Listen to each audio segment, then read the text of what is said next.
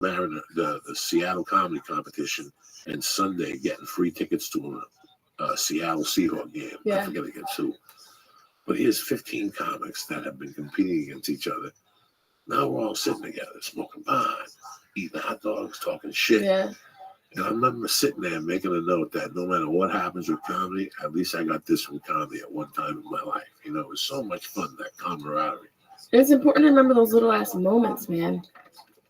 All that shit's so fleeting, you know? It's especially now, it's like everything's so fast. Everything goes so fast because news is constantly being shoved in our face with social media and all this updating and posts. And it feels like moments are going by faster than they did before, doesn't it? Well, when you get older, I mean, listen, it was Christmas. Yeah. 2 weeks ago. Right. It was fucking Christmas. It goes by so fucking fast. And especially as a kid. Is that fucking... Everything's in like these little digestible moments. It's important to hang on to those like times when you feel that it's the best. Well, between you and I have held on to good times, where in my mind there haven't been many, like in my mind. But I also held on to bad times, so I knew how good the good times tasted. You know what I'm saying? Perspective. The good times tasted fucking good. Yeah. Know? Sometimes you work a club or something, they put you in this big hotel room. Yeah. And you lay on the bed, and Lee comes up and says, "Look at this place." And when Lee leaves, I go, yeah, look at this place. But I wish Lee would have seen the place I lived in the office. Yeah, more so. Lee would have seen when I lived in Boulder and started comedy, or when I fucking lived in a car on Sunset and I'd have to move it because if not at 4 a.m. they tow it. So I always had to park on those side streets on Sunset Boulevard. You think of those times. And even in that fucking car, I used to have great times. I would jerk off in that car right on Sunset, right on the side of Vista there. Good for you. I'd do coke, jerk off in the car. People would pass by. I'd make believe I was sleeping and shit. I'd have the car running with the air on and the sunroof open so I could look at the stars. You know what I'm saying? How fucking crazy. So when you have those good times, you think of those times in the car.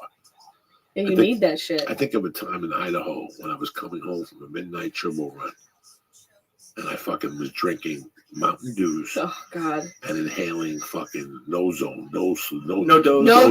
That shit almost gave me a heart attack. That stuff is no joke. I got pulled over in New Mexico. I was doing 90 in a station wagon. From no dose? No dose and what's the NOS? Like the grapefruit energy drink? Whatever that is. Oh, yeah. Oh, my God. The cop asked if I had military training. And I was chubbier than I was now in fucking the station wagon. I was like, no. Why do you ask me about military training? Because I was shaking on this one. No dose will make your heart explode. That shit's terrible. Because the idiot that I was, I wouldn't get like a nice light breakfast to drive across the country. I got like fucking McMuffins or something. So 20 minutes into the drive, I was falling asleep. So I'd always stop and get like the no dose and the NOS. And I was apparently just going, like, people usually calm down after a certain point. You're still shaking. I have to ask, do you have any military background? I was like, no. But you were shaking because of the caffeine and you were scared. Yeah. You were sweetheart of a guy. You were scared and caffeinated. I was petrified. I thought about running. Because I had planned that. You probably could have gotten far on that. I think I could have. Because I planned at the next exit I was going to stop to get for lunch. And I saw him. He was right in the middle, like in like the middle of nowhere. The highways don't even have like rails; they just have like a ditch. Yeah. So he was in the ditch, and as soon as I passed him, I was like, "Fuck!" But he had to turn around, and there was an exit right there. I was like, "Maybe I'll take the exit." And I was just, I don't want to go to jail for trying to run into. I got pulled over once. I was like 75 and a 50, and the dude pulled me over and. Before he could ask for he's using like license and registration. I was like, I'm gonna get it for you, but I just want you to know I just got my period and it bled through the seat. My dad's gonna kill me because it was like tan seats. I was like, my dad's gonna kill me, Sicilian. He likes to keep the car nice and mint. I'm gonna get yelled at when I get home. So I was just pulling off to get a tampon. That's why I was going so fast. And he just looked at me so disgusted. He was like, just go. Just get out of my face. Hilarious. He was so gross. Yeah, because he doesn't want to fuck now either. He was like, what? He's a fucking pervert. You know what? Let me smell the seats. Let me smell the seats, you filthy fucking animal. Let me smell that hemoglobin. Let me smell that Band-Aid. Now, where did you start comedy or you got into the girl code first? Break it down for me. Where are you from originally? Syracuse, New York. By the mall? Yeah. By the mall. Yeah. Have you done the Funny Bone? I used to do Wise Guys. Back in the day. With Bruno Shariffa. Fuck. Bruno who would do your jokes the week later. This guy was a POW, I tell you. Piece of work. And Joe. Yeah. The Lion. Yes. So Bruno owned the club, and Joe the Lion was the house MC magician. Yes. And that club was brutal. Brutal. Down with town. You wake up on Saturday. Oh. Nothing. Nothing. Ghost town. Nothing to eat. And I had like a history in Syracuse. Why? You're well known to love magicians. Because what happened was that I went to Bruno Sharippa. I just got here in LA in '98, and the guy I was with books me Wise Guys. Yeah. Bruno Sharippa. I go up there, fucking rip the week apart. The headliner's complaining. It's a B room, man. Yeah. I'm at the Comedy Store every night doing 20. It's not even fair. Yeah. The feature cancels. So he asked me, he goes, you just want to spend the week? I said, fuck yeah. So he takes me to his house. This is when he was still married. He feeds me. I meet his wife, his kids, great Italian family. This is DeLion or Bruno? This is Bruno. Okay. He's a black belt in Taekwondo. Yeah, he's nuts. He's got a fucking karate studio. By that point, I was 350 pounds. Holy 325, and he would take me to do karate. He would try to teach me how to eat right. So wait, had you been losing weight? No. Bruno's like, you got to stop this lifestyle. Oh, it's way before that. He's like, you got to stop drinking fruit juice and sodas. He goes, I watch you drink a gallon of pineapple juice the other night in my bar. Bruno was a solid dude, but then he got in trouble for robbing money from the casino. Yeah. Tuesday nights, and then the club closed, and then the Line took it over. But by the time the Line took it over, it was called Viva Debris. Yes, Viva Debris. Oh my God, I remember that when I was a kid. Viva fucking Debris. That's and so he was crazy. A magician, and he was, in reality, Joe DeLion was one of the best magicians in the world. That's what people don't realize. But here's what gets scarier, guys. And you're hearing this from me. Sometimes you go and there's a magician opening up for a good headliner or something, and the magician does corny jokes and fucking grandparents laugh and whatever. Yeah. In reality, Joe DeLion was a killer comedian. So he was such a killer that he couldn't get features. Because to save money, when he first opened the bar, he goes, I'm just going to house MC, do some magic tricks. He was doing magic at the bar before the show started. Then he'd take you in the back, and then he'd do the magic, and then he'd bring up a feature. The reputation, he was so strong off the jump that he couldn't get features. Features were fucking hating life. Was it the same material, or was it new all the time? He was a 20-year comedian. He had fucking 9 hours of fucking killer shit. He's been working His parents got sick. He wanted to take care of him. He took the MC hosting job. So when the club reopened, Bruno was gone with his wife, but he was banging this lady who had a lawn care service. She had a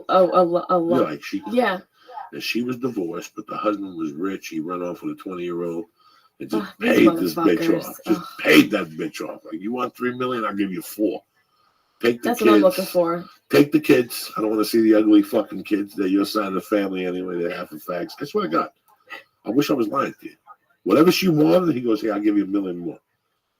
Oh I'm going to fucking Spain to fuck this little 20-year-old in the ass. Say la vie. Fuck the kids. So Bruno's banging this chick, and I would go up there and do 2 weeks at a time. Yeah. So in those 3 days, instead of staying at the hotel, Bruno would talk her into me staying at the house. And she was great, the lady. I got along great with her. She smoked dope. Yeah. She had a dealer down the corner. Some little neighborhood in Syracuse, right there. Real nice house. I knew where. And she had Lomo, and I ended up working for her. So those days I was in Syracuse, I would work in the daytime, make $100 a day, moving rocks and mowing. You know me, though. You got to put 2 and 2 together. I got a coke habit. Yeah. You got to get up. It's expensive. Yeah, it's expensive. You got to get up. I had child support. So I didn't give a fuck. For me, if I went to Rochester, Buffalo, Syracuse, any of those neighborhoods, I lived at that lady's house. I played with the kids. I hung out. Her and I would smoke dope at night. Then her and Bruno broke up. Oh, the worst deal. And I'm in the middle now. And she liked to suck dick. So he would ask me, has she sucked your dick yet? And I would go, no. But she would wake me up every morning, and I would, like, some mornings I'd have, like, a hard on and go, all right, this morning I'm let her suck my dick. I never had the heart. I liked her too much. Yeah. You know, she would get drunk and we talk dirty to each other, but I never did. I never pulled the trigger on her. I just kept working. And then guess what? I came back to LA. I used to do those 6-month road trips. This is 99. When you went out and do the road. Yeah, because there was I had to follow Nick DiPaolo one night, and Stanhope Nick Dip, was that's my behind boy. me. And I died at the Improv in one of those 9:15 spots. Yeah. I died. I realized how bad I was. So I would do 6-month chunks on the road. 6 months at a time. Send clothes home. Yep. Hit a Walmart, buy a whole new fucking wardrobe Yep. for $32.50. That's the way to do it. And send boxes home every week. Every 2 weeks, boom. Those jeans. Well, we were talking before the show about like coming back Monday and having to leave Tuesday. At a certain point, why even have an apartment? That's the hardest thing for me. Have like the past 2 years having an apartment. It's like so fucking painful to pay that check every month. So you gotta find a friend who's got a spare bedroom who'll give it to you for a deuce or $3 Yeah, Tell him yeah. that he could, but see, But then you don't want it, But because then you're you with get people all weekend. but then you get there and he rented to somebody else. Now your panties are getting worn by a man. I don't mind that part. No, the pillow smells like ass. That already happened. So you have to choose the life you want. It's nice to have your own space. You know, people always say, "Are you on tour?" I don't know what the fuck a tour is. I'm on the road this week. I don't know about no fucking tour. Yeah. But my life is a tour. Like right now, I would love to do a 3-monther and just get it over with. For the whole year? Yeah, but I miss my wife. Yeah. Like I missed the That's kid. too much. That's too much. That's not the way to raise a child. If I was 28, 36, I could do it and smoke blow and eat fried food at the bar. I did it for years. It's too much though, man. I'd like to come home. For me, it's like you got to find that balance when you're on the road. You have to have a home, man. Don't you think, for your own sanity? Just to a place where you can go and think the thoughts you need to say on stage. Well, when you first get into comedy, you want to get immersed in it. So you want to live with 4 guys. Yeah, you want to do all that bullshit. That do comedy. Yep. They're all hustling. They get you a job. Yeah. You all work at the same restaurant. Yeah. That's part of the experience. That's part of your book when you hit it big. Yeah. But then there comes a time when you move on. And now you live with your boyfriend. And now that's different. He doesn't do comedy. Right. So you're out at night and he works days. That's a different part of the relationship. That there's so many fucking levels of comedy. Yeah. And if you want to be good, it's the same thing if you want to be a good carpenter. I come on board with your dad. I think your dad's a construction dude in Syracuse. I come on board with your dad. After the first year, I'm getting good at it, and I'll go, fuck it, I'll work weekends. I'll run a crew on a weekend and learn this. And you do that for 4 years, you become a really good carpenter. Yeah. Or a mason, or a fucking chef. If somebody says, yeah, I have weekend work for you, and you really love cooking, and you really want to learn the trade, it's not weekend work. No, it's not. It's just another fucking day at the zoo. So yeah. Your first 8-9 years of comedy, your love and your passion should be so much. So and that's what it was for me. It was that way for me for about 12 and a half years. Once it got to LA, it got real. Yeah. It got a little too real. That's how I felt when I got here. A little too quick. It's different. And that knocks the wig off a lot of people. It's very understandable. A lot of people come to LA, do a couple sets, and go, this ain't for me. Yeah. I love it. Is it the clubs? Is it the town itself? Or like everything's different from LA comedy is different from comedy anywhere else in the country. It's a totally different. Your approach to it has to be completely different. There's no laziness. There's no room for laziness. Don't you think so? I know so. I know many people. I could count 10. I'm thinking about them right now. I know guys that rented apartments, and took off after 2 weeks. Made up some story, never came back. My uncle, my dad.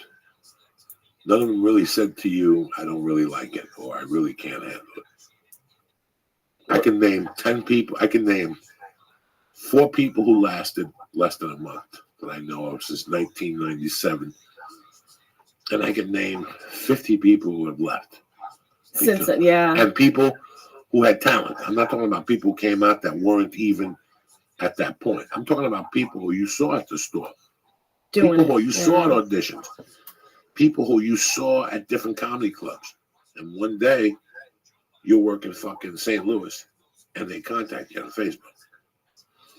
And because your life is filled with faces, you forget. And you go, bro, where the fuck? Oh, my God.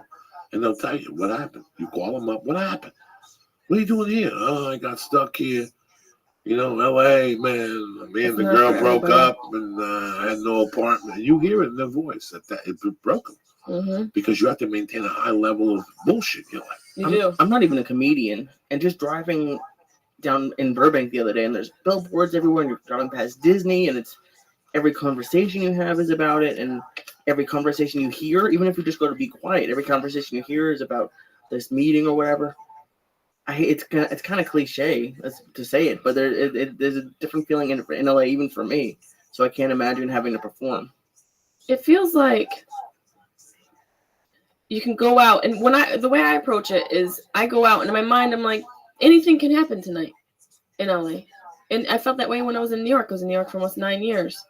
You know, I always wanted to perform in a way that I would be tired when I got off stage, or sweating, or my heart was still racing, because the Jessie May 11 years ago or 12 years ago, whenever I started, would have done that. So why would I change that approach? I don't think it's, when I see comedians being lazy and taking, shortcuts, it really irks me, because like you said, we're very fortunate to be able to do this, to be able to make a living at it. Fucking forget about it. How many people make a living doing stand-up? Very fucking few. And how many people are out there trying to do it? A shitload.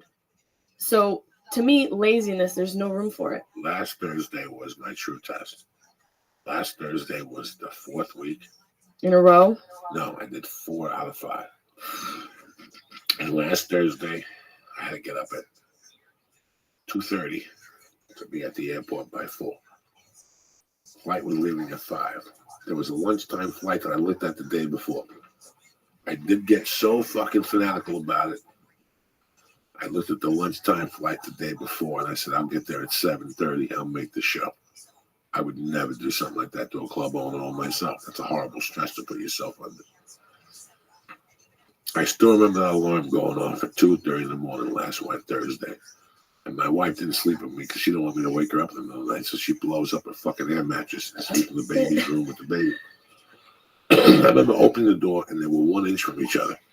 Their faces, and they were looking at each other, and they fell asleep, like playing, like looking at each other. Do you have any idea how hard it is to leave that? Like, that's to say, are you fucking kidding me? I'm going to do what? And then I got on the 101, and it was bumper to bumper traffic, 1 lane. I shot off that motherfucker at cold water, and I did 90 all the way to fucking Sepulveda with a 405. I shot down. I made it to the airport at 10 to fucking 4. I walked into that airport. I couldn't believe it. 10 to fucking 4. But it's so hard to leave that. Like right there, I'm like, I'm going to what? Pittsburgh. I'm leaving this to go to Pittsburgh. I made my wife sleep on the floor to go to Pittsburgh. At this level, that my wife just said, well, I could sleep on the couch. She blew up the mattress. My wife didn't mind, but I still remember being a criminal. Full time. I did a 6-year fucking run of just Peter stealing from Paul. Yeah. And if you don't have it by Friday, somebody's getting robbed. Yeah. Someone's going to finger Mary. Somebody's going to fucking get robbed. And I'll never forget going to Colorado and leaving. And the first 6 weeks I was in Colorado, I pretty much slept. Because all those years, my stress level was at such a high peak. It was at such a high peak. Last night I had jet lag. So I got off the plane yesterday at 8:30 in the morning. I went home, I played with the family, I hung out, I ate lunch with them. I think I went down at 2. I got up at 5:30. I ate dinner with them, we talked Sunday, we said prayer, whatever the fuck. At 10 o'clock I went to bed last night. I was tired, but I had so jet lag, or whatever the fuck you call it. Yeah. I woke up at 3 in the morning, angry as a motherfucker. Woke up, like my mind had just put all the shit I've been pissed about for the last 3 weeks in the tip of my mind. I got up, I drank half a gallon of apple juice. Oof. It was the baby's apple juice. I was so dehydrated that I popped fucking a half a gallon of water and did 3 more CBD drops under my tongue. And I couldn't go back to sleep. I was wired. I woke up at 3, got up. My wife came out like 20 minutes later. You okay? We started talking. She goes, why are you mad? I go, I woke up fucking mad. Can you believe this shit? She goes, what are you mad about? So we started talking about what I was mad about. She goes, if I want to go to the zoo tomorrow, I'm going to have to go back to bed. I go, all right. She went back to bed like maybe 10 to 4. I stayed there till 5:30 watching Sons of Anarchy. I watched an episode of Sons of Anarchy. I watched the episode of Sopranos. I watched The Honeymooners. I had taped the night before. I didn't get to watch that. I watched The Honeymoon. One season. What's that? Honeymooners. How long wasn't it on for like one season? They got 20-something episodes. Yeah, that's it. But they got like really good episodes that come out Sundays at 10:30. So I tape them. That's good. One night a week that we get the fucking one night a week for you East Coast cocksuckers. One night, Sunday at 10, I get The Odd Couple. At 10:30, I get The Honeymooners. And I watch them every Monday morning. Does that bring you such fucking joy? Yeah. It destroys my insides. Last night was the one about the boxer. Have you ever seen that one? Where he's shooting pool. No. And the guy comes over. The guy's got a squeaky voice. And the guy's got a squeaky voice. The writing. Listen. There's two guys who run on that show. And Jackie Gleason. Jackie Gleason oversaw. And let me tell you, I read the book. Jackie Gleason described them as two Jews without a suntan. Because all they did was write brilliant shit. Yeah. And in this particular episode, he's shooting pool with Norton. He walks in, the pool table's open. He gets on the pool table. Within 4 minutes, guy comes up to him with a squeaky voice and says, I wouldn't do that if I was you. And he goes, why not? And he goes, this is me and my friend Harvey. And they start making fun of the guy's own name. So, your friend's Harvey. Harvey? And all of a sudden he goes, yeah. And my friend Harvey's even bigger than me. And Ralph goes, I got a friend Shirley that's even bigger than you. So all of a sudden Harvey comes back. He's a professional boxer. He taps Ralph and all of a sudden fucking Norton is hysterical. I mean, if you're looking to do comedy timing, I don't even know what his name is anymore. His real name, Ed Norton, in the fucking thing. He kept peeking over his shoulder going, hey, Ralph, I think he's even bigger than your friend Shirley. Like he was just throwing. Ralph Cramden. Ralph Cramden and Jackie Gleason. Art Carney was a comedy. The timing. And I'm watching this morning, and my wife is arguing with the baby in the fucking kitchen. And about the part where Norton comes down and talks him into it. He goes, you got to fight him. Everybody's down there. Everybody's betting on you. You're 500 to 1. You're going to lose. And he's just tormenting him. He goes, you can't leave town. He goes, let me teach you how to box. Let's work on your footwork. And he's working on his footwork. And all of a sudden he goes, all right, cover your face, cover your face. Ralph covers his face and he fucking punches him in the stomach, right? And right when he punched him in the stomach, I broke down into tears. You did? Yeah, broke down into tears. And I'll tell you all the components of this. You're going to write it down? I grew up watching it when my mother was alive. Right. And as I was watching it, I'd be on the phone with either Fernie next door. Fernie, his name was, I forget now, the kid who fucking the Lysol can blew up and went through his leg and shit. The guy with the bikes. The guy with the bikes. I hit him on Facebook. He never returned me. I'd be on the phone with him laughing. Now, number 2, I've seen all these episodes 100 times a piece. Yeah. Why am I still fucking laughing? And number 3, it's who I am today. Yeah. That comedy is who I am today. I wanted to be Ralph Cramden. There's no, even my wife looks at me throughout the thing. Because that's the first person I saw that really took it. Yeah, Richard Pryor was a great stand-up. But to do it in front of me, then I saw Red Fox on Sanford and Son, and you see all these other influences. You see that crossover. But fucking that show every Monday. First thing I do on Monday when I wake up. No news, no nothing. I get my coffee. You gotta chill. You gotta have that chill moment. And it brings me back, and it's 3 levels. It's 3 levels of what happened to fucking. Do you know they took every song off? You're correct. Every fucking song. We brought it back so big that MCA Records said it's over. Yeah. Where is it? Okay. It's time for Tony Bennett. It's Monday. A little something for the spirits. You know what I'm saying? Something for the spirits. Yeah. Sorry about squeezing the water bottle and people get offended. Why do you get offended? I wanna be around to pick up the pieces. It's time to smoke a number if you got it. That's what it's time for, cocksuckers. A little smoke break. Eat some nicotine gum. Put on your grandmother's glasses and take a ride. Twice as Get on the skateboard now, cocksucker. You will go home with 8 stitches.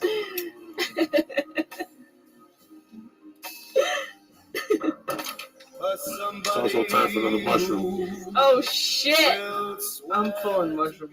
Your There you face looks like a mushroom right now. You're so high. Here you go, Lee. What are you talking about? One more little stem. One more little stem. Come on. You're so high. One more little stem for Jesus. It's Monday. This Look is what- amazing. You look amazing. Well, but what did you put Jesus through? What did your people put Jesus It wasn't me. It wasn't me with the fucking thorn through? crown. One of And... your uncles. You're going to assume one of your cousins. You're all related. Where is it? Don't worry about it. I got more. Oh, I found it. Leave it there. Leave it there. The cat will Want me get to it. get it? No, leave it there. The cat will get it. The cat on the mushroom? Oh my god. Somebody sent me a video of a dog that ate edibles today. It was the saddest thing. Oh, no. What happened to it? The owner couldn't pick it up. The guy with his eyes were wide open, that were fucking dilated. Here you go, Lee. This is small. Did it hurt the dog? Here you go, Lee. Don't let that one go down. Ready? That's small? Yeah, these are all baby I mushrooms. feel like the other one's smaller. Here you go, Lee. Arrivederci. There you go. I'm gonna send it off on the Snapchat for you. Okay. That's how we do it. Here Couple you go. mushrooms during the break. Get the party started. 4th of July is going to be here before you know it. Oh my god. That is impressive. That's a little one? Yeah, He's lying. That's not little. that's a baby one. That's huge. No. if Come I- on, listen, Joey. I get these mushrooms from fucking Africa that they give to black people before they put them on the ship. These That are thing the looks huge. Nah, the ones that got the cap, that's the one he's gonna see the devil. We ain't gonna see the devil. I gave milligrams of reefer. I don't care that I squeezed the bone. This is Who gets offended by bottles being squeezed? people have stopped listening to the show. Sometimes you make a mistake and you squeeze a bottle, and this refrigerator's on fire. Yeah. Yeah, It's that got thing's. these ice dicks in them. I love a good ice I drink. love this shit. My wife freezes this like the white trash that she is, and I gotta tell you, in the middle of the night, you get up and you drink that That's bottle. delicious. Oh my fucking goodness! Some cold, Especially cold after Yeah. a couple edibles. Yeah. And a little ice stick to go home with. little ice dick. To go Girl, home never with. get lonely There with used to ice be a sticks. Carvel in Syracuse. I used to go to Oh yeah, there's a few Carvel still.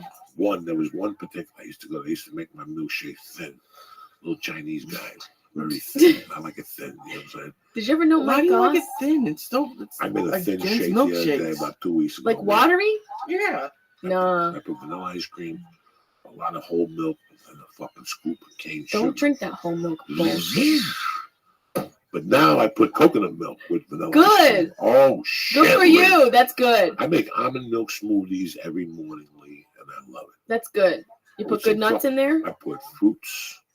I put mixed berries and cherries You and put some flax seeds. Oh, do you put chia seeds and No, hemp seeds? Flax seeds. Flax seeds are good. Add some chia in there. I put some CBD oil Yeah, on my fucking that's tongue for 60 necessary. seconds. And you become a fucking weapon, Lee. You understand? Who the fuck you think you're dealing with? Joey Bananas? What's wrong with milk? Joey bananas? Yeah, what's wrong with milk? Milk is, man, that stuff is so gross. That comes out of a cow's breast. I can't, whole milk? I can't fuck with whole milk. It's very funny how I'm sitting here looking at you, and I realize for the first time how beautiful you are. Oh, you're so Your sweet. cheekbones and stuff. But you're also so very Italian. Is your dad Italian and your mom's Italian? Everybody's Italian. What's your mom's maiden name? My mom is a mutt. So what's her maiden name? Finley. Finley. Okay, She's so Irish and that's the some other beauty. bullshit. Yeah, that's the prettiness. I've always been a sucker for Irish women. They're dirty. I like them. Yeah, we get dirty mouths. Love them. Love them. Love them. Since day one, dog. Those freckles on the tits when you're in I don't Catholic got tit school. freckles. I feel left out. Oh my God! When they're redheaded, there was a redhead sitting next to me on the flight to Sacramento with Felicia. Felicia's like, "What are you looking at?" I kept looking. She couldn't. She was beautiful. She looked like the chick from Boogie Nights. First off, Okay. I was going to say With the Wendy's that commercial. red hair. That Yeah. red hair. No, that's too red. Fuck that. I like that red. And they gotta have pale skin. Yeah. I like the Vampires. pale skin, and I like the freckles. The freckles on the arm. Tit freckles. The feet were fucking tremendous. She had acne, foot fungus. I saw a What do you want spot to do to on her the foot? Why'd you like that? because that means she runs in the woods. I could get her out there running. You know what I'm saying? I could chase her with a knife. Also means she's probably like vulnerable. Yeah, I She's love it. got I some love. flaws. She was beautiful. She got made up on the plane. I was watching her put her eyebrows on. She's fucking beautiful. To be a woman, we have to put our eyebrows on. Do you even know what the fuck that feels like? You No, you thank God. motherfuckers sitting here with your burly ass eyebrows and the world loves you. Yeah, but you got fucking eyebrows and somebody pays the rent, so complain. You know what I'm saying? It's I got true. nice eyebrows, nobody's taking me to do it.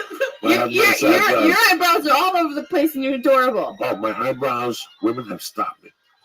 Yeah, your Women eyebrows stop are me something. 9 out of 10 times and go, can I ask you a question? Did you have a sister? Like, because the eyebrows got to be out. Not the, what are these? Eyebrows. No, they're like this. Lashes. Women go crazy over these eyelashes. Yeah.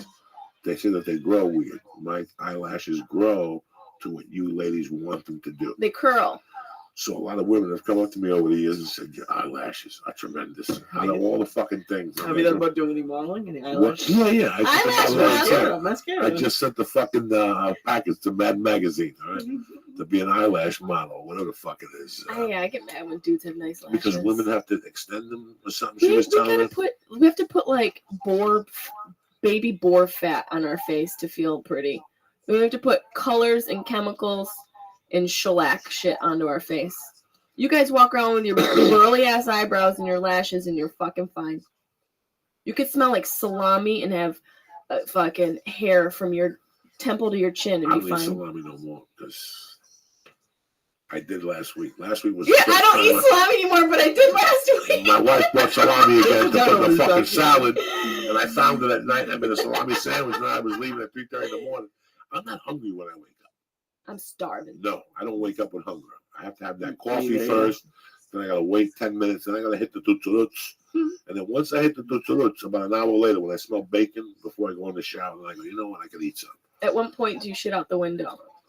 Do you ever do that for old time's sake?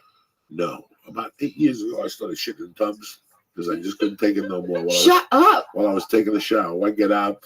No! Let me tell you something. For some reason or another, No! listen to me, Jezebel. For some reason or another, for about 2 years, I hate going. I like shitting before I go in the shower. But I like shitting before I go in the shower. I don't want to take a shower and then walk around with a dirty ass all day because it leaks. You gotta stop every hour and clean it, and then it gets hot out. So I like taking the shit before I go in the shower. But there's some days the system don't work according to your fucking pussy schedule.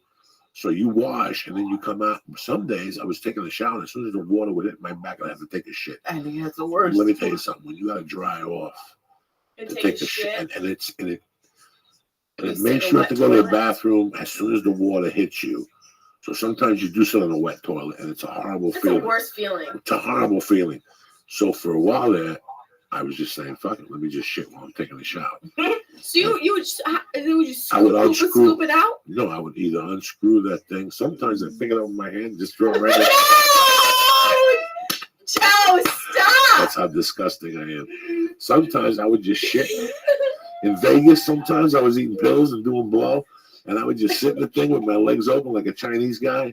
You know how they shit in China, but only with water hitting my ball sack and my asshole at the same time. It's a party. And I would just shit and watch the shit come out with all the particles, and then I get like the soap and push it down the hole. Like No! Yes, I would. I'm disgusting. I gotta admit to it right now. Anybody who's ever taken a shower at Joey Diaz's house, no, not this house. Welcome. I would do it in hotels. Oh, okay. Oh, Jesus. Push it down. The peanuts would get stuck in the thing, so the drain couldn't go back down. Oh, you don't know. I can't stay in hotels. I'm never staying in another hotel. You don't know what life is like. Now I do. This had to be 2006 to 2007. Come on, you had a shit year? You know the year you were doing this? I was just shitting in the tub everywhere I was going. You know how some comedians have like Josh Wolf has like the picture from his hotel room? He should just take pictures of the shit. No, I don't do that no more. That's when I was an animal. This was way before the baby, way before I got married. You don't shit in the shower anymore. My wife caught me one time in the other apartment. She caught me tossing the shit.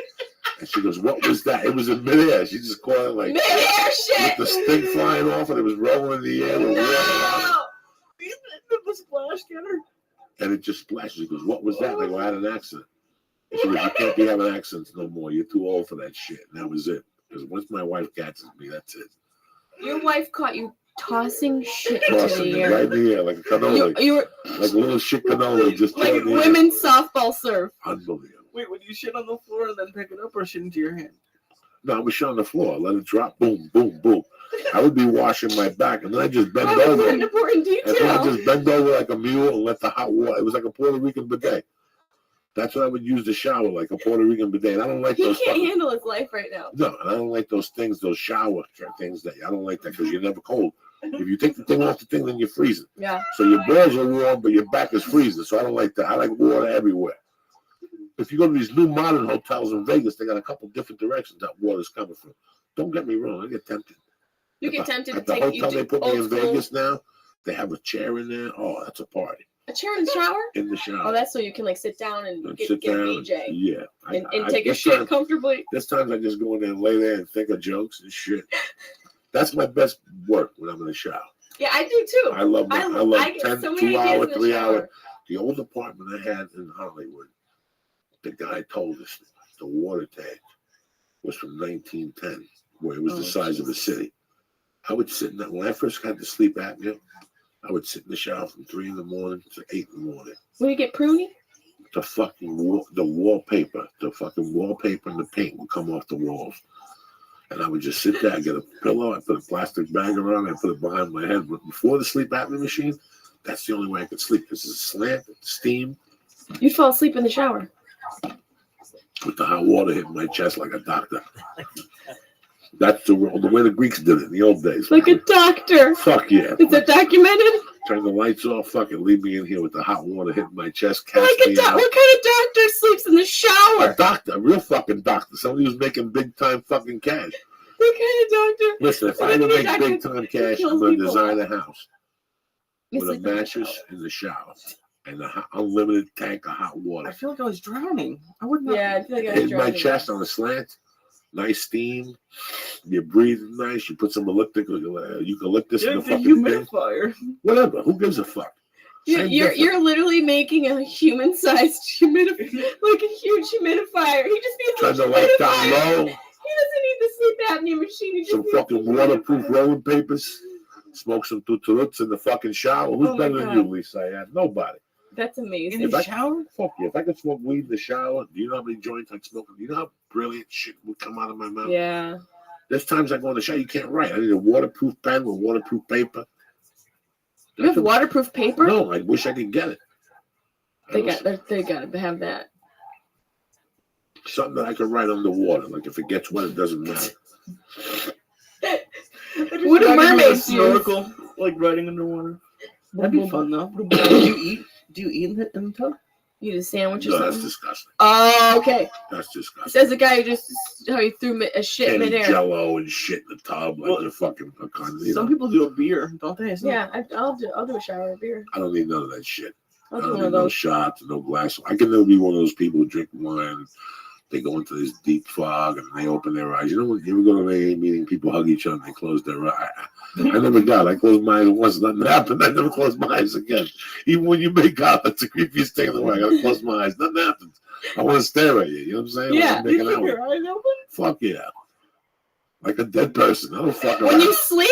No. Oh, it's like, oh my I god. got a cat that sleeps with his eyes open. It's the creepiest thing. That's scary. She sleeps with her eyes halfway open. You gotta go like check her from time to time. Lulu, get it together. That's my friend's dog's I name. love Lulu. It's my girl. Again, I took that from the honeymoons. That's from the episode Norton was sleepwalking. So they hypnotized him. He kept saying Lulu, Lulu, and they got him a fucking dog. I'm not over you throwing shit. Disgusting. We do listen, man. We do some disgusting. I used to love to pee in phone booths. You pee in a phone booth? That was my life. Like just for a gag? Take my dick out and make believe I was talking on the phone. And just pee and watch thousands of people walk past me while I had my dick out peeing on the floor. It's amazing what you don't see. That's why I tell people all the time, like people, they get away, they don't get away with murder. And I say, read those mafia books. Those mafia books, they took in the weed, they didn't make a big deal of it. And that's why, yes, the rats told where the bodies were, but there's still 100, and those guys are not geniuses. They're not geniuses. They'd wrap the fucking trunk up, they'd wrap the top up, they'd take you for a ride, shoot you in the head with a 22 so the bullet wouldn't splatter, because when I shoot you with a 22, there's not a hole that will come out of the other side. The 22 just goes around in your head and crushes your brain. Oh. That's why when you want to shoot somebody in the head, you shoot them with a 22. I was just thinking about that today. Well, with Battlefield, that bitch fucked up because the chick lived. Remember when Buttafuoco shot? I don't know what gun she shot it with. When Amy Oh yeah. shot the mother in the head with the gun. That's right. Wow, I forgot about Buttafuoco. When I first got to LA, I see Buttafuoco every night. Really? At the Comedy Store. That must have been weird. Joey Buttafuoco with his wife at the Comedy Store. Fuck. And then him by himself. And at auditions, I always went up against him. They always put him up in my category. An Italian bus driver, pizza guy. I'd always see Buttafuoco in all the auditions. They did a porno and everything ended. He's got a body shop in the Valley, or he sold it. You know that? He had a body shop right in Van Nuys for years. That's when he moved out. He came out with a body shop. He sold it. So he got to shoot with a 22. But all the... Do you know that, Lee? I watch those CNBC shows and people always getting caught with murder for stupid shit. And you're like, that's just dumb shit. How did 3 guys murder somebody and nobody knew nothing for 22 fucking years? Well, they got to stop showing these shows because no one's going to solve murders in like 20 years. Maybe even less. Everyone's going to be taking notes with all this technology, and murders are just going to be done so easily. Well, see, now with the technology they got you, I think they even have you with the drones. Of course. Yeah. They have us with our cell phones. Well, I'm not going to take a cell phone to bury you. I'm not that stupid. No. I'm going to take my car with the GPS. Take a drone. Pop. Pop a 22 in his ass. With a drone? Yeah, right through the butthole. There's already a hole there. That's a thing from a movie. You see, there's a new drone that you can actually sit in now. No. It's not out yet, but you can sit in the drone. I bet you're fucking happy. You can't wait to get your little hat with the propeller. I'm a nerd, but I like to wait till like the second or third version of stuff. Like the self-driving car, I really want, but You can't go first. I'm no. There's going to be a recall. Yeah, computers break down and stuff. So I'm like a second. Can you imagine being the first one that don't stop, and then you are on the 405 at 5 in the morning doing 90, and you're an asshole. You're like, why do I even believe this shit that this is going to even be possible? Yeah. Like, I'm going to have a fucking, I don't trust nobody. I don't even care if it's a fucking go-kart. I don't care if it's a fucking bicycle. I wouldn't trust nobody driving me with a fucking thing. So now I'm going to have nobody in there. Are you fucking retarded? Yeah. This is only something that white people come up with. This To is be some white people shit. Nobody else, the chinks don't think about this. They're not thinking about this in Africa. They're thinking about this nowhere else but fucking here, white people. What about we got a whatever car, to do what? To do what? Because one of them are going to fucking snap one day and they're going to be in different cities. Because they're all going to be on a computer chip or something. It's got to be done with a I never computer. even thought about that one yet. So one day, 600 fucking these stupid cars are going to be going nuts on the different highways. They're going to zap out. Meanwhile, I got my fucking Cadillac dead free that'll kill you if you tap into it. You understand? See, that's what I'm getting. My next car, forget the Subaru. I'm already driving around different neighborhoods looking for an old Cadillac or gas guzzler. I don't give a fuck. You want to get my Aunt Carmela had one of those. Yeah, Big why not? one. Why not? Oh, what year? It doesn't matter. I don't even know years. What do you think? I look around. I don't know, like 70s, 80s. I know 80. 80s. I want Goodfellas. 1973.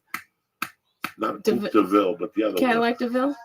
Not the Cadillac DeVille, but the Electra 225. I'm taking it back to 1973.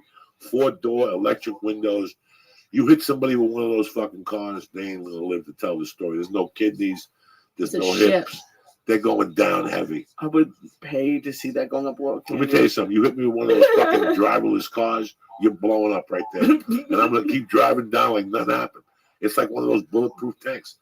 They don't even, those cars, you can shoot at them. Those electric 225s, I know. The caddies? The caddies. Does it? Listen, I know for a fact you can shoot at those fucking things. When you got in a car accident, those things, the windshield didn't break. It was like a 9-inch windshield door. If you were old and needed glasses, you didn't need them in that fucking car. That's how they made those cars. What is it called? An Electra 225 4-door. Get the fucking brown one with the tan interior leather. Who's going to say something to you? You're living like Ricardo Montalban before the Cape. Take a look at that fucking thing.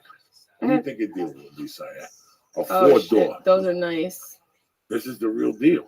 My dad had a caddy. I borrowed it, and then they stole the hubcap, the cap cover. They stole that shit I out. don't want to get Ginzo.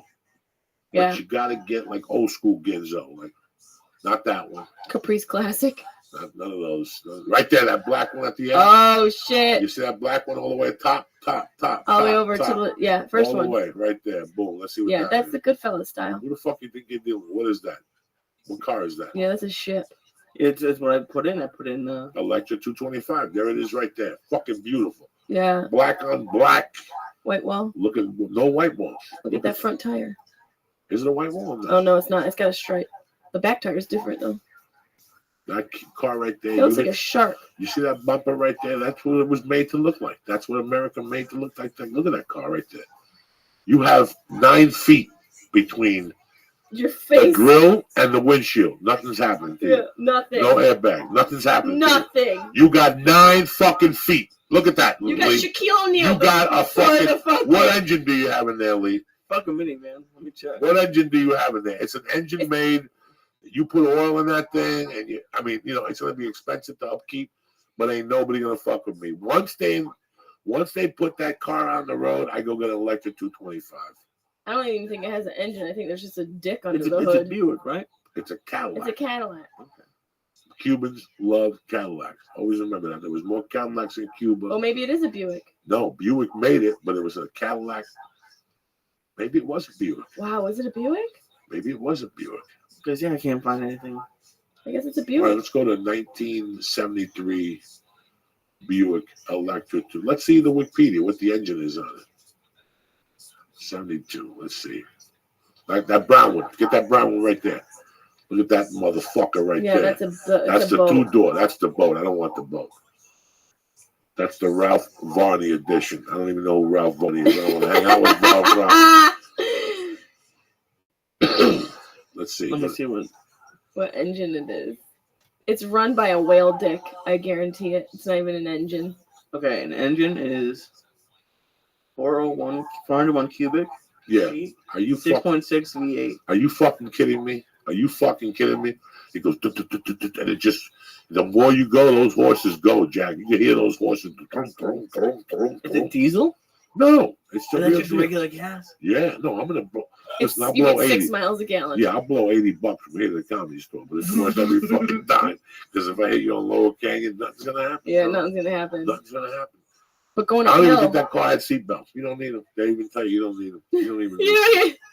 What's the point? Seatbelts. What's the point? You don't need seatbelts in this car. Ain't nothing gonna happen. The worst thing that happens, you bring a rib, or you gotta take a quick shit. That's it. Nothing. You'll shit out the window That back seat, you could bang 2 broads at the same damn at the time. same time. Did they have the bench front seat? Yeah. Yes. Oh, cool. I love that bench front seat. That was something that was like 80s. I remember sliding around that front Next seat. thing you know, you date a girl, she likes to get blowjobs, the seat bends that way. I used to date a girl and she couldn't figure out, I don't know why my seat's, maybe because you sucked 2,000 dicks in this fucking car and you went this way. You know what I'm saying? Did you ever think of that? We took it to the Nissan dealer. 2,000 dicks. That's my memoir title. She sucked 2,000 dicks in that fucking car. I'm not kidding you. Close to it. And we had to take the car to Nissan. And Nissan couldn't figure out why the seat was crooked.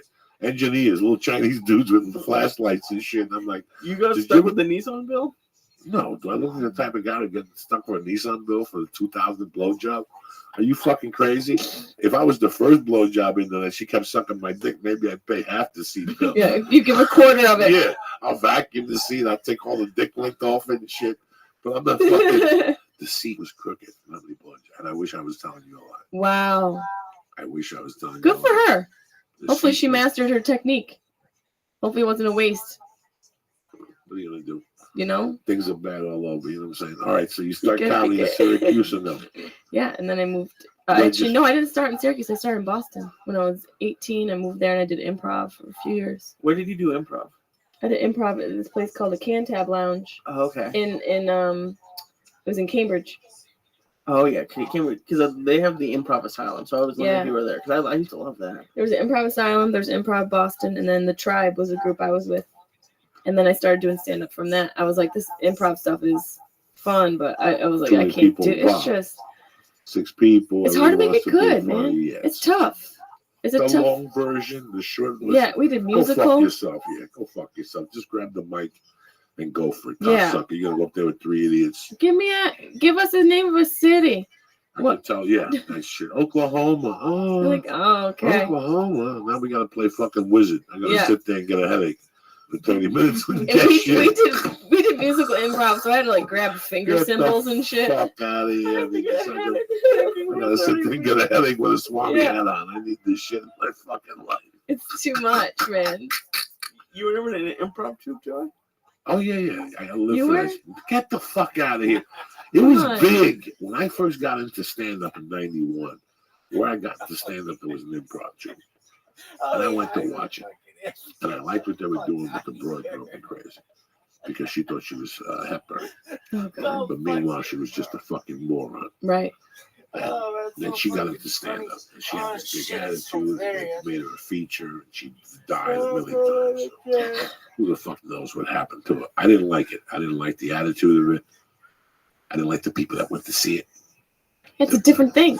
It's a very different. The people who go see improv, they're a weird animal.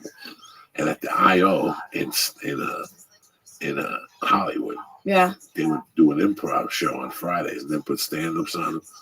You should have seen the look on their face when they got a load of me. Because it's real. They would shit their pants. Yeah. I would go down there Fridays at midnight just for a goof for me. And then go to the comedy store and do the 12:30 or the 12:45. Right. For a year, I went to Improv Olympic as a goof. Right. Because I couldn't believe. Now again, part of me is putting it down, but part of me is just I was in disbelief of what I bumped in there. Like I went there thinking something, and it was the complete opposite of what I thought. For starters, everybody in there was on a Visa card. Wow. A dad Visa card for a year to get your life together and then become a improv guy. Every class I went there to write sketches. At that time, I heard sketch groups, sketch shows were going to make a comeback. Yep. So I was planning ahead of the game. So I paid $69 and took a 10-week sketch group. I got to tell you this. After the 4th week, I was better than the teacher. Really? Yeah, like the teacher had written for one TV show, and all these little kids were rubbing his feet, and bringing him apples and shit. I'm like, this guy's a bum. This guy's a to the curb fucking bum. This guy ain't done what we do. Yeah. Never. And after the 4th or 5th week, and I'm terrible at all that stuff. I'm telling you, I was writing better sketches. The improv troupe was taking my sketches. They were? Yeah, they were taking my sketches. I never wrote sketches before. Just street shit. I don't even know what the fuck I was writing. Right. 3-minute sketches, whatever the fuck they are. And they would grow them out. They took out of maybe 15 things I wrote, they probably took 10 of them. Wow. So I started meeting the kids, and I would try to get together with them too. And they all had fucking Audis. What the fuck? They all had BMWs. Come on They now. all lived in the hills. And here I am, a comic, living in a 1-bedroom, fighting for my life. Shit. And I got to talking to them, and then I started going to the I.O. And I saw that the people that were even teaching couldn't. Listen, man, I remember going to rooms to audition for movies and seeing people that had seen another big movies and shit in my pants. Then a light bulb would go off, and I'd say, wait a second. This guy did this, and this. But guess what he hasn't done? He never did halftime of a Buffalo Sabre game. Yeah. And almost got shit thrown at him from the tub. Yes. Okay. That built me up. Like, that destroyed my insides. Like, they did this movie. But they never followed Paul Mooney at the comedy store at 12:45, 4 nights a week. No, they didn't do that. That's what they didn't fucking do. And what they didn't do, you can't take away from me. No. I'm going to go in that room and fuck them up. And that's exactly what I would do from that little confidence. Just that little, no matter, I would think, when you go in there, you think about all your shortcomings. You start thinking about this guy came from a nice family. I came from a shit family. I did drugs. I went to prison. But then that last life hook has always saved me. I go, but this guy, let me tell you what he hasn't fucking done. Yeah. He hasn't followed Don Marrera in the main room. You know, when you're not going to do it. And I see it all the time. And it burns me up. A couple weeks ago, I went to that fucking Flappers down there on Monday, Tuesday night. They had like this actor from like all these whatever movies, pseudo comedy movies down there, trying to be cute. Comedy. You know, you can tell when he comes in with his actor bullshit. You know, hi, how are you? Like, what is it? Come on, tell me who it is. I don't even know his fucking name. What's those movies with the fucking dude from Saturday Night Live? He just played the fucking whatever part 2. It was terrible. He played the villain in that movie. he's old, but everybody like he's like 100, but everybody tells you he's fucking 33. Oh, Bill Murray? No, the other dude, Bill Murray, the other fucking dude for Santa Chevy Chase. No, younger. He's the dude. He did the basketball movie. He does the Reporters movie. Will Ferrell? In the Neighborhood. He's cousins with Will Ferrell. Is it John C. Reilly? Which one's Will Ferrell? Will Ferrell was on Saturday Night Live. Will Ferrell's Anchorman. He's in those movies, the guy I'm talking about. The sports guy? John C. Yeah, Will Ferrell. Like, Will Ferrell's one of those dudes that's 50, but they keep saying he's 32. Yeah. Who is it? Come on. You know, I don't know the actor's name. He's in the Anchorman? Oh, he's in a bunch of those little stupid fucking movies, and he started getting into What's comedy. he look like? I don't fucking know. Some white dude. And he comes in with his fake attitude, like, hi, oh, are you from here? And he's making believe that he cares. Like, right away, nobody gives a fuck where you're from. I don't really give a fuck. I'm just here to fucking rock the mic. I don't give a fuck. You got wings, you got water. Let's not do the small chat, chit chat. You know, chit chat shit. Chit You chat. could tell. And this motherfucker was going up there talking all this shit. And I could tell that he was watching me. And when I got on stage, his face was just, they never see that. It's like one time I was at, I think Lee was with me. I was at the fucking Improv, and what's his name was there? The other dude that's got the show about the clown on fucking. It's Galifianakis. Zach was there. Zach fucking called me. Zach called Brody and said, "I never seen nothing like that in my life," because they weren't laughing after fucking Sarah and Zach. And, you know, those people at the Improv. Oh my God, Zach Galifianakis is here. Our evening has been made. Well, fucking Fat Little Joey went up there. I didn't have him for like two or 3 minutes. And then I just turned on him. And fucking Will, Sarah. I saw Sarah for a year after that. Sarah would always go. That night was amazing. I didn't get to see it. You screamed at them? I heard about it. I turned it around. What did you do? Whatever. I just broke it down for them. Said, who the fuck do you people think you are? You know, who the fuck are you? You better than me? What are you going to do tomorrow? You going to go to a farmer's market to get nutmeg? Suck my dick. You know, I got a 3-year-old. I just started throwing heat and ranting. And all of a sudden, when I left there, they were like, and fucking, I hear somebody chasing me, and it's Zach. He said, what the fuck was that? And I go, that's stand-up. Yeah. That's stand-up. That's what we're supposed to do. Not supposed to go up there with, you know, this guy's been in 20 movies. Who gives a fuck? That doesn't mean nothing. You got a brick stage. Doesn't mean you're good. You're either going to put your hands up because the cops are going to shoot you. You better start telling jokes, bitch. And it's just amazing that we've forgotten that art. Like, I'm old school. I learned from fucking Pryor, man. You go out there and you fucking step on the gas and you go and you say what's on your mind and fuck it. When you start holding back is when you're slipping. Yeah. Well, there's 3 old people. If I say mudblood, you know, it's not going to work. I'm dehydrated from the mushrooms, bitches. It's good to stay hydrated. I'm glad it's not juice. No, you need that water. You got another water in there for me? Yeah, I got 22 fucking waters. You're about to have 20 left. But Lee's got like fucking, Lee's the man of waters. Oh, nice. Lee don't fuck around here. Lee. You're in Boston. What was next? He's hanging on to his water. I was in Boston for 3.5 years. All right. Then I was in New York for 9, almost 10. Really? Yeah. I was in New York, hitting the pavement. Banging it out. What clubs were you working? I was doing all of them, and I ran my own shows. I used to bartend, and I would run a show at the bar I was bartending at. Have all my friends come. Like, I'd do the shift on Tuesday, and afterwards I would do the stand-up thing. And then I just ran shows. I did my own shows. I would bark people in. I did that for years. I would just ask any bar, like, hey, can we do comedy here? I fucking asked everybody. That's how you have to do it. That's the only, and they don't even know. Yeah, I just need a microphone and turn your light towards the corner. We'll figure it out. Yeah, and I did a lot of road, like, just bullshit shows where I'm getting paid dick and hot dogs. $50. Yeah, not even breaking even. You're coming out of pocket. No. You're driving 6 hours.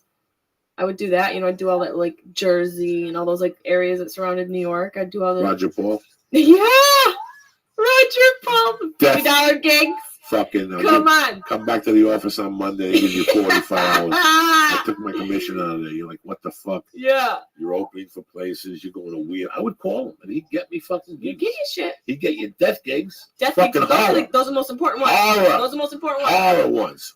He got me Wilkes-Barre, Pennsylvania from Linda Ross. I love all those gigs. Oh my God. You know what, Mason, man? you ever do the Mason? Mason. Like, there's one place in Pennsylvania, huge, like, Masonic temple. No, I didn't do that one. I did the Connecticut place with the animals in the room. You're doing stage and they got fucking bears behind you.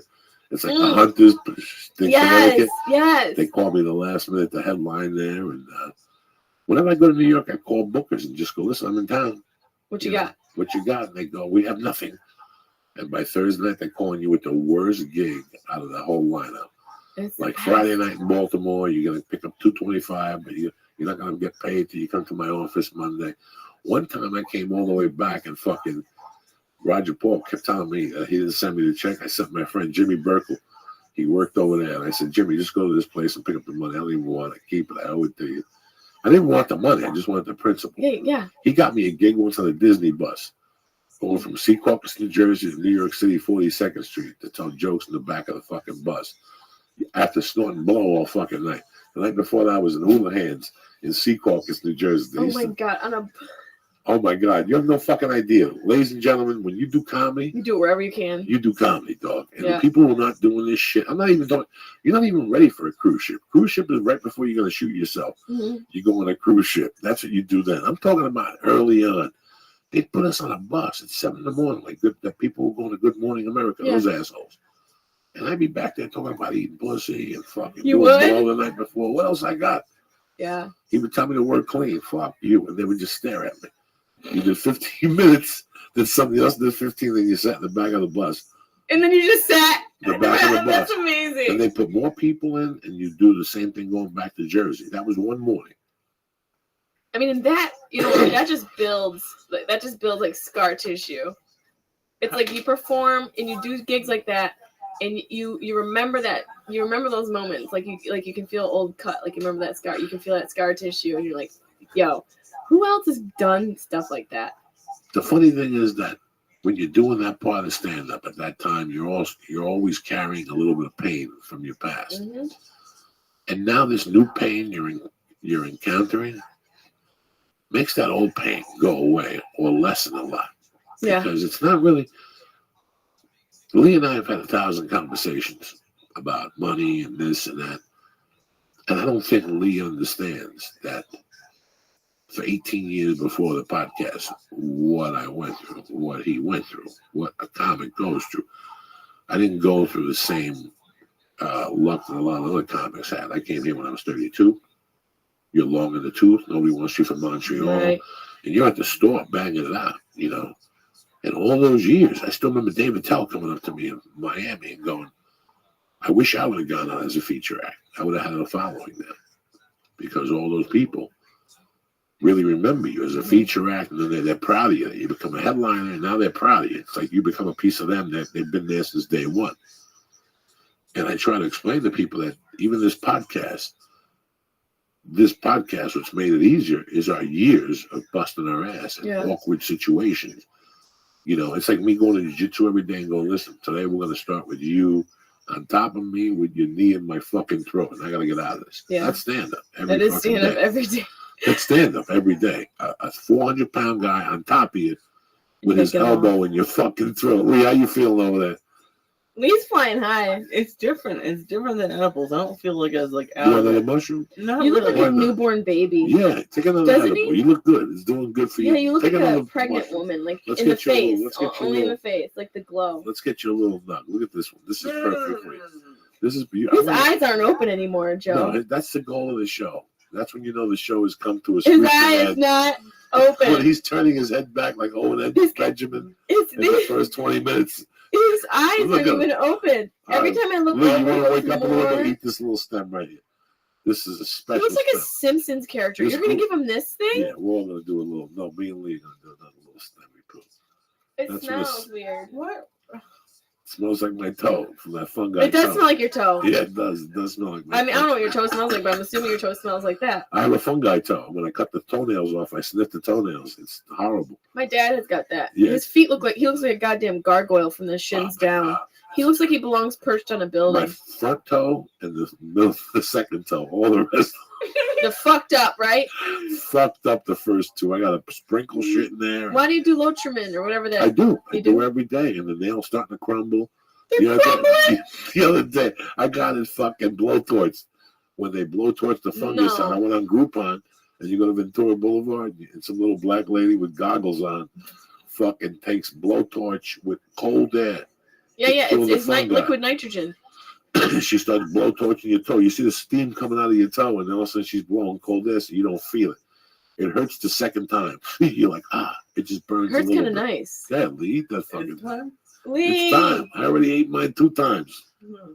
he's over here eating them like they're chocolate chips. That's how we do here in the church. Oh, Chew it. Get the vitamins on it. What the Indians put in the real one. don't throw up. Please don't throw up. Drink some water, Cox. Oh, you got the cap on. All right. Oh no! It's a good Monday night here on the church tonight, people. You're gonna be fucked Mushrooms, fucking 300 milligrams of gazunda beans. His face has changed shape. Oh, that's my boy. He's a fucking listen. This kid's a You Jewish. mushrooms too? I took 3 of them. No, I know you did. I've never done. No, I gotta go have a desert I moment. can't give her no mushrooms. I'm gonna go have my desert she weighs moment. 110 pounds with a rock in her pocket. I will shit my pants. Yeah, that's the other thing it makes you do. Take a shit. That's why. And I got a fast system. I'm like a it guinea goes pig. right through you. Once this thing cultivates in your stomach, you're going to be killing that fucking bathroom, Lee. You're gonna be blowing it up. Blowing it up, diarrhea, little.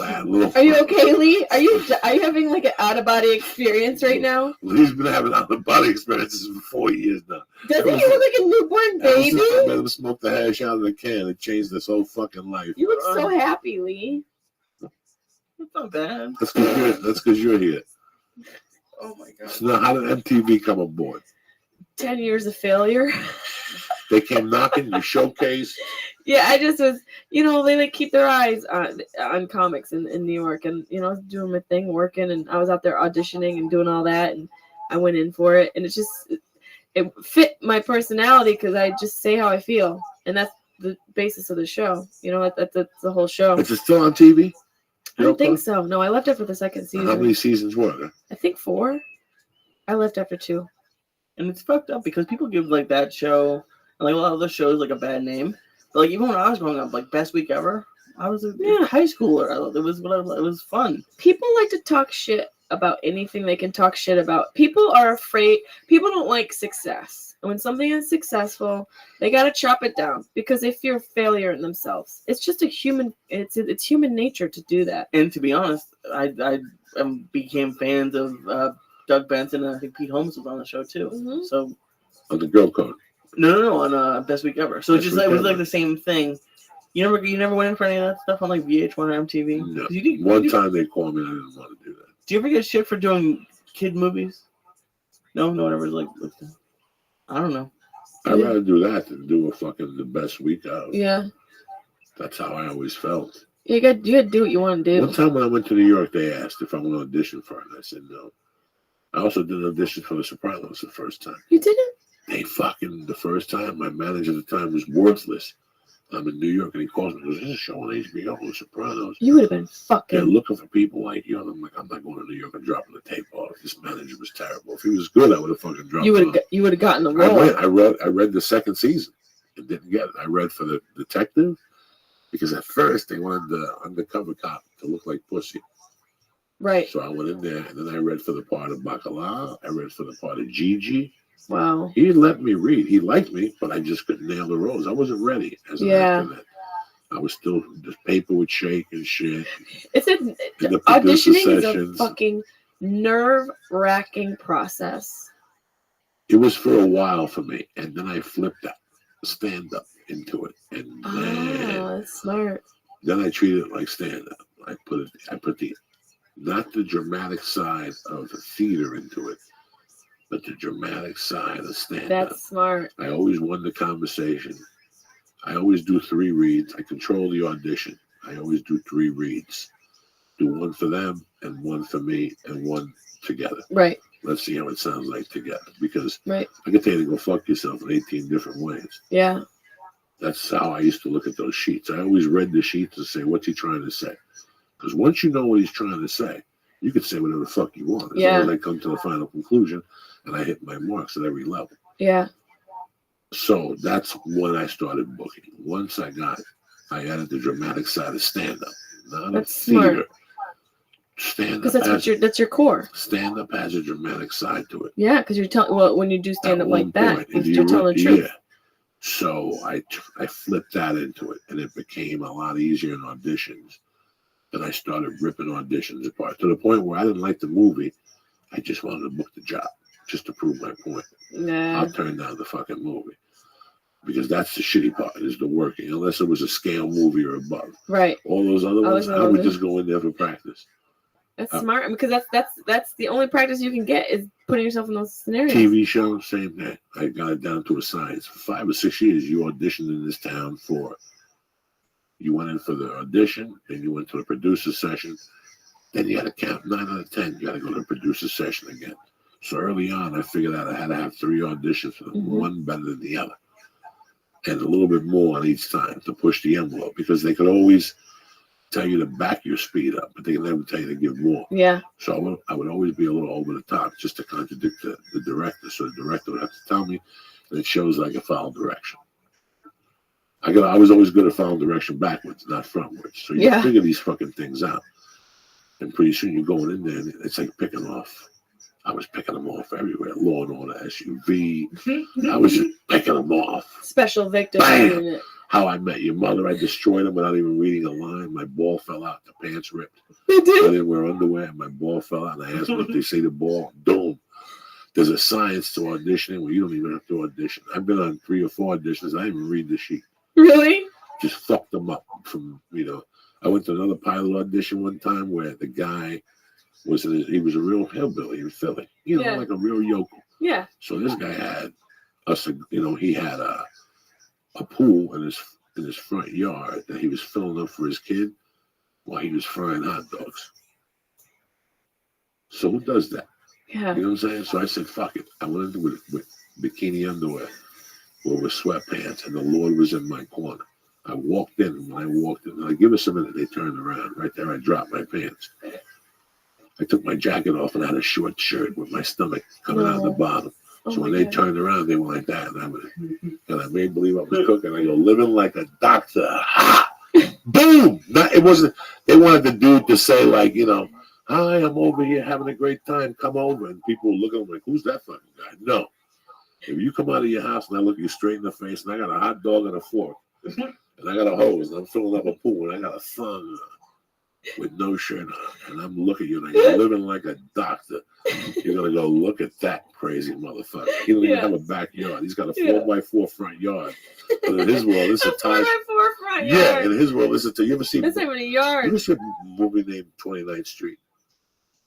No. See if it's on what they have on 29th Street. 29th Street is one of the best films ever because it's Danny Aiello as a dad, and he raises Anthony LaPaglia, and he has to.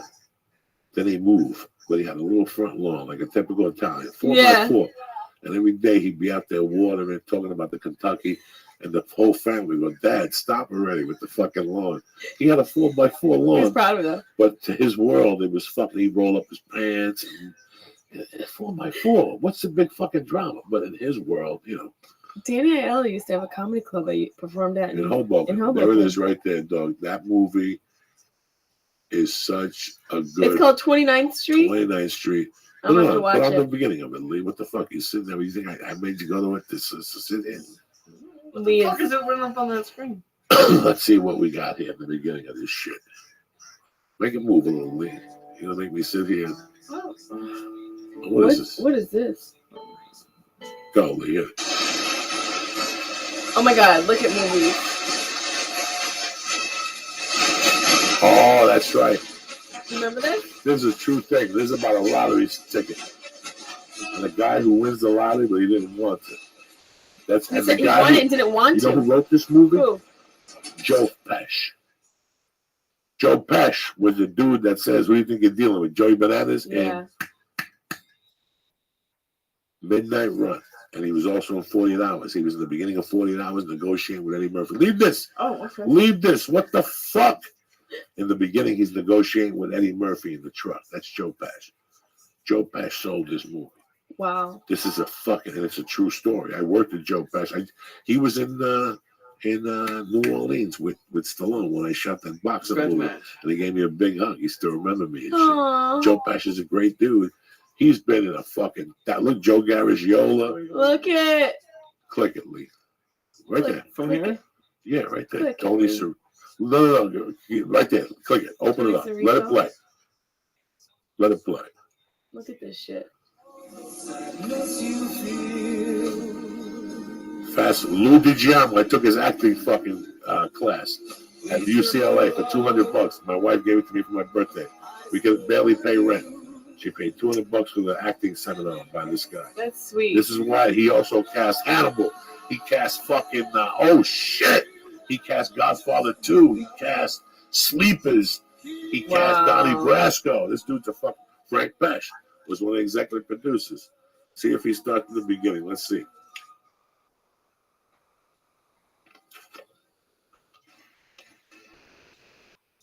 Look at how old these movies are. This has to be, yeah. I saw this one night by mistake. I cried. Everybody who I've turned this movie, and it's on once a year on that Chicago channel. WGN. WGN has. Are you happy, God? You had to do this to me. You weren't happy leaving me alone. Who are you? Now fast forward just a little bit. I'll tell you the way because he gets arrested. Right there. No, keep going back a little bit. Keep going back a little. Keep going back. Keep going back. Keep going back. Keep going back. Right there. Right there. This is a tremendous fucking movie. If you want to cry, like already, I'm like, I love oh crying. fuck, god damn it. Look at Danielle. This is way before Do the Right Thing, guys. If you watch this at home, if you want to fucking cry, you watch this goddamn movie. We saw us for the first time. My brother, my sister, me.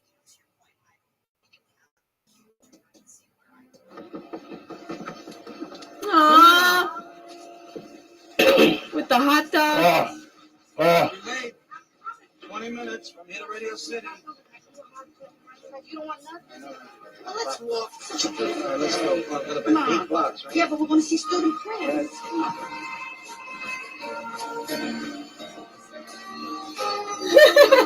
When I was younger, my dad used to always seem like this giant, this guy who knew everything about it. Are you crying, Joey? Oh yeah, well, I'm more high. All right. What's that? What's that say? Well, that says today is President Eisenhower's birthday. I want to get my name up there. Well, I wouldn't want to have it any other way, Frankie, but only great people get their names up there.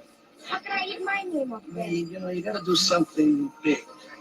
Damn. Very, very Big. Hey, Pop, get my name up there. This big?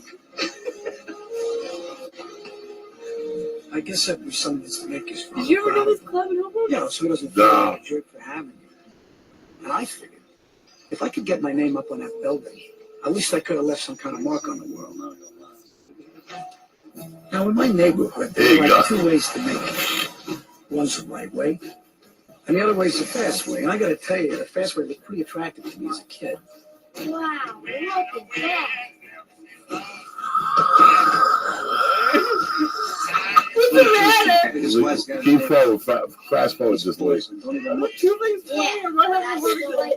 Keep fast forward just late. Look, you got Dr. Dre. No, not that much, not that much, but he gets a little older. This is hysterical, right? He just took his earphones off and he wants to quit and shit. He's like, I'm done. You want to smoke some pot? Really? No. Because you need to calm that savage. Especially when my dad lost his truck. His eyes are a little more open. Oh, no, they're not. He's all right. He needs a milkshake. We'll let him the milkshake. It'll be fine. Milkshake. One milkshake. One milkshake. You'll be fine. Trust me. That milkshake sets you straight? Oh, milkshakes. When has a milkshake not set you straight? Yeah, it's true. A milkshake straightens you right the fuck out. Shut this shit off. Let me give some shout outs. Then we'll get everybody the fuck out of here. He's on mushrooms. He's seeing devils and shit. I'm gonna have to put Led Zeppelin on and shit. Some fucking no quarter in this motherfucker. Oh my god. Now you get on this fucking girl code. You're on there for 2 years. What made you move to LA? E Network plucked me from MTV. Okay. And it was hard at the end with MTV. Everything got very contentious. So I chose E over MTV. and I did an overall deal with them for a year, trying to make shows. But Chelsea was doing her thing on Stern, talking crap, and Joan passed away, Joan Rivers passed away, and the head of E got fired. So all these transitional things happened while I was with the network trying to build a show. And so I sort of was under rug swept. It was a great learning experience for a year. I was working my ass off. I shot a ton of pilots. They were very, accepting, but they were plugging too many holes. So it wasn't, the best timing for me, but I learned a lot and shot a lot of pilots and worked my fucking ass off. And now I'm just a free agent, just out there on the road a lot, doing stand-up. Why are you smiling? You're smiling I'm at just me. smiling because I know you're liking it. I love I know it. you're out there. It gets tough at times. It gets lonely. It's hard for a woman. It's hard for a fucking man. It's hard for everybody. I'm not even saying that in the wrong way. It's just hard. No, it's hard. It is. I have had a couple of female comedians tell me it ages you with it. Every comic has a different take on it, but we all know it's like cigarettes. It's like Chinese food. It's like cocaine. It's like McDonald's. We know, but it ain't that bad for you. No, it's not that bad for you, but it's it ain't that bad for you. So it's all bullshit. I mean, I feel very lucky. I feel very fortunate to be doing this at this age and still being relevant and cracking jokes and fucking around with kids half my age. I love it. For me, that's what makes me get on the planes. I can't do every week and do a world tour as I used to do, but I could do 20 weeks a year. That's good. That's good. Yeah. Take December off. Why fucking kill yourself? After the first week of December, there's no reason to go out there. It's all Christmas parties and shit. After Christmas, that week I told you, if it's local, if you're going to go cross country, don't think about it. Don't tell them no. I'm not going. Yeah. You ever see those people Christmas time, you get your feet up and they're at the airport and you're like, look at those assholes. It's worse when you're one of those assholes. You're like, when you're traveling during that time, it's so stressful. After the 12th of December, there's no traveling. I'll see you January 20th. Yeah. You've worked enough. Gives you 6 weeks, and it gets away that cold weather out of the way. Which you don't really want to travel during that shit. Well, it's a great weekend, the first weekend after New Year. Send your mother. Mm-hmm. Send your mother to go with a fucking bikini with a wig to dance down there. See how good it is. Yeah, see how good it is. So have fun down there. That second, third week of January, it eases up. The money eases up. Yeah. People start getting the credit card bills. They've been in the house for 3 fucking weeks. They're antsy. Now you start going out. But they go out New Year's weekend, the force people, 25, 2-drink minimum. Leave them at home. Yeah. Leave them at home. I don't want to attack my peeps like that. They're fucking family, these people who go to shows. Yeah, they are. So I don't really want to. They're broke. They're still fucking recovering from the holidays. You're going to show up with a big dick. Hi, I'm here. Scrapping stupid jokes. And you didn't sell as many tickets as you did last time. Yeah, because I was there a year ago. Right. With the same fucking stupid jokes, the same persona. Yep. Get me out of there for 18 months. Make them want me back. Let them see 10 people. Make them miss me. Yeah. So all these variables. I've been here for years. And when I got here, Gersh had the majority of the great comics. Slayton's, the Jewish chick, the Wendy Liebmans, the fucking Slayton's, the fucking Joe Rogans. They had Dave Chappelle. They had all those comics at the time. Pablo Francisco. Everybody was at Gersh. And one thing I noticed was their work schedules. And at the end of the week, after 3 years, you burn out. And now I can't really put them back out there. I'm like the mafia. I want you to pay me every month a little bit. Yeah. I don't want to owe you money. Just give me 5 points of your action. I'd rather milk it and be around for 7, 8 years. Ralphie May. I feel a little burnout. Well, last comic standing in 2005. Ralphie May goes 45 weeks a year since 2005. You're killing yourself. You're killing yourself. It's taking care of yourself. It's cleaning out your mind, having another hobby. For me, people get mad at me. Oh, you come to Pittsburgh, do my podcast. No. When I do comedy, I do comedy. What's your other hobby? And podcasting. Yeah. So Monday and Wednesday, I do podcast. I do one set. Tomorrow night, I tape that for Ari. But usually, Tuesdays, I go to Flappers in the store. Yeah. One set. It's not my focus. My focus is this. You got to put energy into it. Wednesday, as soon as we say, check it out, it's over. That's it. I don't even think of podcasting no more. If I do your podcast, like I said last week, you got to pick me up, take me to the location. That's an hour, half hour. Yep. I got to meet your buddy, smoke a joint, see him interested. Now you took 2.5 hours out of my day, and I got 2 shows on a Friday. Yep, it's smart. Now I'm bombing the first show because I talk shit for you for 3 fucking hours about nothing. somebody that's not going to listen to this, anything. You know, it's why am I doing this? Yeah. It has nothing to do with my mission here. Yep. So when I rock, I rock. You gotta save the energy for And you. when I roll, I motherfucking roll. Tell him, Lisa, I cocksucker. I want to thank my main man, Chrome Moses, and his beautiful wife. They brought me a CD. Lindian Miller and Steve, my man, showed up heavy duty. Mark Thomas, my man from North Bergen, Danny Bianculo, Don Wrangler, John Harris. Happy birthday to Bob Olingus' mom, Primo Pacheco on 155th Street, and El Gringo Rojo, making it fucking happen over there. So, what, you got the paperwork for me, Lee? What are you doing? How you doing? Look at the shape of Lee Sayat tonight. Lee's the color of a peach. Lee is on fucking fire. His face looks like a fruit. I went to the beach and I put sunscreen on 3 times in 3 hours. You And I'm did. just so white that nothing, I just can't go anywhere. You are pretty pale. Yes, that's very. I'm olivey compared to you. So what's your next plan, Jessamine? What are you looking to do? Promote your own show? Produce your own show now? Yeah, I'm writing 3 different shows just to get out there and pitch them and sell them. And I'm taking, you're going to be proud of me. You ready? Yeah. I'm taking 8 weeks off of the road.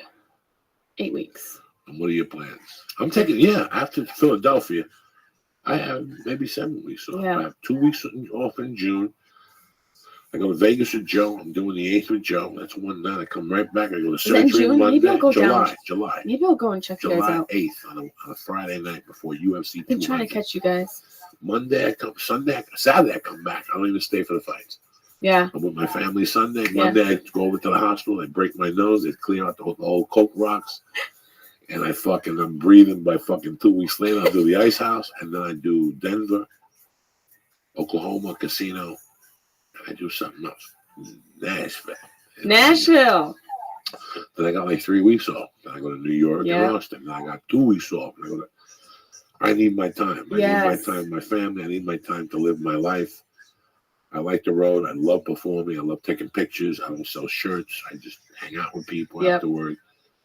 But you have to live. And I know that the more towns I do, the quicker my exit from what I'm doing. Then the clubs start calling you and say, listen, only 10 people showed up. We want you to come in here for $3 in a fucking dream.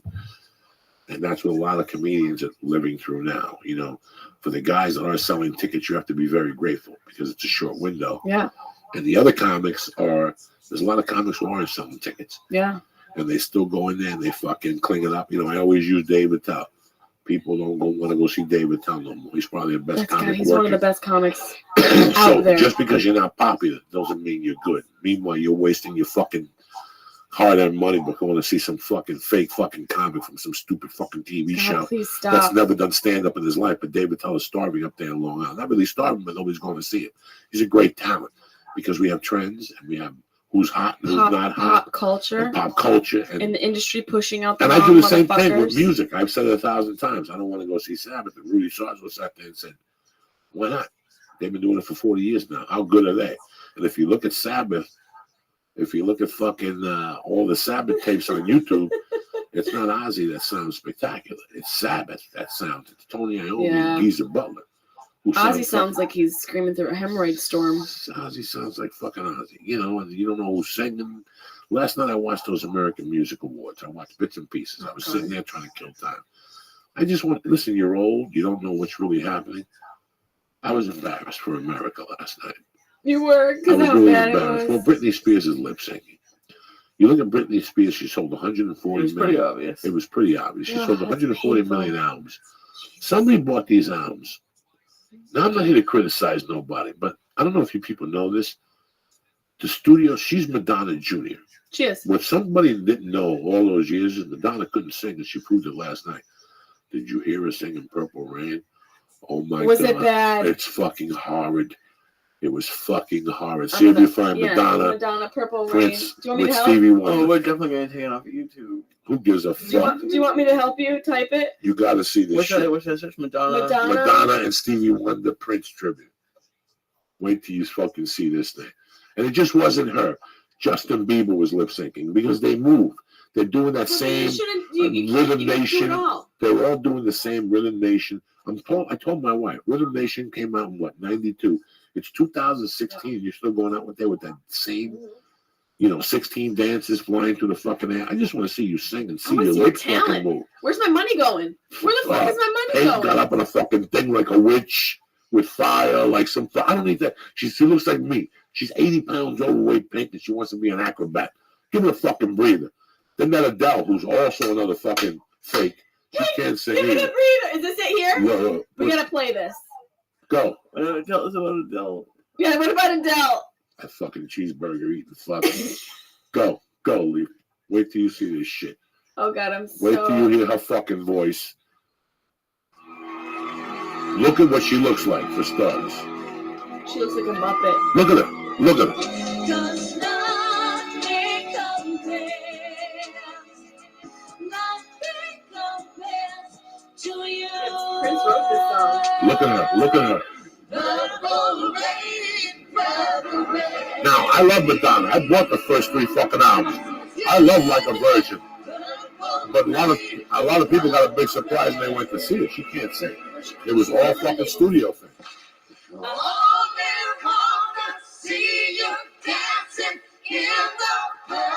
Look at her, look. Are you fucking crazy? And you got Stevie Wonder. He's like, why am I here? Look at him. He looks like Marlon Brando, Apocalypse Now. Look at him. I don't even know where the fuck he's at. He's like, I don't even like motherfucking Prince. That little motherfucking wormy fucking. Most of all, thank you, Horrible. Prince Horrible. Rogers Nelson. Turn this shit off. Horrible. Oh my God, that's so bad. What city? Why are we applauding mediocrity? Because that's what we're doing now. This was so fucking bad. That's what's happening in this culture. It was Everything is so bad, fucking bad. and we're clapping our hands, and we're like, "Yay!" And what I'm trying to say is, if the more you go to these Captain Marvel movies, the more they're gonna keep You're supporting that monster whole machine. Stupid shit. They're killing everything. And you sit there and go, who goes to see these fucking things anyway? What cities are you going to next? You fucking sexy savage, you. I don't even know where I'm done for a while, man. You're done. like Lee. I'm So done I'd say for you're a done. while. You're here I for mean, the next 8 weeks. I'll be in Long Island at the end of July. I'm gonna be in Mohegan Sun the first few days of September. But other than that, for the summer, I'm buckling down and I'm writing the shows I really want to work on because I want to create I'm gonna write my own shit, do something I want to do. I'm not out there to be rich. I'm not out there to be famous. I'm out there just to bring my truth to people, and hopefully they want it. I don't want to be up there telling some dumbass jokes because people, you know what I mean? Like, I want to speak my truth. I don't want to be a people pleaser. I just want them to like the way I present it. I don't want to present it in a way that I think other people are gonna pay me for. Does that make sense? Or am I really fucking high? No, both.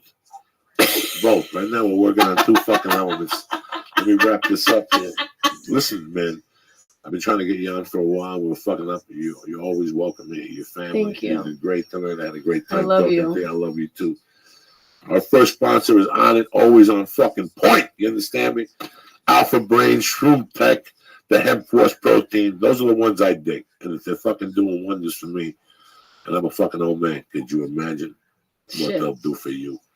Shroom Tech, when I fly, the immune takes care of me. Today, before jiu-jitsu, I blasted a Hemp Force Protein with a banana and some water and some ice cubes.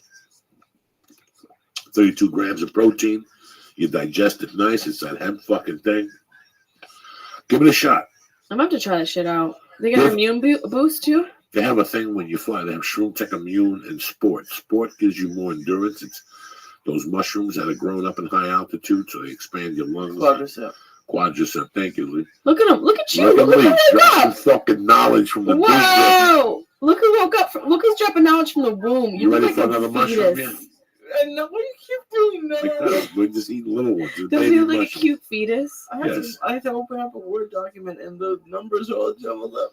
Okay, look at his little left hand. It's all retarded. You see, he's got the hook. Next thing you know, he's gonna go with that guy and kill his girlfriend. Oh shit! Ting ting ting ting. Anyway, go to honor.com right now and press in. Hit it, Lee. CHURCH and get 10% off your first order. Always, all right? Your first daughter. Your first order. Order.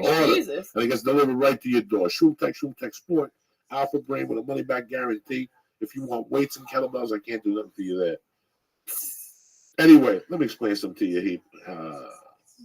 Let me talk to you motherfuckers, all right? Oh my god. This is hilarious. I know what you're thinking. Yeah, you gotta think. What the fuck, You think about you it. eat 2 pounds of mushrooms. You ate fat. You ate a human.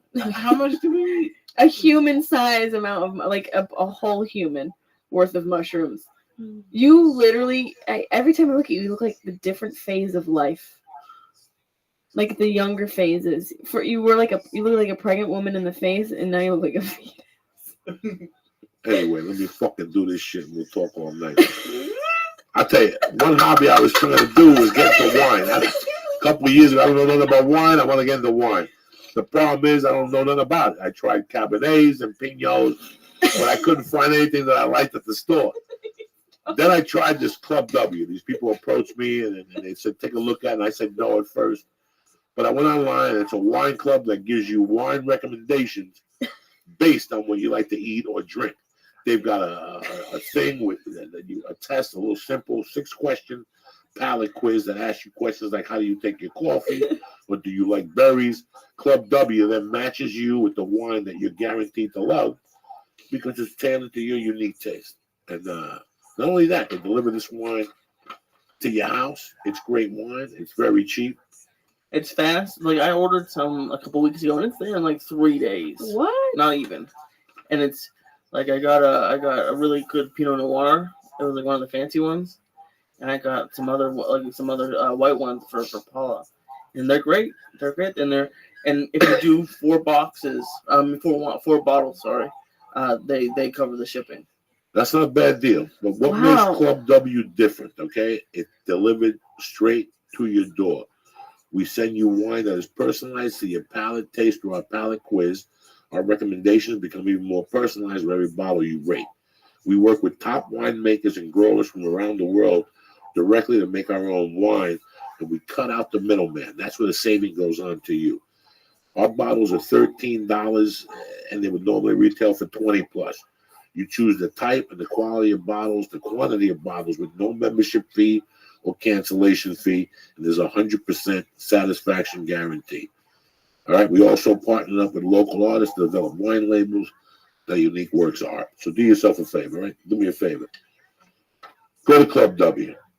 So Okay. right now, Club W is offering my listeners $20 off your first order when you go to clubw.com/Joey. Again, right now, Club W is offering listeners, Church of What's Happening Now, $20 off your first order when you go to clubw.com/Joey. And it even gets better. I know you all hate paying for shipping, so Club W will actually pay you your shipping on orders of 4 bottles or more. So take something off your to-do list. Just go to clubw.com/Joey to get 20% off your first order right now. $20. Again, $20 off your first order right now. Again, that's clubw.com/Joey. It's going to be the best choice you've made in years. I want to thank Club W. I want to thank Onnit.com. I want to thank my main girl, Jezime Peluso, for coming on and just talking shit. Thank not you, fucking sir. trying to promote dumb shit. She was a fucking great guest. Just trying to And live my my man life. Lee Sayat for always being a soldier. He's over there nodding and fucking foaming on himself. He fell asleep in the middle. I know, of please. that. He fell asleep a couple times. I wasn't remember that asleep. one. Yes, you were. You were fucking drooling. I saw you making those You look good noises. though. You were making those beep, beep, beep, beep, beep, beep, in your fucking mouth. Yeah, he was. How many tacos you gonna eat tonight? How many potato tacos you gonna eat? Tell me the truth. Milkshake. What'd you eat for dinner? A turkey sandwich? What'd you eat for dinner? I had some mac and cheese. Mac and cheese. Oh, I made mac and cheese. Oh, aren't you fucking Jesus. lucky? Did she dope it up? Yeah, it was really good. What'd she dope it up with? It was like the cheddar cheese that Terry did, and then the breadcrumbs.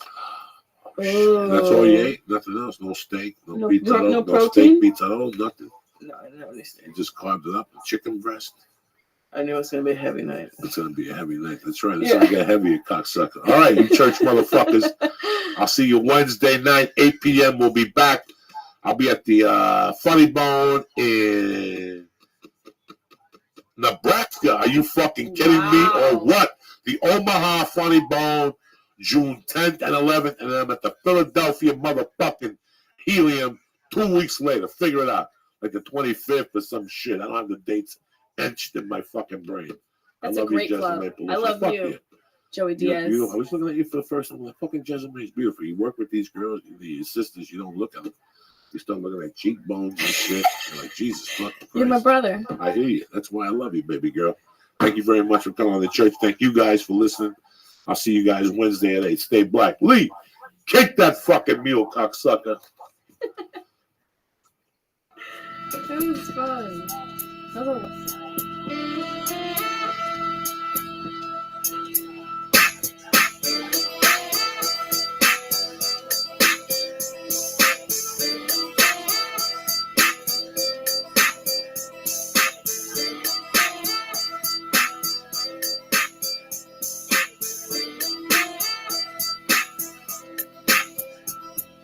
Beat down, brother, check it out, I'm about to throw down. Dick in hand, this shit that had you turned down. A little city, chillin' in the North Bay. Needless to say, my boys don't play fool. Look inside and you know how the song goes. In the back, sippin' purple chongos. The lungs for trouble, but it always hits the finest. 40 gripping panties, sippin' at a seater right behind us. Quick left, one blow KO. Hit the road to the next episode. In the saga of a few fellas. Oh, what the hell? I guess I better tell ya. It's Friday night, I got a brand new kit on. I bet the heat for me to get bet on. Hit the country club to pick up MLA West. Back to the hotel.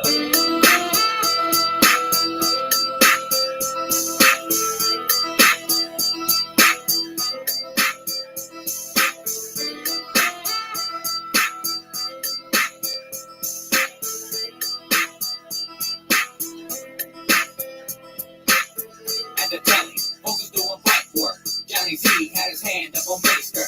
A latte in the corner started to flirt. And I knew that when she saw me, baby doll was gonna chop me. Set for the night, so I took her to my ride. Grabbed my Mickey and my Buddha, and I met her outside. Food ride, river, striking through to be seen. Alexis 400 turned to triple dosing. Acid in my bottle, so I gotta get some more. Put the pedal to the metal, back to the liquor store. Cause you know what I mean, when I'm feeling kinda funky. A sick honky, straight going donkey. Money in my sock, Jimmy in the glove. Laying in the lunches, I'm about to make good love. The bird rubber, up the block.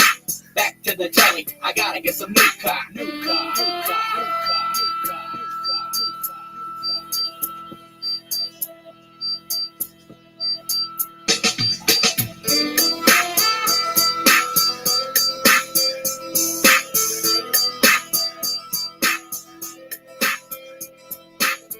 Oh no, could it be? I just got a page and a broad wanna do me. Hooked it up, told her meet me at the hotel. She had a friend with her, so I called TL. Smooth me out, Sally wanted me dick and my lip, so try and make it real quick.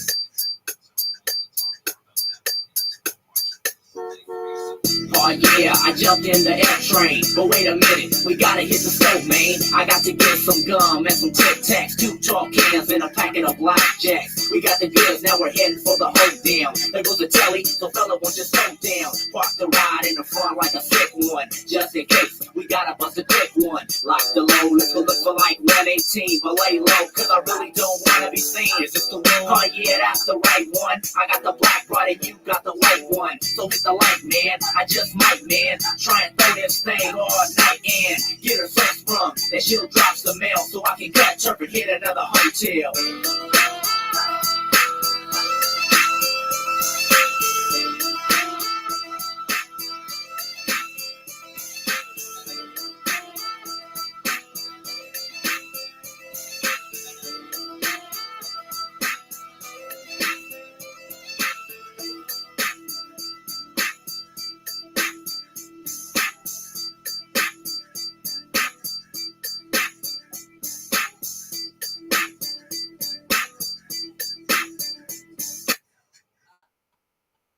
Shit? I don't know. Just because they're vegetables or because they're psychedelics? I'm the wrong person to ask.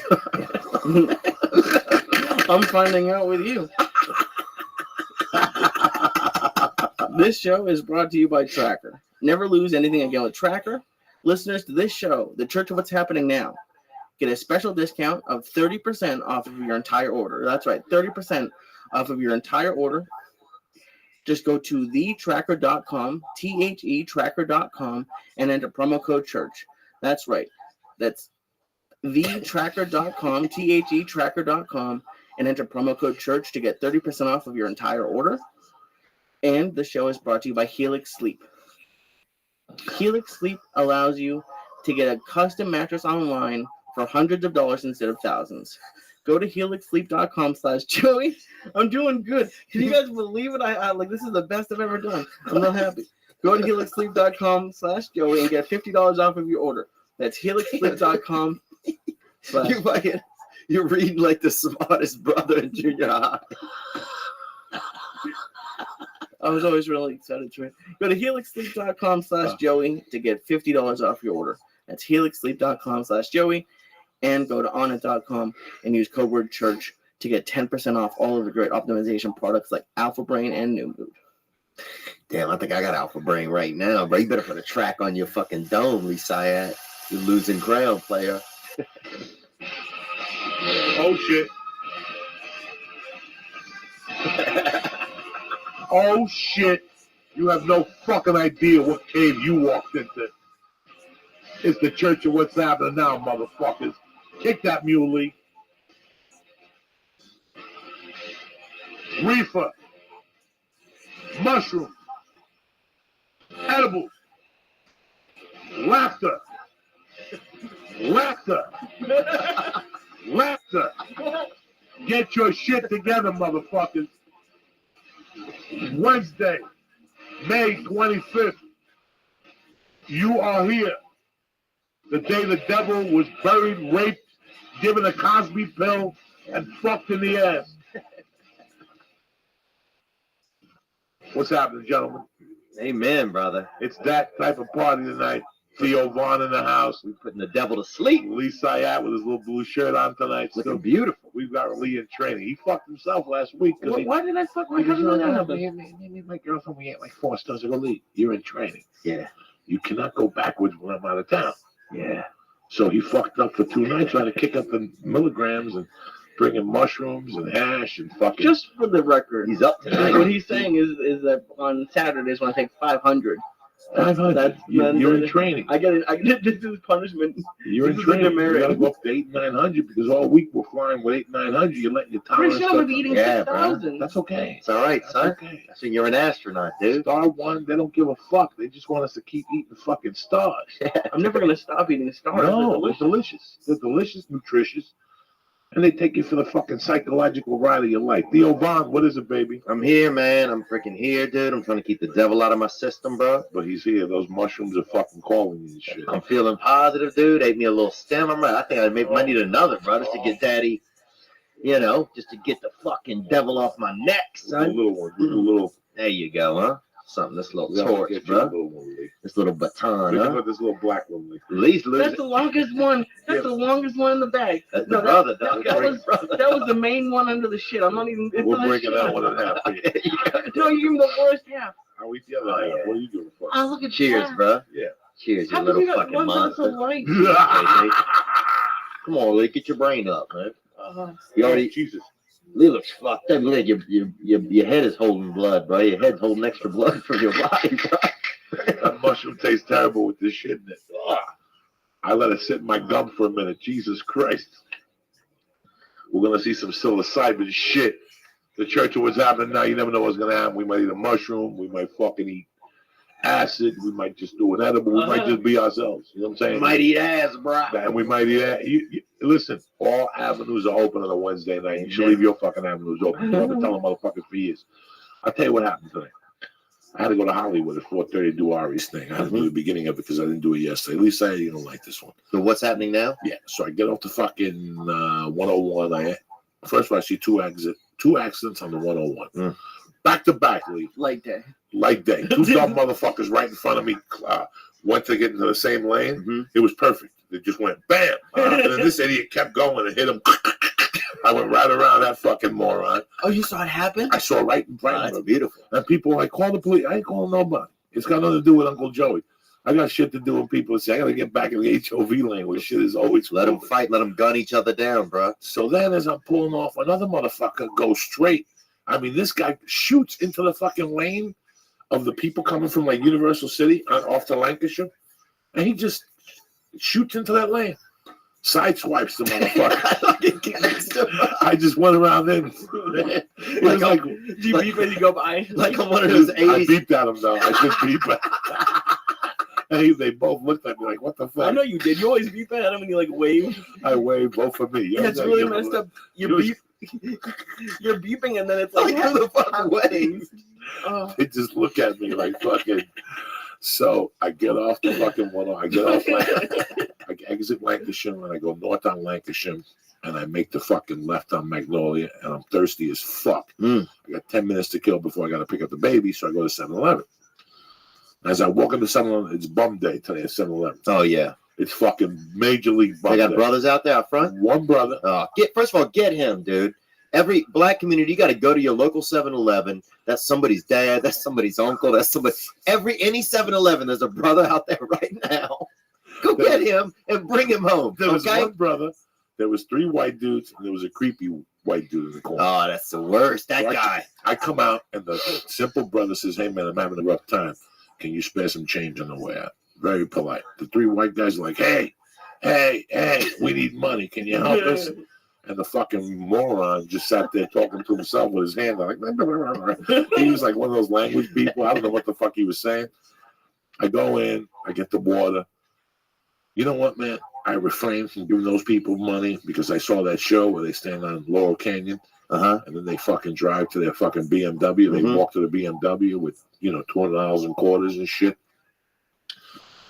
And I had a $1 bill. I had 20s in the wallet, but I paid with an ATM. I don't know what. Oh, no. I had $3 bills. I bought the one water, and I had the $1. And I said, you know what? I'm going to give it to the black dude. Okay. You went brother, huh? Why? He was by the door, number one. He was polite. Right. The 3 white dudes were young.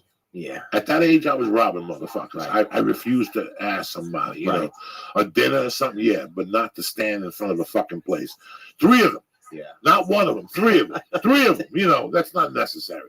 3 of you guys panhandling? Okay. Split it. How about one guy panhandles and the other 2 go mug somebody? Yeah. Do something. You got to do something. Be proactive. Go to that diner across the street after they take the garbage out. Do something. Yeah. No, they were like expecting people to give it to them. And the other guy was just half retarded. I'm going to give him $1 to do what? To go over to the park and hit his head with a tree 1,000 times. So I just gave it to the black guys. I'm getting the fucking car. The 3 white guys said shit to me. Started saying racial shit. Really? Black dude got up and said, "How about I like you 3 white motherfuckers?" Tremendous. I just saw 2 car accidents, and now I'm going to see 1 black dude go up against 3 young white dudes. The 3 young white dudes backed up. Wow. 3 fucking dudes backed up. They tapped out like Ted Cruz. Damn. They said, "Fuck it, we ain't fighting." 3 white dudes, 3 little 19-year-old white dudes. Damn. Against 1 black dude that was homeless. He hadn't had a meal in like an hour. Oh. He got nothing to lose. Nothing to lose. And the 3, and I sat in my car and I watched. I told the 3 dudes to go fuck themselves, and they looked at me. And the black guy continued at him. Wow! I just closed the car, opened the window, and listened to it. And the 3 white dudes walked away. He just tuned in. Fuck yeah, bro! You never get to see a good fucking smackaroo. No. Oh, not especially not on the West Coast. No, dude. you never get. You see a shooting, or you see a lot more smackaroos where you're from. Oh, down south. I saw a brother take a bite out of a Vietnamese guy once, dude. Took a huge bite out of his fucking arm, bro. Meat and everything, bro. Ripped it right out. Jesus. The Vietnamese guy was like threatening him with all this karate shit and everything, and his brother just grabbed and fucking bit right into him, dude. Bit right you into think about it, that's the way to do it. Oh, yeah. That stops karate all the time. Yeah. Because I don't care what type of karate you got, they got no defense for the bite. You know what I'm saying? Nobody got. Well, what if a motherfucker goes to bite you? Oh my god. Hold on, I gotta call the main Jap in fucking Okinawa. Hold on, let me put my Komodo on, dude. And they bite your ass, dude. And you remember that every time you try to fucking hug somebody, and if you got a little divot in it, you got a speed bump in your fucking hug. Why did I let Lee talk me into eating mushrooms on a Wednesday night? Like, look at your head, Lee. Look at Lee, bro. Open your eyes, bro. Damn, dude. What the fuck? Lee, you're already fucked up. You gave me 800 before the we're in training. I told you. When you go down to when you join the Marines, they don't send you to Miami, with a fucking seagull. No, they send you to fucking Paris Island debt. What Marines are they putting Lee in? My own private Marines. What's happening now, dog? I love it, bro. We got our own Marines. They come in all shapes and sizes. Amen. Well, then listen, Lee's man. got a use in the Marines. When No, I don't. Yeah, Lee, we'll get 3 dudes to throw you to that fucking plate glass window and 2 guys in here. You come flying through with a helmet. You know how much damage you could do? Yeah. Lee, Come Hey, out of it. why are you gonna throw me as I'm not sleeping. I was just trying to imagine being like a No, a human two guys, battering one ram. guy. Yeah, but Yeah, you could do you're a that. I tough could see guy. that. We'll put some shoulder pads on you Mhm. and a fucking helmet with no t-shirt on. You come through that window. You have no idea. You thought that black dude scared those 3 white kids. You ain't seen nothing yet. With a SWAT stick on your forehead, Oh, with a you beard, got to. nobody's gonna stop you. You Ain't no, got to. people will put their guns up and go, no, Yeah. no, it's He's not even shooting working. this This guy's got a SWAT stick on his head with a helmet and a fucking pair of shoulder pads. He's showing up like he's got bad intentions. Yeah, bro. Oh, you should run for governor in that outfit. Bro. What's up, Lee? You have a good time last night? I had a great time last night. It was it's fun. I've been in the last few times because they've done. I think they did 1 or 2 seasons of digital, and then this is the 3rd season of like TV, and it's just like the people I got to hang out with Steve Simone all night. But then like I saw like Brian Regan was there, which was cool, and it was, Big J. Okerson. Big J. Okerson was there. Good time last night. Where, Ari's show? Yeah, last night. A lot of people just hanging out. Yeah. You know, and who else was there? When Josh Adam Myers had like Oh, 6 yeah, bitches with him, Ah, eating fucking set food. And yeah. are you going up? No, he's just there with 6 bitches eating fucking set food. They're combing his hair. He's like, I just took the bus over for dinner. He don't give a fuck, Josh Adam. If it's a Comedy Central, man, he's there now. He's Fucking- in. My show got picked up. I don't give a fuck. I'm going to sing a song. I'm He's doing in. I saw Vince Vaughn last night at the Comedy Store too. in What the was parking going on lot. down there? He was just hanging out. He went to him. I guess him and Steve Byrne, his buddies. So he came out to hang out with them, and then him and Sebastian Maniscalco were talking for a long time. But he was super cool. I went right up to him because I did his Wild West Comedy Fest last year. So I went right up to him. I was like, Vincey. I don't even fucking know him. Vincey. And he was super cool. He's like, yeah. And then I was like, I met your sister last year at the comedy festival, and we talked for about 10 minutes. He was cool as hell, man. It was, anyway, so that was just kind of cool at the store. But I'm jealous I didn't get to do the Ari show, man. This is a showcase for it. Yeah. Did you showcase for it? Well, it's at the Score every Tuesdays upstairs. Oh, I didn't know that. Just ask him, whatever. Put me on. Dog, how many stories you got? Oh, yeah, You got more stories than most people forget in their fucking life, you know. Yeah, man. Yeah. And it's Fucking feeling high, I think. I watched your special, and it's Tremendous. my favorite part about your special. Oh my God. is just you're so goofy, and it just goes in ways like that's my favorite part about Joey's comedy. Just sometimes when it goes ways that you don't expect. Right. Because not like sometimes if you watch enough stand-up comedy, sometimes you can just guess the punchline, Right. and when you can't, and when it's especially when it's so goofy, it was great. It was like because Joey and I always talk whenever there's a new special up, we watch it, we discuss if it's good, and yours is one of the only few that's been. You and Ali Wong. Yeah, Ali Wong killed it too. But Dude, yeah, thanks, you guys man. I killed it. appreciate that, dude. Especially coming from somebody that's seen so many comedians and it works with Joe, man. I appreciate that. Well, the funny thing is that you Nice do of your joke what we like. Here's what I like. I think sometimes that people have too much respect for the punchline, and it's not really the punchline. It's that little stupid line you say afterward. And listen, right now, it's working today. There ain't nobody better than you saying that little stupid line afterward, because that line, that little stupid line, is a funnier thought that most people get all day. Right. And it's your inner voice. Right. I have the same inner voice. Oh, My yeah. inner voice cracks me up all day. Yeah. What you think is funny, it's so fucking bizarre. And then you throw that last little, well, you know, and that kills it. And people from the South do that. They have that last little 3-word fucking sentence at the end of it that just fucking makes the whole joke, you know? Yeah. Well, you inspire me, man. After seeing you over at the store, dude, like, because you're it's not even you're selling, but like my intention when I came out here was never to sell jokes. I wanted to be me. And then I got caught up for a long time. Everybody does. I thought like, fuck, and then nobody likes me. I gotta fit in just like everybody else. Nope. But then I saw you at the store one night, dude, and that fucking music went off. I'm like, what is this going on, dude? I'm like, are they about to park a cruise ship on the fucking We don't stage? fuck around down there. I And tell then you. you got up and fucking ripped everybody up. Bunch of fucking hamsters in there.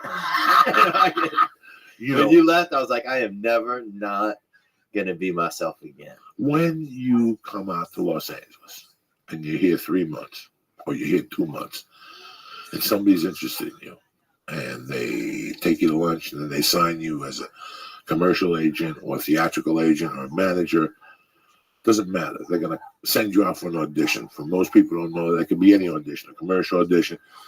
And the first words out of your mouth, I don't give a fuck if you're classically trained, is I don't know what to do, or you're gonna say something. And their response is gonna be yourself.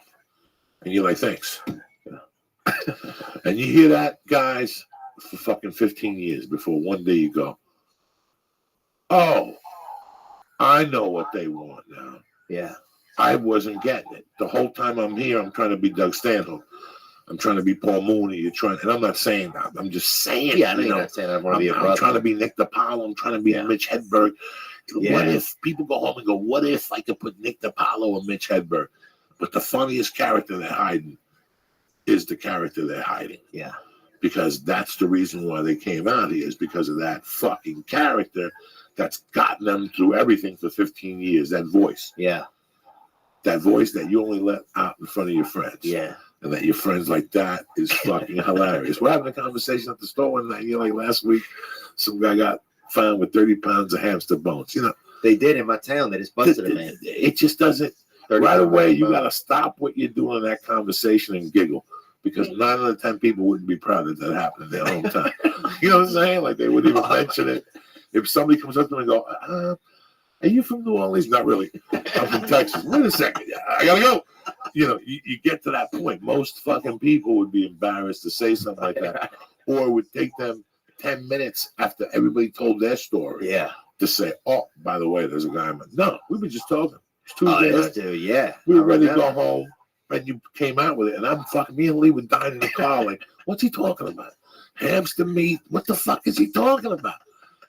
And that's they busted him, man. Listen, they got him. What if? Thank God. I like the it's like they got him. No, I'm glad they got him, dude. 30-pound bag of hamster. That's because you have to. There's not as much meat. There's very little bone in a hamster, bro. And a ham probably has like a quart, like an eighth of an ounce in its chest plate, bro. You can't even make a wish on their bones. There's nothing in there. Where do you get all those hamsters from? Well, they breed them in our town. I used to work for this group. They used to sell tattooed hamsters and guinea pigs after. They tattoo them? Yeah, they used to brand them with concerts and raves. They would say it's tattooed just to make people not be as sad about it. But it was a brand, bro. Of what? But like Heat and Ink, bro. For what? Like, what did it say? 311, Green Day, anything like of different bands that were coming to town. Toadies. Swear to God, bro. Toadies, Acid Bath. Who else? Rave. Whatever, bro. We used to truck these hamps into the city and fucking vend them, bro. We did, man. Because there wasn't much work in our town, dude. You had to get what you could get, and they had a man that bred hamsters, and then they had to do the tattoos, and they fucking met up, and that was a merger. That's big business, And they started a merger. They started doing it. Man, I got me some 300 mouse in my house and shit. Some other guy's like, you know what, man? I'm a pretty good tattoo artist. That's Louisiana. And that's it. A merger is formed. That means someone listening to this right now has had a hamster with like a band label on it. Like, who the fuck buys a hamster? Listen, if I went to a concert, do you think I'm bringing a hamster home with fucking ACDC? No, I'm not. No, I'm not. I'm gonna be fucked up the whole night with this hamster in my But when you leave, Coco, when you leave the place, that's when we get you, bro. You get it there. Hey, people are leaving. They're on ecstasy pills. They're on Molly. You leave. You get that fucking ham. You get that warm little piece of God in their hands. They buy it every time, bro. I was on the Rogan podcast and I told the truth. My main alpha trait: if anybody ever fucks with you, come to me. Yeah. Don't say nothing to him. You come to me and you go, this guy fucked me and this, and this way, and I'll ask you a bunch of questions, and we'll lay a road plan for you to torture this guy, bit slap him, shoot him, or just fuck with him, light his house on fire, steal his mail, whatever the fuck. And I first, when I was a kid, I really was the best. Like, if you fucked with me, I'd just wait and rob your house.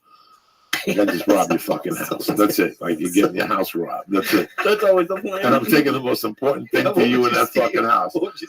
I would steal 8-ball cash jewelry, but if I knew they loved their sneakers, I'm taking the sneakers too. So when you see them, they're like, man, somebody busted into my house and took my sneakers. They took my mother's jewelry. You So, just steal their spoons, bro. everything. Anything that I knew would get them. I'm a professional torturer. And when I got to Boulder in '87, I got to Boulder in December In Colorado? '86. Yeah, I was running from cops and drug dealers. I owed like $60,000 in cash. So you went to Boulder? I was in Aspen, fucking causing damage. In 86. Oh, please, you have no idea, dog. I was international. You understand? So I'm up in Aspen, I fuck up. And the girl I'm with from Boulder, I had already a warrant in Boulder. And I'm like, let's take a chance. Let's move back to Boulder. I got pulled over, no warrant, but I got arrested for fucking reefer. It doesn't really matter. The whole story is I got a job the week before fucking Denver gets beat up by the Giants in the Super Bowl. Like that fucking Thursday, I started the job. And Lee's on the griddle over here, son. he's fucked up. Hang in there, He's bro. gonna Look start seeing beautiful, devils in a second. I love it. We'll cut it short and then we'll do a periscope with the lights off. It's just Black Sabbath. We sold our soul for rock and roll. And we'll lock the door and make bets to see how long it takes before Lee comes shooting out the window. No, we locked this we'll this lock big him girl in. in our town. We locked this big girl one time. We ate some acid, and we locked this big girl into a room at this party. And we kept going in there with fucking pots of fucking warm water, fucking pouring it on. I feel bad. I feel horrible, dude. I didn't look. We was kids and we were on acid, dude. And then, bro, You can't tell me this story when I'm straight. You gotta tell me I'm mushrooms. You locked the girl. I just remembered. How old were you? I just How remembered old were it. you? Probably 16. Oh, that's terrible. I know, but here's the thing. Let's say I was 14. That way it makes it sound not as bad. But look, she ate acid with us, bro. She ate acid with us, dude. And what happened was, and we kept going in the room with like these pots of warm. I don't know why we had the pots of warm water because I think we just were fucked up, dude. And we would like pour a little on her, but not like torture. She wasn't in a cage or nothing. She was just, free range in this room, right? But I think she was scared to come out. And then one time we went in, bro. We heard this loud sound and we went in.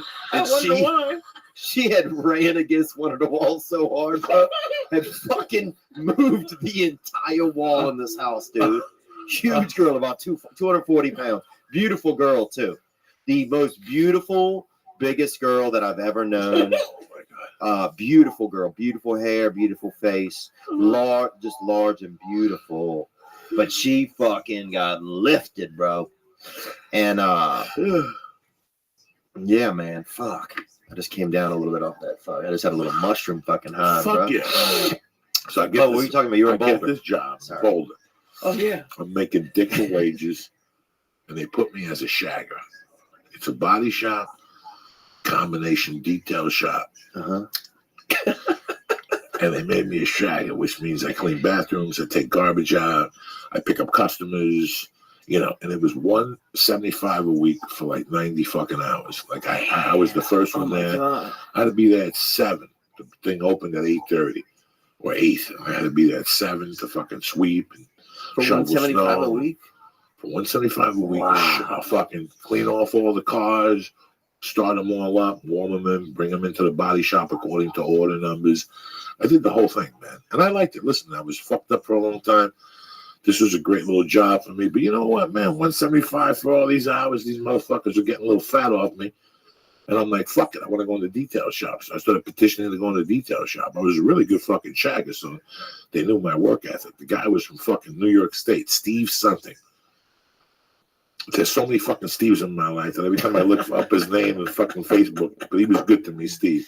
In fact, Steve was the dude who introduced me to Stephen Tidwell, the dude who I kidnapped Kent Vela with. So, that's how I knew all these guys. So I petitioned Steve. I go, Steve, that's it, man. I'm a great shagger. I want the fucking job in the back. I'm sick and tired of making $175. Yeah. I want to make $200 a fucking day like these fucking ganooks. Yeah. So one of the guys heard me and he didn't like it. His name was Dirk something. Oh, fucking dirty. Dirty And Dirk. Dirk wasn't a tough guy, but he was one of these guys that would fight me to the end. And he had the body shop guys. He had the whatever guys, the detailers. They were on his So side. the detailers were kind of a little cunty. Right. But, I knew like 2 of them that were really cool. The other two were cunty, and then Well, 'cause he they was were the above you. supervisor. Yeah, and he was the supervisor. It's hierarchy. So I said, how am I gonna get this motherfucker? I see a dead rat in a corner, Oh. and I took it and I put it in his jacket pocket. Damn. That's old school. I put it in his jacket pocket. The next morning, this guy comes in with a dent in his car and the jacket holding on to it. He drove home all night with the mouse in his pocket. And then the next morning, he fucking started his car, reached in for a pack of cigarettes, and there's this fucking rat in his pocket. And he crashed the car. He fucking got. That's what the dent was for? Oh, fuck yeah. Yeah. I mean, he fucked up the side of his car into like the trees or something like that. Fuck him. You know me, dog. He loved this car. He was one of those dudes. I love this car. He would wax it out every day and shit. I'm like, get the fuck out of here. Poor Lee. Oh, looking beautiful, I took man. Lee too deep. Lee, Like do another star to bounce you out. Yeah, you gotta fucking Don't eat balance one out out, your bro. pH. You need some fucking horchata, bro. You need to fucking hit up the Mexican milkmaid, bro. Get her to spray in your mouth a little, fucking Lee. Get you back. You got a baby bird you a little. Get you back on the branch. Get you back on the branch. Lee is fucked up for you people who are not watching this. Dude, live. I remember one time we You gonna me out to death, will you? I'm gonna me to death.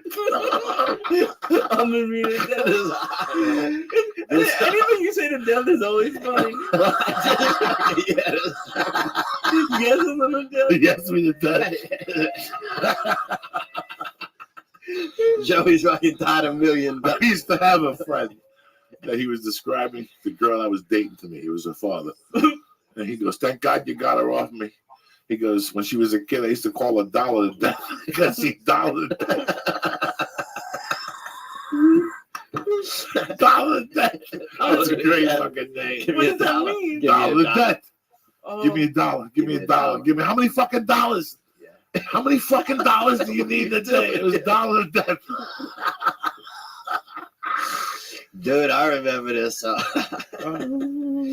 Yeah, now I feel bad about what we did to that bigger girl, bro. You can't, you know. But we didn't do it because she was big. We just did it. She just wanted to. She just got fucked up and she couldn't get out the room. You know, like I got fucked. One of my best friends got fucked up one time, and he started talking about Asian people. We never even seen any Asians in our life, and he Never started in your life? knowing. I guess maybe like in a past life, he might have known some Asians. You know, and so he starts bringing up their names, bro, and knowing them and knowing shit about them on this mattress in this house. And I'm like, fuck, dude, you're fucked up, bro. I'm leaving, right? So apparently I'm the kind of friend that when your friend is at his worst, you fucking leave, bro. Because I was He's just talking about Chinese people. yeah, He's well, never met Chinese people. we never known any. So what is he saying? He's just saying like, hey, you remember fucking like you remember fucking Sun Lam, bro? He was there for us, you know, and all that shit. I'm like, Sun Lam, bro. We don't know him, dude. You know, and he was fucking like talking about Dorothy, you know, we didn't know any Asians, bro. And I'm like, I gotta get away So from where you this came dude. from, when you grew up, there was no Asians in that neighborhood. Not when you were there. Now there's probably 4. Yeah. Right. Now there's No, we live in a small town, dude. I mean, I what's the remember population. we probably had about 2,000 growing up. Oh shit. This one dude I remember was trying to be an Elvis impersonator. He said he was an Elvis impersonator, bro. But he was just a fucking alcoholic. You know what I'm saying? Like, we don't need any Elvis, bro. You know? We got 2,000 people. We need fucking gas money. And we need Jobs. Yeah, we need ideas, bro. Give us some fucking ideas. Those fucking Elvis impersonators are a pain in the ass. Oh, they're They the really worst, are. dude. They really are. Get bro. a fucking life. I gotta bro. tell you something. You know, I told Lee before when I first got into comedy, when I got serious about it in '94, there was a guy in Denver who used to go to Comedy Works, and I knew his haircut looked familiar. You know, Right. when you look at somebody like their haircut looks familiar, but who am I? I'm on coke, pills, you know, I'm eating badass. I'm eating bad. I got terrible habits. Who am I to fuck around with somebody's I haircut? got fucking terrible You know? habits. And all of a sudden, I got a call from the guy. He goes, "Hey, I'm doing a gig. You know, dog, in those days, $50. You Oh, know?" yeah. And I'm like, "Yeah, I'll be in an hour." And I show up, and he comes to the door, and he's got to weigh $350, and he's got the belt on, Mm. the whole Elvis suit, And you know, I mean, the guy is. Did you know that was gonna be like that? No, yeah, I knew the whole time. I was at home preparing for this shit. No, when I walk in the fucking door, there he is, I all hate fucking that. bigger than life. And I hate I'm it when like, they surprise you. and With he's that. like, I'm the Elvis impersonator. Just do 10 minutes in front of me. And you know what? I think I was supposed to get $50. He gave me a yardstick. Wow. And then he calls me 3 months later. He goes, hey, I opened up a bar. Hilarious. Uh-huh. So I get to this bar. It's Wednesday nights. He's the main act. Uh-huh. And he brings up 3 comedians. And at the end, he sings all those Elvis songs. And he's fucking horrible. Yeah. I mean, he's fucking horrible. He's smoking cigarettes. His teeth are green. Yeah, they're horrible. He's boozing. He's fucking fat. He had let himself go. But Sounds like Elvis, actually. Yeah, a little bit, but sounds but like no Elvis. voice. But you know what this guy did? He was an Elvis impersonator, and someone that was his claim to fame. I mean, the whole inside of the club was Elvis themed, Right. but it had a wall with write-ups about him. You know, all the awards he won and shit. He was a Vegas boy, and he was no good. Maybe at some point. I mean, you know, at this point, and he fucking bought this club. They bought him out in Vegas. Like, they bought him out because his voice is so bad. I don't fucking know. And he went to Colorado and opened up a fucking little bar. Like, it wasn't even a bar, guy. It was like an old boutique that he turned into a bar during the week. And he sang Elvis. It was a songs. woman's closet. Hysterical. But you know what, man? Whatever the guy said he would always pay me, he paid me double. Wow. He never tried to stick a finger up my ass. He never did drugs or nothing. But he always bought me a drink. He'd go, take a drink. You know, he goes, I'm not going to give you 2 because I'm not going to be responsible for you driving. Right. Even if you have money, I don't want you drinking here. Go drink next door. Yeah. But he was solid. Like, he liked me as a comic, and he always paid me, and he didn't blow smoke up my ass. It's not like he was going to make a video and take me to Vegas. Thinking back, and I forgot his name, and I'm really sorry. Good dude. He was just a terrible Elvis. Yeah. I wonder if Elvis fucking... No. I think if Elvis came back to life, he'd shoot half these impersonators. Like, that's hell for Elvis. Like, that's his hell. That's a great movie. Elvis comes back Elvis and fucking back and kills all the impersonators. Let's hit all the bad ones that are making ta-ta-ta-ta-ta-ta-ta. Instead of ISIS coming in and shooting everybody, it's a fat Elvis with a missing leg and he's decapitated neck and shit. He shoots people. He goes to the kitchen. He takes them and he leaves and shit. And the cops don't mess with him because it's Elvis. They know it's this Elvis. dude was the worst, bro. He was the worst, and he wasn't like he had no work. They let him dress up like like Santa around Christmas. Let him wave at the trains and shit coming into town, you know, like seasonal greeter, you know, and he'd always like you'd see him and he'd be like, oh, you know, it's like kill the fuck out, dude. Break. Yeah. It's just us. You're an alcoholic. Yeah, you don't fucking Elvis impersonator. You're not even in uniform. You're in an alley right now. And his kids, he made them be Pentecostal. He had 4 kids, no mom. He made them be Pentecostals, kept them in the yard. What's Pentecostal mean? It just means they wear like big clothes and believe in like God, like I think a lot, you know. But they wear like just huge clothes, like cheap clothes. Like they look like the kids look like rodeo clowns, you know, like they just look.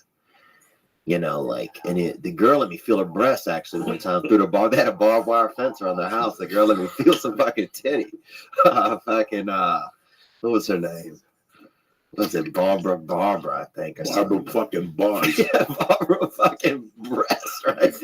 Let me feel that fucking hard nipple through some fucking barbed wire, right? His son used to eat fucking tuna and ice cream every day and vomit on the bus, dude. So people would fucking beat him up. Wait a second. Will he eat the tuna first or the ice cream? I don't know. He showed up with both of them already in him, and people would fucking beat him, and he'd already be sick. He'd already be sick, dude. And the dad made the kid a wooden shirt one year for fucking Christmas, dude. Made him a fucking shirt out of wood. I'm coming up from church. It's Wednesday, and they're in the garage, bro. I swear to God, dude. Was it like cool, or was it just like a big box? It was horrible. I mean, at the time it was cool. You know, at the time it was kind of beautiful. The kid like cried and shit when he put him in it. He fucking been at home right now watching Empire jumping up and down with black people. Yeah, fucking donuts and shit. And you're over here telling me this crazy shit. Who else eats a mushroom on a Wednesday? I'm sitting here going, Just well, us, dude. what is wrong with me? I should know better, but I don't give a fuck anymore. I guess I got to the point in my life where, you know what? I look at my drawer and I got Quaaludes in there. I got fucking grenades. You got fucking baby pacifiers. I'm done. I got to do all this shit that's in there. Baby pacifiers. But those are for you. You know, you look at all this mushrooms and you go on the road and you're like, what the fuck? People are actually doing this shit every night. And I'm sitting, you know. Yeah, but my friends today, they were excited. Like, you're going with Mad Flavor, dude. We're going to tune in, you know? I mean, so I think that, you know, we're getting to live some of the dream that other people don't get to live, you know? When you're sitting at home and, you know, you probably sit next to your wife or your husband, or, you know, somebody you might not even fucking, maybe you do love them still, but who knows, you know? You need a little fucking speed bump, you know? But yeah, that dude made his son a wooden shirt, and then some kids spray painted swastikas on it, man. Motherfucker. That's fuck. You can't wash your shirt.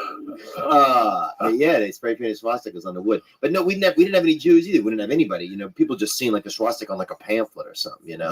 But we didn't have any Jews. It was just, you know, this local art. Somebody fucking spray painted the Now, what shirt. was the population? How many black people out of 2,000? You probably had, I would guess, about 1,100 brothers. And they were gaining ground quick, dude. You could hear them fucking at night. Almost, bro. If you put your ear up to the woods, that's what they would say. No. But it was like any Latinos in that no. market at that time creeping in? I have one kid. How long have you been gone for now? One kid. I've been gone from that town. I've been gone for. I left there when I was probably maybe 13. I've been gone. Yeah, I'm 36 now. Whatever that is. 23. 23 years. Thanks, Lee. That's a real Jew. Even with mushrooms, fucking I don't even need a calculator. he could be passed out. He'll just pop his head 23. And he'll go right back to sleep, a little sleep apnea. He's still giving estimates. They had one Mexican kid, this kid, Nicholas, man, the raper. He fucking supposed to write rapper on his shirt. I'm not fucking told you. Oh, yeah. Tell you about that? Yeah, raper. Yeah, they fucking wrote raper and they expelled him. That was the first Mexican we ever had. What? Was your dad Spanish? Man, my dad was Nicaraguan, so I'm Polish Nicaraguan. I'm one of the few, you know. There's probably 11 of us out there. Polish Nicaragua. That is fucking crazy. Yeah, man. So it's getting fucking. So when you were 13, where'd you move then? Moved to this neighboring town. Okay. I went and like lived with a family. They had like I got emancipated and then lived with a different family. So And they were cool? They were cool. It was just more organized. You know? It was more. It's crazy because I always think of when my mom died, we didn't do no paperwork. Yeah. Like I just moved into people's house. I just changed my address at school. That's it. There was no fucking paperwork. I didn't do nothing. That was it. Fucking crazy. Yeah, what's weird about when something like that happens when you're young is that there's no real stop. Like life just goes on. That's when you realize that life just fucking goes on. When something heavy like that happens, you lose a parent, and the next day is just there. It's like, and then the next day is there. I spoke to a teacher of mine that just lost his mom. This guy's 64. 60 fucking 4. And he's like, I think a year every day since my mom died because Wow. I can't imagine how you did it. It's being like bulletproof. You're like bulletproof at that age. You don't even know what's going on, but it catches up with you. All that shit catches up with you. It caught up with me 5 years later. Really? Yeah, it hit home because you're young. You're involved in activities. You have so much going on. Yeah. That it never really sets in. It sets in like level 4. And then through the years, you still have to pay for that. Yeah. You still have to do that work. You got to talk to somebody. For me, it was just fucking going in a closet by myself at night and getting high for 12 hours. Damn. 11 hours. That's when you know. Like, I got high like anybody else. You do a couple lines, you giggle. Yeah. But then the fucking grams chopped up between 4 people become grams divided by 2 people. Oh, yeah. And then all of a sudden one night you find yourself with a package at home. Like you actually, like you split the gram and you have 2 bumps at home. Oh, yeah. I should have brought more. And that's the beginning of the end. I've been at the end before. People man. don't know the beginning of the end. It's when you start going home The end is by done. yourself. You look Knowing, you're like, I'm locking the door. Yeah. I got booze. I got ice cubes. I got pornography. I got pornography. I got straws. I got everything. I don't need nobody. That's the worst. Fucked up. That's when your mind is somewhere else. Oh, when it's 7 a.m., you're tugging on a fucking hot dick that's limp. Oh, shit. You're in the shower now, trying to fantasize a 4th grade banging something. It's horrible. It's a horrible existence, but it's cool when you're out with people and talking. You know, you get in your car and there's no more blow, and nobody has to go get another package. That's when it's fun. Those days, it's gone. Yeah. Okay. What do we do now? I don't know. We smoke pot till everybody passes out. That's it. But then one day, that's how it starts. You're by yourself, and then you start calling people when you're by yourself to get more. Ooh. Yeah. I used to go to El Compadre. I've done that recently. I used to go to El Compadre by Graham at 9 o'clock. Damn, over there on Sunset? Yeah, and then run home, do the whole Graham in 2 lines. And by 1 o'clock, start coming down, and I call another guy that was a DJ. And he would come over at 1:15, 1:30 when he got off work somewhere in Hollywood there. What the fuck did I call him? I called him something. I don't know. My brain is fucking traveling right now, bro. I feel like a spaceship just fucking took off out of my head a little. How about you, Lee? How you feeling? That was a good explanation of what's going on. Was it? Yeah, I'll go with that. Dude, we got hit hard. I'm more tired than anything. I didn't sleep last night. You didn't? No, we got home at 12:30 last night. Yeah. When I went in the house, drank some water, took my shoes off, put the TV on. I thought it was 11:15. Yeah. Next thing you know, it's 2. And it was 12:30, 12:25. Lee called me like at 12:35 to say I'm walking in my door or something. He said, Yeah. I think I stayed up till 1.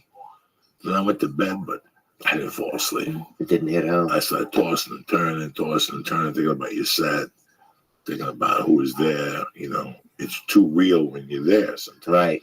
Sometimes you go to those parties or functions and you see somebody like Theo Vaughn, but he's talking. And I'm talking.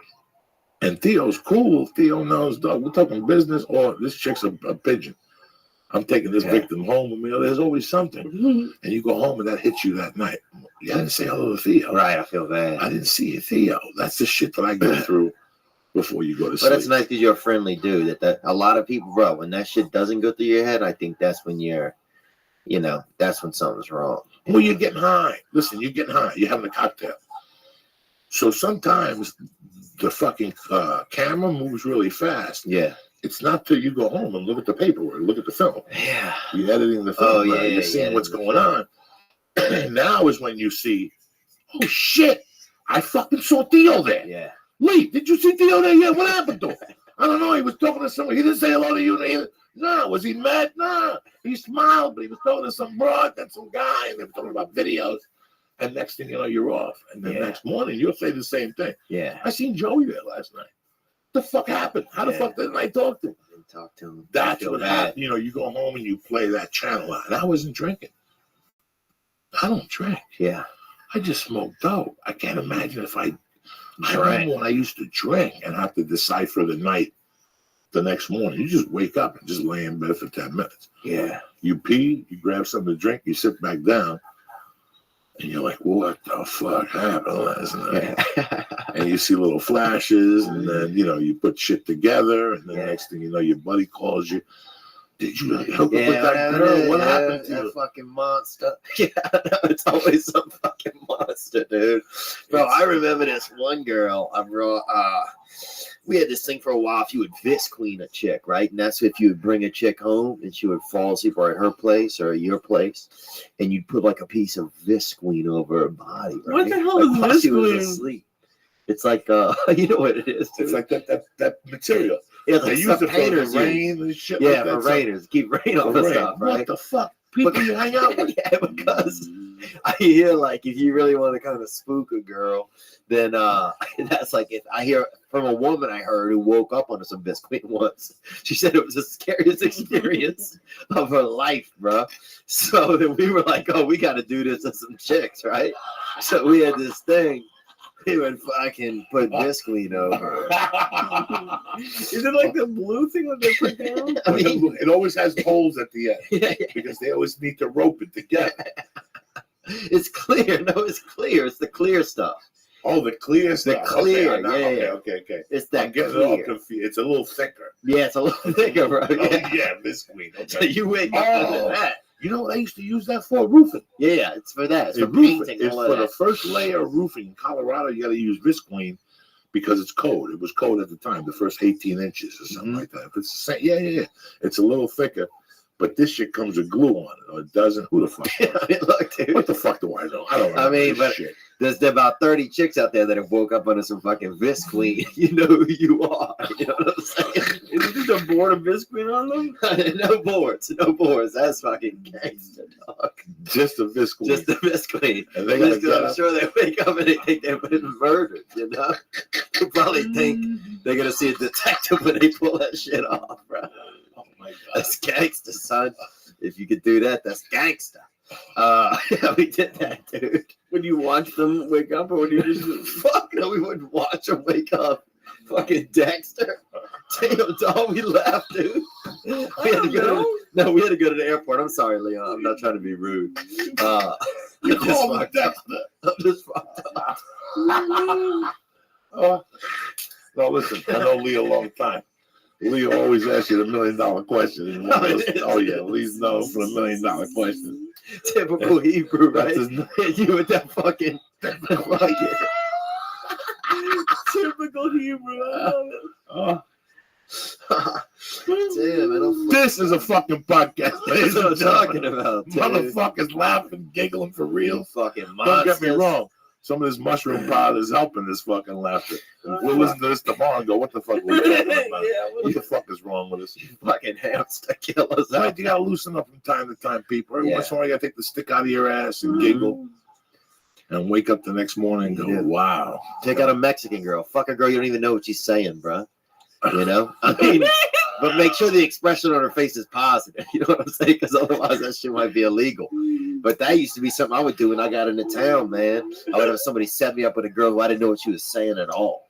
You know, I would go out and I would just try to use like my, you know, just like regular, you know, like just, it's almost like playing Clue. It's like playing charades, but you fuck at the end. You know, that's what it's like, dude. Take somebody out you don't know, learn Look something at Lee. different. He's looking like, what Meet a girl. Take a girl out from Nairobi or from fucking China, you know, somewhere. do you want, Lee? No, it's just interesting because I was telling Steve Simone, like you were talking to like a group of 5 or 6 guys last night, and you like could talk to all of them at once with like command like the circle, and it's just I can't do that, and so I'm like it's like something I'd always want to do. I don't know, it's just cool. But like I'm always a more one-on-one kind of person. Yeah. But to be able to talk to command the attention of like 6 people, it was just cool to watch. I wish I could be more one-on-one. People tell me I can't. I'm not good one-on-one, so I'd trade with you. Yeah. You know trade what? with you, The Lisa, one-on-one, when it's people like that, you're just telling a story. You know, that's the shit I used to do growing up at Hashways, where there's 8 motherfuckers hanging on the corner. If you got to, where I grew up, if you want to say a word and people pay attention, you better be funny. You got one shot at this. Right. Because there's 8 motherfuckers that can run with Eddie Murphy. Oh, especially in your area, I'm You follow sure. me? So Yeah. In the South, you had to be able to speak. And when you bang, you better bang. Right. They listen to you. Because you only got like 4 bangs left. Right. Then people won't pay attention to you. That's it. Oh, yeah. All right, keep it up. Get a notebook. Quit your day job. Whatever.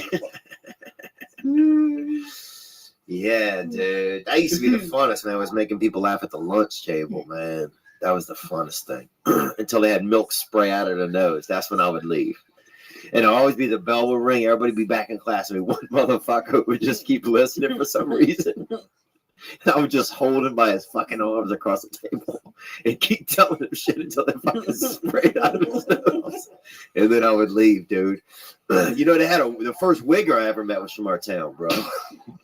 I think the first wig ever, man.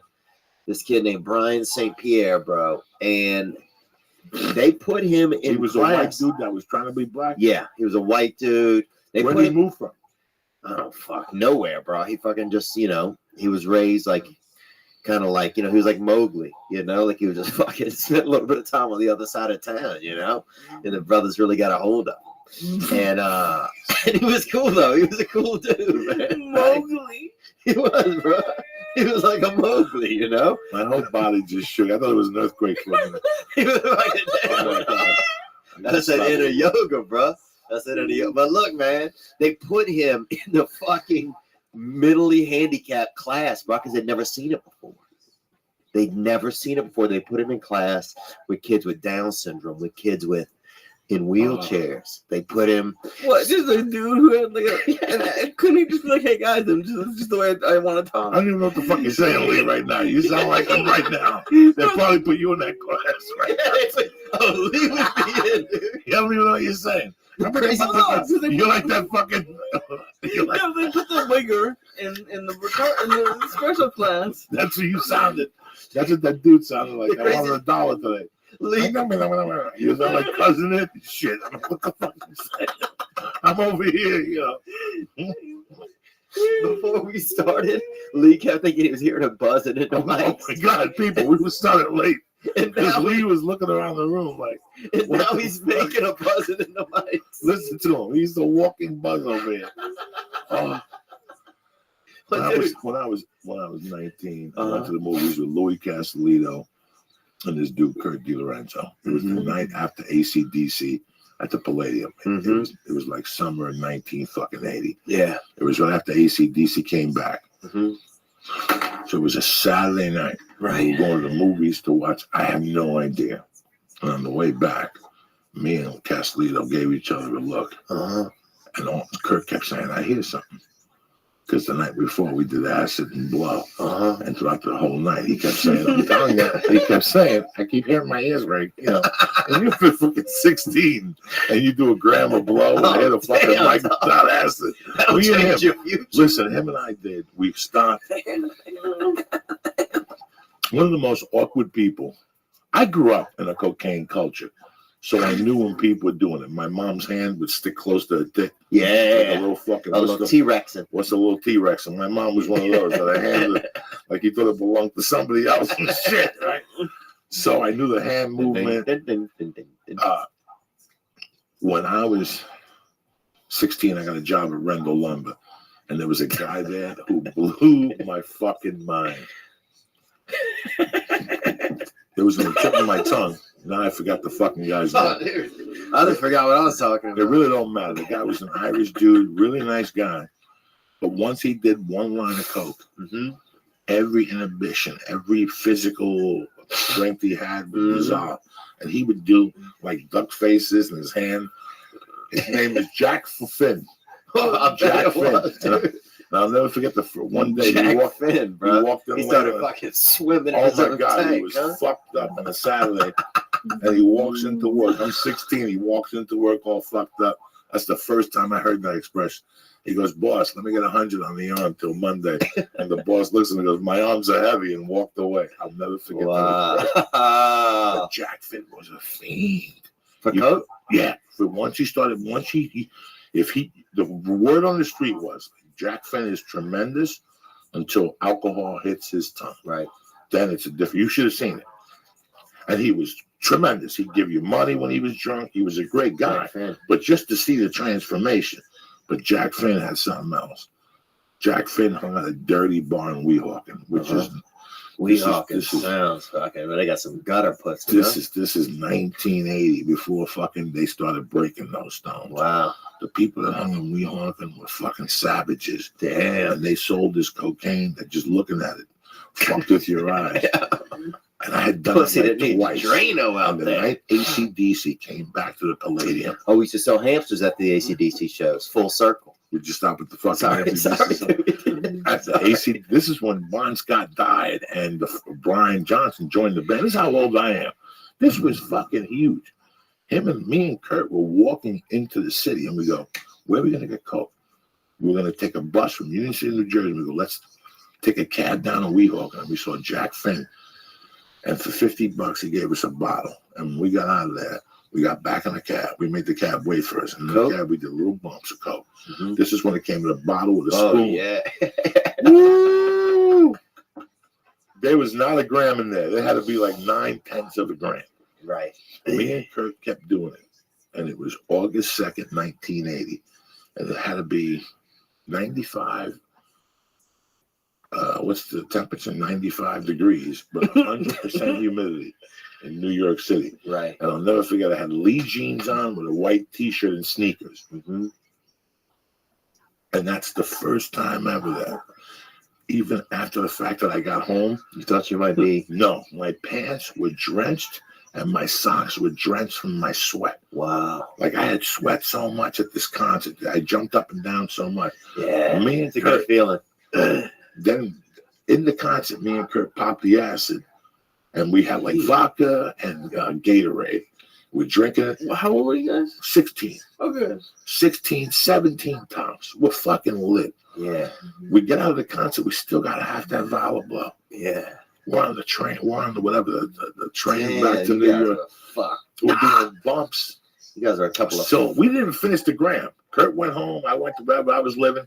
Next morning I wake up, there's coke. I'm fucked up. So the next day, it's a light night. Right. In those days, that was called a light night. That was a Friday night or whatever. Yeah, it was a Friday night. So Saturday, Saturday, you had let's to go go to the full movies. throttle. So let's go to the movies. Yeah.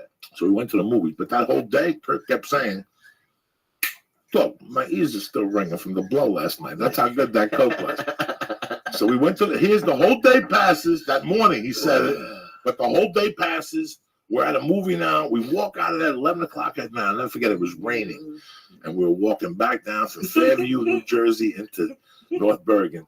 It's fucking raining. And Kurt kept saying, guys, my ears are still ringing. And all of a sudden, I look at Digger, and Digger looks at me, and we play it. And we're like, I hear some ringing, too. And all of a sudden, Kurt looks at me, and I'm like, yeah, I hear some ringing. I hear some ringing. I fucking sold it. You know, hey, dog. Yeah. I fucking hear it. I can't believe it. And Kurt's like, you guys hear it? This ain't me. What the fuck? And there was a pothole. There was a pothole like 8 feet away. It just rained. There was gutter water in there. Kurt ran over, took that pothole water, and started splashing in his face. And he's like, okay, I'm good now. You guys still hear the ringing? I'm like, we fucking hear it. He just took off with that puddle water on his face. No way, dude. Oh my God. Did you ever see him again? Yeah, the next day. Oh, Kurt was a okay, good kid. He okay. just died 6 months ago. Poor Kurt. Oh, man. He bought a Subway sandwich, went outside, opened it, and killed the whole flat. He didn't even eat the sandwich. He just looked at it and killed him. That's how he died? That's the true He story. just bought a Subway sandwich and he fucking had a He heart walked attack. outside. You guys missed the quiz, though. I'm telling you, though, that Subway, that shit will kill a motherfucker. I've been telling Lee for years. One day, he's like, you know, man, Lee's like, I thought about what you said, man. And I think you're right. Those people have no respect for bread. I had a guy who worked at Subway told me Lee was in there twice a day, every fucking day at attention, Doug. Damn. That's how loyal. This motherfucker had a loyalty card. Damn, bro. He knew the Mexicans and the handicapped. Fucking. That chick that don't lift the right hand because he got hit by a car. He won't fuck. He knew her name. He knew her. I knew the shifts. They got a one-handed. You knew their shifts? Oh, he knew shifts. He knew who gave me more lettuce. Jesus fucking Christ. They knew who I'm telling you. He was like the fucking co-assistant manager. Wow, bro. That's crazy. Turkey Lorenzo in real life died fucking 6 months ago. Rest in peace. Like everybody, it was shocking. Yeah. He bought a Subway sandwich. How they knew was they had to get the cameras from the Subway sandwich. Twice. And they saw him sit down, open it up. He smelled that motherfucker. I didn't kick the bucket. He's your dear friend. What? Damn, Lee? What is that? He's your dear friend. And you kicked him up. Yeah. That's sad, man. Dude, God rest in peace. yeah, rest in peace for my God, man.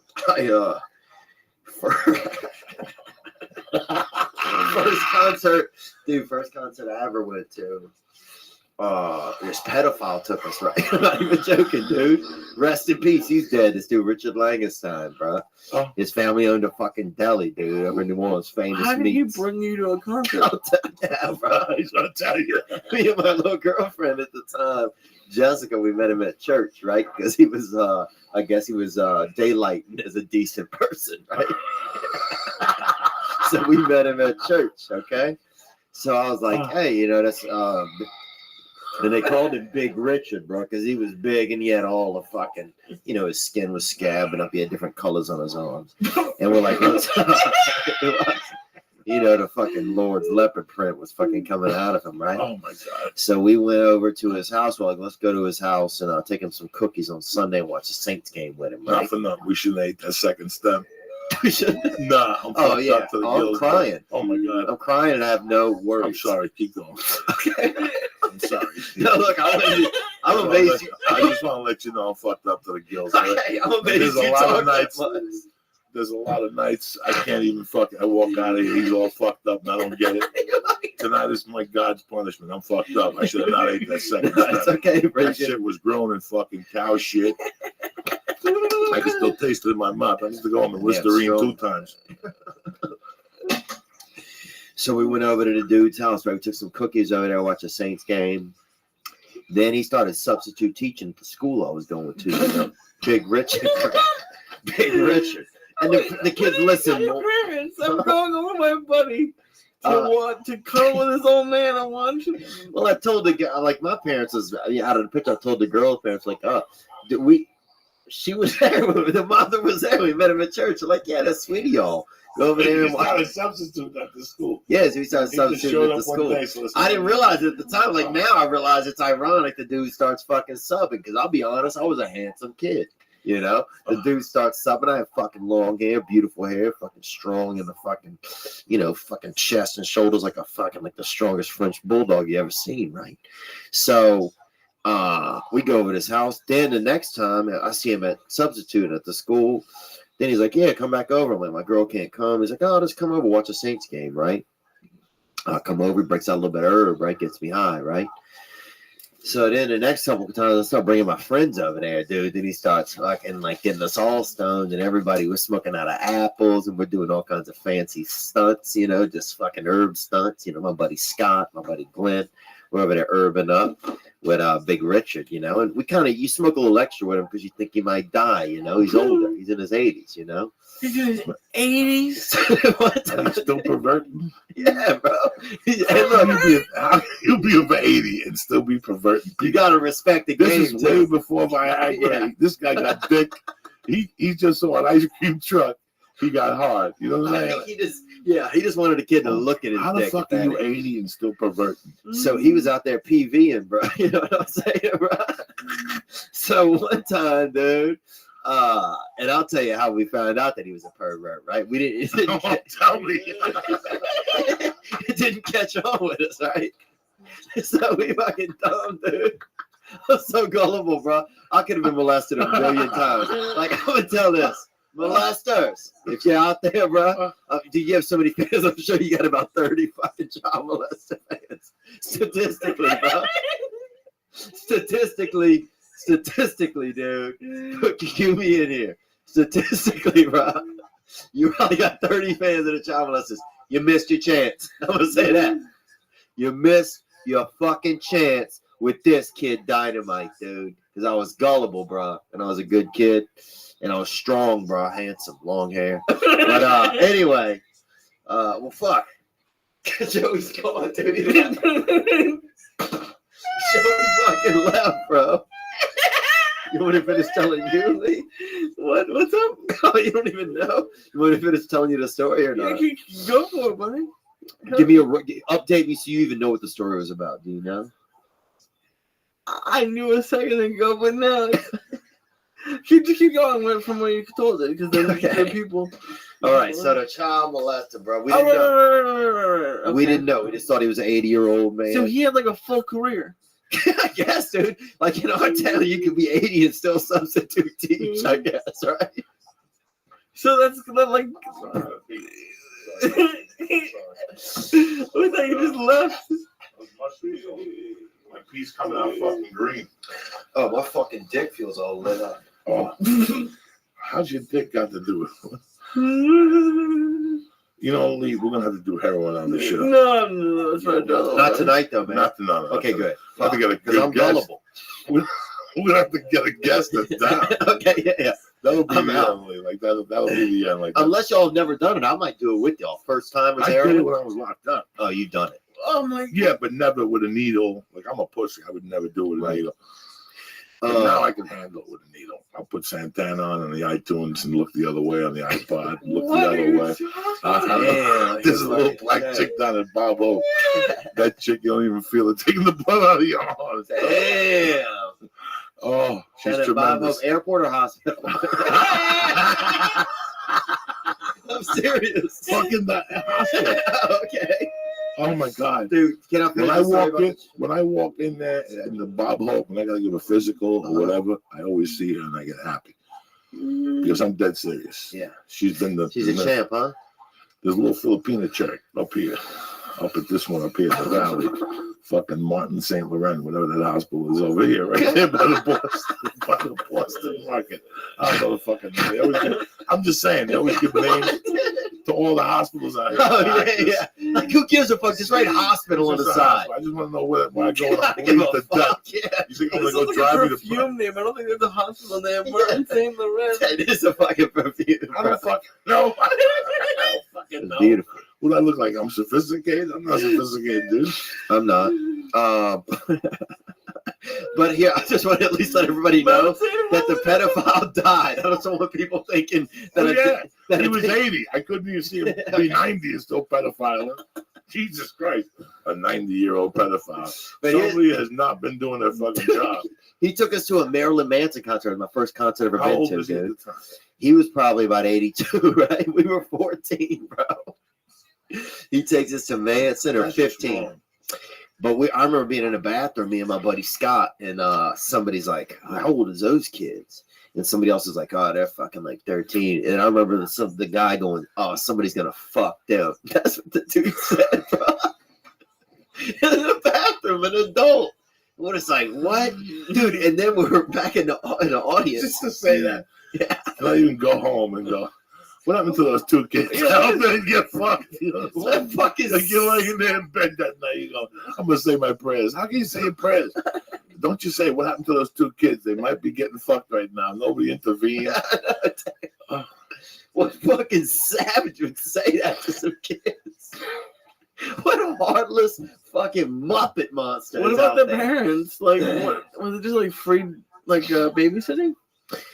No, I don't know. Are you fucking crazy? Where were the parents? His parents went home watching daytime television. Yeah. He's 14. He told me he was going to the library to do a fucking book report. And the girl told her parents the same thing. But they already had it worked out with this 82-year-old pedophile that we'll go to the Marilyn Manson concert. And after the concert, we'll see what happens. Yeah. What did he dress like? Did he dress like an old man or did he dress like a No, he dressed like fucking Tom Jones. What does he look like he's dressed like in your vision of him? Like, it was either like an old man with like khakis and a brown belt. And like what difference would it make? What difference would it make? He's 80 fucking two. He can't disguise Who are you? You're the fucking Tom Ford of pedophiles? You give a fuck? He's a profiler of pedophiles. You care what pedophiles wear? Who the fuck? Well, they're 82, yeah. 82. And they're going to Marilyn Manson concerts. Like, I didn't know he wore like the jeans and the shirt, like the Marilyn Manson shirt. And I tried to rock out at 82. What, dude? What are you fucking saying? I'm not blaming it on you, bro. I am fucking lit, bro. Inside fucking Asian Americans. Right there. Fucking Coco. Oh my god. What's the matter, Lee? It's a beautiful fucking night to be alive, people. This is it. That's what you do. You can sit there and go, I owe this guy 800. I owe this guy. Oh, you can fucking giggle your way to bed. Yeah, that's true, dude. Fuck? You owe everybody. Many a night I sat there Cried for years, wasting my time. Me too. Laying there, wasting your time, whatever. And at the end, they ain't gonna do dick. What changed it for you, man? Because I literally feel like I spent the last 13 years. I still fucking sit there at night like a momo. You know, listen, man, it's a DNA thing with me. You know, I'm the type of guy, if I go out, before I come home, I drive by Lee's. You know, I drive by Felicia's. Anybody in Mountain Burke Kreischer's, just to make sure the house is not on fire. Yeah. It's not like I knock on the door and go, hey, Joey's out here patrolling the area. Right. No, I just drive. Joey's out here fucking using facial moisturizer. Fuck no.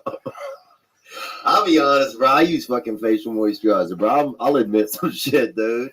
I'll get some shit off my chest. I use facial moisturizer, bro.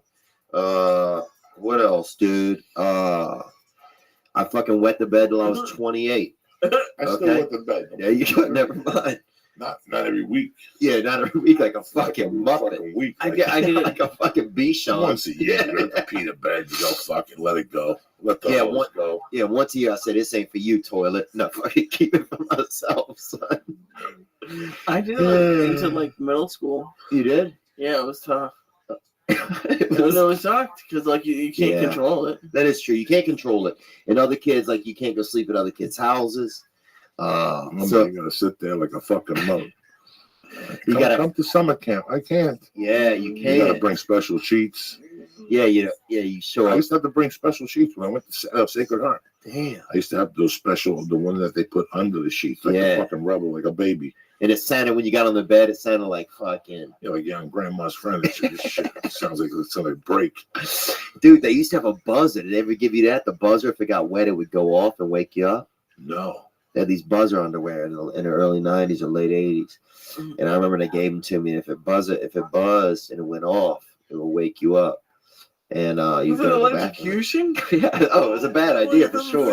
I'm sure some fucking I thought what a bad retard idea died was. That from it. second stem we that was a Dude, bad yeah, idea. I gotta fucking be on stage in a little while. Yeah, you might as well call up now. You and say think? that, yeah, you ain't driving. You know? Oh, okay. But I didn't smoke any weed then. Doesn't matter. That shit lies to you. Mushrooms lie to you. All those psilocybin mushrooms, acid, they lie to you. Like, I just got a good laugh. You get in the car, you start that motherfucker, all of a sudden you get that second rush. Yeah. This is deadly shit. It just comes at you like a wave. Yeah. You might as well. We got some weed. We got some record players. You know. That's it. Listen to music. Fucking get stoned. I didn't bring enough weed. See, Lee never fucking wants to get high, so I just brought a little canister full. You know what I'm saying? Dude, I'll tell you. Oh, the child molester. Let me just say, at least, yeah, he died. He died in prison, everybody. So I don't want people. So he thinking did get he's arrested sorry. at the end. Well, yeah, here's how we knew. Finally, one time when he went and got steaks with us, and my buddy was in the kitchen. I was in the kitchen. I know the good one's coming. I was in the kitchen, and my buddy was sitting in the living room with him. And I yelled back in the living room. I said, "Hey, Big Richard," you know, that's what his name was. I said, "Do you have any sour cream?" And my buddy Scott, who's sitting with him, yells back, "No, but you can have some of this sweet cream," right? No. And then I hear Big Richard, who's sitting next to my buddy, say to him, "Can I have some?" That's what he said, and that's when it all changed in our heads. Like, he's not as a friendly older dude buying us steaks and smoking us out. Alive. Yeah, Predator. he's a fucking madman. It's got that fucking, whose goose is loose, and he's looking to fucking touch some young junk. He wants to feel that fucking young fucking pump in his hands again. You know? Goose is loose. So anyway, You know, I sit here in front of you like a man. I tell you that I was in front. I grew up around some fucked up people. yeah, Like, I didn't know till years later, you know, like now how they died in prison. But I grew up around some fucked up people. Like, my mom took chances with me being in that bar. yeah, She took a big chance with me. When I was a kid, she'd tell me, I don't like it in that fucking bar. Because any night, shit's going to happen in that bar. When I was young, I saw the gay guy, Martin, pull a gun on not doing his brother in there. Like in the afternoon, like at 2 PM, over the word maricon, over the word faggot in Spanish. That was the gay first fella time. pulled a gun. Oh, tremendous gay fella. Tremendous. And then that was that. And then another night there was an incident where 2 guys pulled a gun. And I was in there. I must have been about 11. And after that, my mom said, you know what, man? That's it. No more of the bar shit. But it was my world. It was my little fucking world. That little stock office in the back was me. The area was me. Yeah.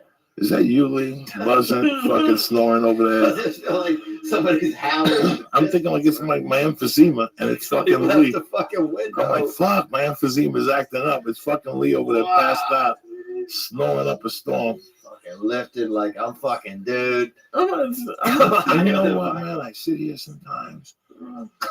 That's what I think about at night. Like these fucking guys that was around. And not once was I asked to touch somebody's dick. Like I read some of this testimony.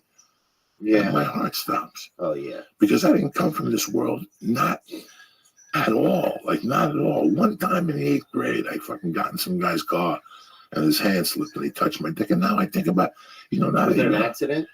No, it was purposely. He touched my dick on the way up just to see my reaction. And if I was meek, he would have attacked. Wow. At the light, the door opened, and I just ran out of there with the basketball. And it's so weird. I've been thinking about this topic because now I have a child, and you have to watch him, And I was talking to my sister-in-law, and my sister-in-law is the sweetest person in the world. And she got molested? No, and she told me one day, we were talking, and she goes, "Listen, do me a favor. Now that you have a child, I just want you to know something. Trust nobody. Wow. Don't watch those people do surprise attacks. Don't trust nobody with your kid. Yeah, you have to." Yeah. And she's a Christian chick. Don't curse, don't drink, don't smoke dope. This isn't like a paranoid individual. She raised a daughter. And I know there was issues one time, and there was issues with a guy at the church that was a pastor. But why do you think they go to the church, man? This is a safe place, huh? They probably go to the church because honestly, they probably feel like they really need God. They just don't want. Why did people keep bringing their children to Michael Jackson? Even after, it's like the people who get up. I was those people. Hey, Cokes, not for nothing. You can't snort coke. You're gonna die. And we kept smoking coke. Hey, bro, you can't keep smoking cigarettes. We keep smoking cigarettes. Dog, you can't keep going to McDonald's and eating cheeseburgers. But we love it. That's one thing. But for you to bring a child, a child, to somebody that you know is a fucking pervert, to give you $2 million. That's crazy. That's fucking crazy. For years, those people should be burned, man. I say burn them, bro. Dog, for years, I lived with a woman that grew up in a cult. And the fucking stories were beyond belief. I got some stories that are beyond belief if you want to get down and really get down. But why go there? Right. There's no reason to go there. Yeah, that's why What this girl told me made me hate her parents. Because, again, I don't give a fuck what you do. I don't give a fuck about what you do. But for you to drag your kid down the dark cave, what's up, buddy? That's fucked up. What's going on, buddy? You all right over there? You want to go outside and get some air? Oh, okay. Tell me the truth. You want to go outside and get some air? Damn, dude. Let me do some fucking call and shout outs here. We'll wrap this motherfucker. Yeah, there we go. I think that's the idea. He's feeling fucked up. No, don't start. Let him get electrocuted. It's all right. We need somebody to get electrocuted on the show. I got electrocuted when I was younger, man. Actually, you know who saved me, bro? A brother saved me, man. And I don't know if you're out there. Would you stop already? You got electrocuted. Yeah, at the fair. At the fair, they used to let us. They used to let us come in a day early to the fair to test the rides. We didn't know. We didn't know we were getting kids. 30 cents. Get on the ride. Please on the ones and twos now. Like a fucking. You look like a fucking M&M. I'm not afraid. Damn. A machine gun killed Lee, you want some hand dog? Is it time for you to get some hand, Lee? Lee, we don't give a fuck. We don't hold the fucking cannon I hit just don't Lee. think you can get up. Yeah, you can get up. You need help to get up and go get some air. You're not gonna vomit on the fucking table. Are you? No, I'm okay. The cannon hit Lee, man. Lee finally said, fuck it. We went out 3 nights in a row. He had me doing mushrooms on a Monday night.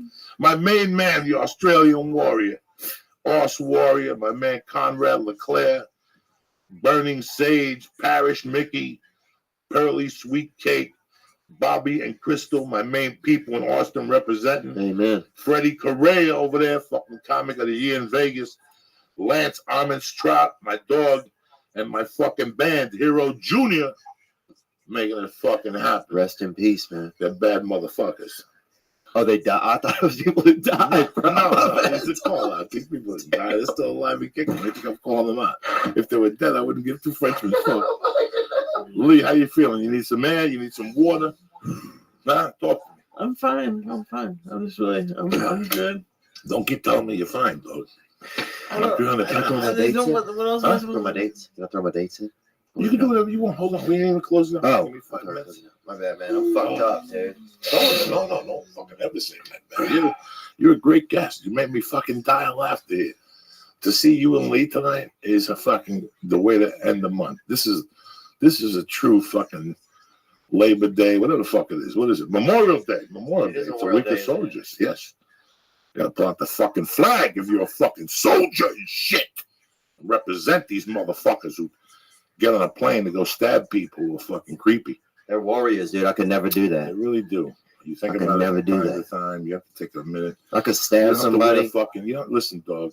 That's the problem. That everybody has Yeah. to wear a suit or a fucking flag on their lapel. That's all bullshit. Amen. 10 minutes of your time when you're on the balcony smoking a joint. Go, Jesus Christ! Look at the fucking freedoms that I have. Yeah. Look at the freedoms that I have right now. I'm not doing dick. Yeah. There's a dude right now who's smoking a joint over there in war zone. But it's because for the last 16 hours, he's been getting hit with fucking shrapnel and body parts and smelling fucking people getting lit on fire. Yeah. And here I am complaining because I got to get up in 4 hours. Ain't that a fucking bitch? You know what I'm saying? Amen. So you always got to think that's the real Memorial Day. It's not about a fucking barbecue and you know, got to look at a wall, make believe you give a fuck. Yeah. It's about just realizing what happened and going, Jesus Christ. That's the biggest thing is realization. Yes. Getting on a fucking plane and going over there to a foreign place and people talking to you in a fucked up language and then they're trying to attack you. You don't know who's who. They all look like Lee Sayette. You're like, what the fuck is going on in my world? You know what I'm Yeah. They don't know. You want to fuck them? saying? So this Netflix special, you're doing well with it. It's Yeah, gotten it's great good. numbers. People really like it. I've I talked feel to like different it. people. I God think bless people you. like it. But you just don't know. It just inspired me. It gives you a chance. I know you know, putting out a special or an album, you get to see yourself a little bit. It gives you a chance to step away from that. And now for the first time, I feel like, you know, people recognize me as a comedian. I have fans for the first time, you know, and so I feel like that's like a blessing. I didn't really realize it before. I thought I had 1 million fans. It's a lot of that's in your head, but now I feel like I have real fans who like want to know what's going on. Like I have people who are excited I was coming here today, you know? And so that's good, man. That shit made me feel fucking. That shit made me feel fucking human, dude. You know. Poor Lee. He's having a hard fucking time. He's over there. beautiful though. He's beautiful. He's just got the fucking Lord running through his veins. I love that, bro. That's Lee Christ. is. That's Christ reaching for I him. don't You know can if you see know- that. If you've been with the podcast since day one, You can see that. Man. Lee is the fucking man. And tonight we finally fucking. Lee. I could see it. I could see it. After this podcast goes, you have no idea, people. Yeah. See, I'm the motherfucker who sees him an hour after this and sees how funny Lee is, and he'll pass out right in front of you. Yeah. Oh yeah. He's an You turn animal. the lights up, we put Black Sabbath on, he'll come to life every like 8 minutes. And Shane said, I'm getting scared. And that's the crazy part. Some people would be like, that's fucked up. But to be brave enough to just let yourself go like that and relax like that, that's a beauty that I fucking don't have. But I wish I had, man. You know? He's looking for fucking Easter baskets, bro. You know? That's beautiful, dude. When you fucking just lift out and start looking for Easter baskets, bro. You know? When you feel like the fucking brothers ain't chasing you anymore. Like, I'll be honest with you, dude. 90% of my day, He's thinking about brothers chasing yeah, him. I feel like they got fucking brothers only 2 blocks over. Leave the brothers alone, will you? I'm just saying, honestly. Leave the brothers alone. They ain't bothering nobody. They ain't chasing nobody. No, I know they're not. I'm just saying that's what I just think in my head. You want me to hilarious. share? No, I had the same problem for years. Okay, well, damn, dog. And it just wasn't brothers. I had 15 different people chasing me. You know, Right I'm the real fucking deal. I had Czechoslovakians. I had Oh, countries you never even heard of and shit. People chasing me. Lee, wake up. Damn, You dog. need some fucking air. You want another star to balance you out? What do we need here? No, I don't need another star to balance me out. That's what you need. You need some pH. The star I got, see, he gives me. I don't think you know what pH is. Yeah, listen. Listen, PH1, it's a beautiful thing. What we do is he's got special stars. They have a special pH to bring you back to life a little I feel like a fucking Christmas traveler right now. I'm telling bro. you, dog. This is the way to do it on a fucking Thursday night. It really is, Sitting man. around with your little fucking buddies. All right, Two give me your stems, dates. fucking Coco Diaz. We did it. Bam! I'll be in Cleveland next weekend. At Hilarities. Nope, I'm actually at the Hard Rock Casino. Look at you, right downtown in the middle of everything. Hard Rock Bitch Rocksino. slapping motherfuckers. So I'm looking forward to that. That's Friday through Sunday in Cleveland. The week after that. Wait, give me the paperwork. And then where you at? The week after that. Because it's already the end of May. You know that, Joey? No shit. I've been thinking about the same fucking thing. I'm already thinking about June 1st. Damn. Right? Because I got no business till June 8th. Yeah, I'm at the Hard Rock Rocksino in Cleveland. It's actually in the burbs, man. Hard Rock Rocksino in Cleveland, Northfield, it's called. June 3rd through the 5th. And then I'm at Punchline in Atlanta, June 9th through the 12th. You catch me on Doug Benson's podcast. I'll be on his podcast there, too. I think they're taping that there. Then I'm going to the beach with my family. We'll be down there in fucking St. Joe's. I don't know if it's Alabama or Florida. It's going to be fucked up. I'll be vlogging a little bit of that. I dropped a vlog on YouTube. You can check it out. It's called This Past Weekend. And I'll be with my family. And then that's it, man. I'm fucking just saying crazy shit now. I'm so fucked up. In July, I'll be in... You're like, man, next May I'm going to be at the barbecue. At least I'm just going through my calendar. Jesus Christ. Quit, Give me dude. 2 dates. He whips out the webpage. He starts dropping dates in fucking in 2018. Look at the producer, dude. He's doing a tour of Margaret Cho in 2018. I'll be giving blood. And this other poor fucking Zombo. Go get some hair already, you fuck. You gotta sit there, like a Buddhist who's been shot. Hey, but look, in typical Memorial Day fashion, we ain't leaving this fucking soldier. We ain't fucking leaving this wounded warrior, man. And just thank you guys so much for having me. Wounded man. warriors. You see those people rip themselves up. I love it. Dog, I hate fucking those people. I hate all those fucking fake foundations. Oh, all those fake foundations, man. Yeah. It is sad when people do that kind of stuff. Anyway, why drag a dog in here? You want to give your money, bro? Give your money to your fucking neighbor. Find somebody who you know in person that fucking needs A black your help. dude at 7-Eleven who ain't bothering nobody. There you the go. First one at the door who's polite, all right? There you go. First one at the door is polite. And I will be at that barbecue. I ain't mad at you. No, I know you're not. Let's do this shit. All right, listen. Hold on one second. Here's from the I'm not church leaving. of what's happening now. Listen, I'm just you're gonna fucking be unique. here You for don't the league. walk like anybody. You don't talk like anybody. You don't sleep like anybody. So why is your mattress one size fits all? Because a custom mattress will cost you $5,000 to $10,000. Wow. Until now, introducing Helix Sleep, where you can buy mattresses online, customized for you for hundreds of dollars instead of thousands. You follow me? You go to helix.com right now. You answer a few simple questions based on 4 key preferences, and the result will be a custom sleep profile used to build you the most comfortable mattress, listen, you'll ever sleep on in your life. Everybody has a fucking bum mattress. Oh, my mattress is horrible, dude. It's fucking bum mattress. And sometimes they say, well, you spend the extra dough. This is fucking the real deal Holyfield. And for couples, you customize each side of the mattress. Oh, that's good. Your mattress will arrive at your door in about a week. And shipping, you ready for this? Is 100% fucking free. Helix customers report 30% improvement in overall sleep quality. Oh, You got 100 nights to try it out. And if you don't love it, if you're not in love with it, they'll pick it up for free and give you 100% refund, no questions asked. Who else does that with a mattress? 100 nights. That's 3 months of your fat ass rolling around a mattress, killing it. And if you don't like it, you send it back like a savage that you are. Yeah. No questions asked. You follow me? Send it back with your Helix- wife in it. That's right. You have 100 nights, okay? That's why everybody from GQ Magazine to Forbes are all talking about Helix Sleep. You go to helixsleep.com right now. This is what I'm going to do. /Joey. And I'm going to give you $50 off your order. That's helixsleep.com/Joey. And that's $50 off your first order. helixsleep.com/Joey. Listen to me. If you like sleeping, this is the mattress for you. Cut this shit. Who you lying to? Okay, Who you think you're talking to? Joey Bananas here? Number 2. Here's the best one. You got smart cars, you got smartphones, you got smart homes. Technology has made everything smart. But losing your stuff still makes smart people feel stupid. Dean Delray said for the first time in his life he lost his keys yesterday for 45 minutes. I told him the same thing I'm telling you people. Wow. Right?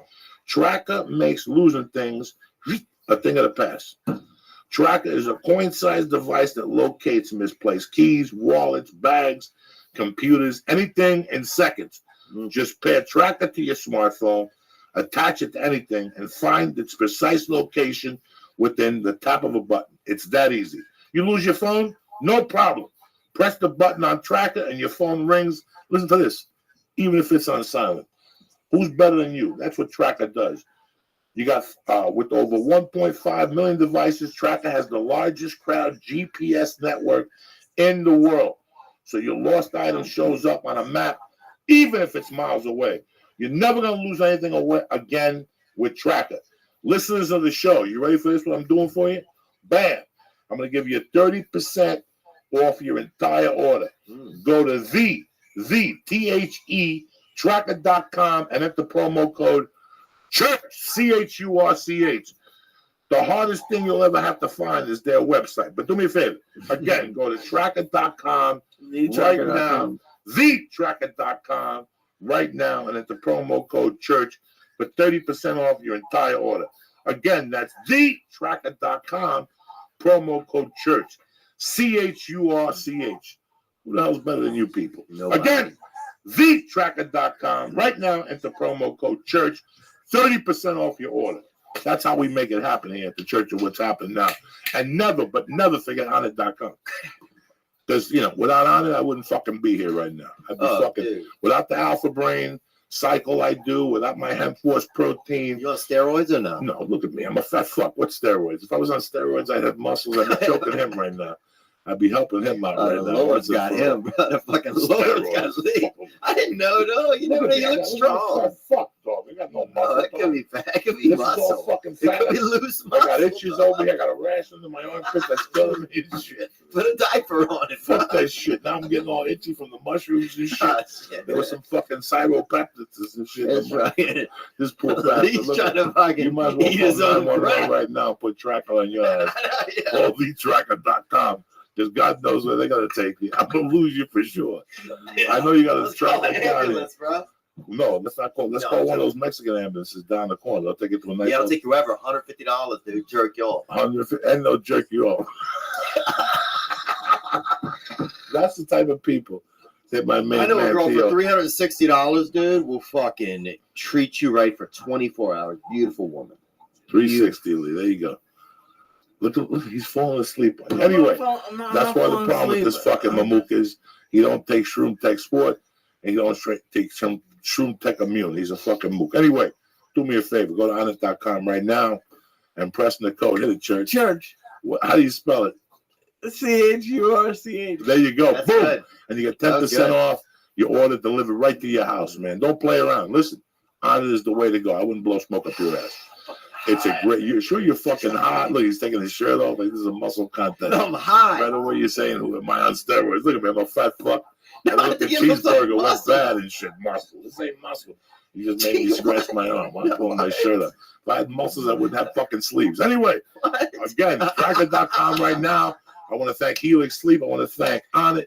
I want to thank my main man Theo Vaughn for coming on and saying, "Fuck these motherfuckers. We're gonna eat a shroom, and that's how we do Hey, it." Here. man. That's what the people died for us. That's for. right. It's fucking Wednesday night at the church studios. We love you, motherfuckers. Stay black.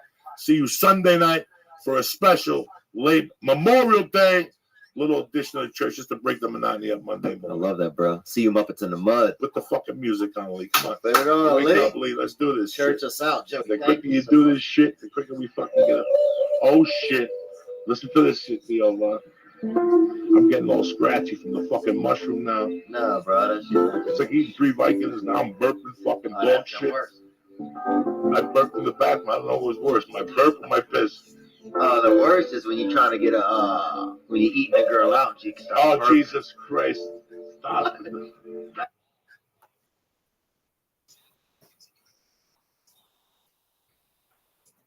Weather service says there will not be any relief from the excessive heat, at least for the next few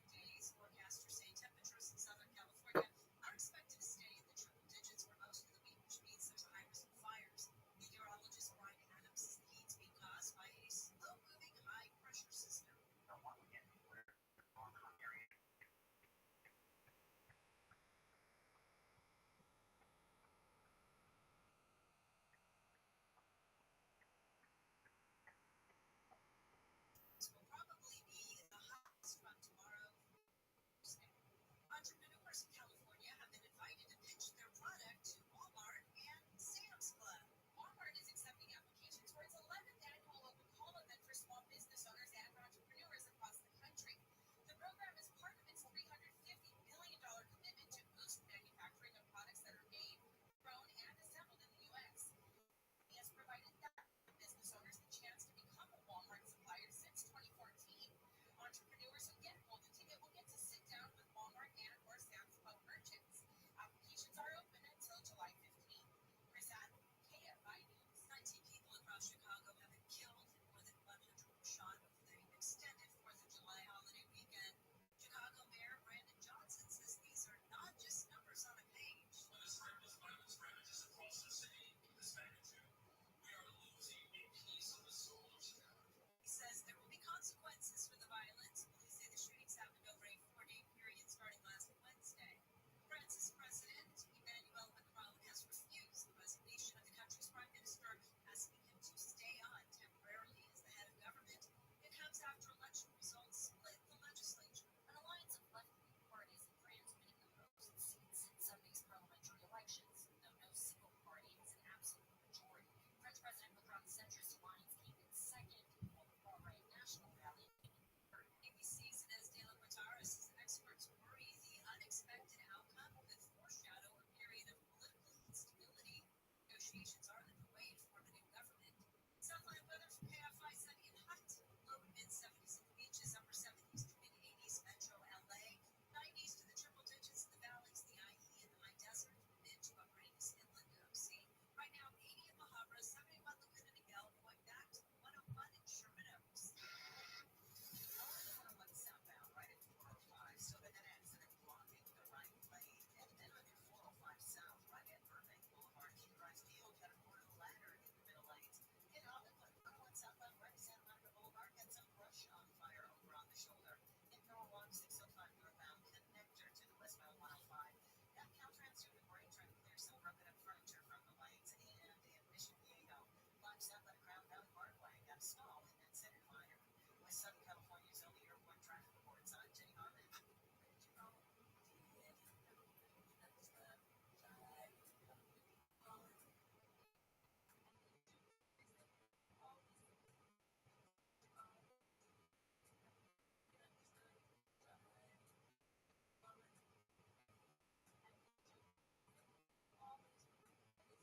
Don't drive distracted.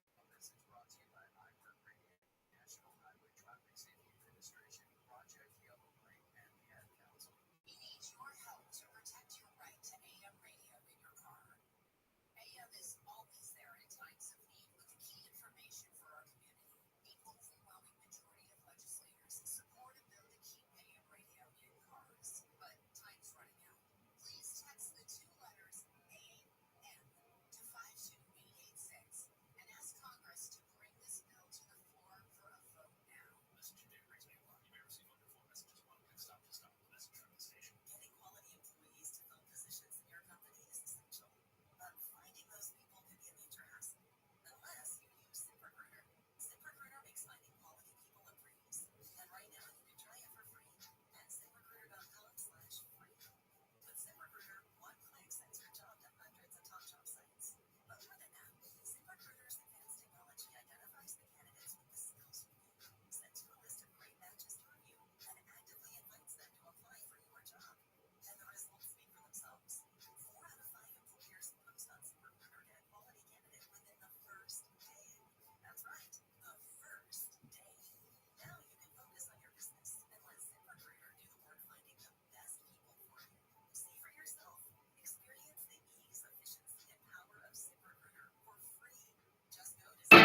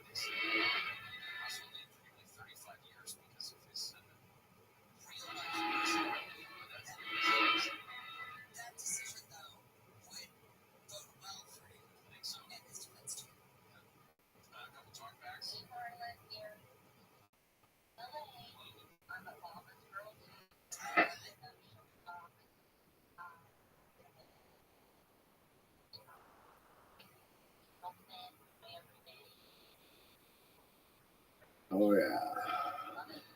Oh yeah. Oh yeah. This show is brought to you by Datsusara. Go to dsgear.com and use code word Joey to get 5% off of their extremely high quality functional gear made with hemp textiles. They have bags, gis, rash guards, and much, much more.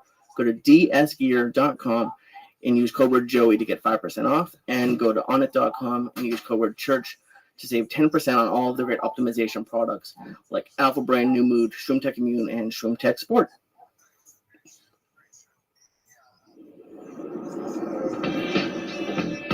Oh shit.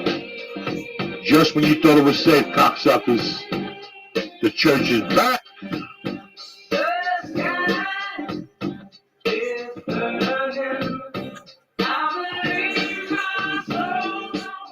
There you go. Little Bad Company to loosen things up. Uncle Joey, Lee Sayat, Dean Del Rizzi. Yeah. Little music. Little Sunday night filling. Happy Memorial Day, cocksuckers. To all the soldiers out there, you bad motherfuckers.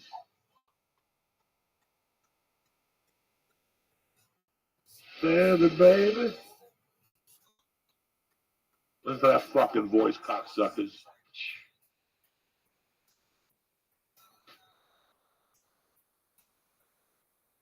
What's happening, you bad motherfuckers? Uncle Joey here. Thank you for the special edition Memorial Day podcast here. We want to get out of the way. We don't want to fuck with your day tomorrow. We got my main man, Dean Del Rizzi, with a pulled muscle in his fucking throat. It doesn't sound good. It's crazy, man. Muscle, hooker pulls and shit. Only two people pull that muscle, hookers and singers. Which one are you, cocksucker? Yeah, man, it's so true. It's so weird. Like I was supposed to do a podcast with you last week, and I just wake up and my neck, the left muscle on my neck was just completely, felt like it was paralyzed. I was like, whoa, what the fuck is this? And all day I was waiting to do the podcast. I was like, I don't think I can go do this. It just flared up, and I was like, oh, that's cancer. You know, everything's cancer. Everything's fucking cancer. Everything is. Everything is from me. Everything. I had a fat ball in my neck, right in here. Yeah. And whenever I would go to the comedy store and I would talk and get excited, the fat ball would swell up. It took me a fucking month and a half to go down to that doctor and see the sign. Yeah, because you're scared, right? You're fucking petrified. I have one of those fat balls right here in my arm right You're here. petrified. Yeah. You don't know what the fuck to hear. And he went in there, he did some tests. He said it was malignant, no cancer. Then I had to wait 6 weeks and fucking go down there. And that's the whole time you don't know what to do. So would it grow like right away, or would it just throughout the day? So I would feel it in there. I would feel like just the top. And once I did something to get my heart rate up, it would come out right between my collarbones. It would just come up like I had a little lump. My lump. I had a little baby hump. I had a little hump on my fucking neck. I could have put like a happy face. And it was starting to scare the shit out of me. I know. And I had a couple people touch it, and they're like, listen, just go down there. You have insurance. What do you give a fuck? Yeah. Yeah. I went down there and got popped out. And I'm really fucking happy I did it. You know, when you go down to the doctor, like you said, everything is cancer. Yep.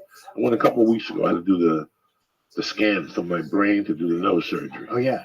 They're like, we look for all this shit. That's what I need. To come in for a nose fucking injection, and next thing you know, I got brain fucking cancer. I didn't know about it. So all that shit, especially when you smoke reefer. Yeah. Never fucking mind when you smoke reefer or do a drug that sets off paranoia in your mind. Wow. It just sets off. Yeah, you know? I had dental work done, and I was convinced that my whole jaw had shifted. I took 3 or 4 stars, and I just got too high. Yeah. I was like, my whole jaw shifted. They messed up. You know what I was doing with the guy, Joey? He goes, he's feeling on my neck, and he goes, man. And I go, I don't know, dude, because I was online. And he's like, dude, it's a fucking pulled muscle. He's like, I know, I'm a doctor. But you're just like, he's got to be wrong. It can't just be a pulled muscle. But as you get older, pulled muscles, he's all, you got basically a brutal Charlie horse in your neck. So imagine, you know, like when you try to run with a Charlie horse, you can't run. It's the same thing. Yeah. Same fucking thing. He goes, you got it in your neck. And I was like, as soon as they tell you that, all of a sudden you're like, oh, cool. You just leave like, all right, Charlie horse. You know, it's so weird what the public perceives as a singer. Yeah. You know, and to be a singer and the longevity of a singer, it takes so much fucking work. I read something once, and all the great voices. Listen, Robert Plant is not the same Robert Plant we had 30 years ago. I mean, his voice became something else. Rod Stewart is hit and miss. Ozzy Osbourne, I don't know what the fuck to think anymore. But a voice is like a back. You never know when it's going to go. And the care that goes into a voice, like when you talk to a real singer, like a guy that, like Halford. Halford, for example, still sounds great. I don't know. I haven't seen him live. I don't know if he still sounds like the 81 Halford. He crushed it. So I'm like 8 months ago. And like we just think they go off on stage. Like right now, Sabbath is on tour, and because of their age, they do a show and they take a show off. Yeah. They do a show. You know, in the 80s, if you went to a concert in the 70s and the 60s, these guys did 4 or 5 nights a week. Nobody knew about taking care of your throat. You had witch tales. Yeah. Witch, is that what they call them? Like, you know, gargle with salt and honey. Yeah. Oh, yeah. Witch, yeah. Witch, you know, stories about the road. Old school remedies. But when you find a real singer who takes care of themselves, like really, like no smoking, know this. They really put a scarf around their neck. You don't know how much work goes into being a fucking singer. Yeah. When you do coke, it destroys your throat. Completely. Destroys your throat. You hear it as you're talking. Yep. Do 2 lines of coke. There's certain people that'll come to you after a few years and go, I know when you're on coke because your voice changes. Totally. What happens to it? It changes. You get a A drip, couple lines. and it numbs your voice. numbs your vocal cords. So all those dudes that did tons of blow while they sang, supposedly that's why. I'll tell you what. I'll tell you who had a great voice. I never saw him when he had a great voice. By the time I got to see him, his voice was shot. Over the years, he's brought it back, and that's Chris Cornell. Oh yeah. Not the fucking slaves and bulldozers back, No. but he keeps it at a moderate level. Then you learn the tricks. Totally. Then you learn the singer's tricks, how to do smaller places. You change the songs around Yeah. to a lower voice. Well, does it just start going, or is it? Can it just go? Can you just wake up one day and not have a voice anymore? It can completely go if you don't warm up. You got to warm up. And as I went to the vocal doctor a couple days ago, I've been singing like all my life. You got to warm up. If you don't warm up, it's exactly like going and playing football in the NFL. You're going to pull stuff and shit, and what happens is it just gets shot and tired, And even with podcasting and doing comedy, we're talking for hours and hours and hours, which is, when you're in regular job or whatever, you just talk to your coworker like, yeah, I was at a party, and then you're working and you talk, but we're talking for hours, and then imagine singing for a couple hours. Then you're fired up. You get off stage and you're on the tour bus talking, talk. You got AC going. It's drying out your voice. And then you're not getting proper sleep. You're eating like shit. And next thing you know, you add alcohol. Oh, it dries out your voice. Booze to the fucking contact. Because see, it's tough enough doing that shit.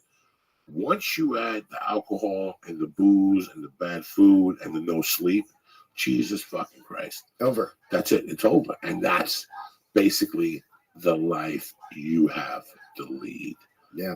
That's basically, in 2004 and 3, when I went, let's just say to Houston, I got to Houston on a Tuesday. Okay.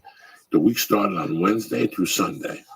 You did all fucking 1, 2, 4, 6, 7 or 8 shows. Yeah, that's 8 hours. I ate like shit. Yep.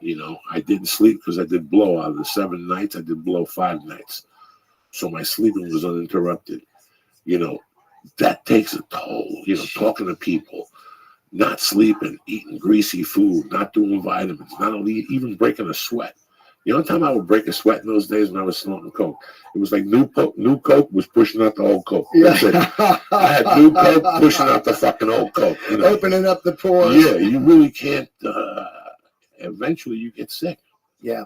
Another thing man. Another thing that people do wrong, and they never know this, but when you hear people clearing their throat all the time, where they're going, yeah, that's the worst thing you can do for your voice because it bangs the vocal cords together.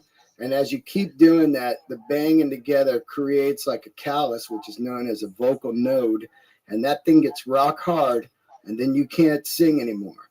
So these guys are constantly clearing their throat. It's just going bang, bang, bang. That's why a lot of singers drinking tea, they're using Ricolas and stuff to keep their voice, lubed. So whenever I would feel something weird in my throat, instead of doing that, I would just drink some water or something, and it'd be, you're fine. But every time you clear your throat, you're banging the vocal cords together, and it's the worst thing you can do. It's crazy. It's great to talk to somebody. I love music, but I'm not a musician. Right. So I really don't know. I can't have any justification at any level. The shit I talk about music. But when I talk to you, it's so weird. The other day I spoke to you, and I got off the phone with you, and I was so happy to talk to you the other morning because I live vicariously through you. Yeah. I was telling my friend last week, I had to break it down to him. I go, Vils, his name is Vils. I go, Vils, listen, you're my brother, and I love you to death. Let me tell you what's going on with me. What's going on with me is I love concerts and I love music. I never stopped loving music. It was the concert experience that got on my nerves for a while. You know what I'm saying? The last few concerts I went to, I see where it became money-oriented. It's like I tell people now today, I love doing stand-up. But this part of stand-up, I fucking can't stand. Yeah. I can't stand going to a town and having to count chairs and, Oh, selling seats. And I hate all that shit. I just want to do comedy. And 98% of bands that get into it, at the end of the day, they'll tell you, listen, I don't give a fuck if I live in a basement, under a basement, and never have any money. I just want to play music, just that high. I would sacrifice all that family, 401k to just play live music. That's the same thing that happens to you as a comic. You do it one day and you're like, you know what? I'm quitting my day job. And people say, well, how are you going to live? How are you going to pay Lee rent? Yeah. We'll figure it out. It's $410 a month. Yeah. That's $102.50. That's $102.50 a week. I'll find that on the street. I'll find it on the street. I can sneeze that shit. Yeah, right. You can sneeze that shit. It's really crazy how I was at a light today and I was like, wow, I never knew that I would do what I'm doing with comedy today. Like I never really knew. Yeah. But then at the light, I was like, who the fuck was I kidding? That's why I made the moves I made, because you had that certain confidence to jump into it. But anyway, with all that shit, I was thinking about, you told me your itinerary for the week. Yeah. And you were talking about you were going to go see this band, you were going to see The Who, you're trying to scout tickets. Do I know anybody who's got a ticket connection for The Who? You're going to see somebody else. And it's like I live through you vicariously. I have 2 friends that are musicians, 3 of them. One guy still goes to shows. He's a great musical guy, but when he goes to a show, he thinks about it too much. Oh. And it drives me crazy, but I can't lie to you. I have the same thing. Yeah. You know what I'm saying? When I go to a show, I go to be critical. Like half of me is critical. Like the singer, first couple of times I went to a show, a live show, was Ted Nugent, Aerosmith, Frank Marino. Oh, yeah. And I went to see something else. And I remember that both times I left upset. Even when I went to see the Stones the first time with Foreigner. Foreigner was exquisite. Yeah. Foreigner did the songs, how they were playing on the album. So Foreigner did everything to the T. When I went to see the Stones, they were completely different than what they were doing. There were some songs like, the ballads like Beast of Burden and shit like that were to the money, a couple little off takes. But Shattered and a couple other songs were completely different than what I was used to. I didn't like that. Too fast. Yeah, the only band I liked that did that was Led Zeppelin. Right, yeah. On the Storm, it's the same. They took those songs and they switched them around. And if you're like, what the fuck is this? But the reason I'm talking to you about singers is because sometimes you hear a band on your album and you go see the singer live and you're like, oh my fucking God, this is god awful. Yeah. This is god awful. They had a lot of studio shit in his fucking voice, Yeah. Well, I mean, you spoke about last week, I forget the name of the award, but Britney Spears lip syncing. Yes. Yeah. What would you prefer as a fan? Go to a show and see someone lip syncing, or go and see someone who just can't sing? Oh, I want it horrible if it's going to be horrible. I don't want fake, That's why I'm there to see live. I'm there to see a live concert, and it's a lot like racing or motocross or something. It's either going to be spectacular or it's going to be a crash, But that's the live feeling of like, oh my God, I saw those guys. And the third song, the guitar player was just wasted, whatever it is back in the day. Now it's business now. It's business. The reason why I was so mad last week watching that league was because I took time out of my day to watch that shit, and it smacked me in the face. And number 2, and my man Hill, I saw Priest more than anybody growing up. Like I went to see him a lot. Like out of all the other bands, I saw DC 3 or 4 times, but Priest for some reason we always ended up going. Yeah. And out of all those times, I went to see him in 81, 82, and he sang Solar Angels. Oh, I love it. And he sang it from the side. Yeah. Point entry tour. And he sang it from the side, and I was real close to him. And believe it or not, I could hear the energy from his voice. Yeah. I could hear the last flowing particles of his energy from his voice. And I was blown away. So, at the Palladium, which at that time, I don't know what the fuck it sat. Let's pretend it sat 800 people, small venue. Then I saw him, I think at the Meadowlands. And he pretty much did the same thing. It reverberated, whatever the fuck the smart people use, when you hear echoes and shit. Yeah. My point being, Britney Spears has had a show in Las Vegas for the last how many years? Yeah, like 3 years. 3 years. Just okay? signed another contract. Okay, Janet Jackson. I went to see a music thing one time at the University of Denver. Some guy, a choreographer, spoke about touring and what happens when high-profile acts that move around a lot. Madonna, Janet Jackson. When you start the tour, before the tour starts, you have 6 weeks of rehearsal, and everybody comes in like a fat fuck. Yeah. Everybody comes in out of shape. Few people come in shape. Everybody comes in out of shape, and you start doing the songs and learning the dance rehearsals, and everybody's huffing and puffing. But throughout that, you're gaining cardio. So at the beginning of the tour, at the beginning of a Janet Jackson tour, it's noted that 75% of the music on stage is lip sync, either music backed or the singer enhancing her voice on stage. By the end of the tour, she's doing 90% on her own. Right. She's caught up with the cardio, the air is there, the whole thing. Britney Spears has been in Las Vegas for 3 years doing the same stupid fucking songs. Yeah. You mean to tell me she's still lip syncing after all this fucking time? That's what I think about when I watch that music. That all the fucking money she makes, she's still fucking lip syncing. And don't tell me Justin Bieber wasn't lip syncing fucking either, okay? Yeah. You know, the chubby chick on the fucking thing, you know, God bless her. Adele. Pink. Oh, Pink. God bless her. That's another one who can't sing. Yeah. Adele can't sing. Yeah. Adele can't sing live. She's like Conor McGregor. The secret's getting out. Yeah. She can't sing fucking live. Yeah. She can't do it. I haven't seen it. I saw it. And she blamed it on the microphone, this and this. And then I put on 19 whatever. Yeah. The Allman Brothers live from whatever. And I seen if any of their microphones fell into the piano. Yeah. And if anybody claimed responsibility after the show. Yeah. That's the world I come from. Yeah. You know, she went out there, fucking tunes were breaking, cats were jumping out windows and shit.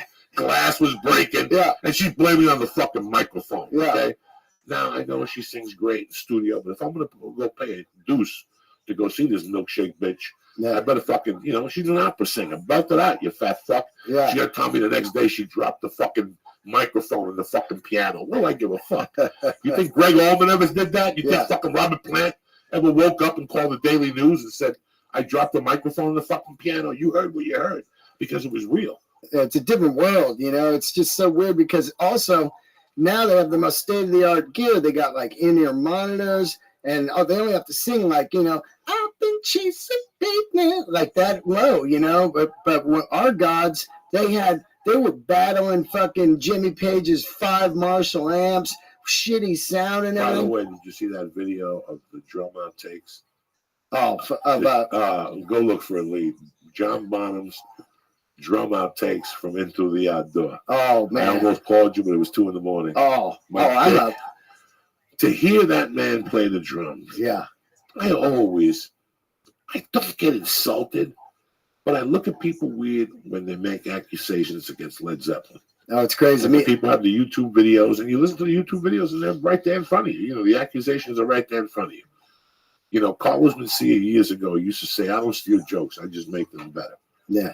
And some people laugh. I think Led Zeppelin thought that in their mind sometimes. But as musicians, John Paul Jones was a monster. I mean, a fucking monster, guys, in that Prince level. Right here. Look at this. It's not artistic. I just want you to hear the thunder in this. Look at it. Look how cool he looks, first of all. Look at that fucking man. Right? Here we go. Ready? Yeah. Lee is going deep on mushrooms right now. Lee. Oh, Lee's on mushrooms? Killer. I did some. They haven't affected me like they did Lee. Yeah, the stuff's moving. Stuff's moving. I love it. Yeah. Crank this, Lee. Oh.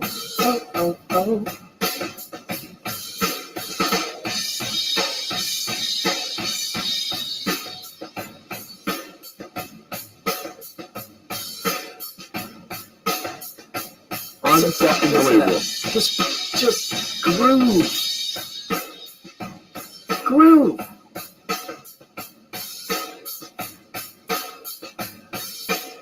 That's the sound of Lee's heart rate right there. Boom, boom, boom.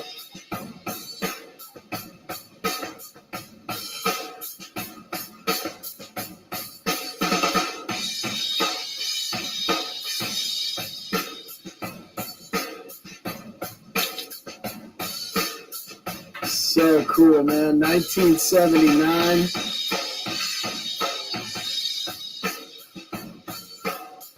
That's it, Lee, before I get a fuck, my head explode. That shit is insane. That's insane. That's insane how good of a fucking drummer this guy was, and people still talk shit. I think he squashes a lot of people. But So that's just his track?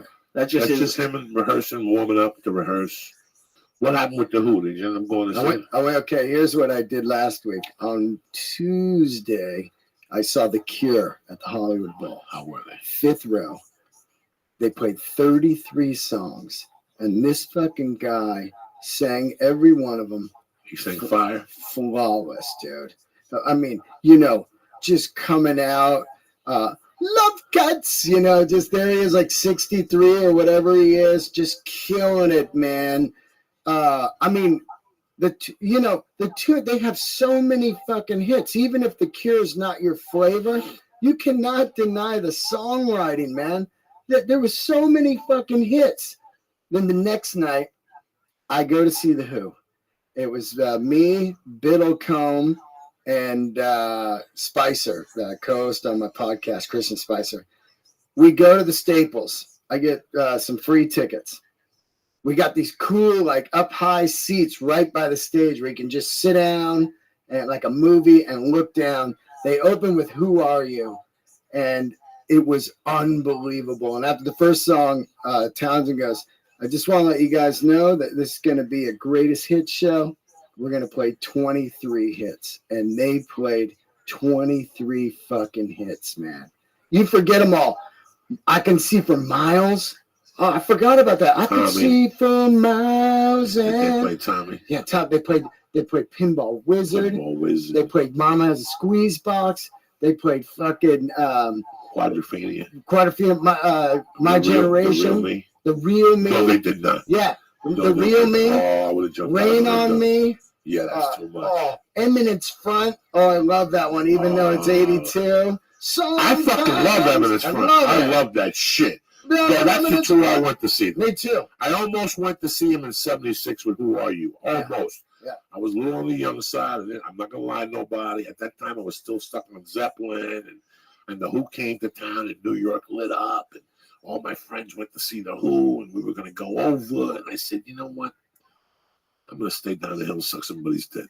Man, I'm not gonna go see the fucking Who, and I always regretted it. That was the Keith Moon one. And then I went to see him again with Kenny Jones and not the Go-Go's, but it was the Clash. The Clash opened. The Clash opened, and Dexter Poindexter was the fucking who was from the New York Dolls. Yeah. Guys knew who the fuck he was, and he opened. David Johansen. We went out to Long Island, and we had a good time. I had T-Bone Burnett, the Clash, and the Who. Oakland Coliseum, where the A's play. It was the first farewell tour, 82. They had So that was a farewell tour. That was their farewell tour. Yeah, Yep. It's hilarious because I tweeted last week. In 82, I saw the Who on their farewell tour, and Wednesday I'm seeing them again. So I guess they were just kidding back then. It's like, come on. But that tour was great, man. Kenny Jones on drums from the Faces. And, of course, a lot of people are like, oh, no, Keith Moon. But, man, they lit it up. They lit it up on that farewell 82 tour. And the Clash crushed it. It was Combat Rock Tour. You know, Rock the Casbah. Oh my God, yeah. Fuck. Today is in 1983 was the US Festival. And yes. I went to that. And today's the anniversary of the Metal Day. How many years ago was that? 83. So day one, the Clash headlined. I went. Day two, Van Halen headlined. And day three, David Bowie headlined. Now, for people who don't know, this was my generation's Woodstock. That's funny. It was in May of 83. From fucking Missing Persons. Yeah, Stray Cats.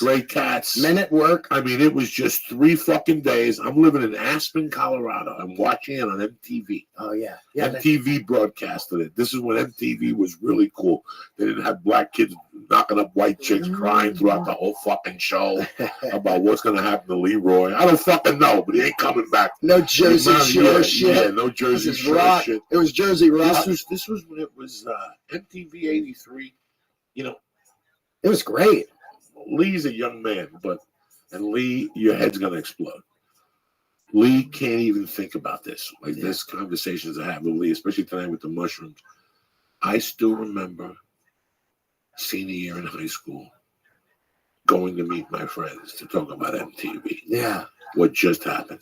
Well, it wasn't as big. I think it was probably on its way out. But when I was in elementary school, I used to go home because TRL was on. I'm sure that was the dying. That was Not huge. even on. Not even thinking about it. Yeah. Not even thinking about it. Yeah. TRL was never even a thought. In those days, at the top of every hour, it was either Nina Blackwood, the black chick, the white dude with the fucking Mark Goodman. the black dude. I'm sorry, not a black chick. Oh yeah, The yeah, black dude who died. yeah. The young Irish JJ. kid, JJ, whatever. Yep. And they each had shifts. Now, in those days, you were just starting to party, starting to do blow. You come home at 3 a.m. Listen, you could have a conversation, and at the top of the hour, you ran to the TV to see what video was going to come on. Yeah. Put on Pat Benatar. No, hit me with your best shot. No. Who's going to run? Oh yeah. You better run. Yeah, put on You Better Run. Hide. I would sit there Oh, after yeah. school. Yeah. In her spandex And at that leotard. time, she had 2 videos that were Yeah. rocking. Lee, wake up, cocksucker. Lee's on it. Lee's on it. She had What You Gonna Do to My Heart, whatever the fuck that was. And yeah. she had a song called Yeah. Hit me with your best shot. Hell I'm is for Gonna children. Follow You. I'm gonna follow you. Here, put on Pat Benatar, I'm Gonna Follow You, Lee. This was a very obscure video. First of all, a lot of people don't even remember Pat Benatar. Pat Benatar She's has so like great. 10 albums. Is she sick? No, I said she's so great. At that time, guys.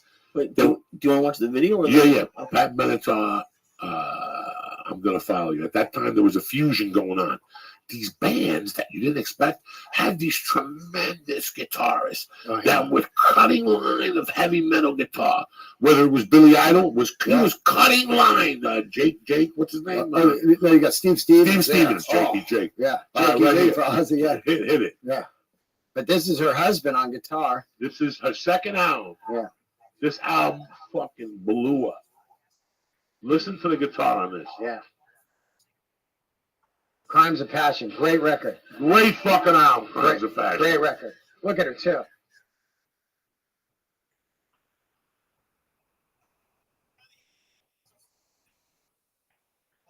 I would stay up all night waiting for this fucking video, guys. Oh. I'm not gonna lie to anybody.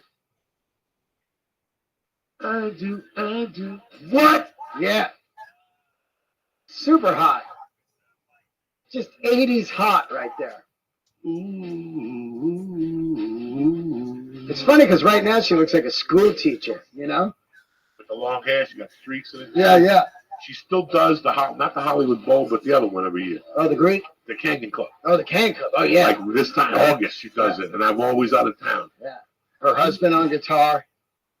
Neil Geraldo, when I saw him, I went to Pat Benatar as a goof. Let's get this out of the way. At the time, let this go, Lee. Let this go. I want you to hear the guitar solo. Oh, yeah.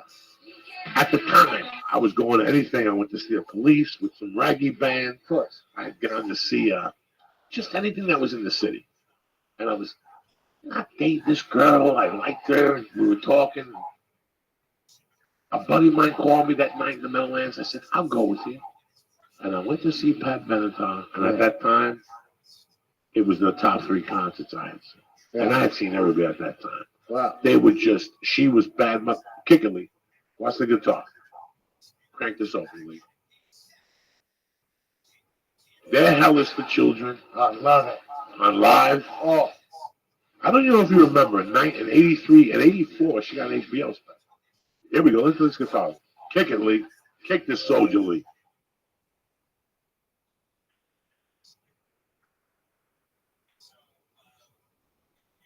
Oh, shit.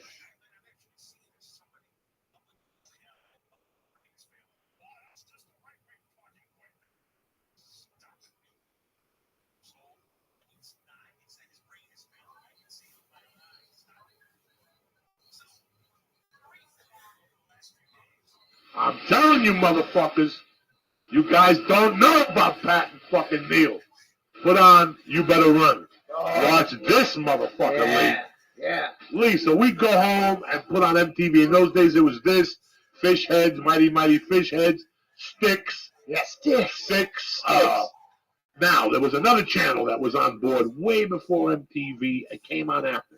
It was USA's Nightlife. Oh, yeah, Night It came- Flight. Night Flight. Yeah. Fridays at 9. Remember that? They showcased the star. They did this. They did that. And that was pretty cool. But nothing was like MTV. Yeah, You could- 24/7. We would snort coke. Look at Neil Hamburger. Look at him. Look. Watch. Yeah. Hit it, Lee, from the beginning. Yeah. You're slipping, Lee. Where's the sound, Lee? Okay. Come on, Lee, you're slipping. Yeah. Those mushrooms are getting me. Look at him. Yeah. Look at her. Yeah. Busting it. Super hot. 1981, guys. Yeah. Fucking busting it. How And old this is she? bitch is still busting it today. Yeah. Yeah.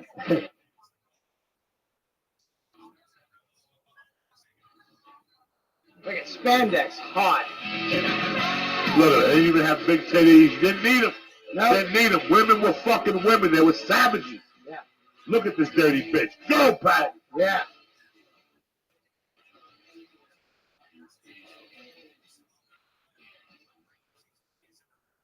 Oh yeah, man. See the guitar lurking the whole fucking time. Yeah. Neil rocks. All right, leave. Speed it up a little bit. We're gonna fucking right there with a line. Right there, go ahead. Keep going a little more. Right there. Right there. Here we go. Watch this shit. Lee, your head's gonna fucking blow. Put the speakers on your ears, Lee. Boom. Here we go, Lee. Watch her little skinny ass wiggle. Watch this. Yeah.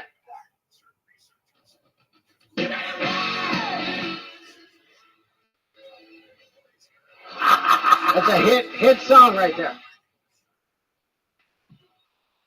Wow. Listen to this guitar, guys. Just take fucking notes. Here we go. And look at this skinny. Look at this savage. Yeah. Oh shit. Yeah. Lee, check the savage out. Don't take your eyes off the big screen. Take a look. Don't take your eyes, Lee. Hit it. Hit it. Oh, scream it. Oh shit. Stratocaster.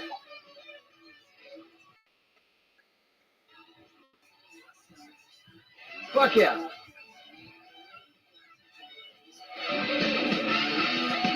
Look at the savage. Whoa. Wow. Yeah. Oh shit. Oh, Here yeah. we go, right here. Are you fucking nuts? Oh, Hey, man. put on That is- Benatar promo 1983 HBO. Wow. Wait till you see She had it. an HBO special, huh? She was on HBO twice. She was Wow. on HBO on Catch a Rising Star's 20-year anniversary. Wow. She started there Really? during the open mics in the 70s, so she became Just going down and singing like covers on and Monday stuff? night. She was Wow. on the cover. And, Never even knew that. So, Pratt, who do you think you're dealing with here? Play Pat Benatar, You know what's funny? HBO special. After this, then you get the spin-offs like Quarter Flash. Yes, Remember- which are great. Great band. I love I Quarter Flash. saw him open for Sammy I Hagar. fucking love Quarter Flash. Quarter Flash. Lee, what are we doing here? I'm, Pat Benatar HBO promo. You over there stuttering and shit. yeah, Stutter and Lee. There you go. Hit it. Let's see what we got. Oh, right there, concert 83. Look Wow. at that. Wow. What do you think you're dealing with, guys? Yeah, look at this. Look at her, guys. Look at her with her little gloves. Wow. There's no sound. They took the sound out. What? Yeah, HBO's fucking really. Bastards. Wow, that was cool. I never even knew she Scroll had down. Yeah, scroll down. HBO. Right there, there's one. Oh, that's the MP3 of it. Nobody Crazy. knows this shit. I'm trying to drop it on you, motherfuckers. I Now love look for Pat Benatar, Catch a Rising Star. Oh, yeah, let's See what you got there. see that, man. There you go. There's boom, it came Boom, out. there you go. Watch this shit. There it is. There you go. It may not be her. Oh, the 10th anniversary IMDb. Keep scrolling. Keep scrolling. Keep scrolling down to the flound. Let's see if that's it. Yeah. Who the fuck Oh, is that? Promises in the Dark. Great one. Crank it, Lee. Crank it, Lee. Promises in the Dark right there. Crank it, Lee. Fucking tremendous. A fucking savage. Yeah. I'd like to see her. Keep going probably right there. There you go. Right four there. times. Oh, yeah. You want the rehearsal one? Now let's just check that one. Yeah, let's look at the rehearsal. See if it's cool. Like It's the video from the video. So this is what it is. It's the. Yeah. Oh, this is cool. Oh, look at her outfit. Straight Flashdance era. The outfit. Okay, so you have Crimes of Passion, Yep. and then Promises Are. This album is called something different. This album is called Precious Motherfucking Time. Yeah, Precious Time. Precious Yeah. Time. Another guitar solo. That's fucking tremendous. This girl's hot Now she's lip syncing on the video, on the video. but not live. Crank this mule, Lee. We ain't fucking around tonight. Yeah. You want another mushroom, Lee? You ready to go deep into the murky waters of the underworld? I'm deep. No, you're not deep I'm yet. deep. You ain't even seen nothing yet. Here's a big build-up. I love it. Here we go, Lee. Kick it. Yeah. Look at him with his fucking ponies on and shit. Yeah. The BC Rich guitar. Look Yo. at him. I'm telling you. Guys, he was a savage. Yeah.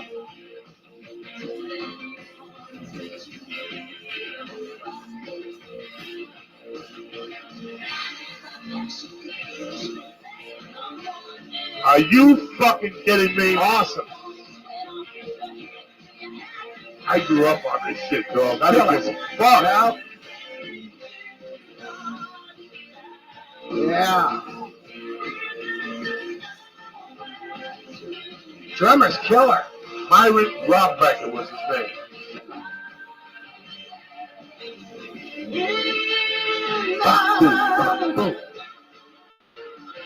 Lita. Are you? Oh. I gotta smoke some weed. I'm gonna have a Look at him! Look at him rocking! Oh. This motherfucker! BC Rich.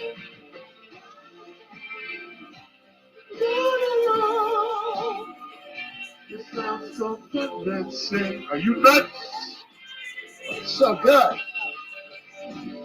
But talk is cheap. Watch this guitar, boys and girls.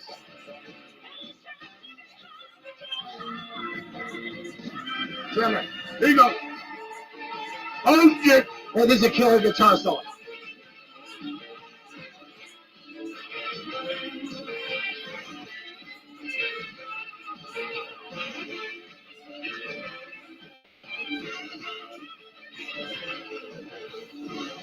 Wait for another mushroom leaf. We're taking it deep. It's Memorial Day. Soldiers died for you, cocksucker. In Boom Coon, Van Khan, and Africa. You're sitting there. Literally, kick this mule.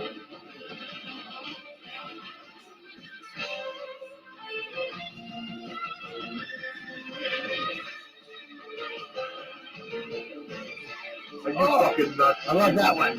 People take notes. We're not dropping this on you. Yeah. So you can sit there like a fucking mukiap.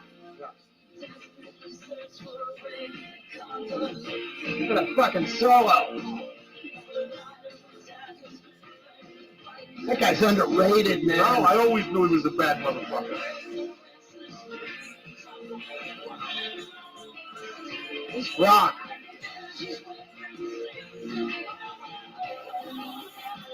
Just when you think, are you break up the fucking heroin and go into that cocksucker? Oh. They whisper, I'm the same. Here we go.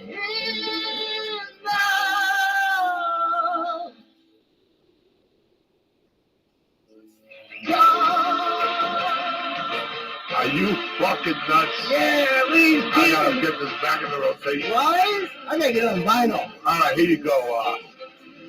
The sister song to this album was That Better Car, Something About Ice. Fire and Ice. Go ahead, hit Fire and Ice, and we'll speed through just the guitar solos. We're gonna give you an education.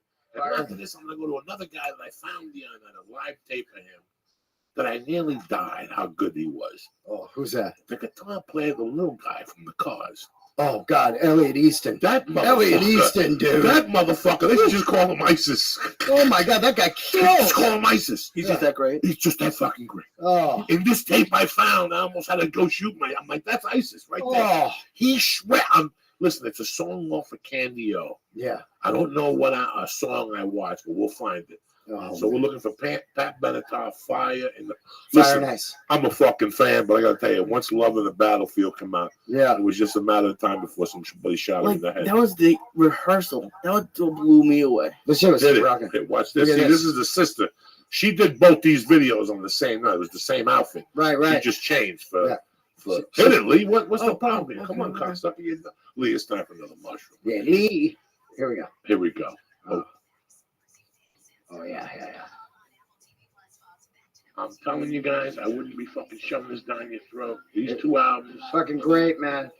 Just right up there with Heart. Oh yeah.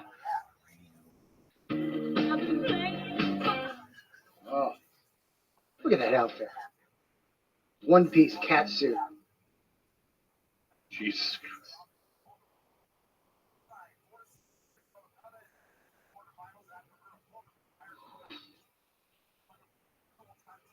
Oh, great songs.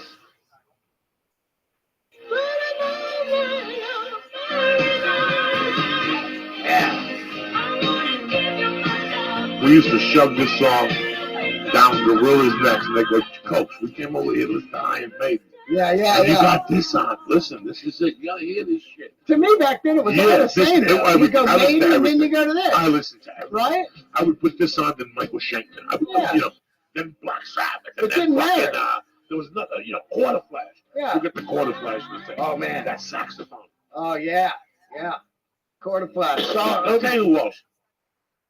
I'm going to tell you who else. It's a powerhouse band that nobody ever talks about. You spit. People don't even know. And women, if you're going to get into music, if you ain't down with the fucking Pretenders, with Chrissy Hynde, you better take some lessons, Jack. We got Pretenders 1, 2. When you think about this shit, you're like, what was going on? What? All right, take it, Lee. Watch this guitar right here. Here we go. Here we go.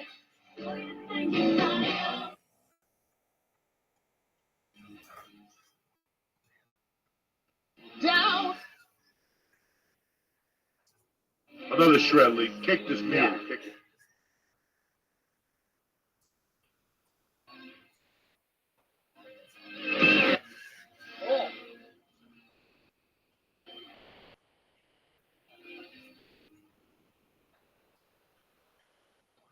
Found you guys. Oh!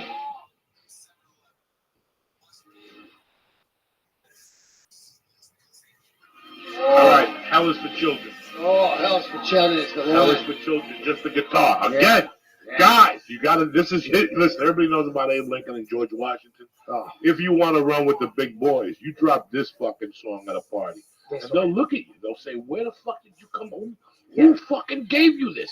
Where did you find this shit? Yeah, it's like, what is this shit? You know what I mean? It's incredible, like, how great the songs are. Like, this chick's got, like, 7 fucking hits. Listen, 8 hits. I'll tell you what. At that time, everybody was putting on good albums.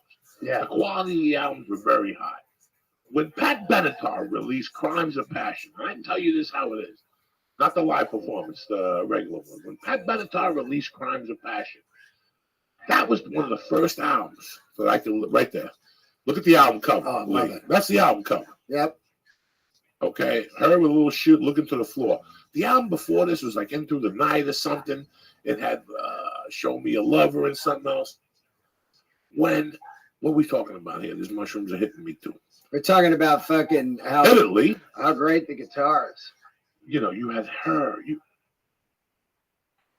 listen to this shit. The song she had, I think. You know how many times I got coked up and just looked at this album cover? Yeah.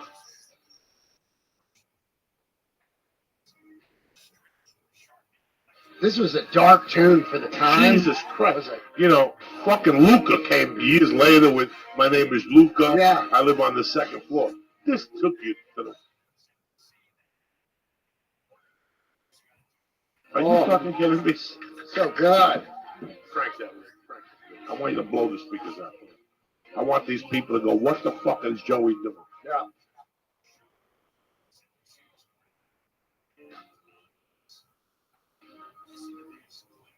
Love and pain become one and the same in the eyes of the wounded child. Are you fucking kidding me? Yeah. Love and pain become the same. Are you fucking kidding me? People don't know nothing about that. Yeah.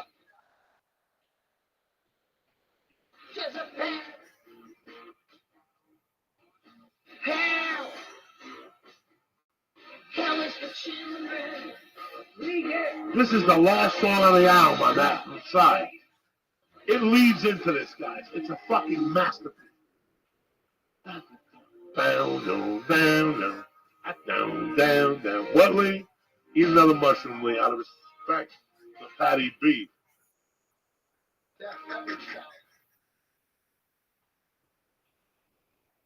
It's so confusing, this true love. Jesus.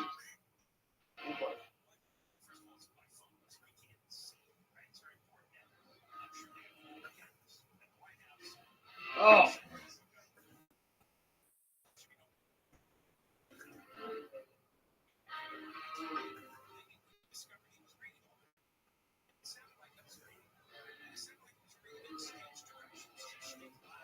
Tell Grandma you fell off the swing. Just lyrically, Yeah. masterpiece. Yeah. A fucking masterpiece, Yeah. ladies and gentlemen. And look how the tempo's building up. Are you? Listen, if you got the syringe, just stick it in your fucking eyeball right now. End it. Tell them you listen to Bad Better Dog. That was for children. Here we go. Kick this lead.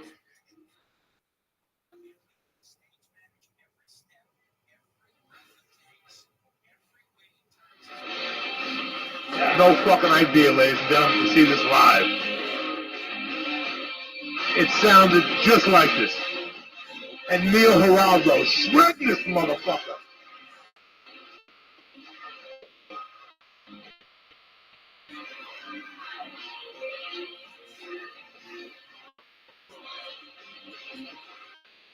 Oh, are you fucking?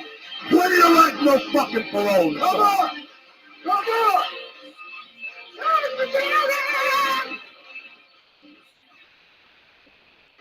Oh.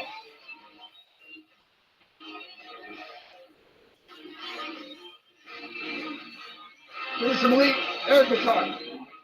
Hey, Lee, listen to this monster.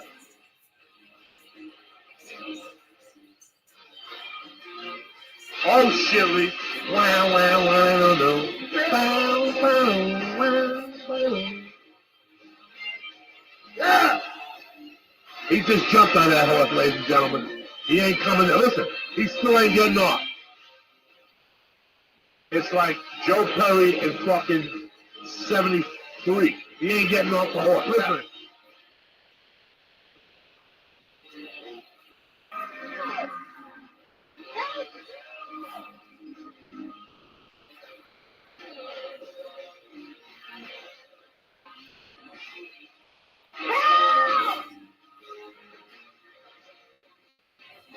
Really?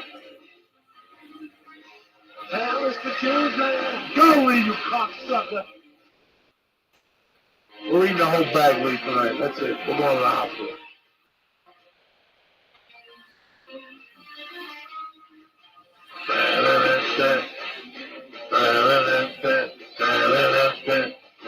Are you fucking kidding? And then thank you, good night. And you guys like, Joey, you know, you're gay. What the fuck? No. Yeah. This was, you know, you had to be diverse. And this was what, you know, I like Sade. Yeah, me too. In 85, when fucking Sade hit the thing, Smooth man, Operator. those first two albums, those Shit. first two Sade albums Oh. are fucking monsters. This is no ordinary love. Oh man, all that. We were talking about, what was that? Quarter Flash. Oh yeah, Quarter Flash. They had big hit. They had two big hits, right? One or two? Yeah, they had two big hits.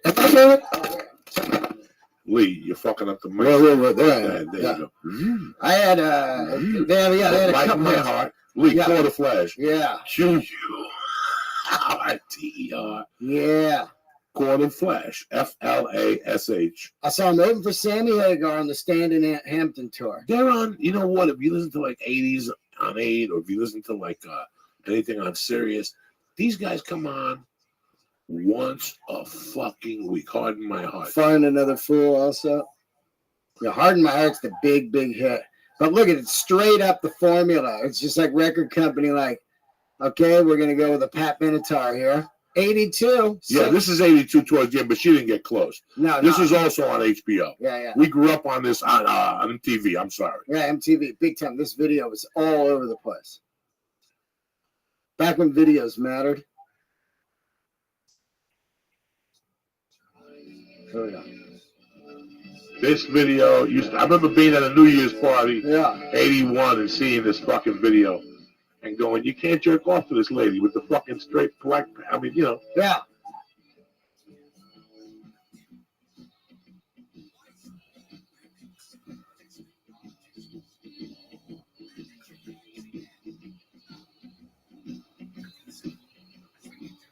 Total Hall & Oates flavor. Yeah, Lee's peeking over here. Lee on the controls.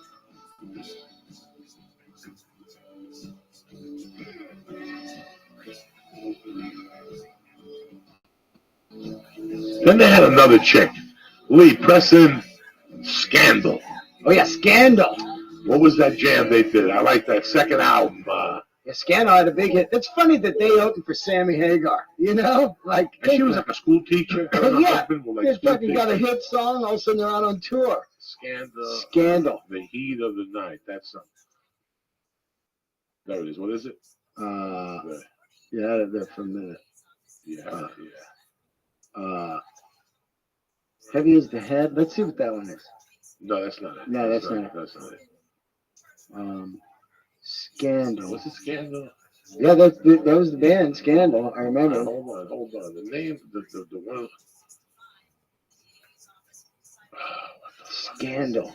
What was their song? Bow.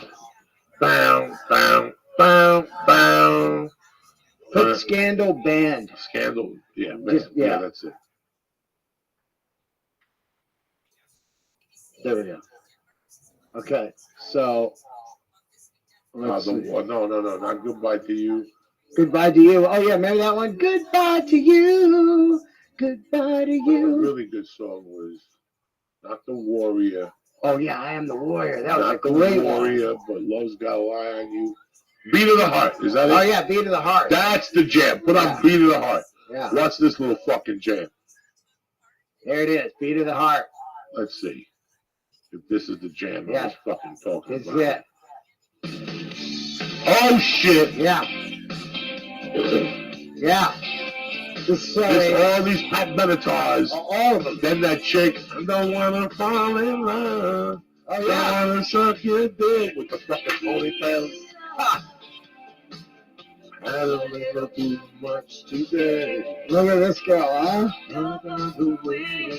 Yeah, it's a good album. Yeah. This jam was good. Yeah. Super 80s. I love it.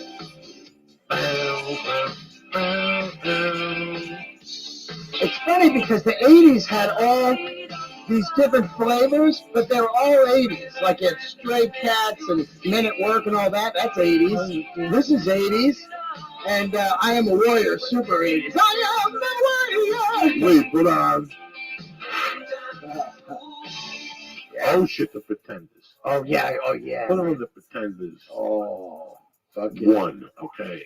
You know, this was another. Like, if you Pat Benatar and Patti Smythe were completely different. Totally. But then this chick showed up with this band called the Pretenders. And one night when I was really young, I was still living at the Benders. I had this guy, Squeaks ID, one of the guys from the neighborhood said, hey, you want to go see this band, the Pretenders? And I was like, I don't even know who the fuck the Pretenders are. And he took me to some fucking, like a mid-level, I don't know the name of it in New York. The Pretenders debut full album vinyl. That Right one. there, yeah. That one, okay? This is a fucking band with a chick. Well, she's so outlaw. Look at her. Look at her. Oh, my leather fucking jacket. God. Yeah. Listen to this shit. Oh, yeah. Come on. This is way edgy.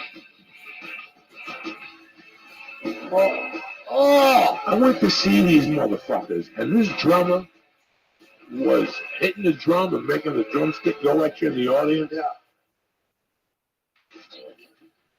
Special. Precious. Precious. I forgot all about this. This shit is the bomb. This record? Yeah. Make me wanna. Fast forward this lead. This album's got. This is their debut album. Oh, yeah, it's all hits. And it probably had. Keep fast forwarding. Go ahead, Lee. Right there. Bam. Fast forward.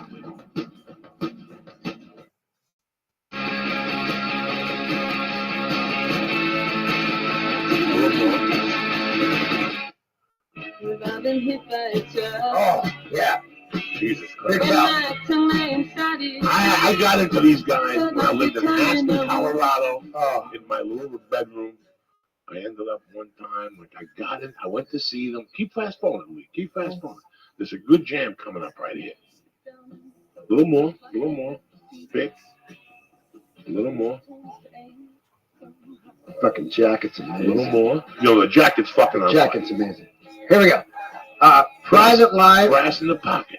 Yeah, Brass in the Brass in Pocket. the pocket. That's what I'm Yeah, waiting big on. fuck. Shit.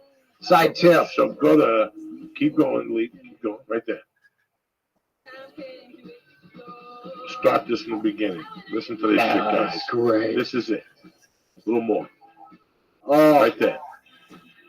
Crank this fucking Here we shit go. up. Listen, guys, this, if you never got into the Pretenders 1 and 2, and there's a song on 2, every time I put it on, a tear falls out of my eye. oh, what one? I brought you letters, you, my friend, so many letters I never sent. Listen to this shit. song. Crank this fucking horse, Lee. Oh my God. This shit is the bomb. Oh my fucking God. Oh, Chrissy Hine. Wow. Oh. Oh, man.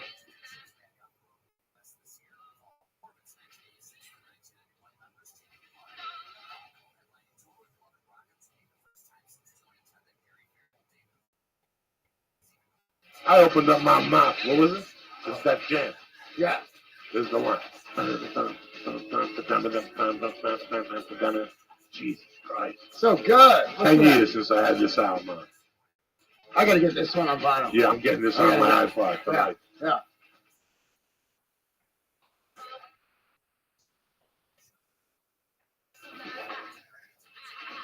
This album has a longer running time than most average LPs.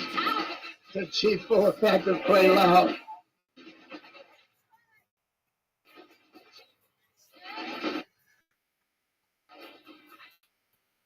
You showed me what that hole was.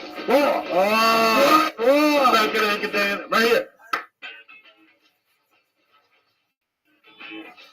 Oh, I love her.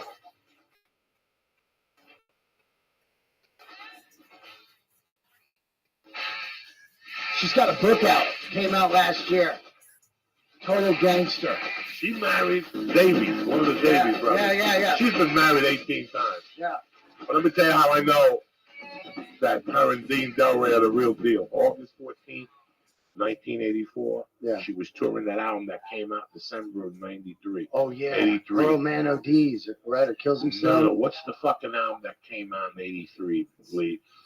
Not Done with Mirrors, that's Aerosmith. Right there, right, no. Right there. Learning Learning to to fucking Crawl. crawl. Put that on, Lee.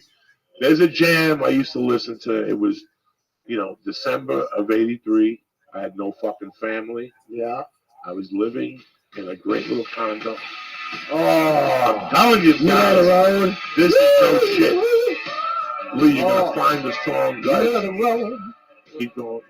Sometimes they put the songs in it. Which one do you want? In the description. Let's look at the show more. There we go.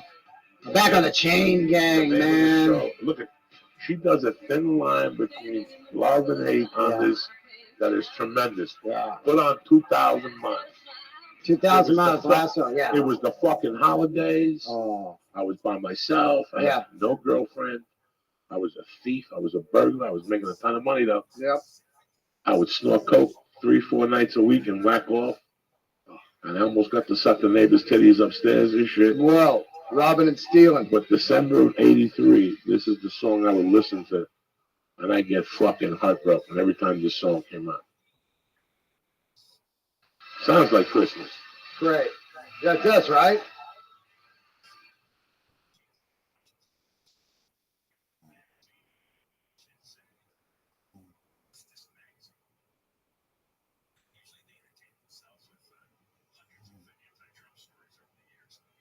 Verify. Are you fucking nuts? I'm bringing back deep shit tonight. It's a great record. This is the shit I used to listen to when I was on the fucking run, man. This chick is killer. I miss you. Are you fucking? Joey, there's a song she does. You got to hear it. Bad Boys Get Spanked. Oh, please. Put it on. Bad Boys Get Spanked. That fucking song. That's the second album. That song is so good. Her second album, guys, like most women, most bands have a, because they lived all their life to put out the first album. The second album from the Pretenders was a fucking masterpiece. Yeah. Bad Boys Get Spanked, Pretenders. Oh, there you go, right there. Oh my God, this fucking song. This is Pretenders too. I'm telling you. This is so good. This song crushes. Look at the look right there. I love it. Look at her fucking jacket. Yeah. Look at this shit. Oh, this song. Oh shit. Yeah.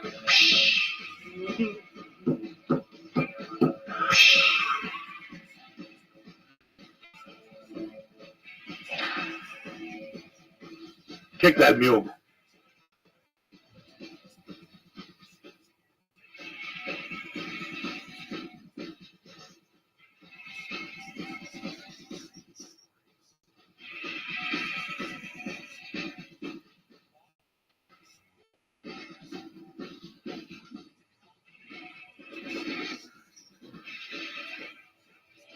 Wiley. Love it. Yeah. My teeth are vibrating. Are they really? Yeah. That's good. You need that. My teeth are floating. Lee's teeth are vibrating. This is fucking mule shit.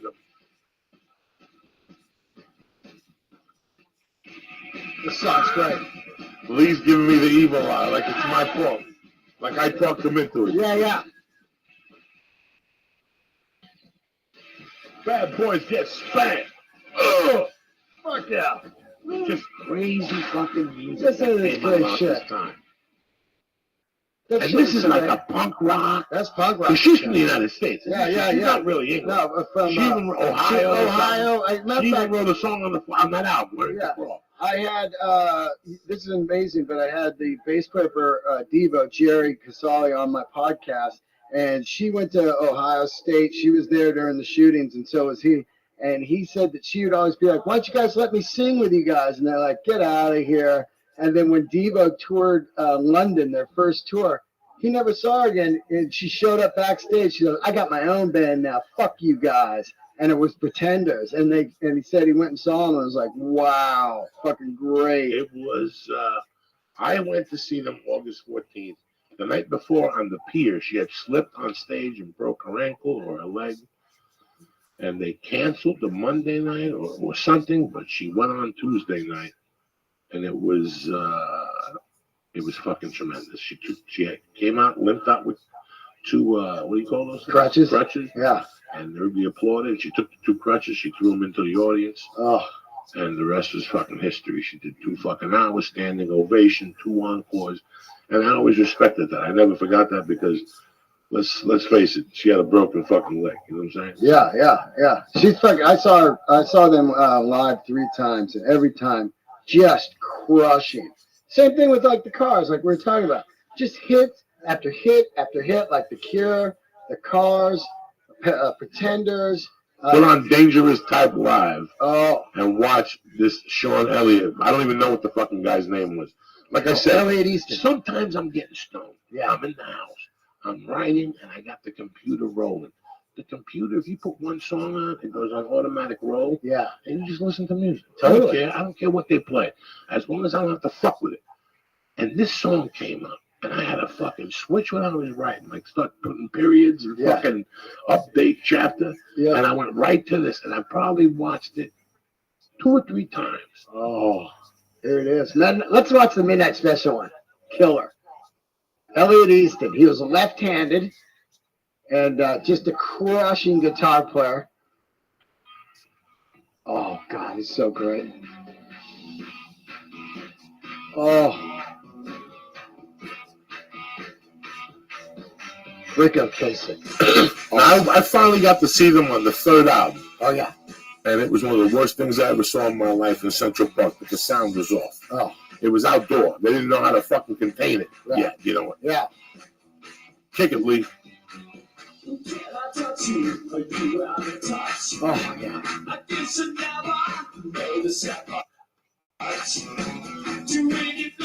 That's my dog over there. Look at him. Yeah. He's a nerdy fuck that rocks too. Right? She's a lot like you. Just like she's a lot like you. Fuck yeah. Oh. I love all this shit, guys. There's the Devo I'm just trying to share it with you motherfuckers. Ben Orr on bass. He was the man. Ben Orr sang all the hits. He died, right? He died, yeah. Somebody died. Yeah, So he sad. died. He released a solo album. He was in amazing. 90, maybe 91, maybe 92, 90. Lee, don't turn it off. Don't turn nothing off. We're just talking over. Put the earphones on your ear, Lee. I want you to absorb the fucking master. Are you ready for another mushroom, one of those cookies? You're gonna have me on it, bro. Yeah, You know how to Oh my god, this Nobody has ever. intense. Nobody's. Here we go, Lee. Here we go. Take it, Lee. You're fucking up. Guitar solo. Yeah, look at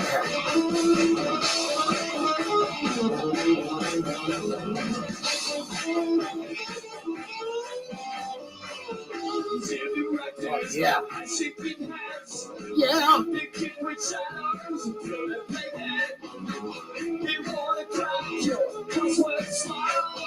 That guy was the ugliest dude ever. He married that supermodel Paulina, and they're still married. I don't know if he's packing fucking 22 inch dick. Yeah. You know, he sings songs while he's banging them. Fucking wallet full of cash. This guy had so many hits. Ben Orr. Remember his song, Who's Gonna Drive You Home? Tremendous. He sang a couple great songs. Cruising. He sang something on 2 that's great. On Candio. Yeah, Candio's the record. Look how dope he is.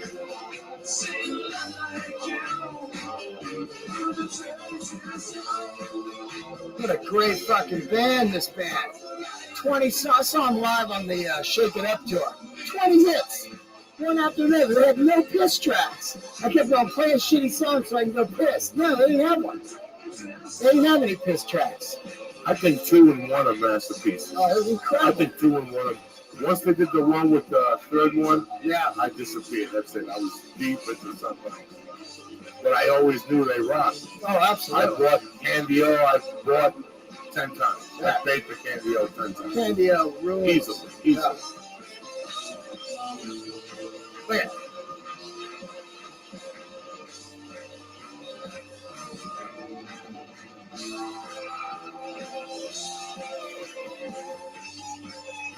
Murdering it.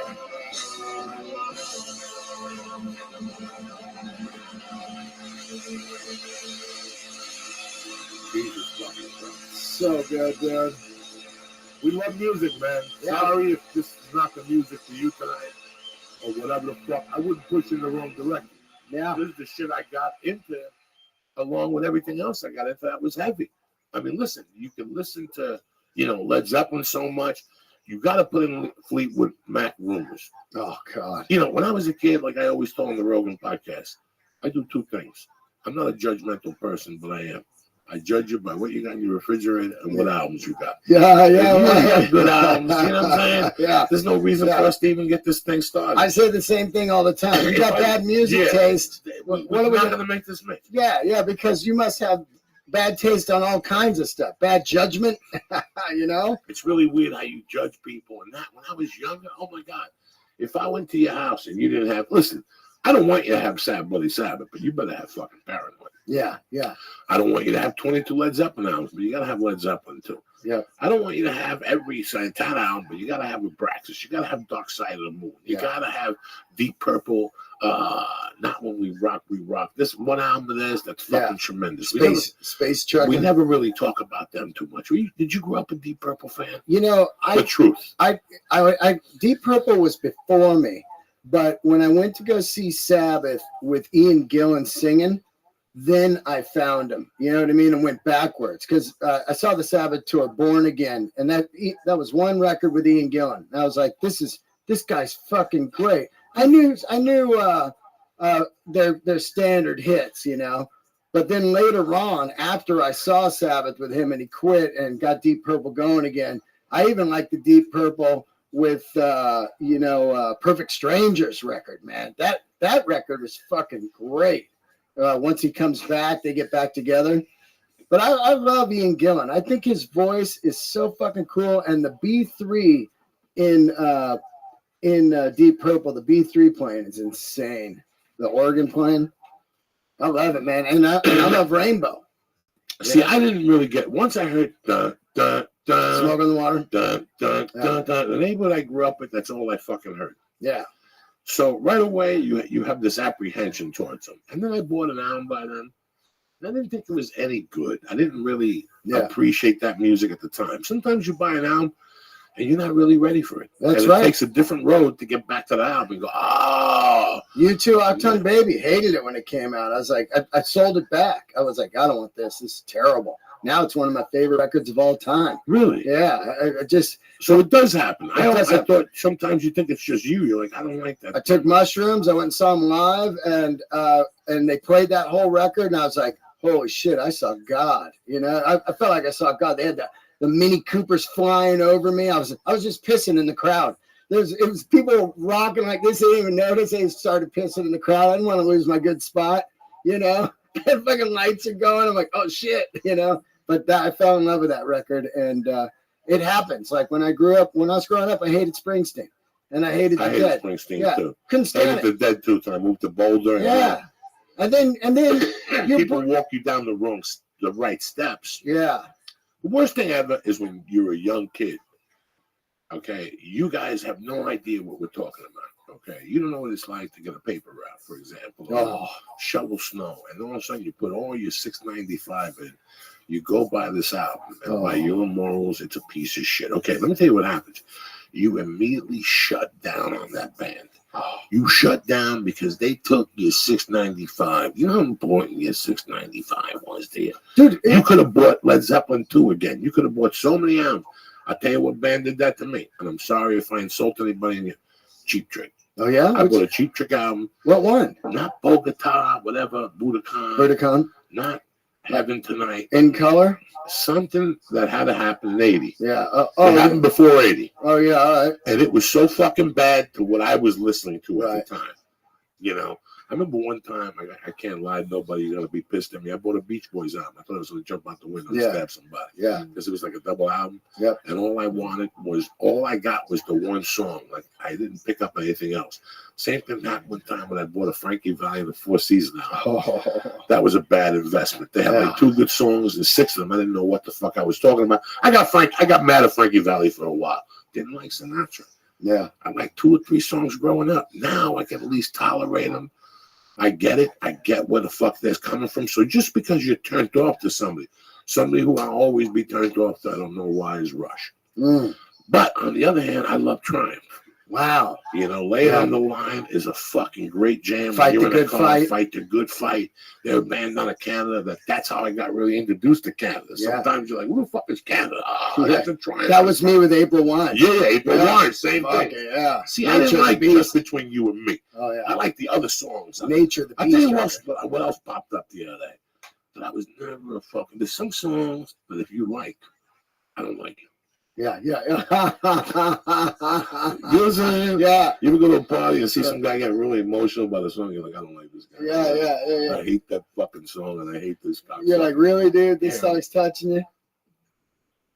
Now you're messing with the son of a Nazareth. bitch. Hair of the You ever dog. see how that makes white people act? Oh, It man. makes white guys act goofy. Like, it's like this. It's like when you see them listening to Thin Lizzy. The boys are back in town. Yeah. Same crew of guys. They smoke cigarettes. They're the part-timers. Yeah, that's the really part-timers. weird when They you just see. want the hit. And you know what's crazy? The thing that bothers me, and what a lot of people don't know this, and again, I'm sorry if I'm not dropping the right names. Thin Lizzy's a badass band. Yeah. But there's not one station that plays anything else but like 2 or 3 of their shitty fucking songs. Yeah, we talked about that Thin before. Lizzy is a band. That's right. They'll make you hate it. They fucking make you hate it because they play that shit down your fucking throat. Yeah. There's so many times that you're driving and you're like, what the fuck is this? I'll tell you what I heard the other day. I heard a really fucking good Pantera song. Oh, really? What Yeah, one? like something that made me go, what the fuck is Right. this? You know, I like to discover music. When I'm in the car, I'm not sitting there hating on music. My fingers will keep going. Ask Lee. I got Studio 54. Oh, yeah. I got 80s. I got the Boneyard. Seattle Boneyard. Yeah. I got the Grunge one under it and Lithium. Air Nation and Air Lithium. Nation. Yeah. That's all you fucking need That's on it. there. That's it. But you still keep the other channels open. You listen to the rock, the Elvis. Yeah. I got you know. the Dead Live one. Oh, The Dead Live one is very good. It really is good. fuck yeah. That's for a long drive. It really is. When you really want to stay up and you smoke like a half a doob, the Dead will get you there. It's like it's not a no dose. It's like a can of Coke. Yep. It's like Yeah. a can of Coke. Yeah. The Dead is always. I didn't fucking like the Dead growing up. Me either. I Hated them. moved to Boulder. I started dating this girl, and she used to always play Working Man's Dead, and it just sunk into my heart. Then there was another album she played, The Circle. Then there was just, and then, you know, when you live in Boulder, everybody's got bootlegs. Yeah. Everybody comes Tapes. over with bootlegs. And bootlegs, where you're studying, you listen to a bootleg, and you really understand where they're coming from. Totally. That's the beauty about music sometimes. That sometimes you listen to it, but sometimes you really get where the fuck they're coming from. When I listen to Sabbath, I know where they're coming from. When I listen to Allman Brothers, Oh, man. you know, I know where the fuck they're coming Fuck from. yeah. I got you a poster. Yeah? I got you an AC/DC tour lithograph poster. When I was in Pittsburgh, there was a soda fizz store, and they Oh, sold. yeah. I got Rogan, Leonard Skinner, Yeah. the Rolling Stones, and 10cc Sick. from that thing in London. Yeah, London, and I got you AC/DC. Just a sick lineup of Oh. fucking savages. I'll give it to you. I'll put it in my car and take it to the store. That's amazing. Yeah, you get those. You look at those old school lineups, and you look at like Oakland and San Francisco. Yeah, I went to those. Dan the Graves. 1,000 posters, and you look at the prices, and you'll fucking think like, who's making all this money? Yeah. The Doors wanted $10 a ticket. Yeah. You know, in Yeah. those days. And I tell you, I seen Pink Floyd for 15. And it didn't set me back no 2 weeks salary. Oh, that Okay. that fucking US festival. $15.50. I got the ticket stub, and I Instagrammed the photo. $20. $20. $20 in 1983 to see $20. bands. Here's who I saw for $20 on the rock day. It was opening band was Quiet Riot. Then the second band was Motley Crue. Then you had Ozzy with the first gig with Jakey Lee. Then it was Judas Priest, and they just had Screaming for Vengeance out. Triumph, Scorpions with the Blackout out record, and then Van Halen. That was $20. $20 for one day. The next day, you know, you had David Bowie, Joe Walsh, Tina Stevie Turner Nicks. was there one Tina day. Turner. Yeah, it's just crazy. Guys, it was crazy. And it was in a nice, where was it? It was in San Bernardino, out in the desert there, where it's a amphitheater now. I forget what it's called. It's in Purdue, but it's right off the 10 there, going to the 15, going to Vegas. Now, how many days did you stay there? I went all 3 days. So it started on Saturday. It went Saturday, Sunday, Monday. We left on Friday. We drove down from the Bay Area. We had a Toyota Chinook. My mom rented it and brought me and my two buddies. And Chinook is like a small camper on a Toyota little pickup. Driving that thing down. We camped there. We took mushrooms. and there was no trees. It was like 110 degrees each day. No trees. Steve Wozniak put it on. The guy who started Apple with Steve Jobs. That's who put that concert Yeah, on? Wozniak, man. He put that on. It's crazy. You know man. where I was that weekend? Where? I was living in Basalt, Colorado. Where's that? Basalt, Colorado is about, I'm just give or take 20 miles from Aspen, going south on the 82 there. Right. And I was living in there, and I remember that two of those guys, or three of them, I lived with four guys. One of their mothers had died, and he went back. That's Mike Duffy. Yeah. That's the kid I sent money to like 6 weeks ago. He called me, he was having problems, and that's how long I go back with Mike Duffy. Wow. I left New Jersey April 25th of 1983 in a car with a fucking Olympic ball going through the middle and two speakers in the back.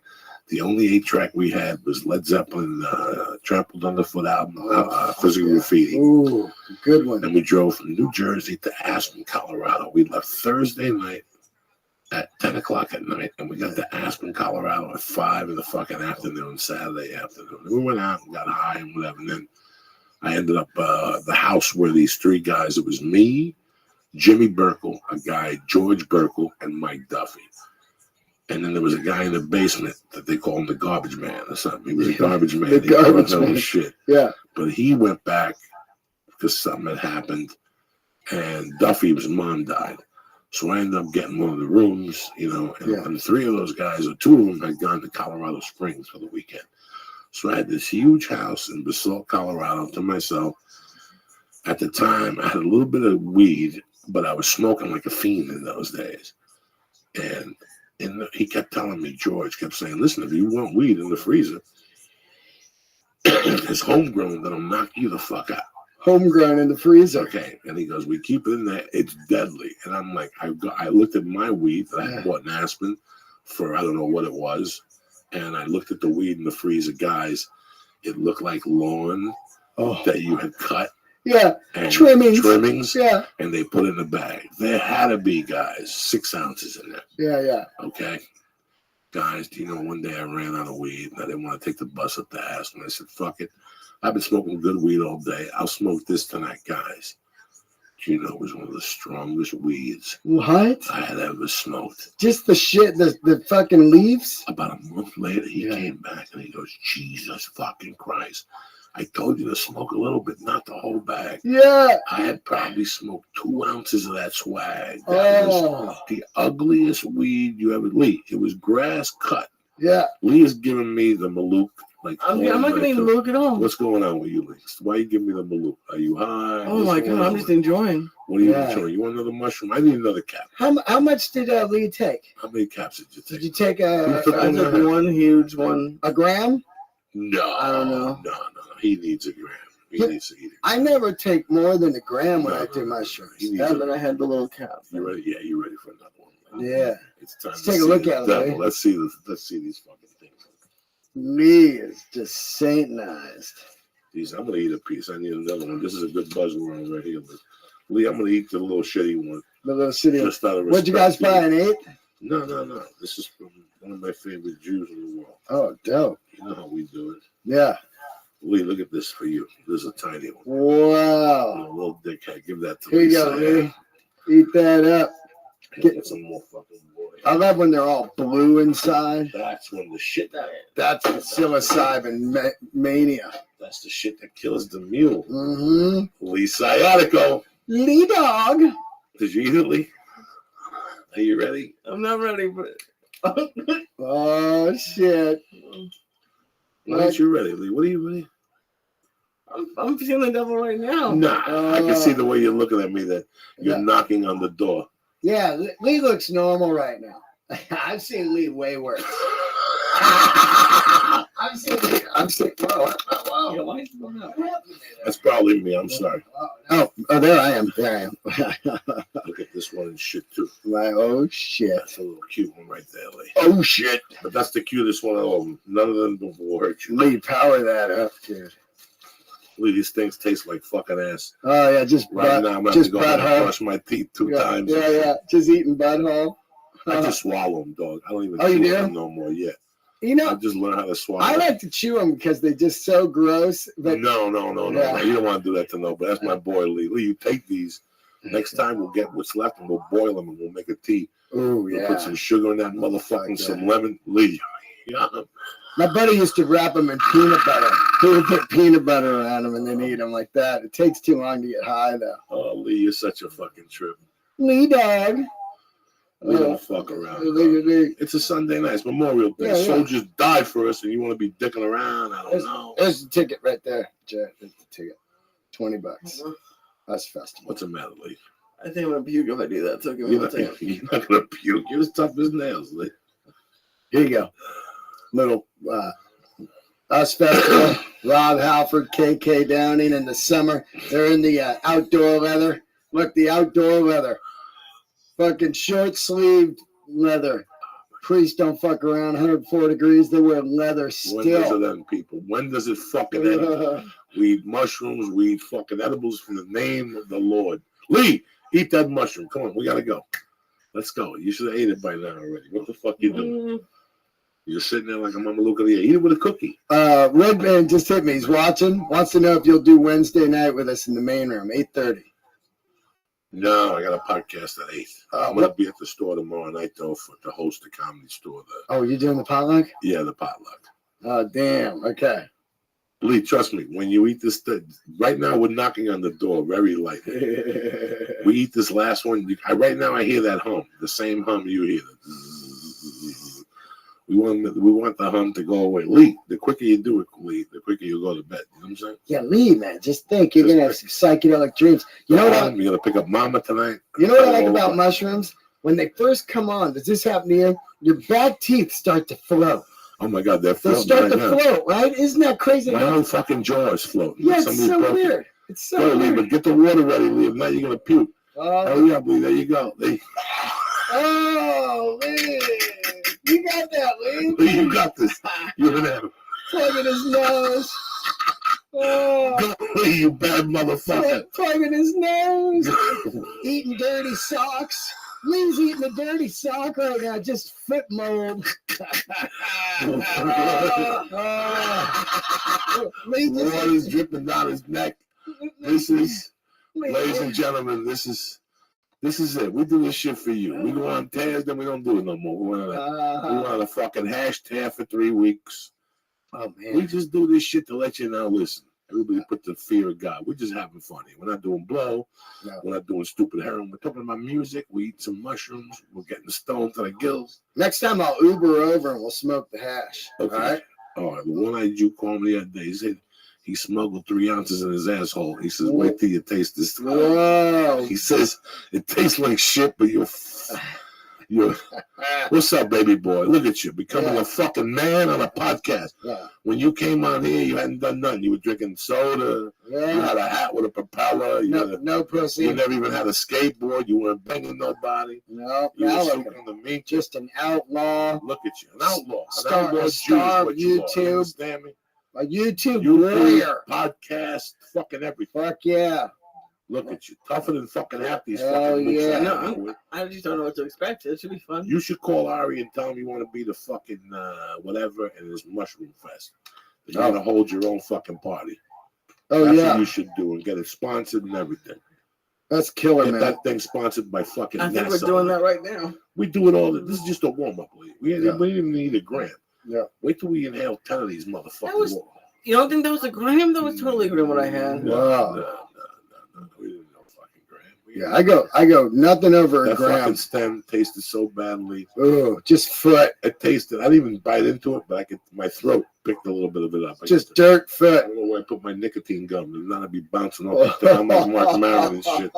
I'm popping that nicotine candy Yeah. and shit. Yeah. He loves it. He's He back loves on it. Oh yeah, he pops that nicotine. He does those coffees. You got to see Oh, him. yeah. His glasses get all fogged up. Yeah. Love him, man. I was hanging with him last night at the store. Great night at the store last Good night. night. Yeah, Had a right. good time following Gerard Carmichael. He was great last night. I got to ask you some other questions real quick. Look, leave it on, Lee, because we might play a video for people, whatever. I was always the type of guy, like, when Ozzy left Sabbath, Yeah. I made a conscious decision not to like Sabbath. You had to be an idiot if you didn't. You weren't telling the truth. Yeah. Once you heard Dio on there, once I saw Dio in Philadelphia, I had mixed emotions. I'm not gonna lie to you. Yeah. You know, Ozzy at the Palladium was phenomenal. Okay. But I'm the type of guy like Santana. You sit there and go, why didn't Santana ever make it? Because he never had a lead singer. Yeah. If Santana would have had a lead singer for 10 years, you know, you look at Richie Blackmore with Rainbow. Here's another guy that went through singers on every fucking album. Yep. He's a fucking nightmare to work with, you know. That's why I never liked him, by the way. Yeah. Because I was a Rainbow guy. I liked him with Joe Linguido, Joe Lynn Turner. Joe Lynn Turner. Yeah. I liked him with the other guy from Seattle. But I was never into these bands that replaced the singer. Yeah. I always believed that when a band replaced the singer brought in his own style. A lot of people always say to you, but he sounds just like fucking, what's his name, and whatever. I understand, but for me, it was always bringing somebody else with a different sound in to sing the songs that had already been written, whatever. Okay, now we have a sensitive subject. We have one of the best concerts I ever saw, emotion-wise, and what was going on. It was AC/DC opening for Ted. Yeah. All of a sudden, on my birthday, me and my buddies, Louis Castellino, we do a hit of acid. We're walking down Kelly Boulevard with John Crowley and Rago, and somebody says, did you hear the news? Bon Scott, they found him in the car. He's dead. Yeah. That was the end for me to AC/DC. But again, Back in Black was so fucking good. Yeah. Was so good. I think it got released like July of 81 or something. 80. And 80, July of 80. And the first show was in Philadelphia, like August 1st. And the second show, they took it right to the Palladium. Yeah. And my friend, I just talked about this with these guys last week. The kid I went with, I went over with this kid Kurt. I went to see this fiend in New York and went really pure coke, and he would go crazy. AC/DC was so phenomenal that night. I went home covered in humidity. I was drenched from head to toe. But that's a complete different level. You know, that I learned to love Brian Johnson. Yeah. I had so much stock in Let There Be Rock and Power Raids that I just couldn't let Brian Johnson just stroll on the fucking set. You know me, dog. Yeah. You gotta walk this guy's footsteps, okay? I'm a Power Rage fucking guy from day one. You know, everybody came off of AC/DC on Highway to Hell. I had a friend who turned me on to Power Rage. I liked the album cover. And it sent me over the loop, and consequently, a few weeks later, Highway to Hell was released, and right away everybody jumped on the bandwagon. They were opening for Ted on the Road. Bon Scott was at his height.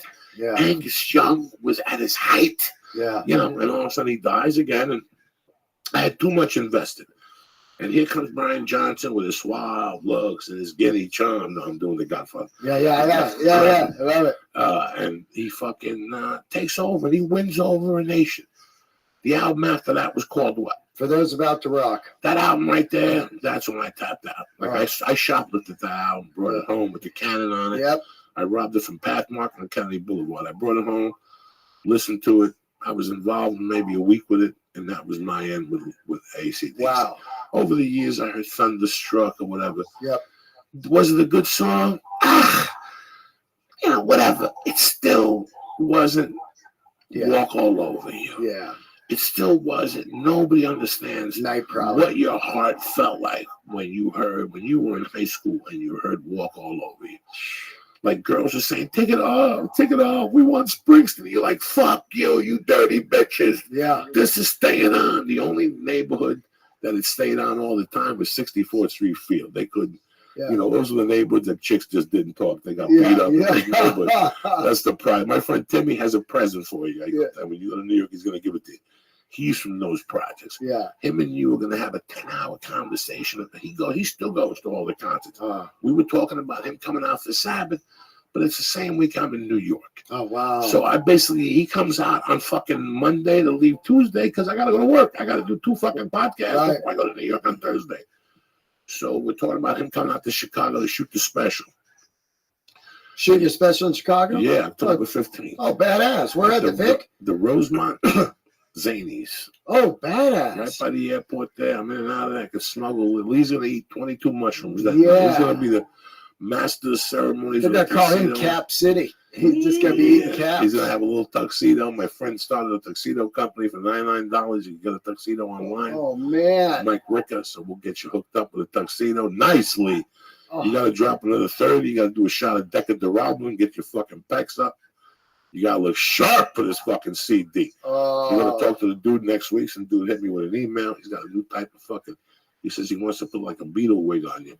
A He's like Beatle a wig. Michael Jackson one. It costs $20,000. I'll give it to you for gratis, just to talk about it on the podcast. What an offer. Yeah. He says he shaves your neck hair and your back hair, and he makes like this little hairdo and this little. If he'll shave carpet. my back on a weekly basis, I'll do it. Nah, like one time they take all the hair off One your time. body. They make the wig out of your hair, your own hair. I have a new back hair every day if I shave.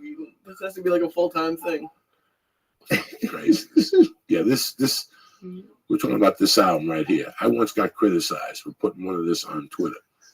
I put chains on Twitter, and somebody said like, somebody that's tried a shit fact. on you? Yeah, somebody on Twitter. But this album is 1976. It's a very hard album to swallow. But then again, you know, this was at the time when they were releasing this. You know who else came out that year? Speaking of Queen, with the Death on Two Legs. What's the name of that? Bohemian Rhapsody's on there. What's the name of that album? What is that one? The End of the World or something? What's it called? Something World. What is it? End of the World? Queen, Bohemian Rhapsody, the end of the album. No. What is it? It's called News of the World. News of the World. Yes, Yeah. that's a great. Yeah. You know, all these albums are coming out, but what people don't remember is that fucking Elton John was throwing fucking heat. Yeah, I was killing Guys, it. Elton John was killing it for such Saturday a fucking night. long time that it took, you know, him and then Paul McCartney started coming around with his fucking shit, and his shit was priceless. Band on the Run and Jet and all that shit. But man, Queen, it's crazy. Like I'll go through these Queen phases where I'll just listen to Queen and I'll be like, this is like nobody was doing that shit, man. Bohemian Rhapsody, you had to be doing some mushrooms to come up with all that. First time I heard that I was in the Blimpie Bass. Oh. On like 30-something street in Kennedy and Bergen Line Avenue. We used to go up there. We used to take a two-way hitter. And what you did was you put it was a pipe. It was a glass pipe with a hole in it. And you put the joint in there, and you put your hand on the other side, and you sucked it in. And we got so fucking stoned. And we went into this Blimpie Base. I got a roast beef with provolone, nice, with vinegar and oil, shredded lettuce, some tomatoes and onions, nice, with some Wise potato chips. You know what I'm saying? And I fucking started. We got the giggles. We got, when he said, Mamma Mia, Mamma Mia, Mamma Mia, let me go. We fucking got the case of the giggles, and the guy threw us out with all our sandwiches. I'm still pissed at that motherfucker. He's probably a general manager somewhere right now, eating good. You know what I remember about that, man? Never saw Queen live. I remember this. I was at the mall. I used to go to the mall like on the weekends, you know, and there was the new store had opened, the Good Guys. It was new at the time. Good Guys. It's an electronics store, you know, and they had about 100 TV screens, and the laser disc had just came out. The laser disc, and the fucking guy put it in, and we walked by, and every screen had this Queen laser disc playing, and we stopped, and we were in there for an hour, just like, whoa, laser disc. It was like futuristic shit, man. The guy put in this big disc, and we were watching Queen do that video with the four heads. Mamma mia, mamma Oh my mia, God, that that thing. fucks you up. Oh, They had a man. couple jams when I was growing up. By the way, Lee, those mushrooms are kicking in heavy right now. Yeah. Kicking the door, waving the 4-4. Hey, let me tell you something, Joe. There's a clip I want you to see because I don't think people understand the impact of Brian Johnson. Put in AC/DC Japan Back in Black. This is very rare footage of them on the Back in Black tour. It's really hard to find footage of them on this tour. And this is in Japan. And you see Brian not there. Keep going. Let me see here.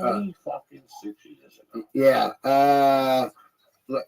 Punch it in on YouTube. AC/DC in Japan. Yeah, Back in Black tour. Put in AC/DC Japan. Because this is Brian before the hat. You know, if you look at him on the back of the right, he had the big hair. He's wearing like a football jersey. Let's check it out. There it is right there. 81 Tokyo. Look at this. This shit, like, you can see how he won it over.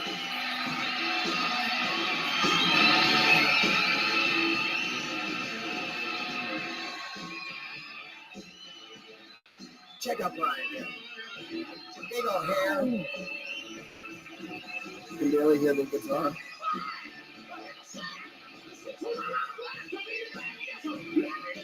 Oh.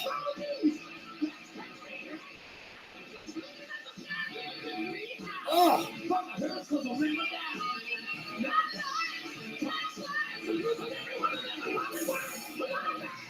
Unbelievable, this footage. Yeah, he won him over. He really did. It's killing. He really did win him over. Listen how good he sounds. It was a complete different band. Totally. It was a complete different band. You forgot about Bon Scott. That's crazy. I didn't either, but I'm just Because saying. this out gripped new fans. Yeah. Kick it, Lee. Kick it. Listen to this vocal. Look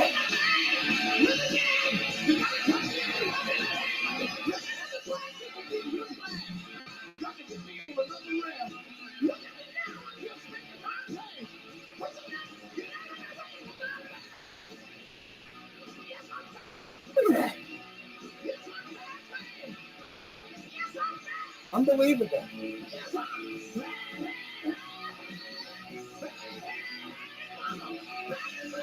Unbelievable, that vocal.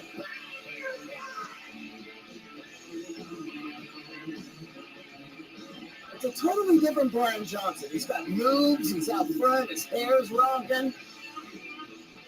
It's 1980, baby. You gotta bring it. They're fucking bringing it. Really? They're fucking bringing it right now.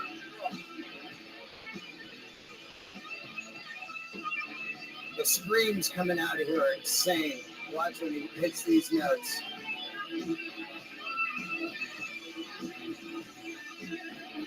Oh, Angus, just fucking like 20 something, you know? Here he goes. Listen to Brian here.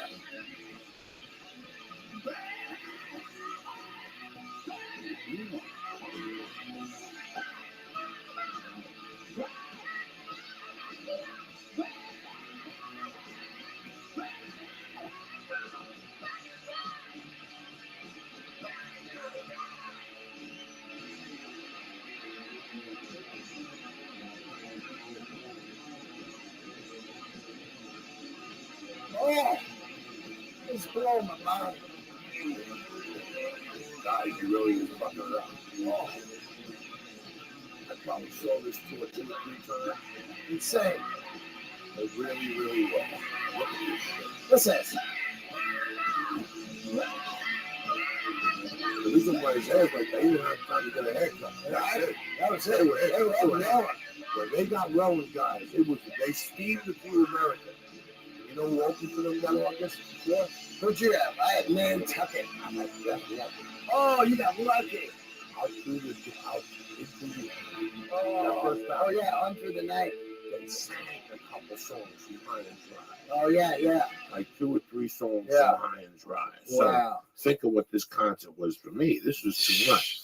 But again, like you really like I'm still not even sold on Guns N' Roses. Like I'm still not sold on it. Wow. Yeah, I'm still not sold on it. I really don't want to see Axl Rose singing ACD. Oh, have you watched any of it yet? No. Really? Yeah. You haven't? No. It was the second it happened. I was up at because it was in Europe. So I got home from the Comedy Store and immediately fired it up. Listen, we live in a society that nobody's going to tell you the show sucked because this is completely out of the norm with what's going on with music today. Like this is these kind of bands are not around today. You have a different vibe. They got they're what do you call those kids, hipsters, and they got tight pants and everything is a look. This is music. Oh, this is these guys look like a bomb fucking hit them. Dude. The energy right there. And the energy is fucking, and this is an arena, guys. This isn't, some fucking Rialto Theater with 800 people. These guys were blowing. I'll never forget leaving. Well, I saw them. It wasn't fucking What's the Palladium seat in New York City? What's the Palladium seat in New York City, 1983? Yeah, I don't know, but we can Google that. Fucking Lee knows everything. We can find your social security number. We can find out what you weighed at birth. Palladium capacity, New York City.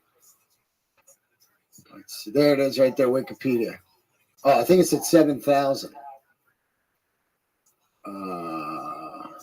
Right there. 3,000. Yeah. 3,000. Major venue, New York City, rock and roll. Can you look at that? Let me see. I count the music, East 14th Street, the venue, rock concerts in the early, among those with the Rolling Stones. Stone 65. Yeah, this is the band. Oh, that's where they recorded their live record. Wow. Oyster Cult, Iggy Pop, Kiss, John Lennon, Genesis.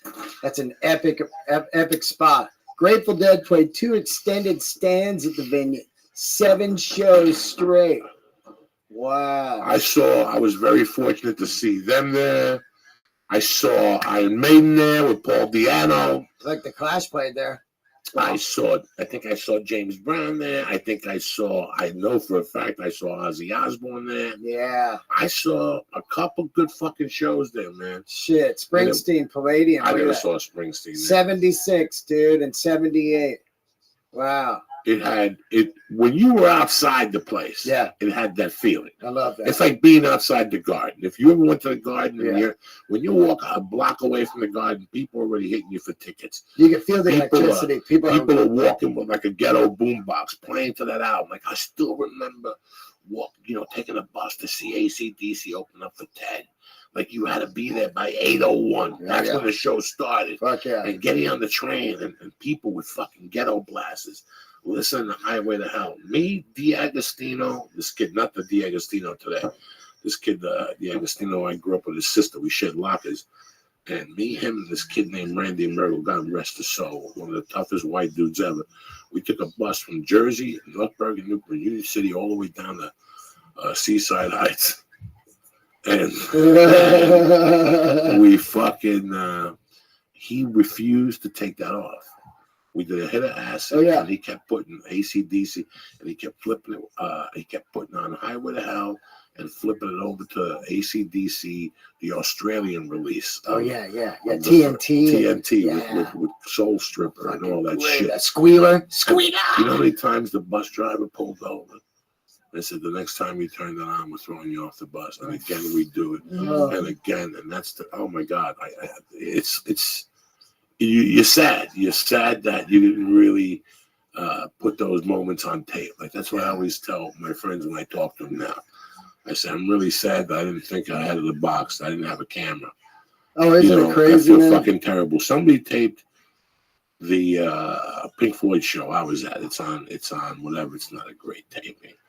But it's really sad that we didn't even tape taking a bus over, or the people who hung out in the city in those days, the people that would trade you seats. Yeah. There were people that would trade you seats. So what do you got? You got 12. I got 6 row. Let me get that $20. Well, you just bought counterfeit tickets, you stupid motherfucker. Yeah, you got fucking shit. If you're walking to the fucking garden with tickets in your hand, keep them. Yeah. You don't got to talk to nobody. You don't know how many times my friends are coming up to me. We scored 6th row. Yeah. We gave them our tickets and $10. And I'm like, oh, Jesus. That the next day at school, you're not going to believe it. They were fucking fugazis. They were fake fucking tickets. That one and the 3-card Molly, the guys would get you with, man. My buddy got nailed on that in front of Judas Priest, man. We were out there, Henry J. Kaiser. The guy, they got the setup dude you don't know. And he walks up, puts down 20, and wins 100 real easy. And then you're like, what my buddy's like, oh, man, I saw where the card is, I'm in. And he does it, and then now he can't buy a jersey because he fucking lost his money. The shirts were $20. $20. $10. I paid $15 for the Pink Floyd one. Yeah, they're like $10. Yeah. I had a Pink Floyd baseball T-shirt. Yeah. You know, the colored sleeves jerseys. Yeah. with the thing. That shirt lasted for 6 or 7 years. Even the logo in front. Like I finally lost it. Yeah. I left it in California. They disintegrated. Like that. I'd wear them till they disintegrated. Those concert T-shirts were your badge of honor. You know, you idiots that walk into the office every day with your little Starbucks cup and you think you're Johnny Bananas.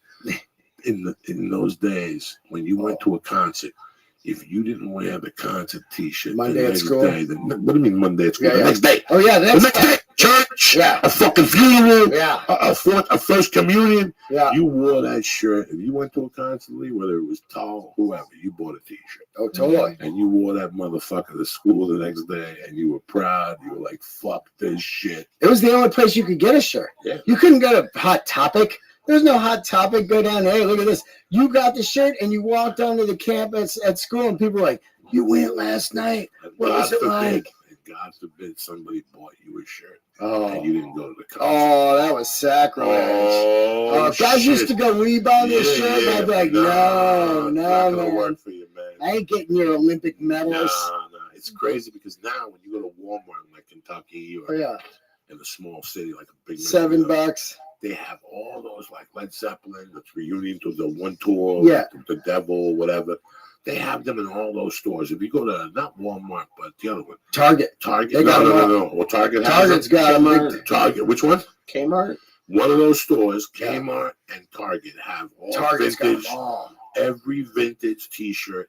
When I see Justin Bieber Oh. with a vintage Yeah, fucking Metallica shirt. or something, I'm gonna punch him in the mouth because Yeah. I stood online. Oh, yeah. You know, I did acid. Yeah. I sacrificed the job. Fuck you. I'm not coming in tomorrow. We got to drive to Philadelphia. Yep. You know, you put all this effort into going to concerts. And all of a sudden you get these Johnny Come Lately. They paint their fucking hair down and they wear the concert T-shirt. That's how against we were fake people in those days. That's true. Like, this is why I get so offended today, because I see all these people that are just walking around. They haven't earned the right to do this shit. Like, they really haven't. Yeah. These people really haven't. I would ask the guy, hey, what'd they play for the encore?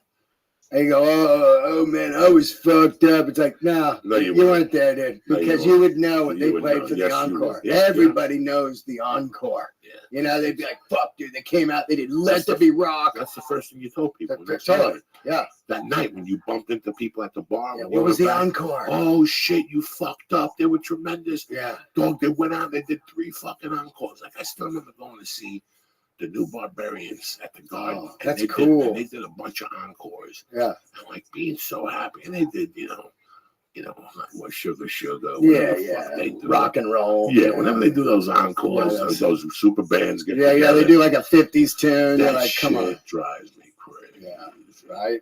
At the end of these award ceremonies, when They just do the rummy jam. and they, it drives me fucking. Right. They all got like that stupid look on their faces. And then there's Paul Schaefer over there Yeah. triggering the solos. You got this one, man. You got this one.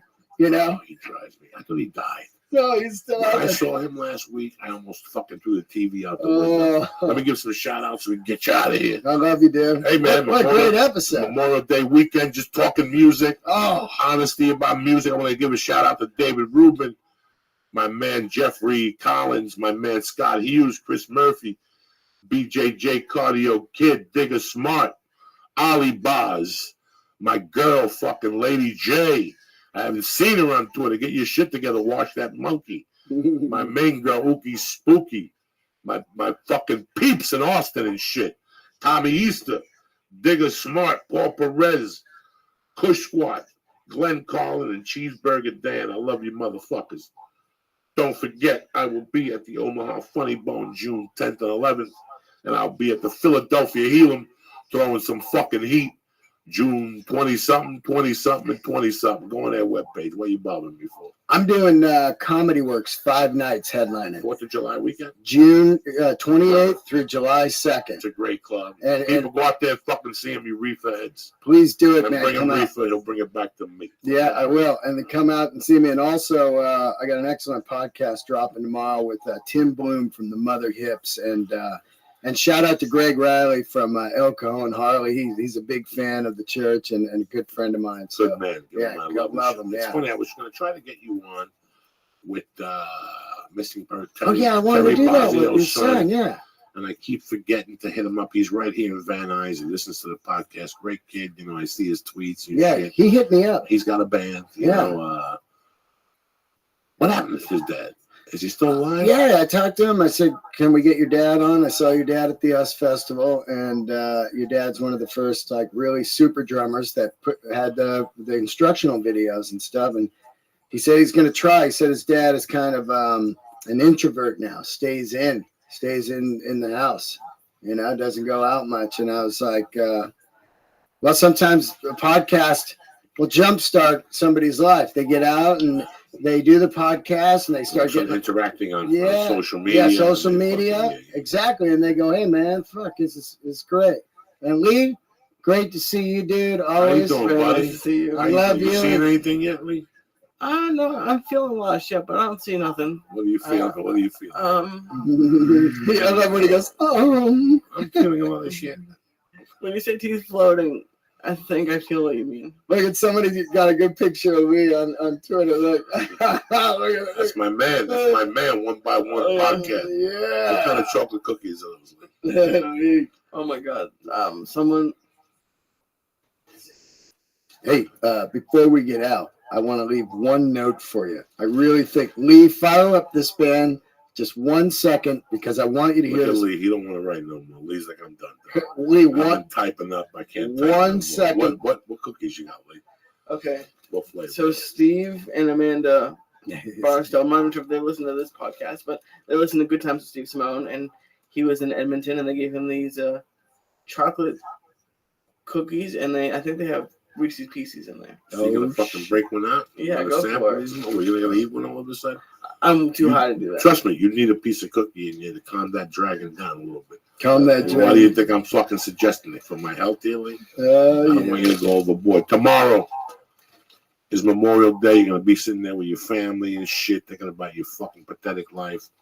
For 2 minutes, think about the fucking people who got on a fucking plane or a boat and go to a foreign land and stab motherfuckers for you. You ever think about that? You fucking mook you every day. Put the fucking national anthem on, Lee. That's it. Give me one of those fucking cookies, Lee. I'm getting emotional here.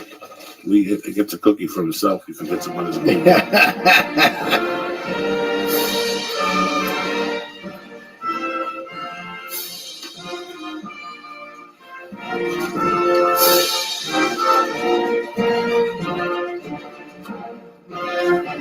Start from scratch.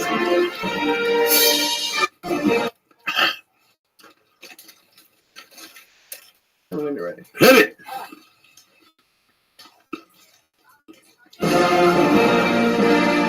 This 2016 Memorial Day, don't think of yourself when you're at the barbecue, thinking about what people brought.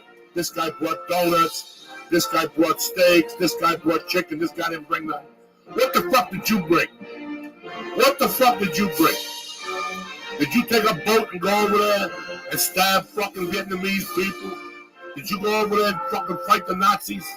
Did you go over there and fight the Cubans? Or what the fuck did you do? You hang out at Starbucks, bad-mouthing your country, sticking up for trannies and shit. Fuck you, motherfucker. Tomorrow's the day. That's what you stick up for. But you forget that shit. You forget it when you eat your gluten-fucking-free pasta and your fucking apple fucking whatever. Fuck yourself, cocksucker. Think of the people who left their families and shit.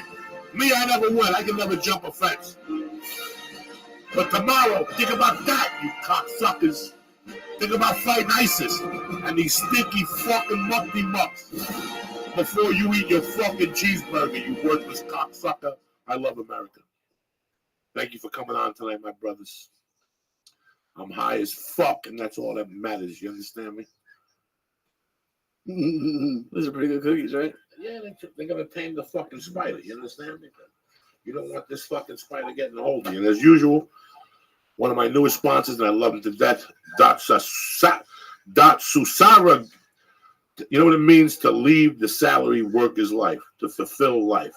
That's what it fucking means. That's what this whole label means. They sent me a box of stuff. Okay, I've been wearing the sweatshirt, the jiu-jitsu. They have a fucking fanny pack. They have a bag that is tremendous. You can hold your water, your bandages, your wallets, your phones, your keys. It has a little bag in there to put your fucking rash guard and your stinky socks and your underwears in, along with your gi. I mean, they got T-shirts, they got shorts. Do me a favor. Go to dsgear.com and look at the great selection of stuff they have, okay? They got a hemp gi. Listen, when I lose 20 pounds, you're going to see me flying through the air with this fucking beautiful hemp gi that they got. They don't fuck around. It's comfortable. It just doesn't fit around my stomach, but give me a couple of weeks. But anyway, do me a favor. Today, go to dsgear.com right now. Again, That's DS Capital Gear, GEAR.com. Take a look at the bags. Take a look at the fanny packs. Take a look at the hoodies. Take a look at the geese. And if you like something, do me a favor. Go to the box and press in church, CHURCH, and get 5% off your first order. All right. Again, go to DS Gear, GEAR.com, and look at the great selection of clothing lines and everything that they have. I love this guy, Chris. So listen, great customer service. If you have any problems, get back to me. Susara, you understand me? To leave the salary worker's life. Like, stop being a peasant. Take a chance Columbus did, cocksucker. All right, I love you, Dean. Thank you for being my fucking rock mogul. Dude, and keeping me alive with music I love and shit. talking to you about music, man. We could talk for hours. It's just incredible. It's just, it's just like old days, just doing coke and in the living room and just going, what about this record, man? There's nothing like that. Thanks for coming on. Hell Don't forget, Omaha next week, and then Philadelphia. I don't know the dates. I'm fucked up. What do you want from me? Have a great holiday. Stay black. Love it.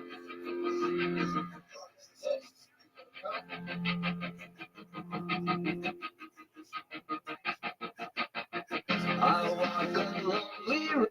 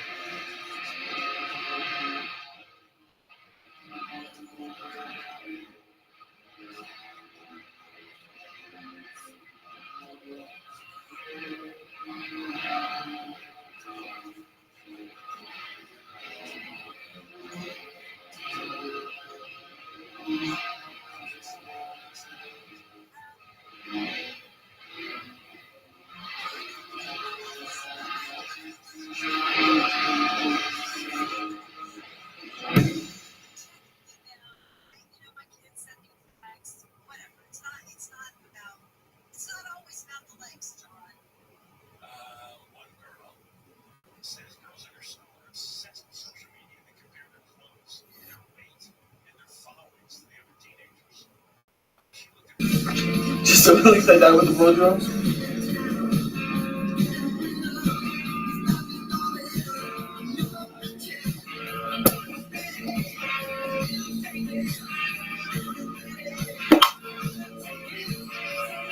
It's that time, motherfuckers. This weed is so fucking good. How long has it been trying? Years. Like a fine wine. You get stoned already? No. Get straight already? Should I be? Sure. Okay. That's what I say. Some of that lemon jello for yourself.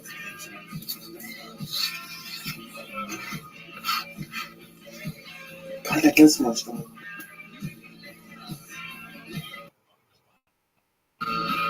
Bam! Here we are for another fun-filled afternoon with the church and what's happening now. As usual, we got some stars. We got some fucking reefer. Brad Williams is coming. And we're here. Lisa Ayat's here.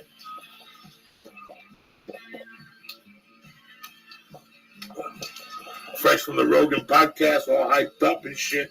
He called his mom and everything. No, you're not going to believe it. It's over. Dickie Sayat, listen to it? Yeah. What Dickie say? He loved it. Oh, shit. It's Wednesday afternoon, motherfuckers. June 1st. We're all equal.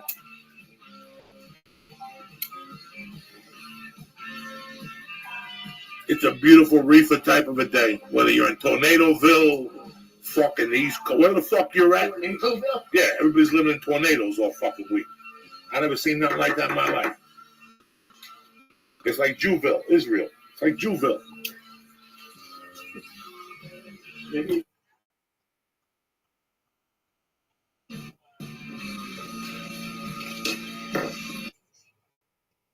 Fidget called and fucked up my connection.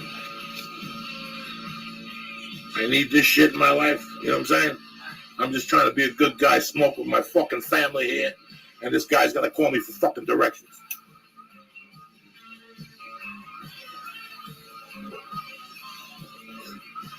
I got some beautiful fucking reefer. When I tell you this reefer is beautiful, I tell you, you can smell this. I had it in my bedroom. My wife could smell it in the kitchen. It's presidential, bitches, from Sunset Herbal.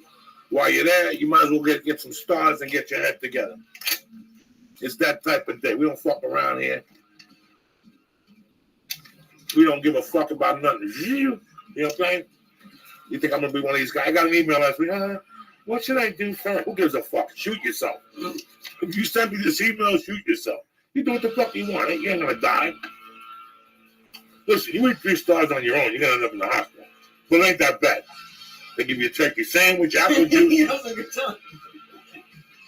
You see that picture like I sent you? With all like the 20 edibles you got? Like the whole bed? I got that at the house. What do I give a fuck? There you go, cocksuckers. A little smoke going right through the fucking phone for you.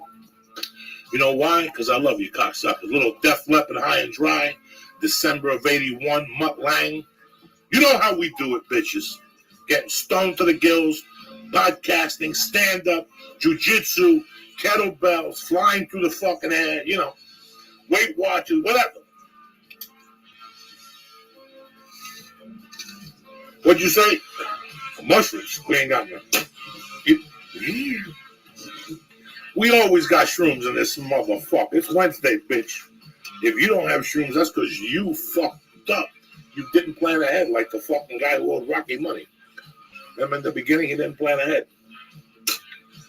Doing little bumps of reefer for Lee right here. Here you go, my brother. Oh, I knew you were getting Put the soda down. Don't worry about getting up, but it's 90 degrees up there. Let's do this, bitches. You're home. You got iced tea. You're probably going to watch the news. Who gives a fuck? You already know it. 2 black dudes got shot on them. Some white chick's kid fucking got kidnapped. and some lady left her kid in the fucking car outside and came on 90-degree weather. That's the news. The weather, I have no fucking idea because I don't live in your area. But it don't take no fucking genius to do weather either, believe it or not. Oh my God. Little wiggling here with the reefer. Oh shit. Gotta wiggle out of your lungs and shit, Dr. Belize way. Who you kidding, motherfuckers? Uncle Joey here coming at you the Wednesday Direct. Did you listen to the Rogan podcast yesterday? Did you see Lee Syatt's debut? Fucking, he didn't stutter one time. He's a fucking animal, so I'm proud of him. I'm sober.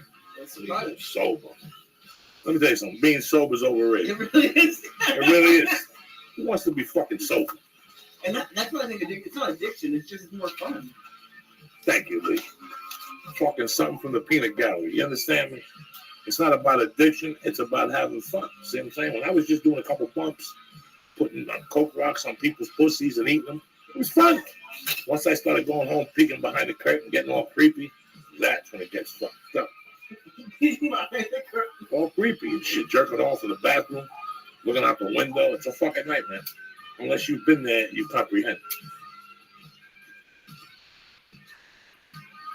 Oh yeah. How good is this reefer, Lee? It's setting the fucking pigeons loose. That's how we do it. The best only. Why smoke that fucking mouse weed when the best weed is right on the top shelf? You're over there, I'm looking for a deal. You think your lungs need a deal? Huh? Who knows what they sprayed on that shit? Horseradish juice or whatever the fuck. You go into the weed store, you tell them, listen, Uncle Joey sent me. I want to see the devil and his ghost. You understand me? I came here to see the devil and his fucking ghost. If you can't produce, send me to your leader. What's up, dog? I went to the weed store yesterday, and there was a dude being like, I have a long day on set tomorrow, and I need something strong, so I recommended the exclusive. And I was just thinking he's probably didn't make it to say, like, oh, I have a busy day tomorrow. Lee's recommending weeds. That's how strong we're getting over here. That's how, and don't tell me Lee ain't experienced. He's been hanging out with me for 4 years. That's an apprenticeship on its own. Bless you, see? Salud. I ain't fucking lying. But that's it, people. We're going to have a fun church today. Brad Williams from the Mind of Mencia. Showtime specials. He's a bad little motherfucker. I love Brad with all my heart. He's a good guy. He was born with the schizophrenia thing and made him a midget. I don't know. What the fuck? How do you become a midget? You fucking get some disease when you're born? I'm honestly not sure. The fuck, you know? In kindergarten, they know in kindergarten when you're headbutting kids, you got a more powerful headbutt than the other kids. You're closer to the ground. You know what I'm saying? Who gives a fuck? It's fucking Wednesday, cocksuckers. Take the stick out of your ass. Who gives a fuck? Memorial Day's over. Put the flag away. We're going deep into the murky waters of the underworld.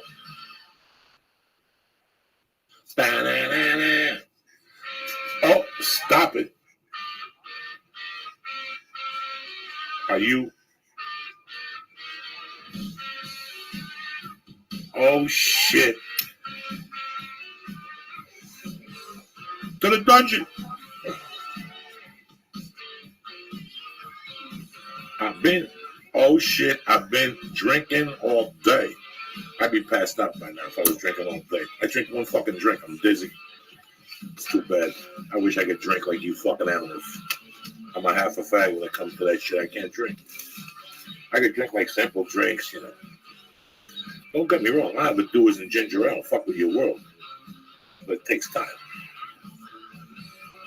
Should I do a line of fucking reefer? When's the last time you did a line of reefer? Gives a fuck about it. Shoot that fucking gorilla. Fuck, those are zoo gorillas. They're all fucked up. Their heads all fucked up. They keep the good gorillas for, the Chinese people at the zoo.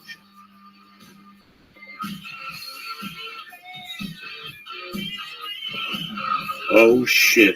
We're going deep into the murky waters. They do keep the good gorillas for the Chinese. The Chinese pay top dollar to go to the zoo. You want to pay $3. What type of animals you think you're going to get? You know what I'm saying? You're going to get bummed animals and shit. Fucking those animals. Well, every time I go to the LA Zoo, those animals are fucking retarded. You can tell. That ape was retarded. This shit. His afro was all fucked up. They're throwing shit at each other. Normal people don't do that. Normal people don't do that shit. I'm high and dry. Huh?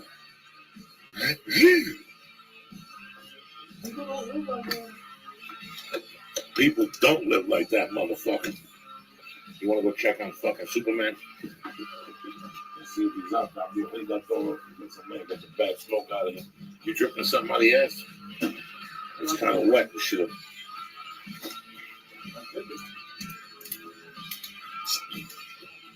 So that's it. I don't know what else to fucking tell you. You know I love you motherfuckers. Always. To the end. But I also want to fucking get high. I love my reefer.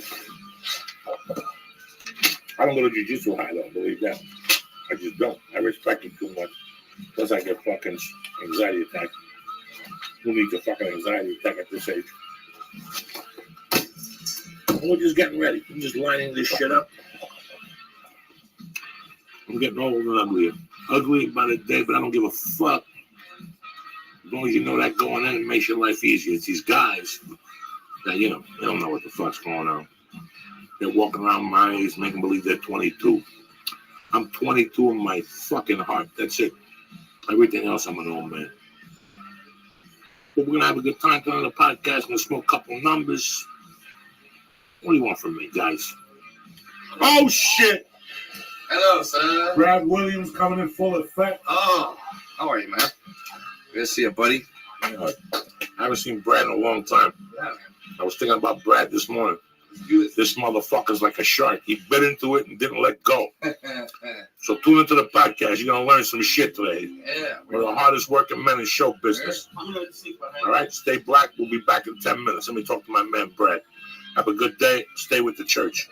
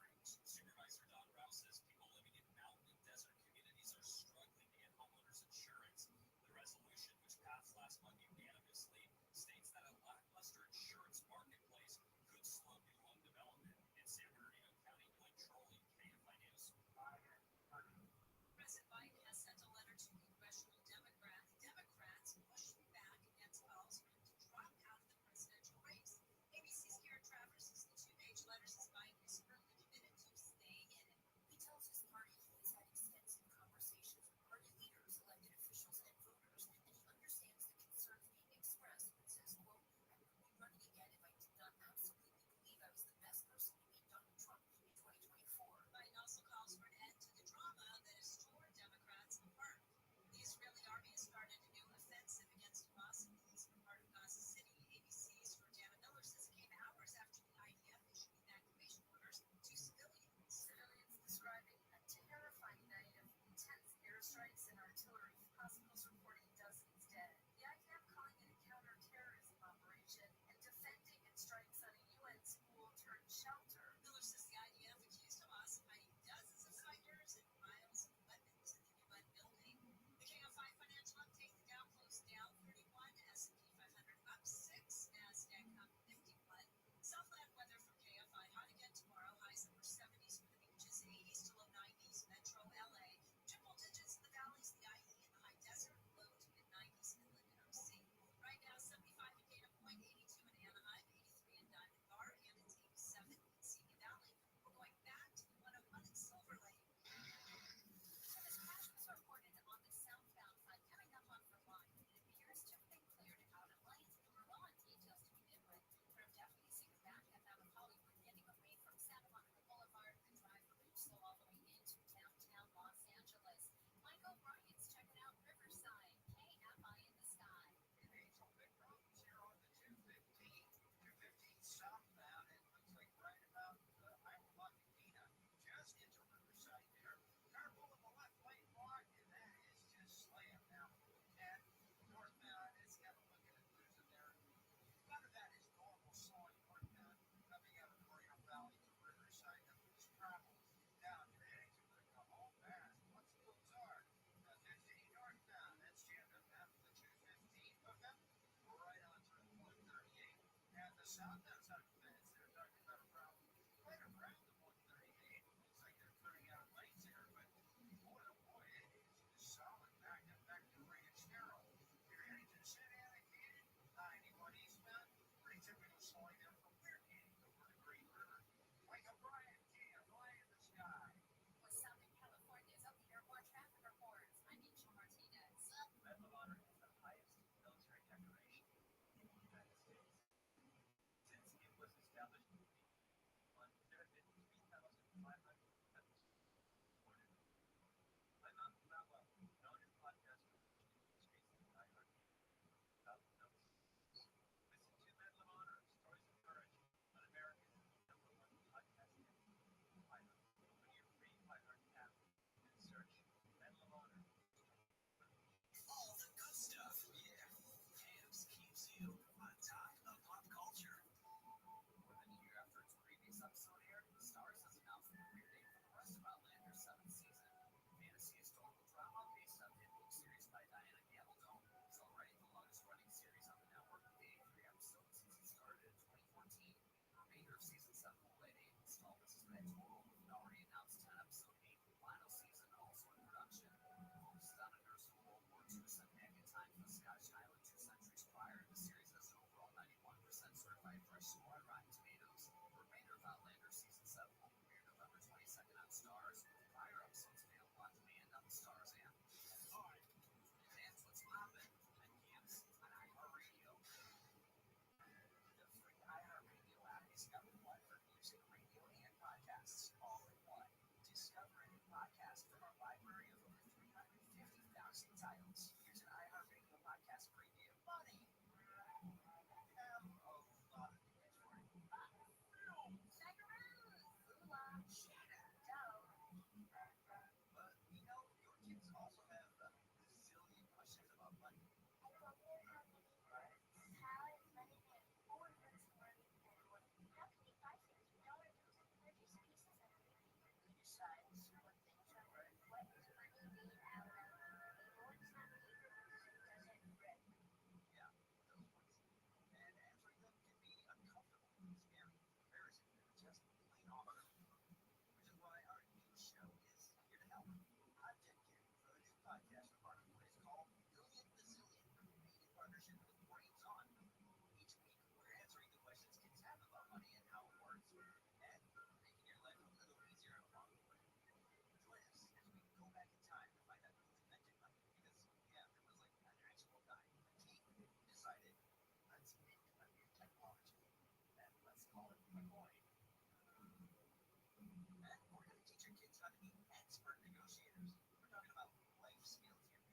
So there's something you want, but in order to get something from someone else, you have to help them get there. And then my mom was like, I can see that this you should pay it off and replace it. And we're going to figure out why things cost what they do. Starting with pizza. Let's help from somebody who really knows pizza. I can eat pizza every day, which is also my all-time favorite food. Plus, finding out how advertisers trick your brains into wanting stuff and how to fight against it. How to save money, to spend money, and a whole lot more. It's Billy and Bazillion from Marketplace, in partnership with Brains On. We're going to help dollars make more sense. And we're all going to figure out how this thing, money, really works. It's Billy and Bazillion. Listen and follow this podcast for free on the iHeartRadio app. #1 for music, radio, and podcasts all in one. John Cobell Show. Can't buy AM 640 live everywhere on the iHeartRadio app. We're on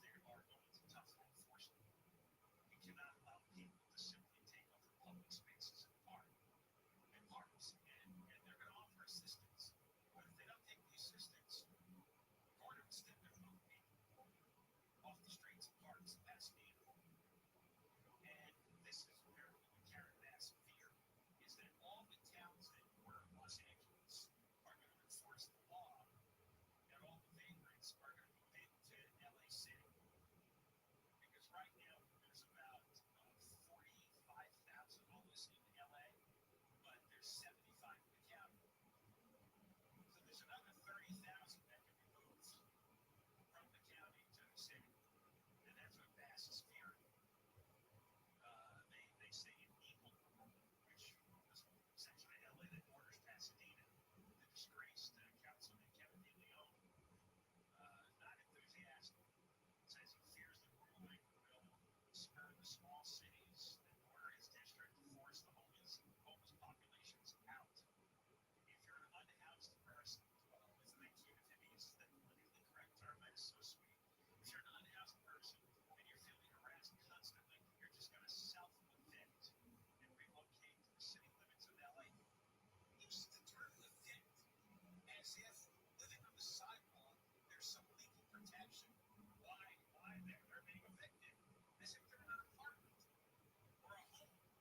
Well, it's a public sidewalk that we're supposed to walk on or bike on, and we pay for it. Self-evict. Yeah. The town should dump them into LA and unmask Karen Bass's fake programs. They're still carping about what the Burbank police did, dropping a guy into North Hollywood in front of the office of the council president, Paul McCory. And here's what Bass said. I'm very, very concerned that exactly what you saw in Burbank could happen more and more. If it's okay for cities to ticket and then shoo people away, I'll be very concerned that the numbers of people moved into LA from other cities will increase. Well, then you shoo them away. Of course they're going to send them to LA because you're too stupid to get them off the streets yourself. What kind of person who runs a big city doesn't simply force these people to move? You offer them assistance. If they don't take it, then you've got to move. And who cares where they go? I'm so sick of that question. But where will they go? Who cares where they go? You don't care where they go. If I told you they go to the desert to live, if they go to Phoenix to live, does that make your life any different? Does that make you more or less happy? You don't care. You know, it's fake self-righteousness here from the rest of people. Where will they live? How about your house? Got an extra bed? Got a garage? Sleeping bag? You house them. And here's another Lindsay Worthington, LA County Supervisor. She's my county supervisor. She replaced Sheila Q. Ugh. I don't know what's wrong with people. She said it's unconscionable. No, it's the law. And there's no legal right for homeless people to live on the sidewalk. There's no legal right. That wasn't in the 8th Amendment or any other amendment. Does Lindsay Worthington read? I was going to say, does she read the Constitution? Does she even read? Where in the Constitution does a homeless person have a legal right to live in a public space? Unconscionable. Then Bass appeared before Bass at some event. Said that the decision would usher in a new wave of criminalization. This is a rehash of the 1990s, where we couldn't figure out how to deal with a social problem like addiction and gang violence. Well, gang violence is a social problem. No, it's gang violence. I mean, people are getting harmed and murdered. We just decided we were going to lock everybody up. Yes. People who commit gang violence, you should be locked up. That's what I'm far more concerned about than buses of homeless people being sent to LA. There you go, people. She's more concerned about people being jailed than she is about homeless people being bussed into town. She's willing to let them live on the street.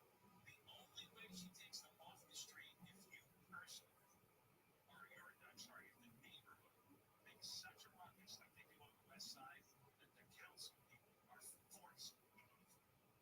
They're forced because there's so much pressure coming from a neighborhood. But in her heart of hearts, she thinks that it's okay to live in the streets and it should be protected by law and you shouldn't force them out, let alone put them in jail. Well, if you don't send them to hell, then yeah, you ought to go to jail.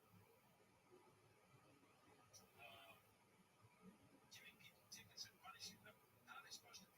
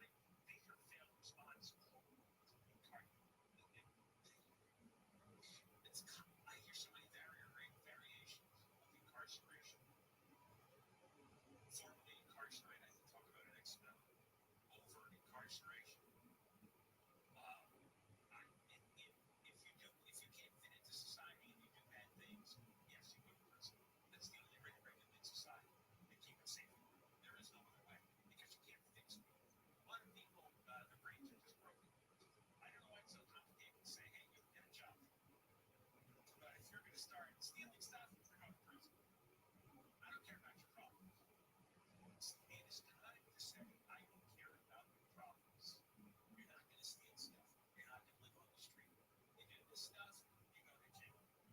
You don't care about your problems. I go to work, you go to work. I don't do drugs, you don't do drugs. You see, I have an orderly life. You'll have an orderly life. At least cat asses, but no thanks. Where we come back with this disturbing story about his dog and now coming up. But he's up to you. Do not leave me in the next week. Never mind, life you can't find 24-hour vision. A man accused of crashing into a family on bikes in Garden Grove has been arrested for an alleged hit and run. The largest wildfire burning in California right now continues to grow in size. As of this morning's update from Cal Fire, that fire in Santa Barbara has burned more than 20,000 acres. Russian missiles hit cities across Ukraine, damaging the country's largest children's hospital and other buildings, in an assault that has interrupted heart surgeries and forced young cancer patients to take their treatments outside. We're going to go to the 2:15 and we're going to check in with the KFI in the Sky next. Let me tell you about a new sponsor here on the show, Velvet Pavers. Velvet Pavers specialize in pavers for your pool deck, patios, entryways, decorative walls, synthetic grass. And this summer, Velvet Pavers can transform your backyard. Family owned and operated for 40 years. Victor, the owner, he's a good guy. He's involved in every project. He'll speak with you personally about the project. Velvet Pavers has a summer special. First 10 callers get a free demolition. Call now, get 12 months, no payments, no interest. Work is guaranteed for full satisfaction. Call now. Here's the number, 844-PAVER11. Ask for Victor's summer special, 844-PAVER11. Free demo, no payments for 12 months. VelvetPavers.com. VelvetPavers.com. Satellite weather from KFI, another hot day tomorrow. Temps ranging from the 70s to loose triple digits. This report brought to you by Summit Racing Equipment. We're going to go crash on the 2:15 in Grand Terrace. It's on the southbound side coming up on Iowa Avenue, where the car pulling left lanes have been blocked. Trying to get everything cleared to the side. Big delays out of Colton, leaving the 10. And northbound slowing out of Moreno Valley, leaving Alessandro. Mike O'Brien's checking out East LA. KFI in the Sky. Tough drive here from the Prime Angel. 5 southbound, you're jammed up there at the 60 10 split East LA interchange. That's going to remain heavy down through Downey. More students about Lakewood Rose Speed. I got hit 605, they're in pretty good shape. Now, also in decent shape out of East LA is the 60 eastbound. We have right the 710, but it's mostly just moderate slowing here through Rose Speed Boulevard. 710 southbound, that's a bit tougher. South 710 jam from the 60 down to about Florence. And the northbound side, not bad through this neck of the woods, but a little further up, it's going to be tight from the 60 up to the hookup with the 10 at the end of the freeway. Mike O'Brien, KFI in the Sky. With Southern California's only airport traffic reports, I'm Rachel Martinez. Local Medal of Honor is the highest military decoration in the United States. Since it was established in 1861, there have been 3,517 people awarded. I'm Malcolm Gladwell, knowledge podcaster working in the streets of Backyard Community. It's about those heroes. Listen to Medal of Honor, Stories of Courage, on America's #1 podcast station. Open your free iHeart app and search Medal of Honor, Stories of Courage. Here's this week's iHeartRadio countdown of the top TV streams. Here's what you've made popular by Get Your Stream On. Starting us off this week, the new season of Mayor of Kingstown, starring Jeremy Renner on Paramount Plus. That's followed by Orphan Black Echoes on AMC Plus, starring Kristen Ritter. Debuting at number 8 is the new British superhero drama Supercell on Netflix. Season 2 of Interview with the Vampire on AMC Plus is in at 7. The sci-fi drama Dark Matter on Apple TV Plus falls back to 6. With My Lady Jane, the new fantasy romance on Amazon Prime Video, debuting at 5. The Star Wars series The Acolyte on Disney Plus falls out of the top 3, back to 4 this week. The top 3 starts with the new season of House of the Dragon on HBO and Max. Presumed Innocent, starring Jake Gyllenhaal on Apple TV Plus falls back to number 2 this week, which means the new season of the award-winning dramedy The Bear on FX on Hulu is your top streamed show. And those are your top TV streams of the week on iHeartRadio.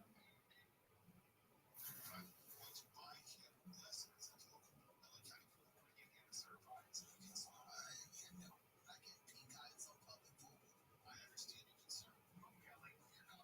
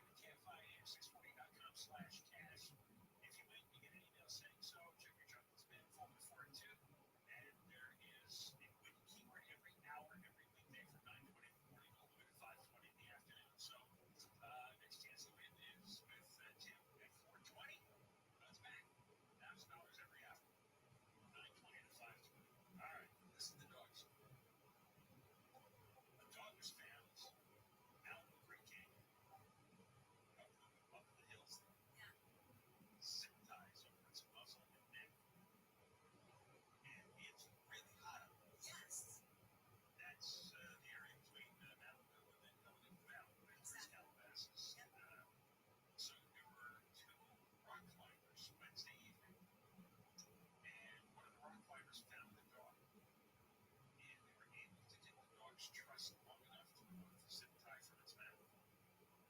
And then eventually the dog warmed up. He's such a sweet dog. He allowed my friend and I to pet him, and he gently ate our food out of our hands. We have a photo of the guy. He's a German Shepherd. He looks kind of sad. Like he knew he was left to die. His mouth was zip tied. Right, so he couldn't even eat. No. So the sheriff never even showed up. And the dog was 250 feet down the side of the road, and they carried him up the hill. And also, the dog had inflammation, warts and skin tags on its legs, stomach, and groin. Yeah, this was a dog that was probably neglected for a long time before it was abandoned. Yeah, and I guess they had like poison oak managed on his body. And was taken to eventually the Agora House, German Shepherd, 7 years old. And it's listed on I guess the county website. It hasn't been adopted. Oh, look at it. I know, here's the deal. If you don't want your dog, for whatever reason, take the dog to a rescue. All you have to do is Google pet rescue in Los Angeles, and you'll get tons and tons of answers to where to go. Right? You don't think the dog did something to Okay, but the rock climber, right, was saying how sweet the dog was. yeah. So, I was wondering if the dog attacked somebody and maybe grazed the arm. I'm not defending this. I just wondered what triggered it. the way, no, nothing that dog could have done. Go take it to a pound. Go take it. I mean, I've not been someplace where they will not kill the dog, right? A rescue organization. Just zip tie it and leave it to die in the heat.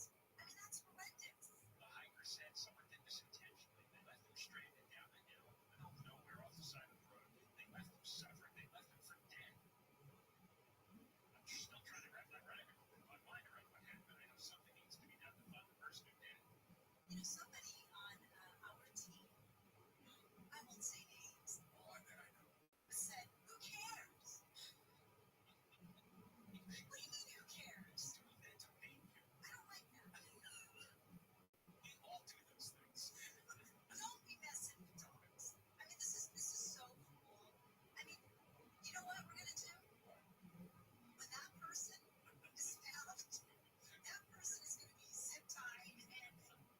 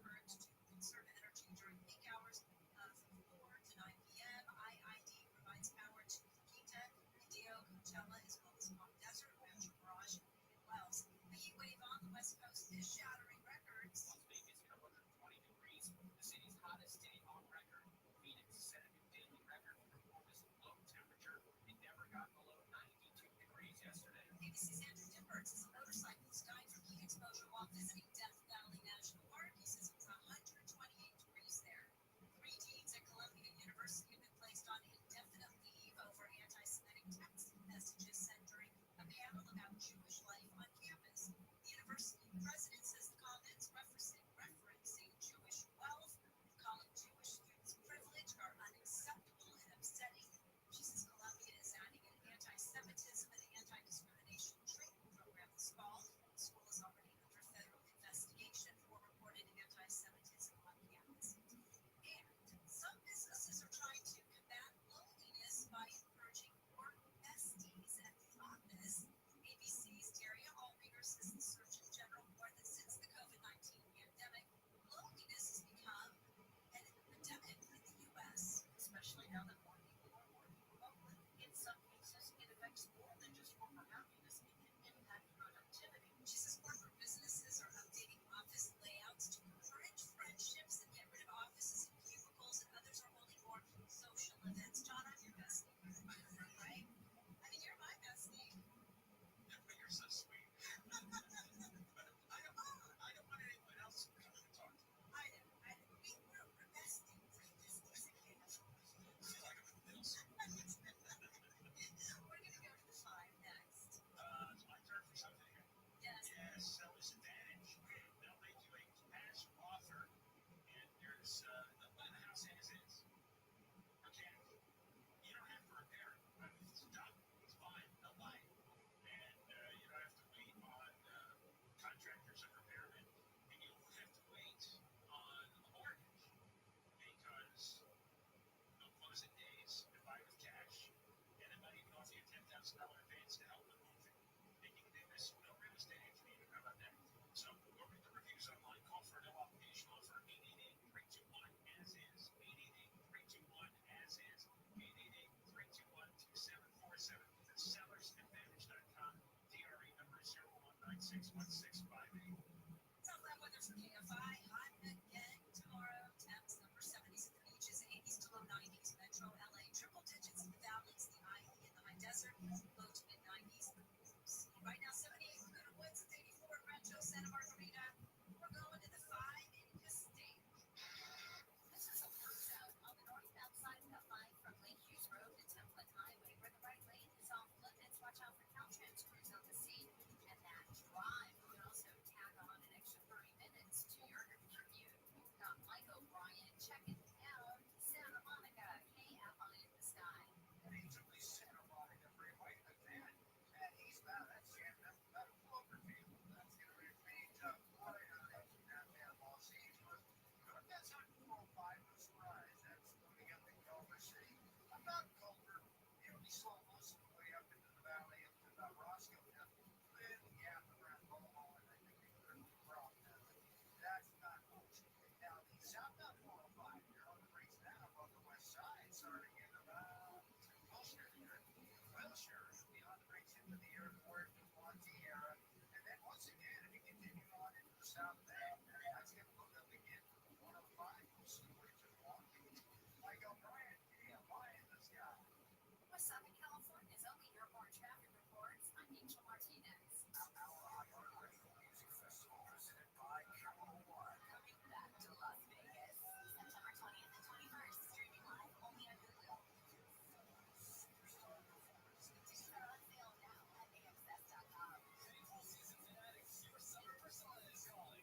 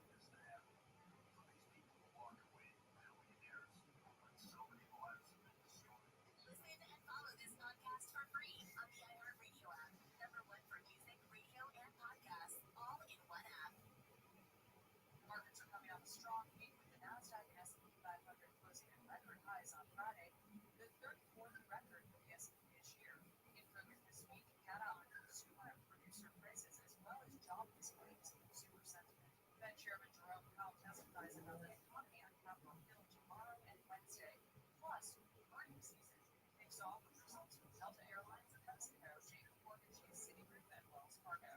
Boeing agrees to plead guilty to a fraud charge and pay nearly $250 million in fines to resolve the probe by the Justice Department into the crash of the two 737 MAX jets in 2018 and 2019 that killed 346 people. Savannah now has more. One court file showed Boeing will formally acknowledge guilt and accept fresh punishment for missing the FAA in the run-up to those crashes. The company will also spend up to $450 million to compliance of these challenges for Boeing as the company can be suspended or barred as Despicable Me 4 is soaring to the top of the box office this year.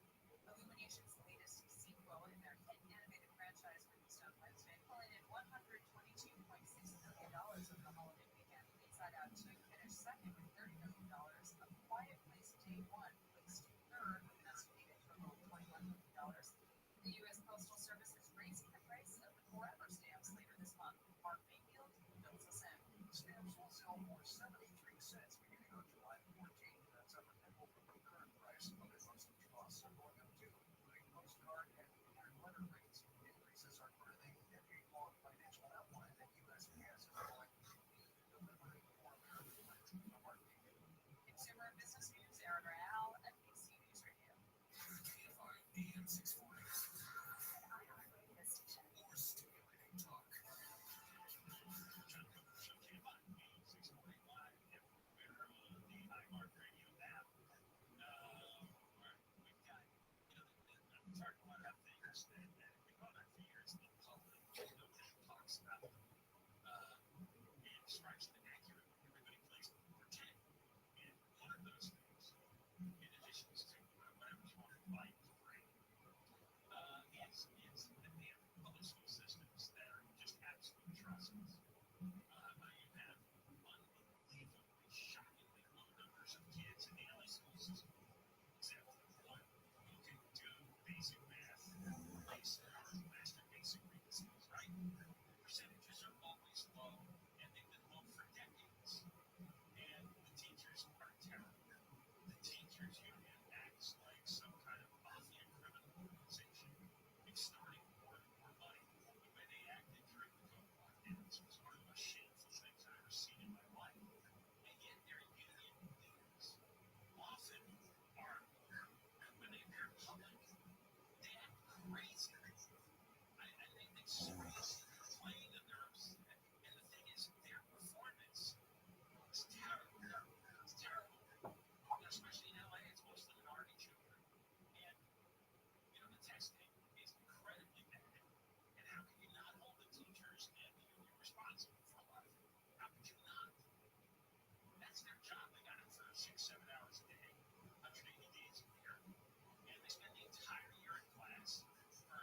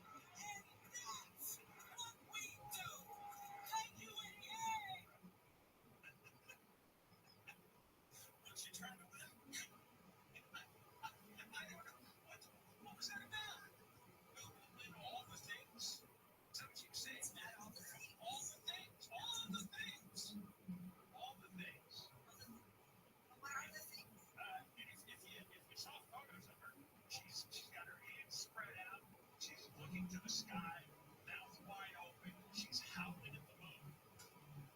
Repeating that, and then people started applauding instead of shaking their head and saying, wow, she's lost her mind. We get it next. Take her in. She needs to be committed somewhere.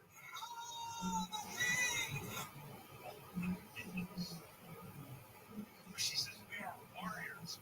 Rise and be worthy of this historical hour. No revolution is worth anything until it can defend itself. What the hell is she talking about? She teaches kids how to read. Now, do the math, do the basic, 3 plus 6 is 9. That's all. There's no need to scream. Do they do this in class? And take away the phones, too, while you're at it.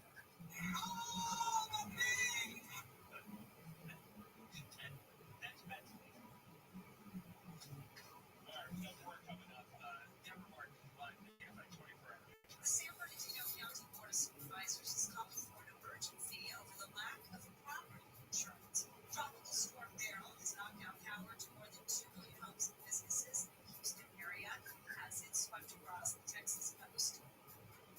Owen pleaded guilty of criminal fraud over 2 fatal 737 MAX airplane crashes, one in 2018, the other in 2019. The Justice Department said that the aircraft violated a settlement in 2021 that protected the company from prosecution.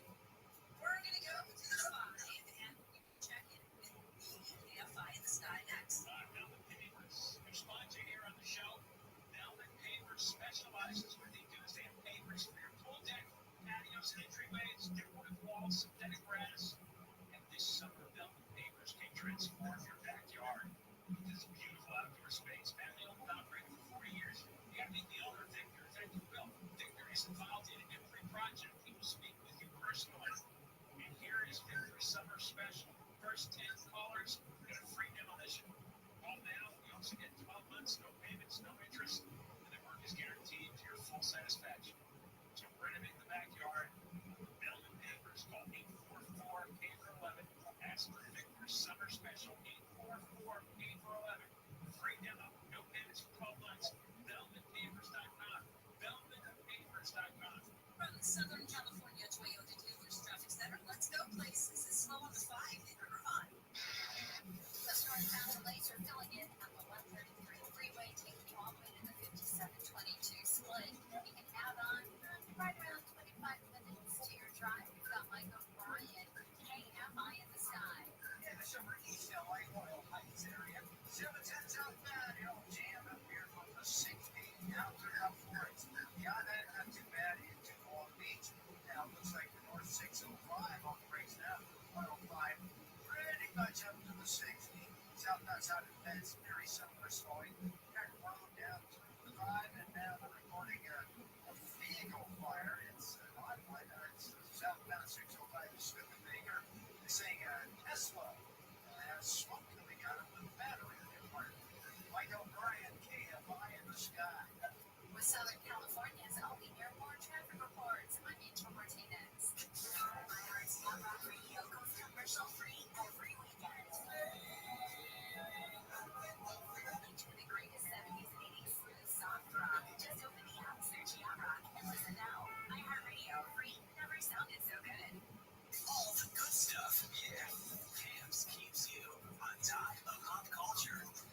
Kim Kardashian had a rough night with Tom Brady, and Netflix was there. Former MVP QB and A for Brady Star was roasted on May 5th in the tradition of Comedy Central roasts and one of the streamer's live events. There's no remorse claiming which Kardashian was met with the chorus of blues when she took to the podium. After Kevin Hart helped calm the crowd down, Kate did get in at least one good singer, not at Brady's expense. She closed out her segment by referring to her late father's work on O.J. Simpson's murder trial, saying, honestly, it's hard for me to watch people roast you. I think enough of my family members have helped defend former football players. The 3-hour plus Netflix is the greatest host of all time. Tom Brady is streaming on the platform.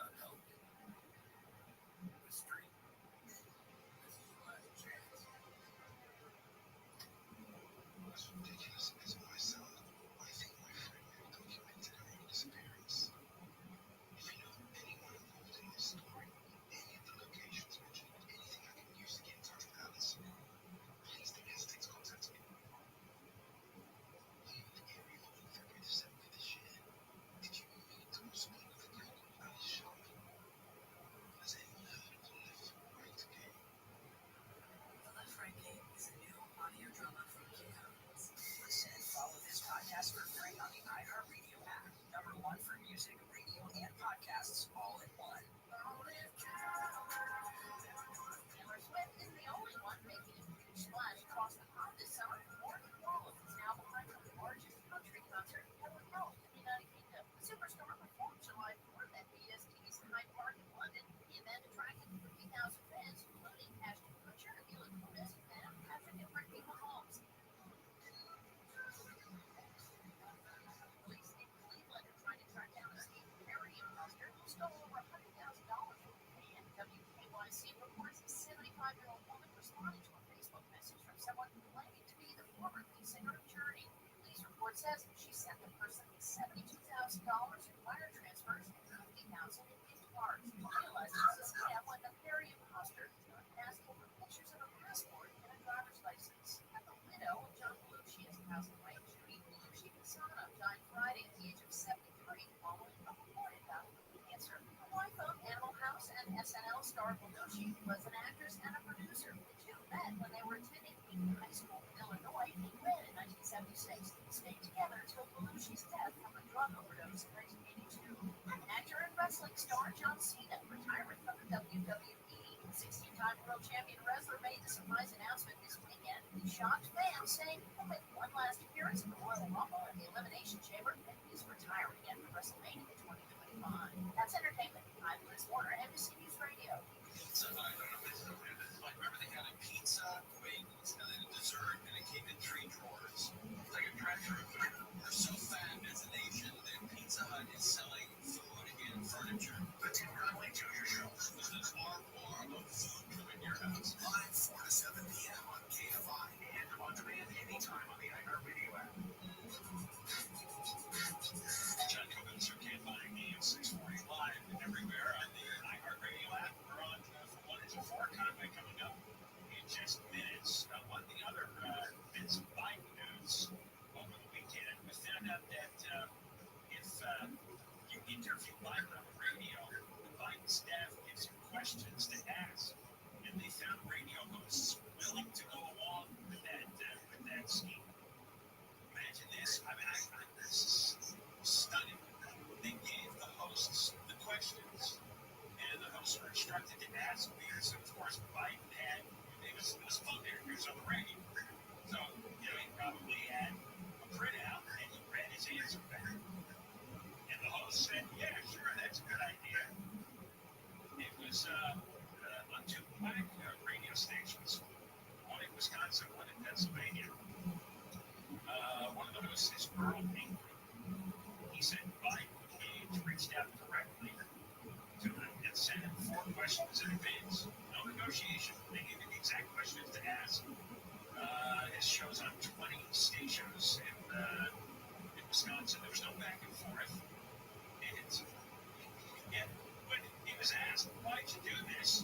and he said, "Well, it was a once in a career chance to interview the president. I probably never would have accepted it, but this was an opportunity to talk to the president of the United States." So you don't mind being used as a tool, as a rock. Why are these people in the business? I cannot stand starstruck media people. Oh, that's the president. Oh, will you do we give you the questions? Oh, sure. I'd love to ask you more questions. And then he reads the pre-printed answers, so you're like, it's not a conversation. They also did it with another radio host named Andrea Awful Sanders. Too many names there. For a radio station in the Philadelphia area. And she admitted that she got 8 questions, picked 4, and went along with the scam. And in fact, this was the first post-debate interview. And then management of WRD fired her. I mean, this interview was arranged and negotiated independently by Andrea Awful Sanders without the knowledge, consultation, or collaboration with management. The interview featured predetermined questions provided by the White House, which violates our practice of remaining an independent media outlet accountable to our listeners. Good on the radio station. Yeah, I was happy to see this. For all the stupid things radio people have been fired for, this is one where she deserved it. It's infuriating because at its core, journalism and the media, they're supposed to keep the government honest.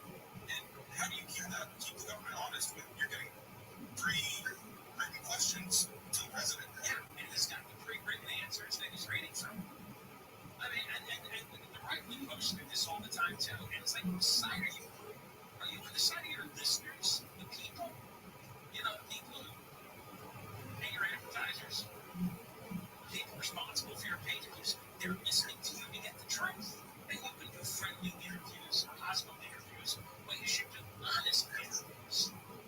It shouldn't be prefabricated. And Jesus, they're just politicians. Well, why is everybody afraid to get politicians upset? I mean, you wouldn't be afraid of getting used car sales upset. You know, most of them are buying all day and night. And, you know, often they buy a lot to their own followers, their own voters. I mean, look what the Biden administration has done to their own voters. Biden, for years now, and especially the last 6 months, Biden misled them. Constantly said he was fine, he was sharp, he was wonderful. And now, the Democratic voters don't have a choice. They got a big senile guy.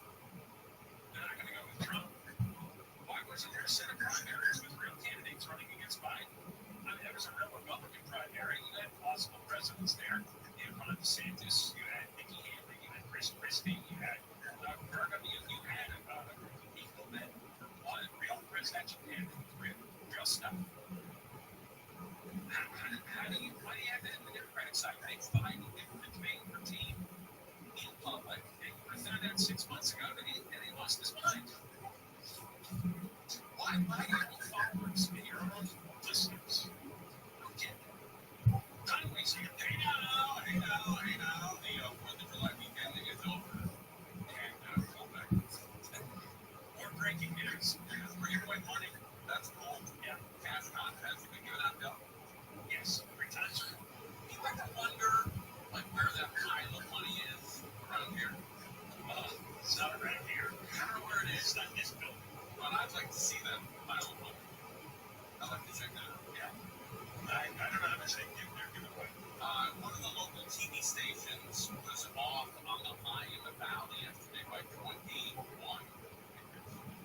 Oh, you know, they said in Burbank it should be 111. And it was 90. That's a bail. That's a big difference. Yeah. But you notice that it never goes in the opposite direction. It's never like 90 and they say it's going to be 70. I thought you were going to tell me it was 132. That wasn't very good, but you know how many in the high desert, low desert, they're getting wiped out by this heat. Yeah, this is horrible. Well, the beach is there. Yeah, they're in the 60s at night, and it doesn't get much past the 70s during the day. My sister was out there. She said she wears a sweater all day. It's freezing out. Yeah, it was chilly. But that's why that real estate is so expensive. You know, that's why this crap in the valley in the high desert you can buy 9 cents an acre. But out at the beach, you can't buy a house for under $5 million. You know, a small home. $5 million gets you a driveway. But in a small, tiny 2-bedroom, 1-bathroom home is $3, $4, $5 million. Yeah, that's true. That's you know. And then 20 wildfires.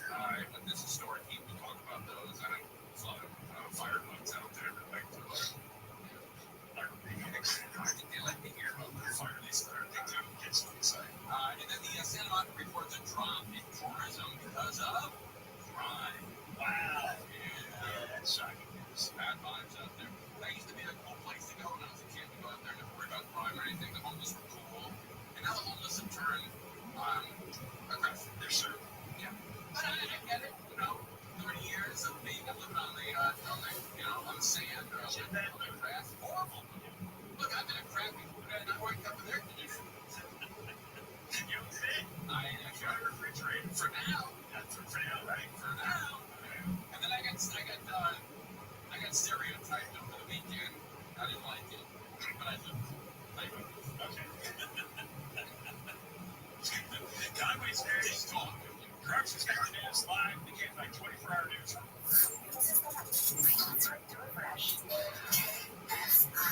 KOST HD2 Los Angeles live everywhere on the iHeartRadio app.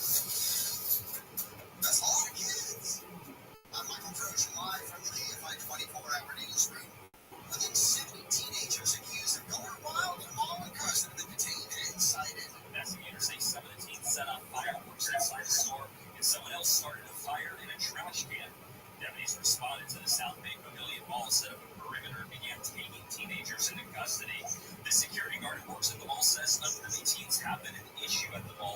says he was attacked in the past. I was like, Tom, you need to go.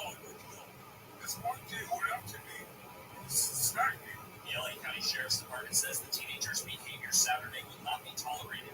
In Carson, Blake Trolley, KFI News. Accused of kidnapping her 3 children in South LA over the weekend has turned herself in. Kimberly White says it was all a misunderstanding. I was raised on pure love. I was grew up on pure love. My mother and father married pure love. All I could do was love. It didn't hurt for me to be accused of somebody new. Representative for White says the LAPD believed her in regards to the kidnapping case, and charges weren't expected to be filed against her. However, she was detained on an outstanding robbery warrant from Riverside County. Watch Monterey Park ambassador fighting an increase in mosquitoes with pesticides. San Gabriel Valley Mosquito Infected Control District says spraying will be conducted from a truck moving through impacted areas and will target adult mosquitoes that may be infected with West Nile virus. Spraying will be done between midnight and 5 a.m. Tuesday and Wednesday mornings. The district says it's reported high mosquito numbers in the past few weeks, and the treatment will help protect people from diseases.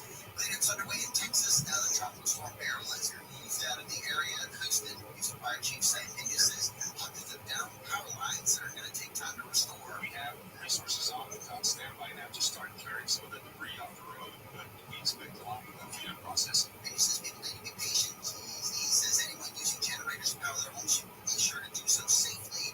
Avoid carbon monoxide poisoning. Make sure it's outside. The storm knocked out power to nearly 3 million people. President Biden says he's not going anywhere. He called into the morning show at NBC this morning to tell hosts Joe Scarborough and Mika Brzezinski. Biden added he wouldn't be running if he didn't believe his best candidate to beat former President Trump in 2024.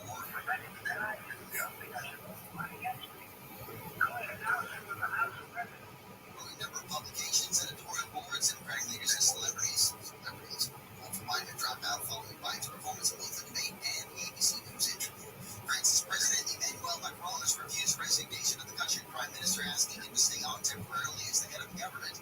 Comes after election results split the legislature. An alliance of left-wing parties in France winning the most seats in Sunday's parliamentary elections, though no single party has an absolute majority. French President Macron's centrist alliance came in second, while the far-right National Rally came in third. He says it is Tireless as experts worry the unexpected income could foreshadow a period of political instability. Negotiations are underway to form a new government. Compromise!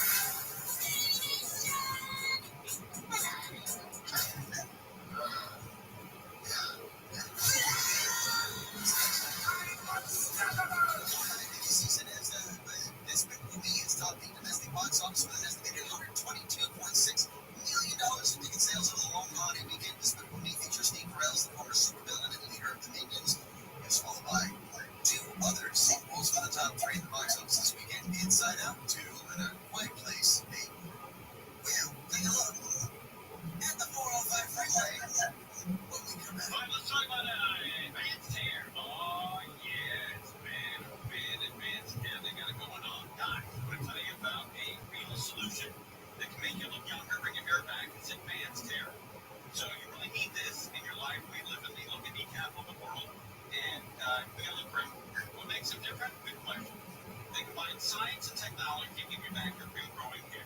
It's not a pill, a potion, or a lotion. No, it's a wonderful way to get your hair back, where it doesn't grow anymore. It's advanced hair. It's an advanced treatment by Advanced Hair. Quick, simple, one-day treatment. It's guaranteed to grow the rest of your life. You're good there. And, man, oh man, Advanced Hair is replacement. It takes 1 day, and you have a hair starts to grow the very next day. And now it's the best time ever. They're offering up to 25% off. It's a big deal. Phone them up, 844-654-HAIR, 844-654-HAIR, or go to the website. It's advancedhair.com. You got to use the promo code TIM to get the savings. Advancedhair.com, promo code TIM. 1-day treatment, life-changing results, guaranteed to grow. Advancedhair.com, promo code TIM, up to 25% off. Advancedhair.com. Sounds like my best clouds and dense fog out there through the night tonight. Those 60 degrees out there.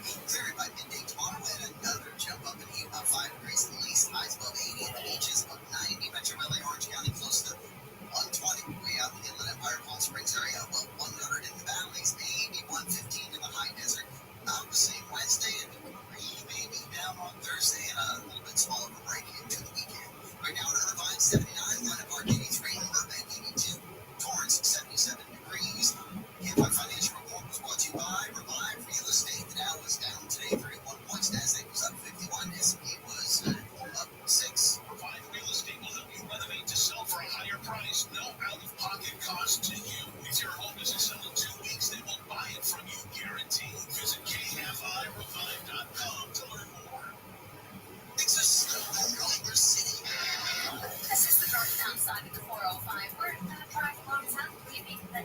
14, we're on the brakes headed all the way to Devonshire in North Hills. We've got Mike O'Brien checking out Costa Mesa, KFI in the sky. And the 405 northbound, which loads up now just past Bristol area. Look up with the North 73. The worst of that into Mountain Valley to about Rutgers. Northbound 55 on the brakes now just before the 405. Up to about 17, a little gap.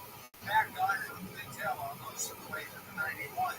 Northbound 5 to Rope C, you're on the brakes there on that lower stretch there. Looks like pretty much from El Toro Road, or I should say Crown Valley Parkway up to El Toro Road. And then once again, between 133 on and off into Anaheim up towards Disney. Mike O'Brien, KFI in the sky. And we're also checking out the drive as you make your way into Santa Clarita. This is the 14 northbound flowing in stretches, leaving the 5, heading towards Placer into Canyon Road. With Southern California's only airborne traffic reports, I'm Angel Martinez. iHeartRadio is the exclusive audio home of NBC's coverage of the 2024 Paris Olympics. It's the only way to listen to exclusive NBC play-by-play action of Team USA, plus NBC's top Olympic moments, original Summer Games podcasts, and live hourly updates from the games in Paris on the iHeart app, and right here on this station. Make sure you have the free iHeart app, the exclusive audio home of NBC's coverage of the 2024 Paris Olympics. KFI AM 642, iHeart radio station, the exclusive audio home of NBC's coverage of the 2024 Paris Olympics. KFI AM 640, it is the Conway Show. Ding and Dawn together again. All right, very good. We have somewhat breaking news here. I hate to say breaking because, well, you know, a lot of news stations do that, and their stories night without result. But this is sort of breaking news. I believe Belly labeled it as breaking. I hold Belly in a very high regard. Belly is not F around. So, possible breaking news, right, Belly? I think it's breaking news. Okay, let's break it. Very good. All right, bad fire in Studio City. It's not a good time to commit a crime because lots of guys and gals, they're loaded. Yep, they bought guns during COVID, and they're not afraid to use them when you break into their house. At about 3:10 here on Addison Street, near Rangers of Colfax and Magnolia. Okay, but there we are. Colfax and Magnolia, Virginia, geography nuts out there.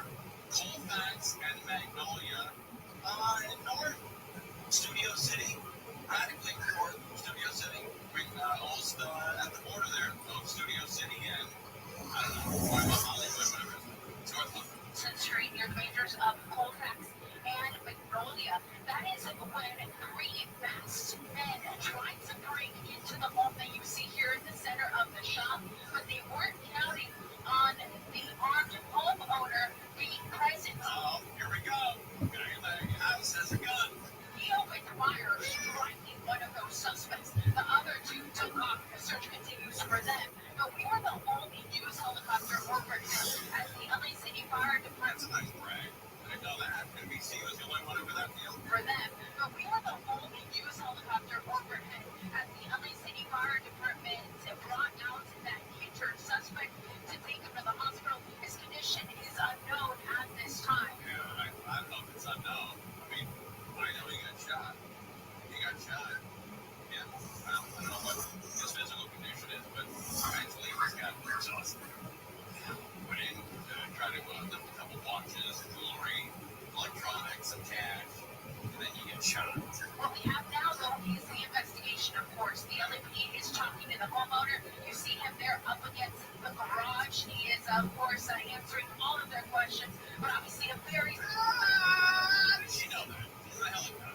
He is, of course, answering all of their questions. I don't know. You might be guesswork here. But obviously a very scary situation for that resident. And again, a search could... Yeah, very scary for the guy breaking into. I think we forget to acknowledge the fright level of the guy breaking in. He sees another guy and gets shot.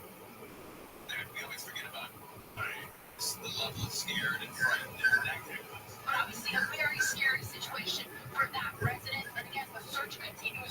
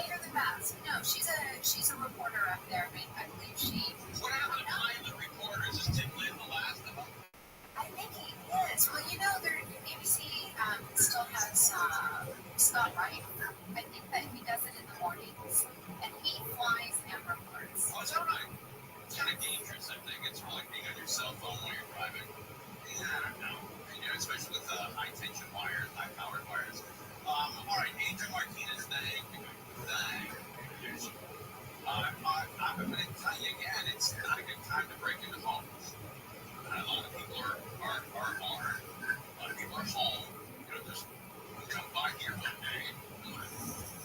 Employee count. Nobody here. But Mondays and Fridays. Tuesday, Wednesday, Thursday. Like to. But some people are home because of COVID. They're working from home a lot. And people loaded up during the pandemic. I got 4 or 5 calls from people I know, some people at work here. Hey, buddy, where can I get a shotgun? I'm like, what? How do I become the shotgun gunner? That happened. I literally got like 4 or 5 calls from people who work at the station, and people knew if I named them, you would know that. And I got the call. Hey, buddy, how can I get a handgun? I'm like, I don't know, go to a handgun store. How do you get a shotgun? Go to the shotgun store. I don't know. I don't know how all of a sudden I became the guy. I became like the gun guy. You're about the gun guy, by the way. I thought that was pretty cool. But you got to protect yourself. Here's something that happened over the weekend. Kind of fun. My wife was going out camping. It's a long story, but she's going to be on the road for 2 days camping. And she wanted, and I wanted her to have some protection. So they sell this thing. It's a pepper ball gun. It looks exactly like a real gun, but it shoots pepper balls. It's legal to carry anywhere in the United States. It's not lethal. It just bothers the guy trying to take your stuff. So I went to a gun store in Pasadena, and I said, "Hey, do you guys have that?" And they said, "Yeah, we've got one. I think it was like $299 or $399." And I said, "Oh, okay." I said, "I'll take it." The guy goes, "Great." He said, "Great, too much enthusiasm." Okay, what's going on here? Why are these things moving? You're so happy to sell this. I said, "Does it come with pepper balls?" He said, "No, you got to buy them on your own." I said, "Oh, if you sell them?" He says, "No, they're illegal in California." What? Yeah, they're illegal to sell in California. I said, "Okay, then why would I buy them?" He said, "Well, sounds like you wanted it. I was going to sell it to you." And then I said, "I'm buying this." And I laughed. But man, they make it tough to protect yourself in this thing. They really do. You can't buy pepper balls. You can't buy a gun. You got to wait for 2 weeks. And then if you shoot anybody in your house, and the cops get you, they show all the stuff. They treat you like the criminal. Man, it's tough. It's tough living in California. A lot of crime, and they don't give you the tools to protect yourself. Honesty. All right, that's the latest from Magnolia Colfax. And there are some beautiful houses on Magnolia. Magnolia, I will say that. Magnolia in the Valley, some big homes with big property. I mean, that's what people look at. Somebody has an expensive crib. So people still call homes cribs. Where's that? 1985. You call it a crib? Sure. Well, then I do too. All right, Crozier, what's going on in the world? All of these skiers are been given evacuation orders as the fire burned more than 100 acres in the San Bernardino National Forest yesterday. After Jake Johnson's pleaded guilty over his participation in the January 6th Capitol riot, Johnson played small rooms, holes, and arrested Bellman, Paperman, and Bob's Burgers. And Target says it's going to stop accepting personal checks as payment. Target says the policy means they have big mega checks, so they should be away with it. Next Monday, we'll take a look at the 210 freeway next. All right, here's a quiz for you here. We'll make it a quiz. Time for a quiz. Not quiz. What is the #1 window company in California? Did you guess American Windows? Oh, Dale. Little town Lakeland is coming together. They quickly became #1 in California. Not only for their beautiful windows, but their service, their technician, their installer. They're the best. You have the best product, the best installers, and the best customer service. You've got all 3 under one roof. So you got to get new windows. Maybe you're losing a lot of air conditioning for your windows and your doors. That's going to cost you an arm and a leg. So you got to call American Mixed Windows. We meet them at home. And man, I'm saving tons of money on air conditioning. And I walked downstairs and I thought, oh, the air conditioning must have been on all night. It was not at all. That's how cool the house is now. I'm telling you the truth. Your house is going to be cooler just because of windows and doors. And you got to call right away. Backed by popular demand is the June special. So check this out. You're going to get free upgrade to Sun Matrix, free upgrade to sound package, free installation, and free security package. 0% interest and 0 payments until 2025. That's why. 888-226-9908.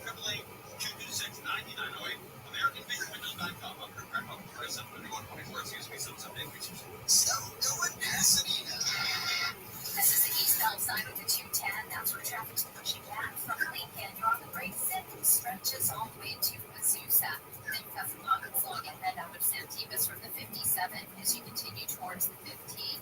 If not Michael Ryan, KFI in the sky. And a fairly tough trip for the 57. 57 northbound will be really loading up here right about Diamond Bar Boulevard. Diamond Bar up to the first of the 60 towards the back. Now, if you're heading east on the 60 out of East LA, 60 eastbound, jamming up to just about one here in the arena.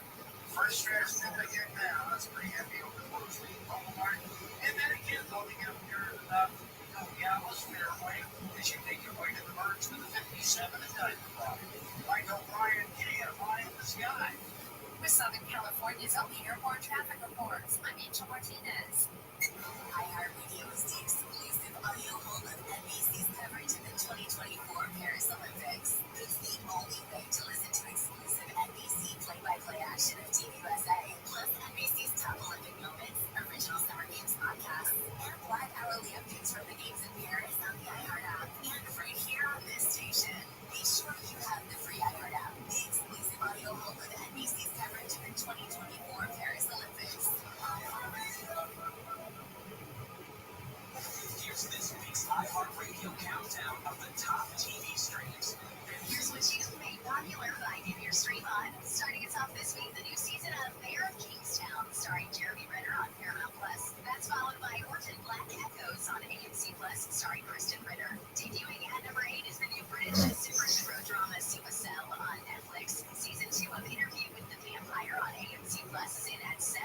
The sci-fi drama Dark Matter on Apple TV Plus falls back to 6. With My Lady Jane, the new fantasy romance on Amazon Prime Video, debuting at 5. The Star Wars series The Acolyte on Disney Plus falls out of the top 3, back to 4 this week. The top 3 starts with the new season of House of the Dragon on HBO and Max. Presumed Innocent, starring Jake Gyllenhaal on Apple TV Plus, falls back to number 2 this week, which means the new season of the award-winning dramedy The Bear on FX on Hulu is your top streamed show. And those are your top TV streams of the week on iHeartRadio. Well, there, this in Texas on Monday as a hurricane is now right down from the storm. It retains a lot of power there. Residents are urged to follow the advisories. About the official black flooding are never like today. Now, in Texas, all dozen of much of Texas reports to cause like threatening beach conditions. Today, much of the Gulf beach follow all wet flats and the advice of lifeguards and local officials. The chance of it. Water barrel will demonstrate rapidly as the state passes 13 temperature tropical storm before anticipating Wednesday of Thursday. That means that rain is likely to be seen from northern Arkansas across southeast Missouri through the region. Right on the west today, scattered thunderstorms in the east. That's your national weather forecast. Like Ellis and UC News Radio. Find your iHeartRadio everywhere. There are hundreds of ways to experience iHeartRadio at home and on the go beyond the iPhone and Android app and at iHeartRadio.com. Here's another way to connect to iHeartRadio. Apple CarPlay. Our iOS app comes alive in your car's dashboard with a seamless way to play your favorite music, radio stations, and podcasts. Developed with driver safety in mind, the Apple CarPlay interface is built for simple navigation to limit driver distraction while making sure you can still access all of your favorite content from iHeartRadio. No need to download another app. Just plug or pair your iPhone with your dash, and if CarPlay is available in your vehicle, iHeartRadio will sync automatically. iHeartRadio, everywhere you want to listen, including in your car through Apple CarPlay. Check it out for free now. iHeartRadio, anywhere you want to listen, iHeartRadio is there. iHeartRadio. China just unveiled their little dog robots that have AR-15s on them. Yeah, they do. Matter of fact, their dog robots are so sophisticated. Their dog robots have radio, smell, handle. They're that good. Live 6 to 9 a.m. on KFI and on demand anytime on the iHeartRadio app. Well, it's breaking news. Okay, let's break. A little recap of what we did earlier, in case you missed it. I like that. Step good. Going in with a little piece of what we did in the last segment. I know you're going to say you did that accidentally, but you're a very humble man. But I like that. We'll try it out. Let's do it.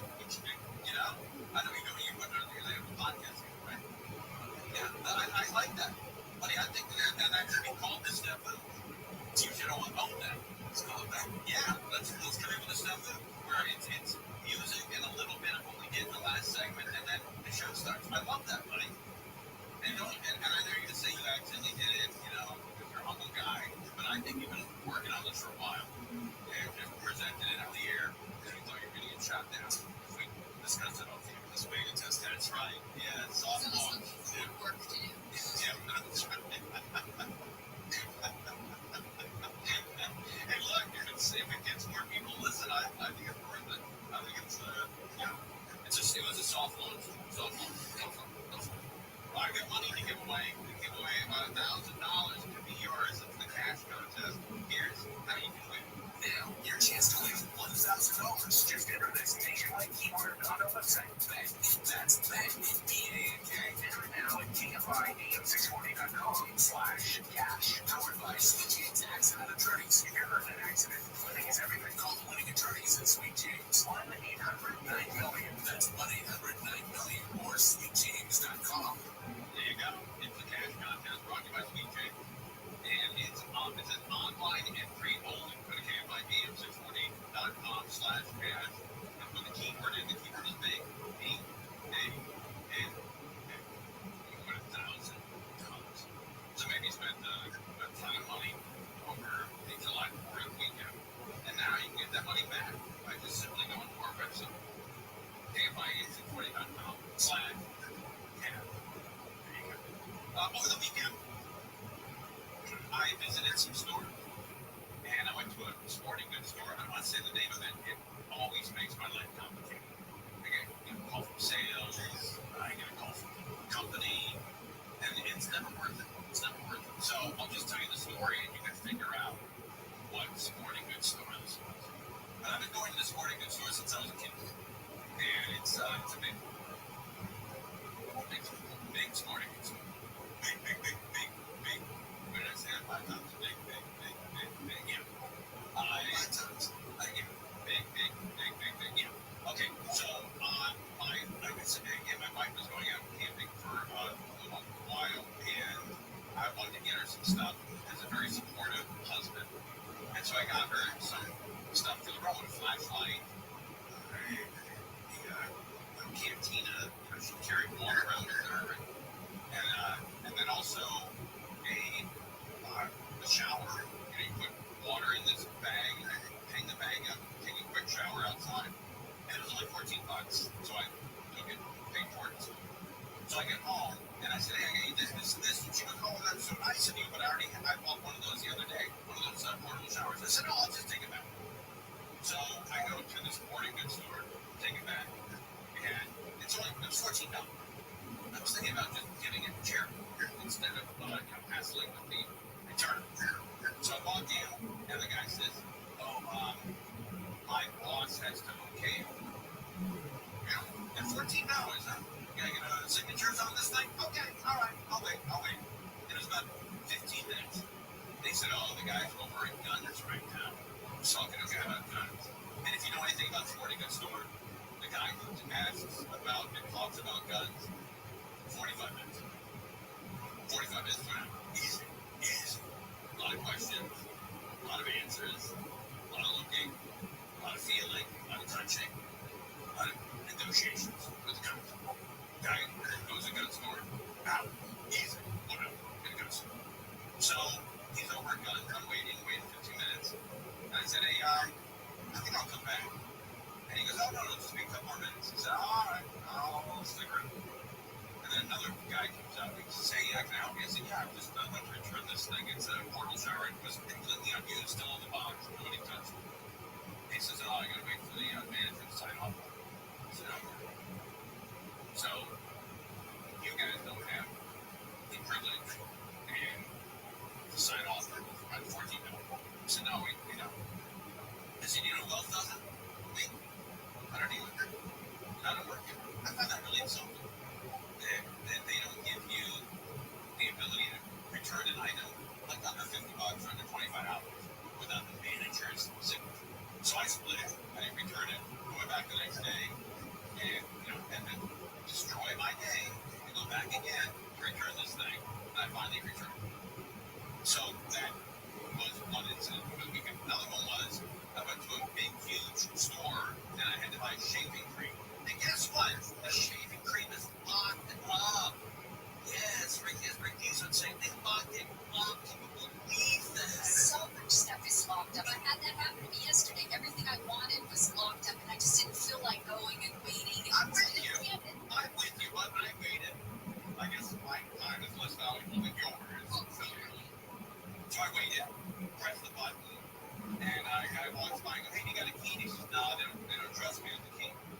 long you been here? He said, 2 years. Wow, 2 years. Yeah, so then they trust you as much as they trust me. Oh, that's kind of crazy. So the guy finally comes by with the key, and he takes the shaving cream out, and then he puts it in. It looks like a plastic see-through lunchbox with a top on it, and he puts it in this plastic lunchbox with a top on it, seals it, locks it, gives it to me. He said they'll open it up at the front counter. All right. So I get to the front counter. They can't open this box. They're banging it, they're pulling it, they're doing the magnet thing, they're putting it on the ground, they're stepping on it. They can't open this box. And I left before they opened the box. It was like literally 10 minutes of trying to open that box. And I'm going to tell you this because I love stores. It's why people shop online. It's why people shop online. And if you guys don't straighten these things out, eventually all of those stores are going to close and we'll all just shop online. And I don't want that to happen. I get excited to go to the store. I love Target, Walmart, go to commercials. I know the Target commercial. I know the card. Target and Walmart. Chase and the Target. I know Oscar works at Lowe's. I know these people think you work in this place. That's right. I mean, they're often. I want them to buy selling customer service as vehicle treatment. So if you go to these stores, pass it along. Customer service has approved stores. Vehicle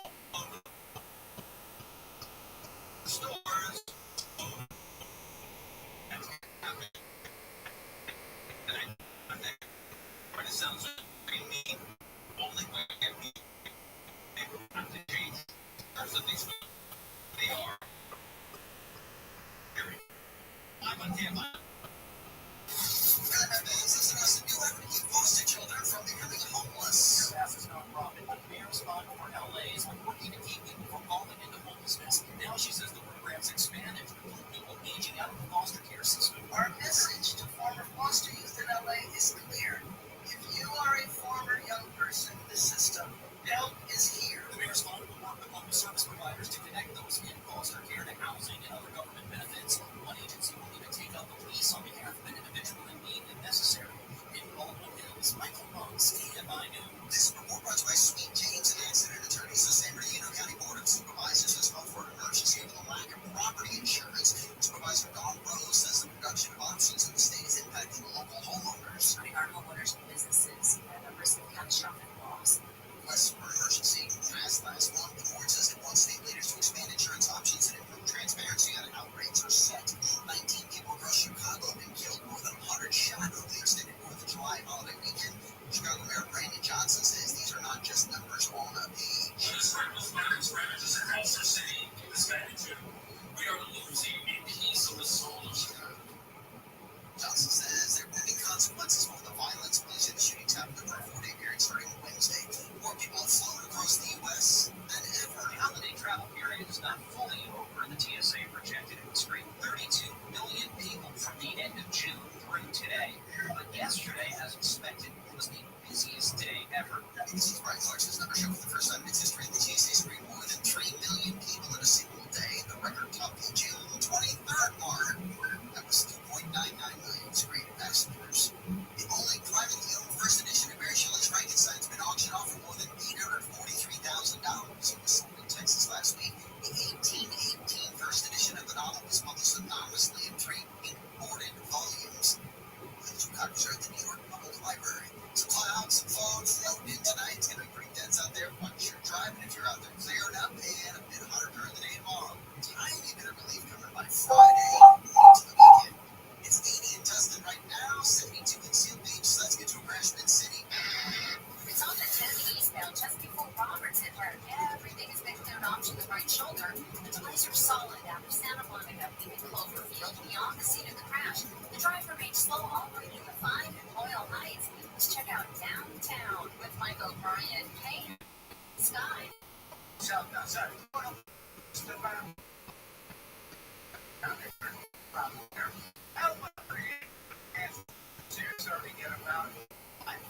What downside of like earlier? That's the degrees of Soul City, little gap there, back on it. Sure, but I'm sitting in Casino. Also on the full like working out the other race. Pretty much from the end in Culver City, and that's the same time right on up to Rothschild and almost got the line into the San Fernando Valley. Like O'Brien Kia, Ryan Sky. But come home now, so crash on the 15 southbound at Bloodborne is out of phase, but all of the action's in the center line. Southbound's backing up from Escape Ramp and northbound slowing down from the 215 merge. Pacific California's only airborne traffic reports. I'm Angel Martinez.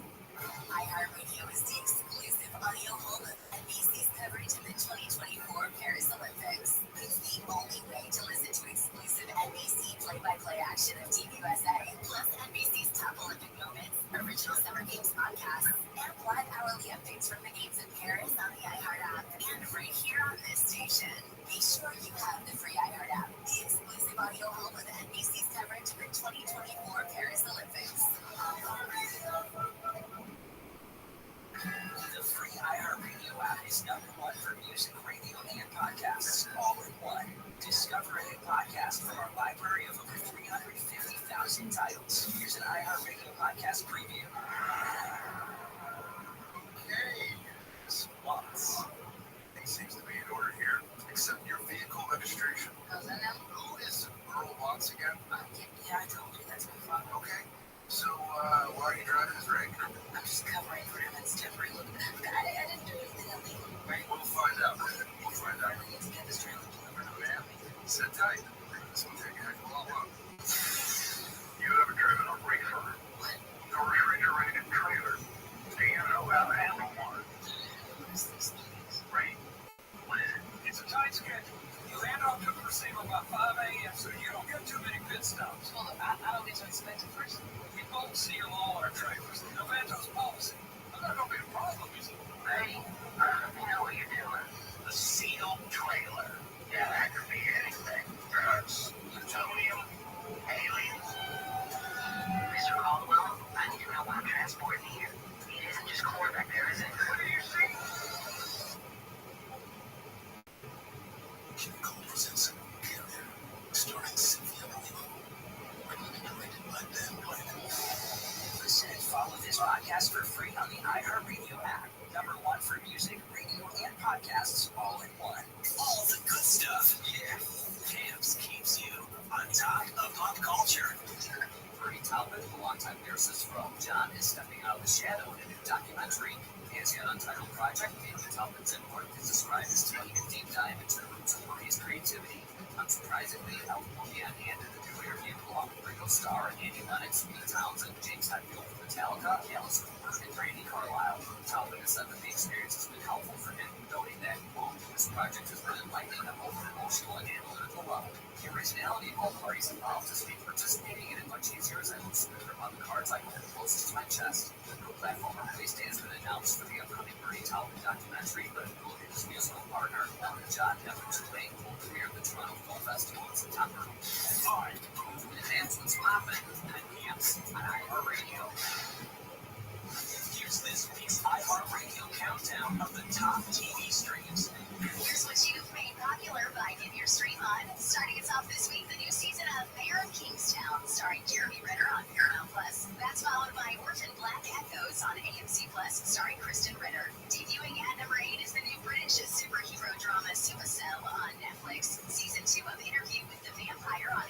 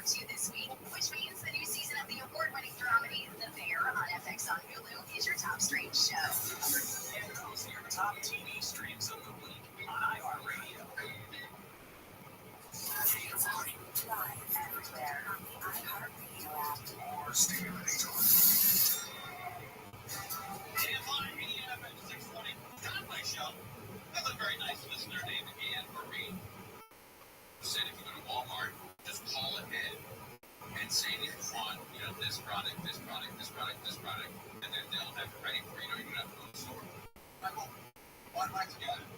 I like looking around the store. I go to the store and look around. If I did that, I could shop on Amazon.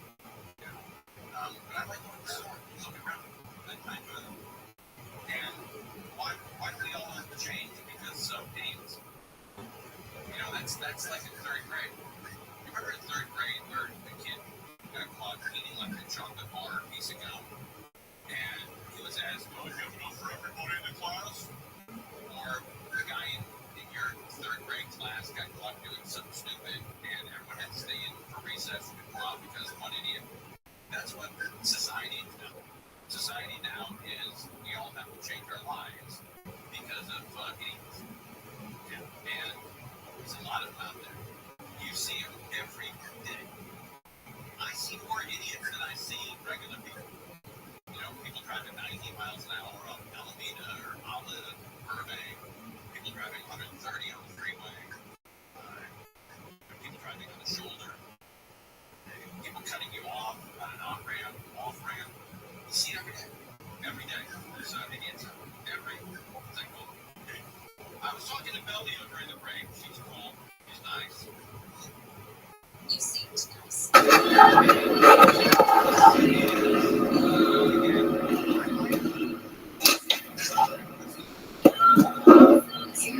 So good night, cocksuckers. We're going deep tonight. Oh shit is right. Look at this. Listen to this. Oh shit. What the fuck you think that means? Got a little Pat Benatar. We got Lee Sayat. And it's Monday night, bitches. And you got nothing going on. Nothing.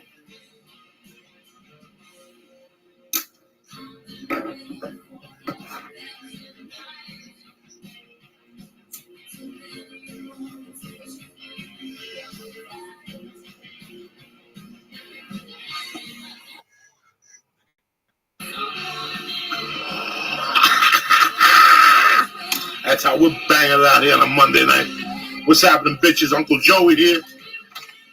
Oh, shit. We're going deep tonight. We're in training, motherfuckers. That's right. That's all you see is black, motherfuckers. We're going deep. Let me explain something to you. In 1986, I went to training on cocaine. I did a gram of blow for like 4 months straight. You understand me? That's called basic fucking training. That's what we're doing right here. We're not going to open up with 1 200 milligrams. Or 2 200 milligrams, or 3 200 milligrams. We're going for 4 tonight. That's just out there. I don't know. I'm just feeling avant-garde. You know what I'm saying? Whatever the fuck that means in French. I gotta take 4 of these out for you. How you doing, cocksuckers? Uncle Joey here. We're waiting on Mark Maron to preview Philippe. It's on Wednesday night. There you go, my brother. There you go. 4 fucking stars. 1, 2,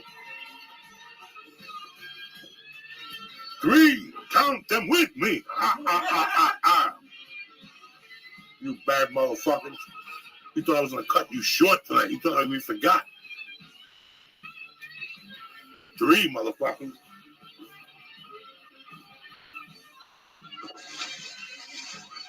We got liquid acid. We got stale brownies.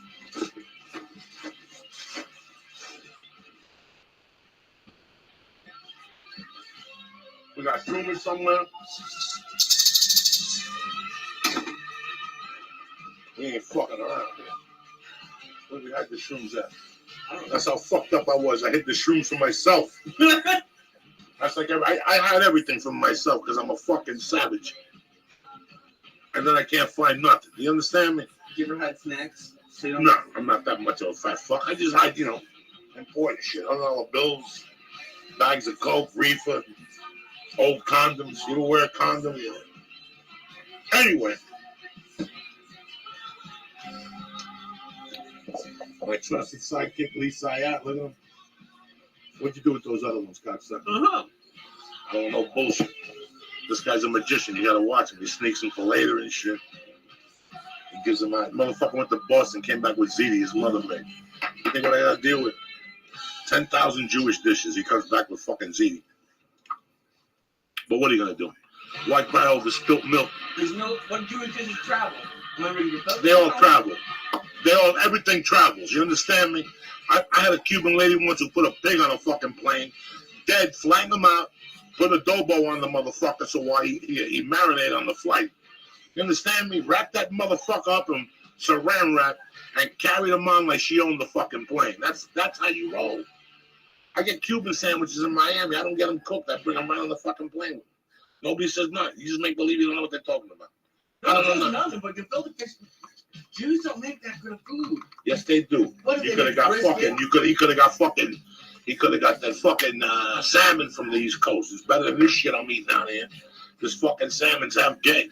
In the East Coast, that shit got dead Jew blood in it and fucking antibiotics. That's why it's pink. It's that dead Jew blood. That shit's good for you. These fucking people, these kids, these youngsters don't understand.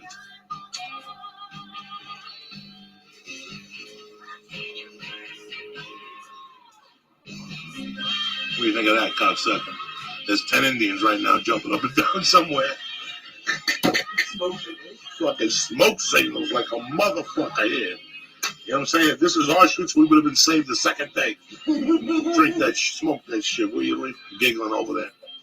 How you guys doing? I hope you're all right. I hope your lives are great. You know, and listen, it's what you fucking make of it. If you're going to sit there and cry and complain you're not getting your share, you got to go steal it. You got to go take it. And then they'll fucking pay attention to you. Then they want it back, but fuck that. You got the upper hand. You understand me? You always got the upper hand. You know what it's called? Balls. Right or wrong? I'm saying something you don't fucking know? Come on. I'm over here smoking weed, fucking having a good time. You think I give a fuck? Cops to come, I don't give a fuck no more. Like I said, it don't matter. What's up, Lisa? You don't start inviting them to come. I don't want nobody here. I don't invite nobody. Nobody comes to the back cave here. Only the butler fucking will be here in 10 minutes.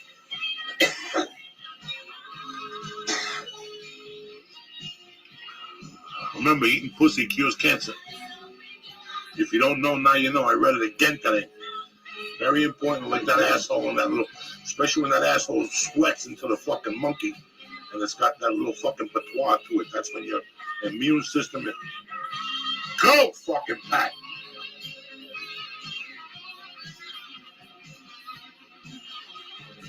Oh shit. Here at the fucking Voodoo Lounge with my little brother, the Flying Jew. And that's it. What else you want to do with your life? What did you do today? What did you do today, cocksucker? I don't know. Me neither. I went to jiu-jitsu. I got my ass kicked. I had a meeting. I caught an ear beating for an hour. What a waste of my fucking time. And I met with my little goombas to write a little bit today. That's it.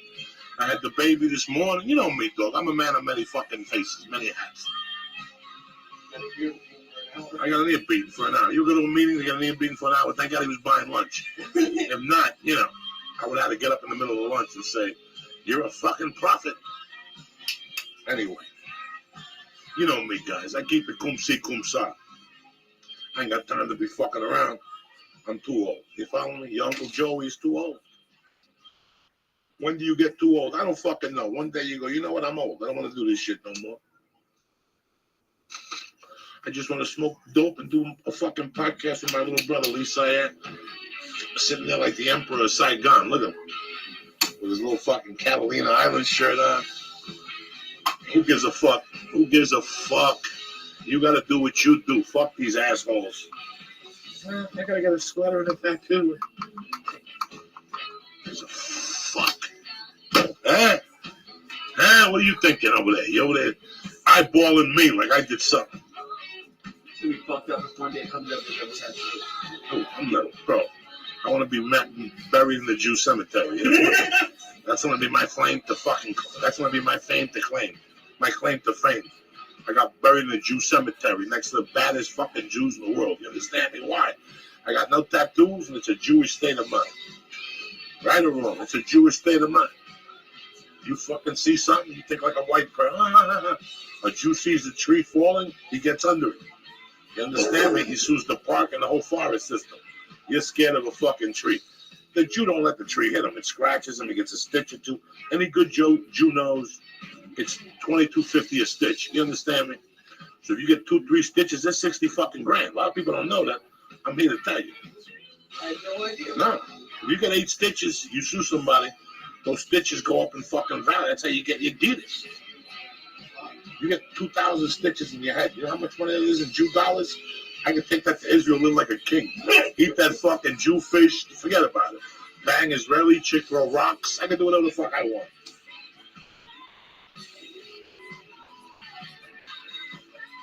It's just like me. It's just like you.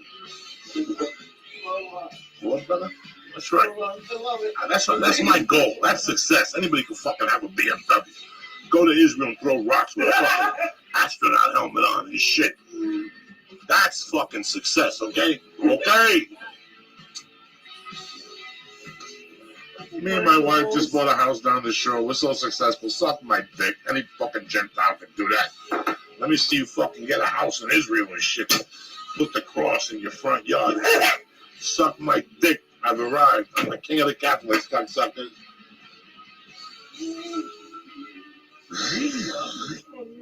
What? Well, I'll move to Israel, put a cross in the front yard. I don't give a fuck. I'll put a St. Lazarus statue too. He knows people. He knows Jews. And that's it, people. What do you want me to tell you? Huh? What else you fucking want to hear? I don't know what the fuck to tell you, people. People got your own lives. You're sitting there in your room smoking dope, in your fucking living room scratching your balls. You ever scratch your balls and sniff your fingers? Does it take you to a different place? If I tested positive for scratching my balls and sniffing my fingers, forget about it. The levels would be tremendous. Why the fuck did God give you fingers anyway? Right or wrong, Lee? Let me tell you something. I'm so stoned right now, I don't even know what I'm talking about. I'm just talking to you people just to keep you fucking amused because I love you cocksuckers. I'm with you, you're with me, and they're with us, okay? What? You want to smoke another bowl? You know what? I was thinking the same fucking thing. Why? Because I'm like you, I got balls of steel. We don't fuck around here. We're going to do bong hits for Jerry's kids.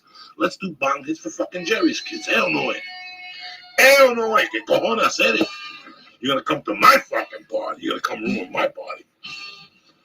I got some good weed today. There's some fucking tremendous weed from Sunset Herbal. Those Russians don't fuck around, though. These Russians got this weed situation twisted. The Russians and the Armenians. Thank God for Armenians. Let me tell you something. If you don't have a Jew and an Armenian as a friend, your life ain't worth shit.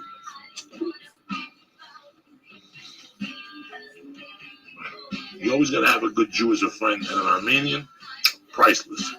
They'll light your car on fire. They'll get you new tires. Listen, if you're friends with an Armenian, you always get 20% off. You understand? And if you're friends with a Jew, you get 20. So the 20 from the Armo, the 20 from the Jew, there you are walking around 40% off. Fuck Macy's and their fucking 4th of July clearance. Fuck them. Tell them to go fuck themselves. I got a forget it. I got a Jew and an Armenian. I can't lose. I set the fucking Jew on you first, and then I have the Armenian close you because Armenians don't close you.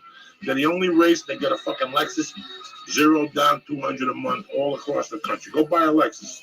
You can't. And next time you go buy one used, an Armenian fucking owns it.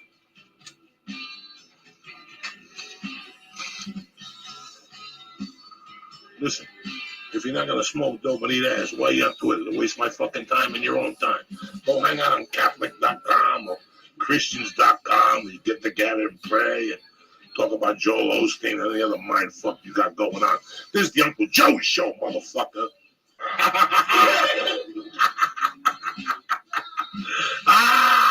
Where you gonna get this, Jimmy Fallon? Where you gonna get this type of action? Huh? Nowhere. Don't let me find those mushrooms. We threw those things away. No, I didn't. Yes, he did. He's like, I never throw them away. That motherfucker never wants to eat. He stopped eating mushrooms with steaks. He don't trust the chef. I wouldn't if you cook them. Will they still work? Oh, if you cook them, get that fucking psilocybin out of them and get in that juice and shit. Mix it with the fucking steak juice over some mashed potatoes. I'll have you seeing things for 4 fucking days. You understand? Why? Because that's how I roll. When I do mushrooms, I want to see things. I'm not one of these guys. Let me do hit a DMTs and get the fuck out of here. I'll give you some liquid acid. You'll see DMT 10 hours in a row. By the time you come down, you won't even know what fucking hit you. What day it is. What is it, Joey? Tuesday, Thursday. You're like the Italian chick in The Godfather that got blown up. Apollonia. Monday, Sunday, Thursday.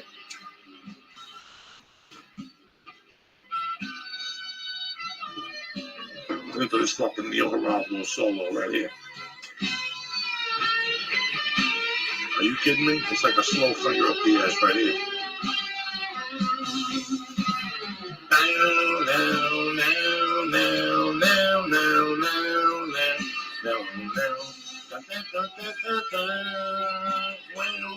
Are you kidding me or what?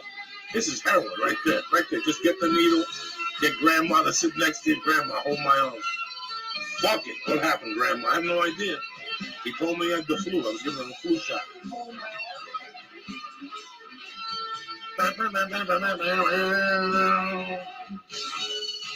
We talk on the telephone long distance to New York or Rome. What?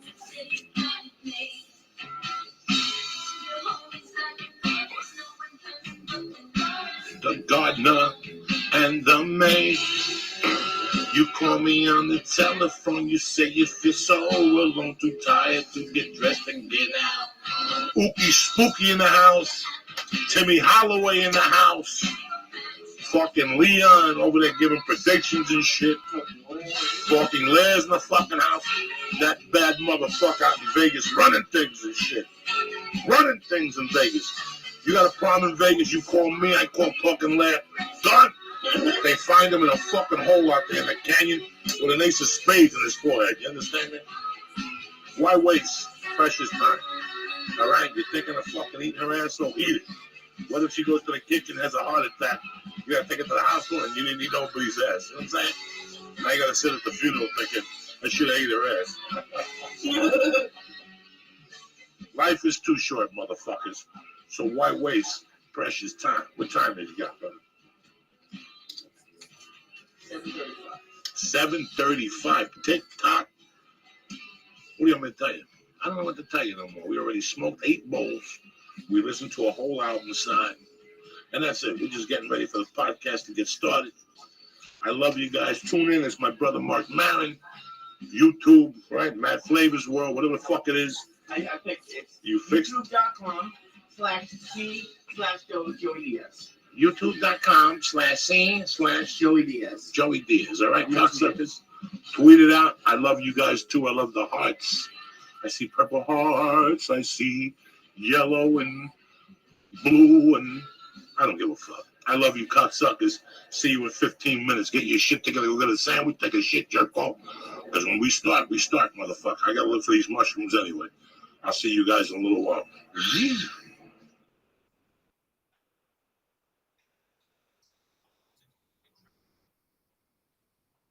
This show is brought to you by Texture. Gain access to all of the top magazines, including back issues and bonus video content at texture.com/Joey. And the best part, Texture is offering our listeners a free trial right now when you go to texture.com/Joey. That's texture.com/Joey. And the show is brought to you by MeUndies. Go to MeUndies.com/Joey right now and check out all of their men's and women's underwear, socks, t-shirts. They have amazing clothing that's the most comfortable you're ever going to wear. And the best part, shipping is free in the US and Canada when you go to MeUndies.com/Joey, and you also get 20% off of your first order. That's MeUndies.com/Joey, and go to Onnit.com and use code word church to save 10% on all of the great optimization products like Alpha Brain, New Mood, ShroomTech Immune, and ShroomTech Sport.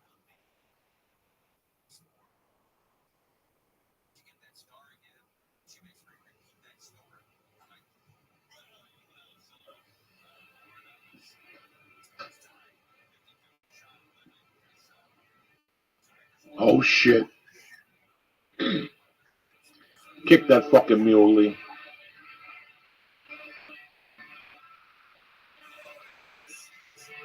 There's some real heroin music.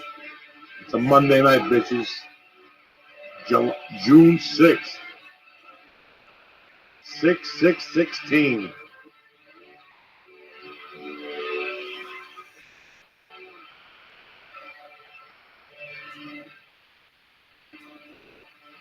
I haven't heard this album in fucking years. I put it on the other day. I almost shot myself. Is this the one with Loud Love on it? No, this is the one with, this is Bad Motor Thing. Oh, yeah.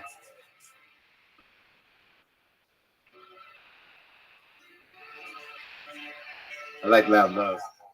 Loud Love is good too. What's the name of that album? Louder Than Love or something? Is it on Louder Than Love, Love, Love?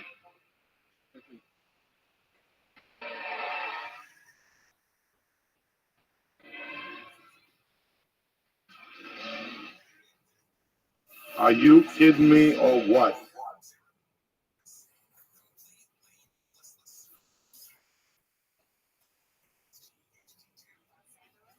Yeah.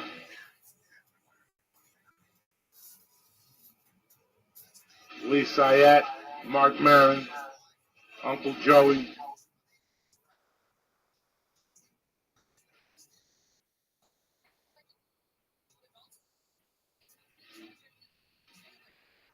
What's going on there, guys?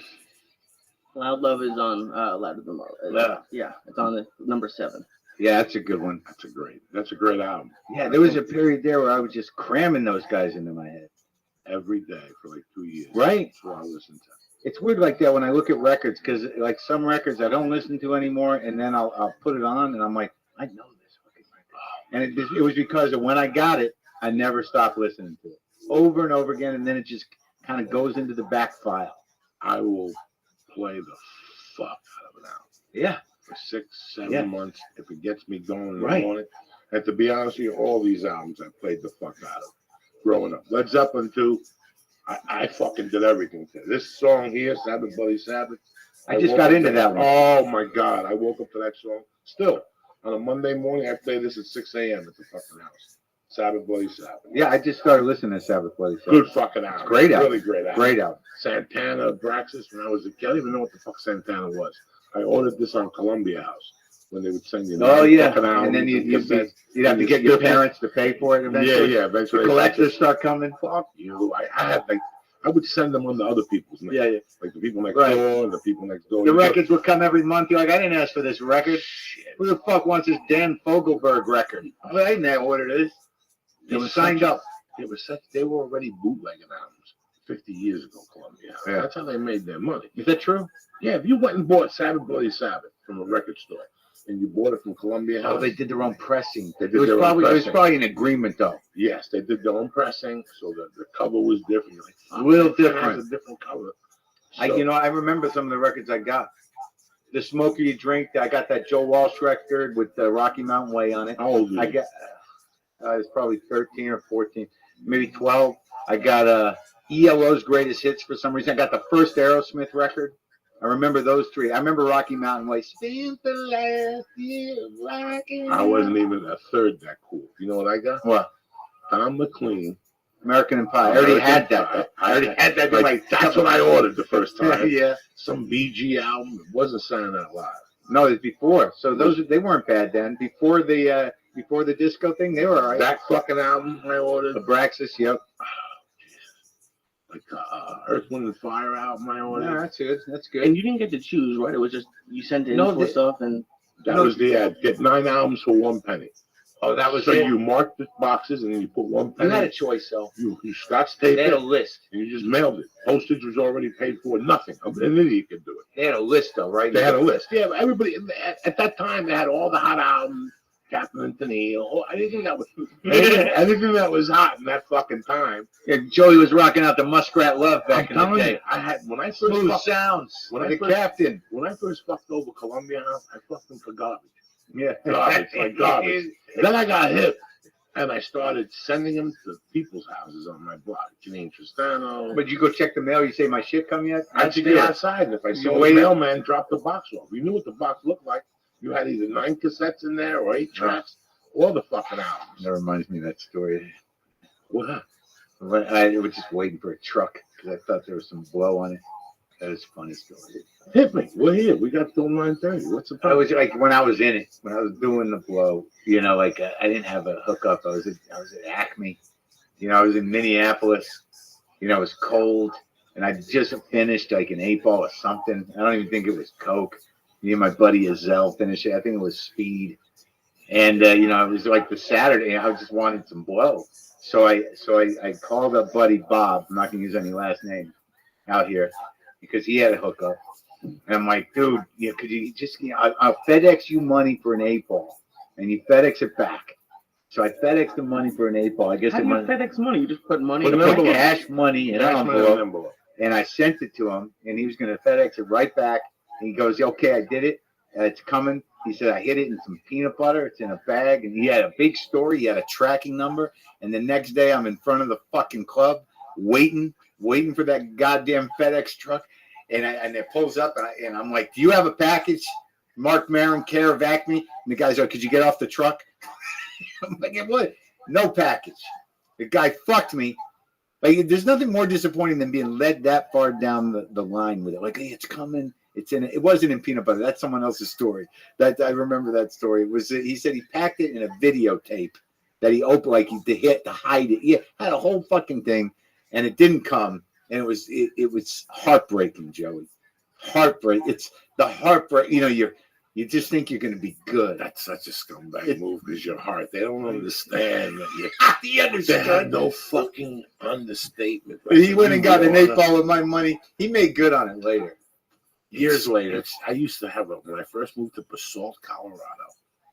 I would, when I got there, I didn't want the cat to get out of the bag, so I controlled myself for a few weeks. Yeah. So the guys I was living with, there was one guy that he'd always be sniffling. I know what time it was. Yeah.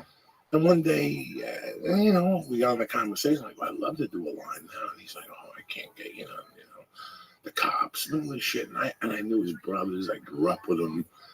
He was just a scumbag. This guy. So I had 2 other roommates.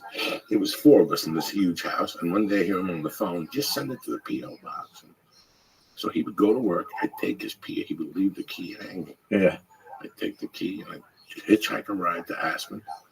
And I'd go to the mailbox, and there it was. The guy would send him an 8-ball from here. Yeah. And after like 3 of them, I would hear him arguing with the guy. "I didn't fucking get it. I'm telling you. I'm going to have to go down there." And I'm giggling in the room doing the fucking coke. I would steal it right from the fucking post office. Who gives a... Once the post... Listen, the post office is going to rob you. Yeah. 60% of the fucking... Is that true? Especially if you send weed from here and shit. They'll get the envelope ripped open. You mean they'll just yank it out of the bag, these postmen. They take the postman take it. They're not throwing it away. It's being used. Nobody fucking takes a weed and throws. I'm an American. If they throw it away, they're gonna call the cops. Right. Go down 911. So they just smell it and they're like, "Here it is." Yeah. Well, did you guys ever worry about that? Because you always hear stories about FBI agents or whatever posing as FedEx people, and as soon as you accept the package, they arrest you. Well, I ain't in the racket anymore, so I don't have to worry about that shit. The thing is, you don't have to do that with weed anymore. No one has to send weed anywhere. You could send coke one time. Like if you're in a bind and you send me like toys for mercy, you could say, "Put some extra in there for you." And when I get the box, once you do it every week, like those guys that get busted, that's because they do it every week and there's a bird. Somebody says, "Hey, they're sending coke," or something like that. But an 8-ball, it's amazing. I had a friend that would fly every week with an 8-ball and an envelope and his fucking grind it up in his wallet. In the plane? They're not looking for that shit. Right through in his wallet, like next to his credit card. It's a little bindle with a fucking 8-ball in it. Grind it up. They're not looking for that.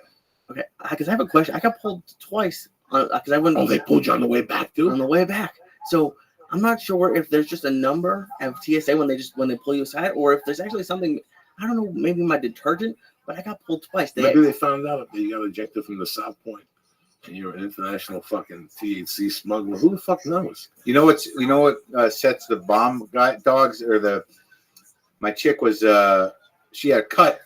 And she put hydrogen peroxide on it. Done. Next day, she went to the airport, and they did a read on her, and she had to get searched from hydrogen peroxide. Lysol. I have sleep apnea machine. Yeah. So I wipe it every night. And it does it too? In the morning. Yeah, in the morning. So I have it on my hands. I wipe it before I put it in the bag, so no germs grow in there. With Lysol? 9 out of 10 times. Do you know right after 9/11, they pulled me off a fucking plane. For what? After the fact, they came, Joe Jose Diaz, please come to the fucking front gate. I came up. They go, "We got to hold you to the next flight." Thank God it was those Tempe flights. Yeah. Every hour. Right. It wasn't Southwest. It was the other company that goes there. Yeah. Not AirTran, but somebody else goes from LAX. JetBlue? No. One of those weird airlines, Spirit? Or don't even mention Spirit to Uncle Joey. what is that? That's like Cuban Airlines. The worst is Frontier. That's the Cuban Airlines. You don't know if you're gonna get there. You don't know where you're gonna land. You don't know if you just give them money. It's like a fucking magical mystery. You know when you fly those flights, like you go to like a Miami airport and you see like Spirit or something, and you look at the waiting there, you're like, what the fuck is going on? I took Spirit once. I couldn't even stand up. The rows are so close together. Oh no! You make a big mistake with those. Those are a one time. I'll never do those again. The one ain't bad. Which one? The one you said before. JetBlue? No, and JetBlue's supposedly not bad. That's what I just took. It was great. JetBlue's nice. A lot of people like JetBlue. I liked it at the beginning because it was new planes. They had these new French planes, really nicely built. You know, all the seats were comfortable. Everyone had a TV set. But then after a while, you're like, yeah, the blue chips aren't. Yeah, they're all right. But I like the option of maybe upgrading to a bigger class. You know, you want to have the option. I don't pay for first class, but if I get the points, like eventually you got to commit. Like I commit to American. And I'll fly all the time on fucking American just so I can get on the plane first with my bag and I don't have to check shit. That's me. And yeah. So I just want to have that status. Give me a little status. If you start just going, piecemeal, like, this cheap one here, just so you do a you're dead. You didn't get you got no loyalty. No one's going to help you out. You're nobody. 15, 16 years ago, there was a place by the airport. Yeah. You took a ticket, went online, they got you the cheapest available seat the day before. Right. Cheapair.com. I think they're still around, whatever the fuck they were. They used to be able to go to the website. I'd be at the Miami Improv, and I never had plans to take the fucking train to South Carolina, to Myrtle Beach. But I'd go on there, and I'd get like $49 flights that same day before.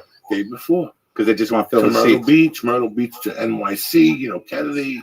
This is way prior to 9/11. But also this is now 98, 99. There was fewer planes, so it was a big deal. Now it's like, you can find a flight for a reasonable price, right? I mean, but some of the flights went up again. And you sit there. Is it bad?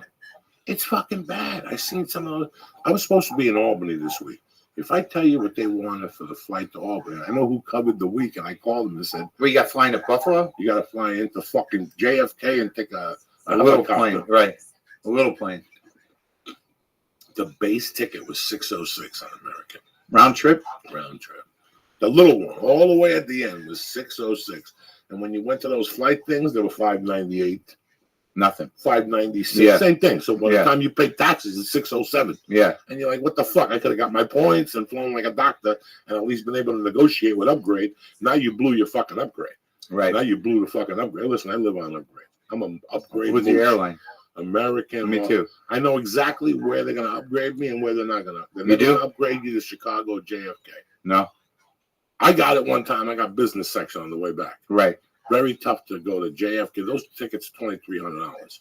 Yeah. To JFK. Look them up, Lisa. To go next week from LAX to JFK on American. Yeah, I don't fly. You got to find the JFK. LaGuardia's a fucking. Oh no, LaGuardia's a nightmare. The worst. What the fuck? JFK is crack-a-lacking like a motherfucker. Did you ever read that article about how they stack planes up over that fucking? Those airplanes? I don't even want to know about it. I think it was LaGuardia. Sometimes they got like a dozen circling in layers. Like there's just like a tier of circling airplanes waiting to. I don't even want to think about it. Because when even when you watch LAX, those planes coming in every 2 seconds, they got a circle, so they just route them. So like these air traffic controllers, it's like psychedelic. They got just vertical spirals of circling airplanes waiting to come in, and it's just I can't even think about it. And LaGuardia is supposed to be one of the worst with that shit. Yeah. How much? Just it's loading. I did the Thursday to Sunday to see what it would be. What's up to JFK from here? Mm-hmm. All right. So you want first class? No, just basic JFK. Okay, basic is 6:34 for the 6 a.m. flight. You should go. No, I'm just saying. Dog, 10 years ago, every flight was $3 bills. Right, 300, 400. Yeah, that's one way. One way? Yeah. Oh, yeah. Dog, I'm telling you. I think so. It's summertime. They're slinging dick now. You might as well go there with your asshole out and go take me. I'm yours. This platinum fucking card they give you from America. Oh, wait, no. It could be round trip if you want to take the 6 a.m. flight. Yeah, 6 a.m. 6 bills. 6 fucking bills. Yeah. 6 bills. You let's say you got a family of 4. That's 24 right off the bat. The Uber, $2,500 for Uber and a fucking plane ticket. That's if you have a family of 4. You want to go back east with your family. Family of 2 kids and you and your wife. It's $2,500 with the Uber and American Airlines. And you were right. First class is $24.09. Look at his face. Who pays 24? So I tell you, who everything's pays an upgrade. someone else. No. You get someone else to pay for it. Everything's an upgrade. So Yeah. all those guys that take that flight are business guys. They laugh in Americans' face. I did enough road work. I got executive platinum last year. I think I'm still holding the executive platinum. I think I'm platinum. Or Yeah. what's executive platinum? I That's don't a top fucking know. tier. Yeah. But like it means something. Like sometimes you can upgrade. American Integrated. I know who's. I'll tell you who's banging. Who? Delta. I don't fucking like Delta. Listen, Delta's got the best flight into JFK. Some people don't. Go. See what the price is. Same fucking thing. I've not had great And experience Delta, with the Delta first with class. their kind. It's tremendous. It's better than American first class. Yes, they treat you like a human being. Number one, number two, they got better food. And number three, if you fly, they have that one program where you check in, they give you a drink in the morning, they take your thing. Yeah.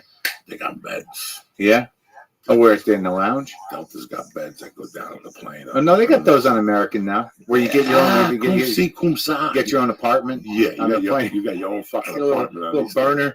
That's why they charge you the 24 bills on American, because you got your own little That's fucking the apartment. first class, not business. No, that's Business the you first. get pretty close to laying down, but not quite laying down.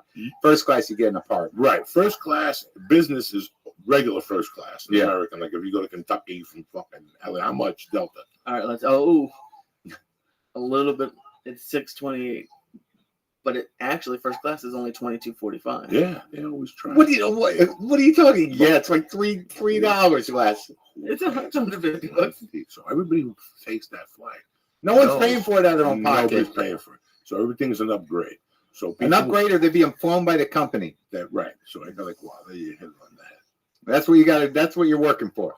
Not That's the big money. You're working for someone to fly you first class somewhere. Like I'll a do the doctor. gig. You Fly gotta- me first class. You're on the plane first. If you tell the improvs to fly you first class, they'll fly you first class with your own money. They'll take that out of your check one way or another. Yeah. Right or wrong. Every comedy club will tell you. First class, yeah. You and your buddies, absolutely. Sure. Yeah. Everybody. You And want then champagne on the you first get class? Then You half the get house there. is papered. Oh You get- my God. You got a fucking bill at the end because those fucking savages you brought with you, they ate and drank all weekend. Yeah. Like that. They thought everything's on the arm. And all of a sudden the guy goes to the back and goes, what happened to the fucking No one's getting paid. dude? Hope you had a good Nobody's time. fucking getting paid. Let me ask you something. What? I was watching, promotion sent me the trailer today Of you? of you and I, and I'm watching great. the trailer and I'm watching you.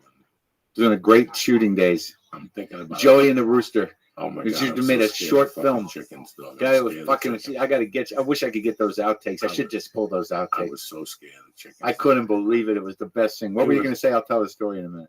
No, there's no story. You were I'm watching gonna it. say to you that I'm watching this trailer and I'm watching you. And one of the creepiest fucking nights, I gotta tell you, I had in LA. I had to think hard about this. I've had like 3 creepy nights, and all of them were in the coaching horses. Oh yeah. All of them, I had to go through the coaching horses. Yeah. Guys, the coaching horses was a real old school bar with LA people I in had a it. couple of creepy ones. Yeah, that was a creepy place. Oh, dude, I had one. Yeah. Well, one night I was in there, jawing out of my mind. Yeah. I got some Coke and Silver Lake by that Cuban bakery up there. Listen to me, I was going to an audition and I got lost. Yeah. And I go down this block and I hear gunshots. Yeah. And you're like, oh. You can't write this fucking shit. This could only happen to Uncle Joey. Yeah. And I pull over and I look up and the cop's got a shotgun and the guy's on the fucking floor and people are running and the guy's got a gun. And so I'm sitting there watching this shit. And all of a sudden I go to cut over and I hear boom and my tire goes out. I'm like, what the fuck? It's 3:35. I just got up here. I got out of traffic. I got a little lost. And the helicopters are flying around me. My flat tire goes off. What am I gonna do? I didn't even have a fucking cell phone in those days. I pulled over and I went up to whatever Sunset is, and I called Marilyn Martinez. And Marilyn Martinez lived in Silver Lake at the time when it was broken down. This is 98 when this shit was going down. 99. You were here. 98, Wow. 99. Yeah, 98 you were here, or 97. It was my first year here. I was coming out here and there. I didn't live here though. 97. Okay, Yeah. so I go to, the husband comes over, we take the tire, we go to that neighborhood, they got those tire things on the hill up. Yeah. On Sunset, if you keep going up in Silver Lake, they got those $5, they got a tire for you. Mhm. How much you got? $4. Hold on. Yeah. Guy comes back Yeah, with yeah. a tire. He puts crazy glue on the hole. Mhm. So I put one of those tires on, and all of a sudden I started talking to Dave, was the guy's name. And he goes, you know, my brother-in-law's Cuban. He just got out of doing 11 years for distribution. I said, no shit. He goes, you want to meet him? I go, yeah, let's go over there and talk to him. I go over there. He's got these saints. They just killed a chicken. They're dressed in white. My type of fucking Cubans. I start talking. 3 minutes in, the guy right off the bat goes, get un pase. As soon as they say get un pase, you're in. That means you want to bump. Yeah. Absolutely. He comes out, takes a rock out of a suitcase. Blah! I do a line, dog. It's 3:30. By this time, it's 4:30. I do a line. I'm electrified. Yeah. Now, my number one rule was no coke before I went on stage. Right. What's the, No, middle of the day? Not even in the middle of the day, because that fumes would get into my stand-up. I just had this rule. I didn't care. When I saw that rock that he took out, shiny, it was like that old China white pearl. This is 97. This guy just got out of jail. How great is it to listen to old drug fiends talk about drugs? So, and the craziest thing is I've been with him for 5 years. This is the furthest from what I've seen. So that's why it's so crazy to me, because it's unbelievable. So we start talking. One thing leads to another. He goes, yeah, call me anytime you need something. He goes, do you want to take some? No, I don't have no money. He goes, nobody comes to my house and leaves short-handed. He goes back in this doctor's bag. He takes out 3/4 of a G-Bo. Who's better than me? I'm happy as fuck. Yeah. But there's only one problem. And I got to look you in the eye and tell you this. I am so fucked up on that little line I did. I can't leave. I was electrified. Like it was 1980s coat. My hair was sticking up. My pupils are dilated. And all I could taste is a Budweiser in a can. Yeah. And I get in the car and I'm out there jawing my brains out. I had to hide the fucking coat in the spare tire under the fucking thing. And all I had to do was get to... At that time, God knows where the fuck I lived. I lived somewhere in Hollywood. All I had to do was get home. I get home, guess what? I put away the package like a gentleman. I got in those days, Mitzi used to lurk. Yeah. You know, you cancel on Mitzi in those days. It was 2 weeks without a spot. I haven't get a spot anymore. So it was like a Tuesday night. I do the spot. It's black night. Yeah. And I go down there, and all of a sudden, I do 2 bumps of this shit. I'm telling you something. I'm the laziest fuck in the world. I walk in the store directly to Coach and Horses. There's a liquor store. After the store, you go to Coach and Horses. I mean, there's a liquor store. Yeah. Let me tell you how much I drank. Like, when I used to do, I don't drink. Yeah. I don't like it. But in those days, once I did the 3rd line, yeah, it was over. Yeah. Well, you see these guys, I'll drink anybody under the table. You're not going to fuck with Joey Diaz. Trust me. Yeah. And I remember walking from the store, and the first liquor store I stopped was by the Chateau Marmont. And then I drank a fucking Budweiser like a savage, New York stuff. Refreshing. The big can. Yeah. Cold. Yeah. And I was jawing, and the coke is in my throat. And it was that sweet Chinese. And I could taste it. And I walked all the way up to another liquor store. It was past Fairfax, next to the Kentucky Fried Chicken. Yeah. Where the Blockbuster Video used to be. Yeah. I got another can of beer there. Boom. I'm fucked up. I'm going in the bushes. I'm taking powder. I'm doing it in my nose. Meanwhile. So is anything going, like, what's happening? Because I'm like fucked up or up. downer. It's an upper, downer, all around her. You understand me? He's sweating and he's looking around, walking on Sunset. On Sunset. It's 11:15. I'm headed to the Coach and Horses. Oh, that place. I walk on the Coach and Horses. It's you, Schubert, Dave Fulton. We were there? Everybody. Like 10 comics were there. And everybody was fucking doing blasts. I remember going in that bathroom, and the bathroom was small. And Dave Fulton. Remember Dave Fulton? Yeah, he's like he's in England or something. I'm putting water in my nose, and I was parked on Josh Wolf's block. That's where I lived, in the car part-time and in his house part-time. And I was parked over there, and I saw you guys. I said 2 or 3 words to you guys. I couldn't talk. That cocaine high when you can't talk. That's how good the blow was. Yeah. Like I couldn't talk right, and I still had a fucking 4/10 of a G-Bo left. I'm on fire. I gotta go somewhere and jerk off. Yeah. What's a G-Bo? A gram. Okay. So I got 4/10 of a gram. In Joey speak. And I gotta bang one out. Yeah, you gotta get down. You gotta come down and focus. I fucking crossed the street, and there's a 7-Eleven. Yeah. On Curson. Yeah. I bought a can of beer, and I ran to that fucking car. Yeah. I put the air on. I put the seat back, and I banged 2 good ones out. It took me an hour and a half of sweating and put coke on my dick and fucking. You felt better though. Oh my God! I came and then the paranoia went away. The initial paranoia. You want to go back to the bar? And I went back to coaching horses. And you guys were leaving with broads. There were broads, and you guys were going to somebody's house. And I was too coked out to even have a conversation. But I knew that going in.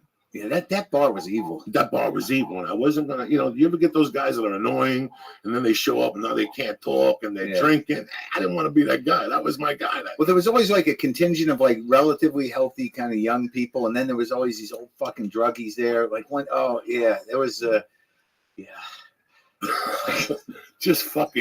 just who jerks off? Yeah, I was gonna say in a car around the corner from El Compadre. Twice. And one time I jerked off in like a clean shirt. Yeah. And the other time like a pillowcase. I mean, it was just it was a way to get down, you know what I mean? If you didn't have nothing to get you down, it was a way just to fucking get level. Oh my God.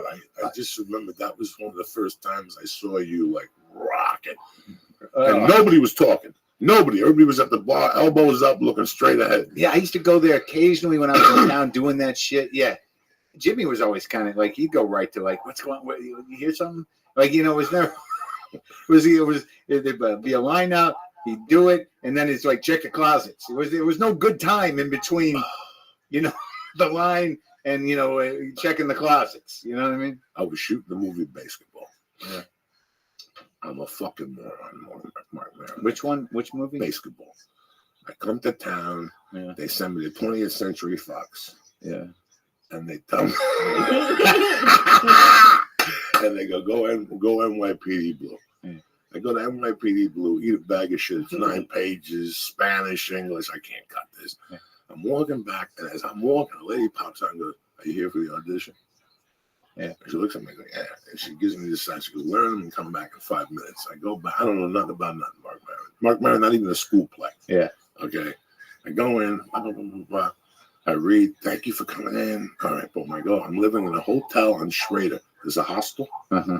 It's now a hostel. Yeah. Then it was $27 a day. You got a 3-week limit. SRO. Oh my God, I would go there every night. You have a hot plate? No, I just stayed on Hollywood Boulevard and got malaria and everything else that comes with it. I lived in that place because you could only live there for 3 weeks of the shop. Yeah. So I lived there for 2 weeks, go on the road. 10 days go on the road. So I never what year is this? This is 97. Yeah. And when they call, it was like the Rocky Hotel. Yeah. Somebody goes, "There, Joey Diaz in here." In the hallway. In the hallway. Payphone in the hallway. "Hey, you Joey Diaz? Yeah, you got to call downstairs." I remember walking downstairs, picking up the phone. I'm like, "Hey, man, it's your manager, Ken Phillips. What's up, Ken? Listen, you got the movie Basketball." I'm like, "What are you talking about?" Because she had 3 weeks, $5,500 a week. What are you talking about? 5,500 in the back of my mind. I'm like, that's about 50 fucking grand. Like everything that you talk by a kilo. When you're doing blow, every time somebody talks to you, like, "How much does it pay?" $250. You're like, that's a half $8. I can make my car payment. But every time was some amount of coke came into that math figure. So So when you hear 50,000, oh my, 5,500 for 3 weeks, but there was a catch. I had to pay for my own SAG.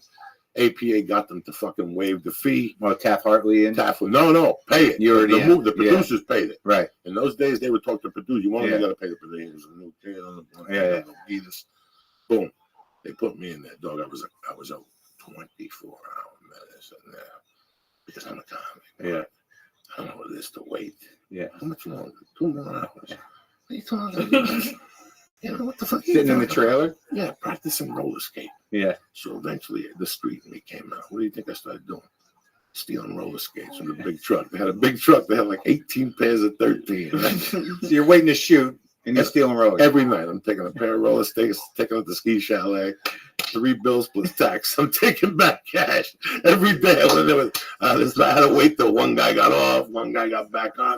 Every day. They finally knew it. They're like, what do we get? On top of $5,500 a week. Yeah, on top of, and I didn't even get a check. And now I'm living on $15 checks and living at a hostel, and all of a sudden I'm stealing roller skates. And now there's like 10 other guys telling the story from the other side. We had this guy. Oh my God. I think his name was Joe.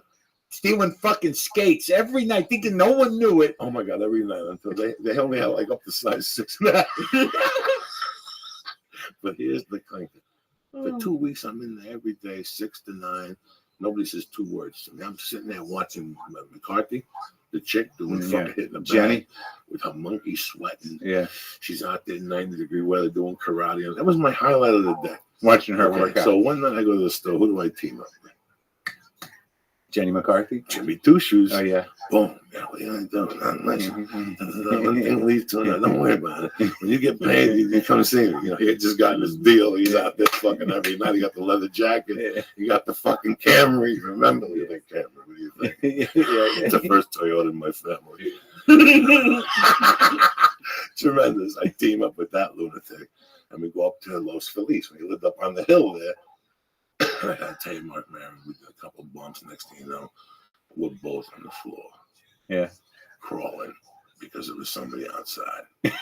Because I was okay. Good time. Oh my Good God. time. I was okay in those days until you got creepy. Yeah. Like once I caught you looking out the window, that's it. That's all you needed. Yeah. That's it. There went the night. Okay. That 8 ball is done. Either you're gonna snort it or we're gonna throw it away because there's cops out there. I never got that. I was never that guy. In 20 years of doing blow, you never got paranoid. What? No, I didn't. I don't know Did you why. see somebody get paranoid? Yeah. Who? A lot of people. Well, Jimmy's like, yeah, but some guys just did that. You know, so that was what happened. You know what I mean? It was a certain type of guy. You know, it was never my thing. I would get I never got the fucking paranoid thing. I was fine. I get more paranoid on weed. For years, I was fine. I was a soldier at that. Well, that's what happened. So about Yeah. the 6.5 year mark was where I started seeing things and hearing things. Oh well, no. Well, okay. Well, yeah. When I hit the wall. Oh yeah. Then the 7 year mark. Oh please, I hit the wall. When I hit the wall, there was a lot of voices, but the paranoia wasn't about cops. It was about like fucking like aliens. Well, yeah. No, there was no aliens in my world. Not aliens, but somebody. The forces. I understood the forces of evil. And there was people that might be working for him. Like people I knew, like that's one of them. He's undercover for the forces of like I was fucked up with the psychosis. But never like on a casual night that I think cops were coming. But when I finally lost my mind, I'm pretty sure I was at the store. I'm like, I'm a secret agent. I'm supposed to be here to understand what's going on here. Satan's got a hold of this place, and I got to spread the word. I didn't. Yeah, I had to go. Yeah, I had a conversation with Lee till 1 a.m. after the comedy store. And I shook while I was telling Lee, and I shook until I went to my living room and took a fucking Xanax, like a 0.5. I shook, just going. Talking about it? You know, learning about psychology, what psychology makes. Yeah. You know, I was telling Lee one night I ran out of blow. I'm in Boulder, Colorado. It's 2 a.m. Yeah. I call my roommate. My roommate's a deal. I can't fucking find this blow. I call him up here.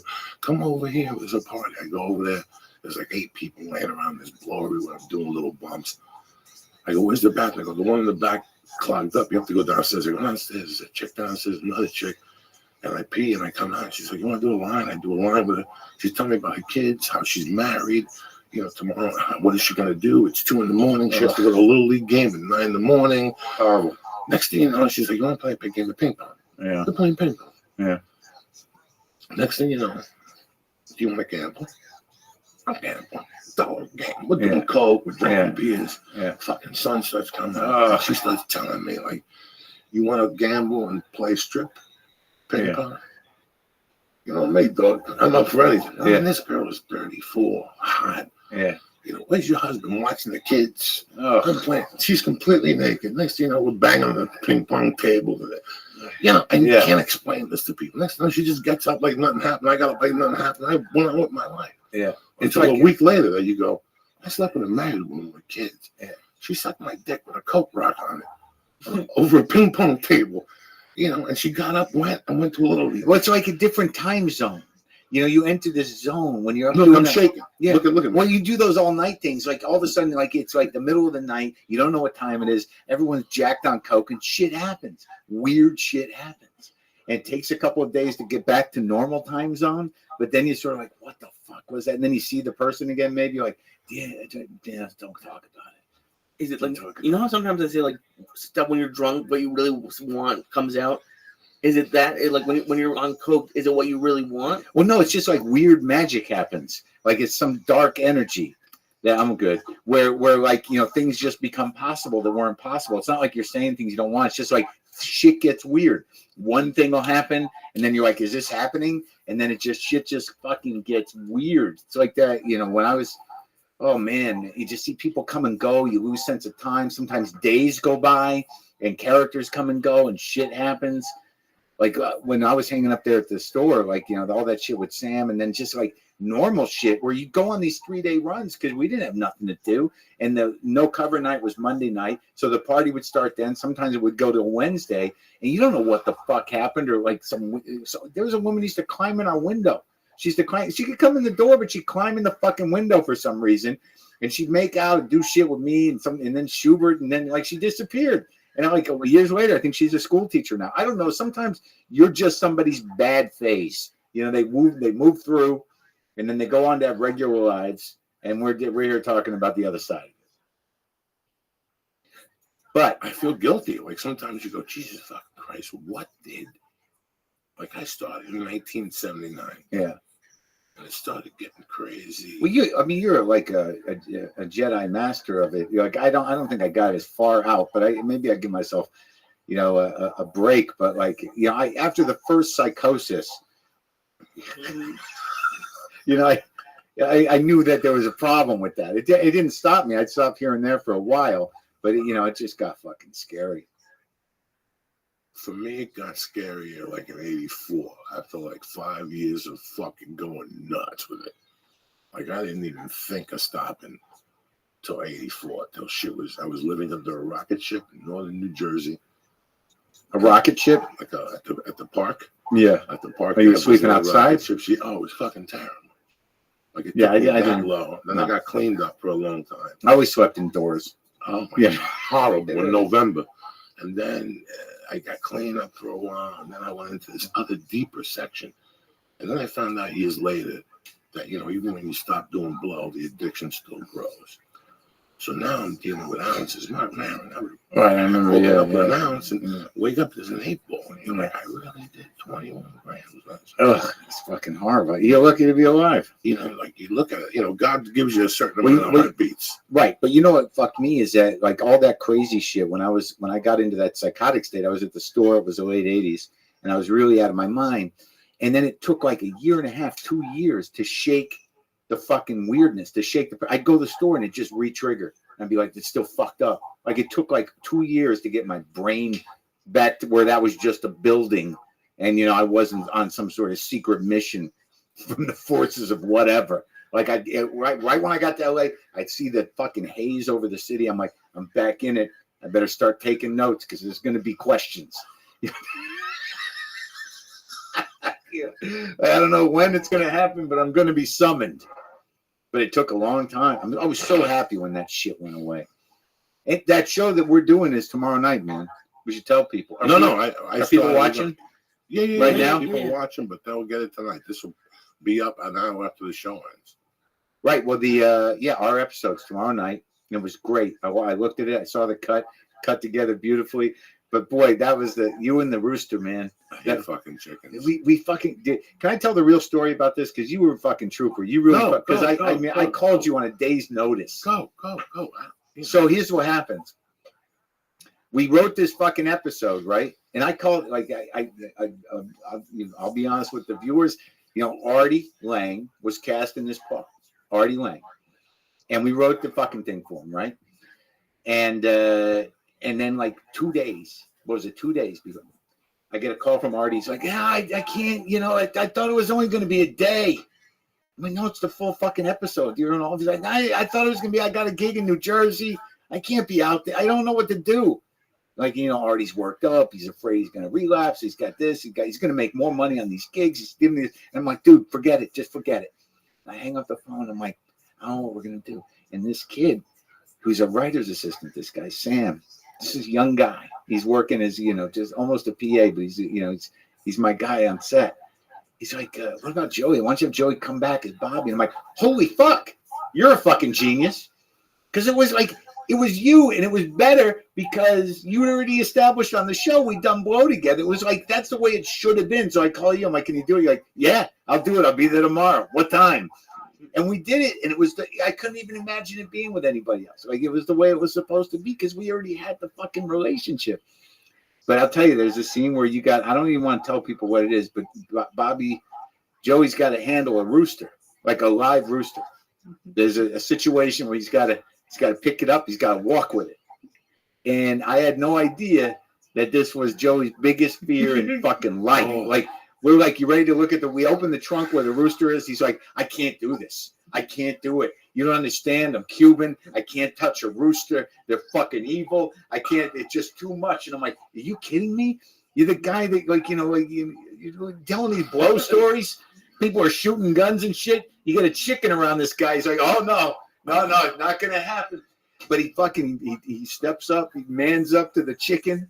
And he's got to pick it up. We got a chicken handler there showing you how to handle it. And he picks it up and he does the scene twice. And Rob Cohen's directing. He's like, we got to get it one more time. And Joey's like, that's it, though. One more time, that's it. And he picks it up for the third time and he puts it down. And Rob's like, wait, maybe we got to do it. And you're like, that's it. That's it. Oh, my God. I got to walk away from the chicken. Could not fucking, like, I felt like we did some real work. Like we solved some real childhood trauma. Oh, terrible. I couldn't believe it. Terrible. Do you feel like you're over it now? The chicken fear, the rooster. Listen, I took the chicken. I picked up the chicken. As fearful as I am of chickens, I picked it up and I thought about getting needles. I go, the quicker I do this, the quicker we finish. I can't hold 80 people. Yeah. If it was just me and Mark go fuck himself with this chicken. I ain't picking up this fucking chicken. Fuck him and Rob Cohen and Rob Cohen's brother and his uncle. But the whole crew I can't do that to people. Teamsters, people work. I have a phobia. I have a fucking phobia. You know. It was a big rooster too, man. He was beautiful. Yeah. He was fucking beautiful. I mean, beautiful. And he didn't click at me and nothing. No. You know, with the stuff. But yeah. It's listen, man. You have no fucking idea. I couldn't believe we got it. I was like, I don't know how we're gonna cut this shit together, but it looks great. It looks great. I can't believe that you just opened up a can of worms. Oh my God. Because I was, you know, when you grow up Cuban, and one day you're eating cereal and all of a sudden you hear a chicken in your bathroom. I'm on 88th Street. Why is there a chicken on my bathroom? Yeah. And you open it up, you're like, no, there's a chicken. Yeah. We're gonna do something later with the chicken. What are we gonna do with the fucking chicken? We could just go to the supermarket. Bathy Brothers, right on Broadway, right fucking. So they'd slaughter the chicken. So they'd make noises at Santeria and they'd kill the chicken. And I watched it. You know, it's a religion thing. It's a religion thing. Yeah. So you get traumatized. But once you make saint, you got to mess with those chickens. You got to grab them. And I would just grab the chickens and cry. And then just drop it. And they got to grab the chicken. I ain't grabbing the fucking chicken. And people would stop the black dude in the conga drums. He's got to get the chicken. I ain't touching the chicken. This went on till my mom gave me a beating. Right in the room. You got to pick up the chicken. So it's real fucking trauma. Oh, I hate that shit. And then I remember living on, once we fucking left 88th Street, no, at 89th Street, she had a goat one time. So Goats and chickens. 89th and not Boulevard East, Riverside Drive. Yeah. We were white people, man. These are white people, dentists. Yeah. And all of a sudden she's like, hold the elevator. We gotta go. You know, and we gotta go. You know, and then one time I saw a monkey. Was it in a cage? Or? Oh, fucking cage. Cubans don't have cage. They don't believe in cage poultry. It was the 70s. A rope. It was like they had them by the horns. And they held them and wrestled them. I'm a little kid going, what the fuck? That was for Santeria too? You kill the goat and then you cook the fucking goat. The monkey too? I don't know about the monkey. They had a monkey for some reason. I don't know There's what a monkey involved. I never saw the monkey. Not clear. I don't know what happened with the fucking monkey. But I felt like, you know, it was like a weird thing we were walking through it with you because you got, you know, it's just like that. Like I was like, really? And you're like, dude, there's the one thing, squirrels, rooster, pigeons. I fucking hate pigeons more than chickens and roosters. Squirrels, I don't even register anymore. They're around my house, but I don't even notice them. They're like invisible to me. I can't. But they look at me weird. They look at me weird. See, this is residual from the Coke shit. This is from Boulder, Colorado. They've been looking at me weird. The squirrels are on to you. Since the halfway house days, they were watching me and shit. Squirrels are on to you. Hilarious. No, but it looks good, man. It's a funny episode, you know, with the girls, everything. Like it really worked good. I was so fucking happy you could do it. And it's so much better. I got nothing against Artie, but Jesus, that was some bullshit 2 days before. You got to shoot. And it was like, you were the guy. You were the perfect guy for it. Well, thank you for giving me the opportunity both times, my friend. Well, the first time I wrote that for you. I had a great time. I love that fucking episode. That let me loose in a different way. Like Yeah. doing that, like that opportunity let me loose as an actor, I guess. I don't know. I didn't give a fuck in that. I was so like meticulous about that episode. I want that to be perfect because you know it's delicate. It's a comedian's episode. You know that story. It's just I love that fucking episode. It might be my favorite episode of the fucking show. Like, and I don't know why. Like, I want to hear from more comedians about it because it's such a like it's so specific and so funny. You know, the best part of it at the end is like, I don't fucking care. I'm not even doing a joke anymore. That is amazing. That ending. Because You we've just met drive up. guys. We've met Yeah, guys in LA but- that have the opportunity of a lifetime. And when they with us, That's exactly right. They're like too much work. Yes, I deal. I gotta do this. hang I'm around. Listen, I'm going to New Mexico. I know the waitress. He gives tremendous blowjobs. The waiter sells coke. He still owes me from the last time. right. I'm gonna sit in LA and go to the comedy store and wrestle with these savages. They ain't got shit going on. Yeah. There's a lot of comics on the road that are like that, Mark, man. I know. I'd stay out there till the end selling roller skates and calendars and fucking, you know. Does it scare you to think of that? I mean, is that like it scared the shit out of me, man? When I started the podcast, when I was looking down at nothing, I had no dates, and I'm like, oh, the best that could happen is if I just string along those, like, you know, those. You get into that zone where you're doing B rooms and you just, you know, kind of working check to check. And I know a lot of guys do it, and I feel for them, and you know, and some of them still love it. And I love doing stand up, but I was terrified of like not having a choice. That was what scared me the most. Not having a choice, taking whatever I had to fucking get by, like that. The idea of that scared me. I love doing comedy. Yeah, and I love doing blow. And I loved everything that came with blow. I like the line, the borrowing, the whole fucking patois. I was really good at it. You know, I'd been doing it for a long time. But there was one individual that changed my whole comedy career. His name was John Fox. I know John Fox. Rest in peace.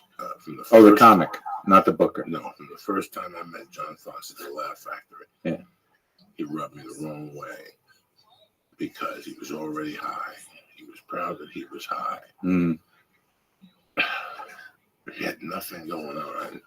And afterward, he came right up to me and pitched me about his whole Rodney resume. And I probably had coke in my pocket at that time. Once I had coke in my pocket, I'm at peace. Now you got to give me a fucking ear beating. Oh yeah, about something. You know the fucking years ago. The package dance where you're like, wait, fuck, and then when you feel it, you're like, no, I'm sorry. Keep. What were you saying? What were you saying? And they're like, what happened? None. I got an itch. I got an itch in my pants. Yeah. But that was the first time he tried to muscle me, and he came to the comedy store later on with Paul Rodriguez, and you know they were partying. Everybody was partying at the store. This is '97. I had heard things about John Fox, all good things. But once I saw him, and then I worked at Myrtle Beach, and he came in to do a guest spot. Yeah. And he came in with this crack chick. She looked like she had sucked 1,000 cocks and counting. Mm-hmm. And, they came in on a scam. They wanted to do a 10-minute guest spot, blow up the room, and then sell CDs afterwards so he could do blow. And that's where he was at? That's where he was at in 99. And I was still 7 years away from doing blow. But that memory shocked me because that was my biggest fear. Was ending up on the road telling people about, do you ever see the movie Basketball? Yeah. I'm in it. Yeah, yeah. You know what I'm saying? Yeah, Like, yeah. And it's true. You see those guys. Sure. I lived in LA. You got to be a fucking cocksucker to live in LA. You got to Right. be a faggot. And you sit there in the room going, nah, I'm a feature actor. I live in LA. And it's great. Yeah. Like, I'm doing great. They told me I wouldn't. I'm doing great now. How many of those guys are still alive? Really?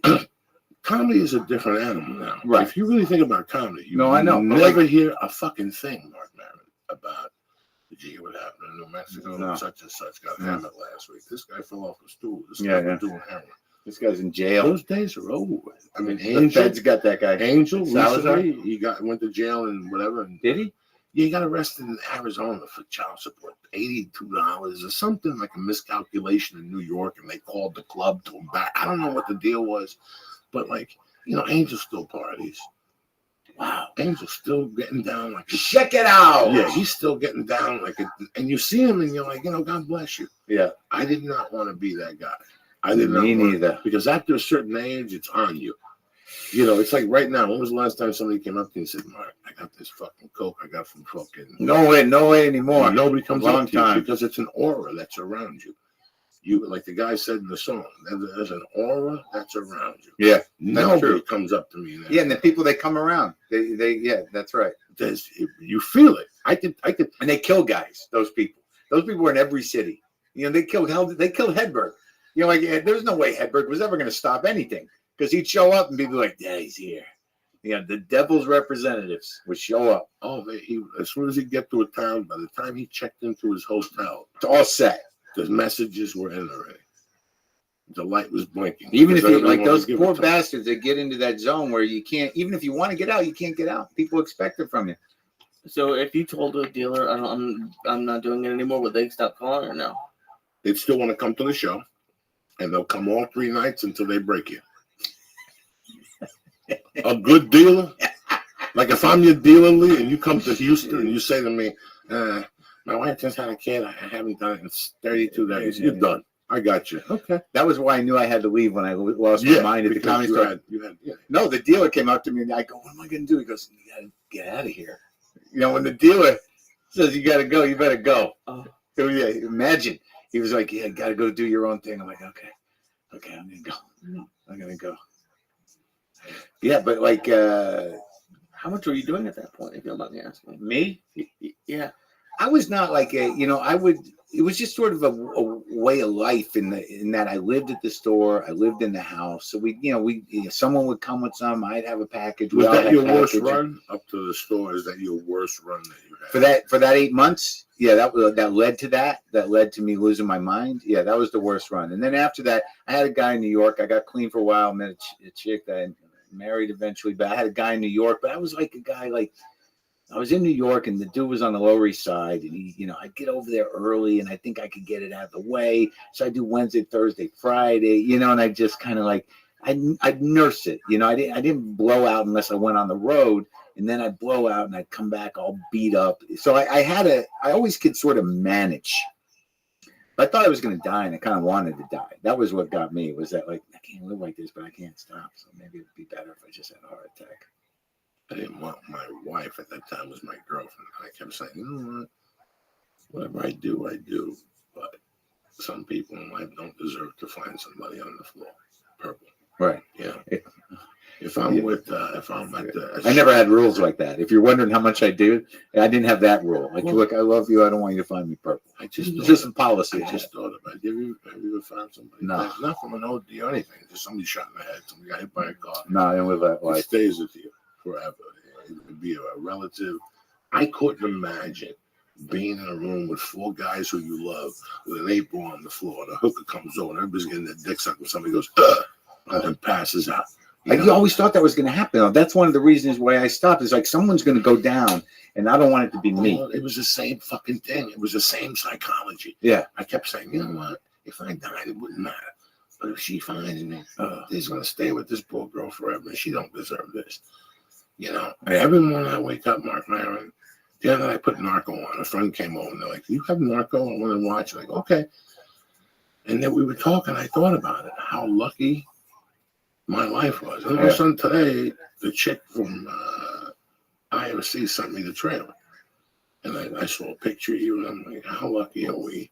This fucking guy, how lucky is he that you got the greatest second chance of all fucking time? You and Bernard King. You know Bernard King? No. Played for the Knicks. Oh, yeah? Great. He went out to the Golden State Warriors, got the comeback player of the year, and they got him back the next, and he just destroyed the league for 3 years. That's what you did. You were a comeback fucking player of the year. Yeah. How lucky are we that we don't? And the other thing I knew, like, because I'd let it all go, was that, like, I could show up for work. That's the other thing, that for whatever reason, by the time I started the podcast, I was like, that ain't going to happen for me. I'm just going to, I'm going to do this, see what happens. I'm not, I don't sell tickets. I'm not going to be a big comic. I'm not going to have a TV show, but I'm going to just work and try to make something happen. And I let it go. I seriously let it go. Like all the, sort of expectation. I'm just sort of like, I blew it. So now I'm going to sit in my garage and do this and just be honest and see what happens. And then it started to come. And when I got the opportunities, the one thing I knew that I would never have known any other time in my life was like, I can do this. I mean, I can show up for work. I don't give a fuck. Like I can, I'm not afraid of this shit. I didn't think this was going to happen. And I just, so I had a confidence. Like I knew the first season was going to be dicey with the acting. I knew if I got another season, I'd probably get a little better. I just knew all this stuff from watching other guys. And then with the stand-up, I'm like, I know how to do this. Something just clicked. Like I'm starting to draw crowds. And I'm like, I used to sit backstage before I went on. I'm like, I got fucking nothing. This is going to suck. That fucking table's bullshit. How the fuck, the middle just blew me away. What the fuck this is fucked up. And I go out on stage with that attitude. And now, I'm like, I get to a place where I'm working. I'm like, I'm just going to go look at the stage. I want to sit up there before the crowd comes in. I'm like, this is going to be fun. You know what I mean? Like, it all just I'm excited about it. And I don't think that would have happened in any other time. And it wouldn't have happened had I given a fuck. Because honestly, Joe, I don't, there's part of me that just doesn't give a fuck. And that's threatening to people. Because they're like, we might want you to okay. Maybe I'm not going to do it. It's amazing to say that you don't care, and it's over 700 episodes. Well, no, the podcast is my heart and my life. The podcast is something that me and my business partner and producer Brendan have complete control over, and that's there, and that's its own thing. That became this thing that I could never have expected, and we make a nice living off it. But the other stuff, the TV stuff, now when people are like, you want to jump through hoops for anything? I'm like, nah, really, I don't really need to. Why would you? Yeah. And so when the opportunity came to do the show and we did it, it was like they gave us complete creative freedom, and I was just with a bunch of guys. I was nervous about things and I made sure the stories were right and stuff, but I just didn't, I wasn't afraid of anything. And I didn't see those people as having power over me anymore. That's the one thing that went away. When you got me and my Brendan, we weren't business guys. We didn't know what the fuck a podcast was going to do or what. We just knew we were going to do it twice a week, and this was going to be the thing. And then as this model grew and people started to figure out how to make a little money, we grew with it, and then that was that. And then all of a sudden, it's like we got our own business. So this other shit is sort of like, yeah, maybe I'll do it, And that changed everything. But it's like, to have done a TV show, it's interesting. I did all the things that a comic wants to do. Like you always want to do your own show. And I did, the comedy specials. But it's so funny because I did it off to the side still. Do you know what I mean? There wasn't the network pressure. There wasn't the fucking freaking out. It wasn't like my special's not on HBO. So it was this thing where I could do it with a certain amount of peace of mind and a little more control and do it exactly the way I want it. And the people that find it, and that's that. Do you think when I walked into fucking Felicia's garage and did a podcast with her that we'd be here?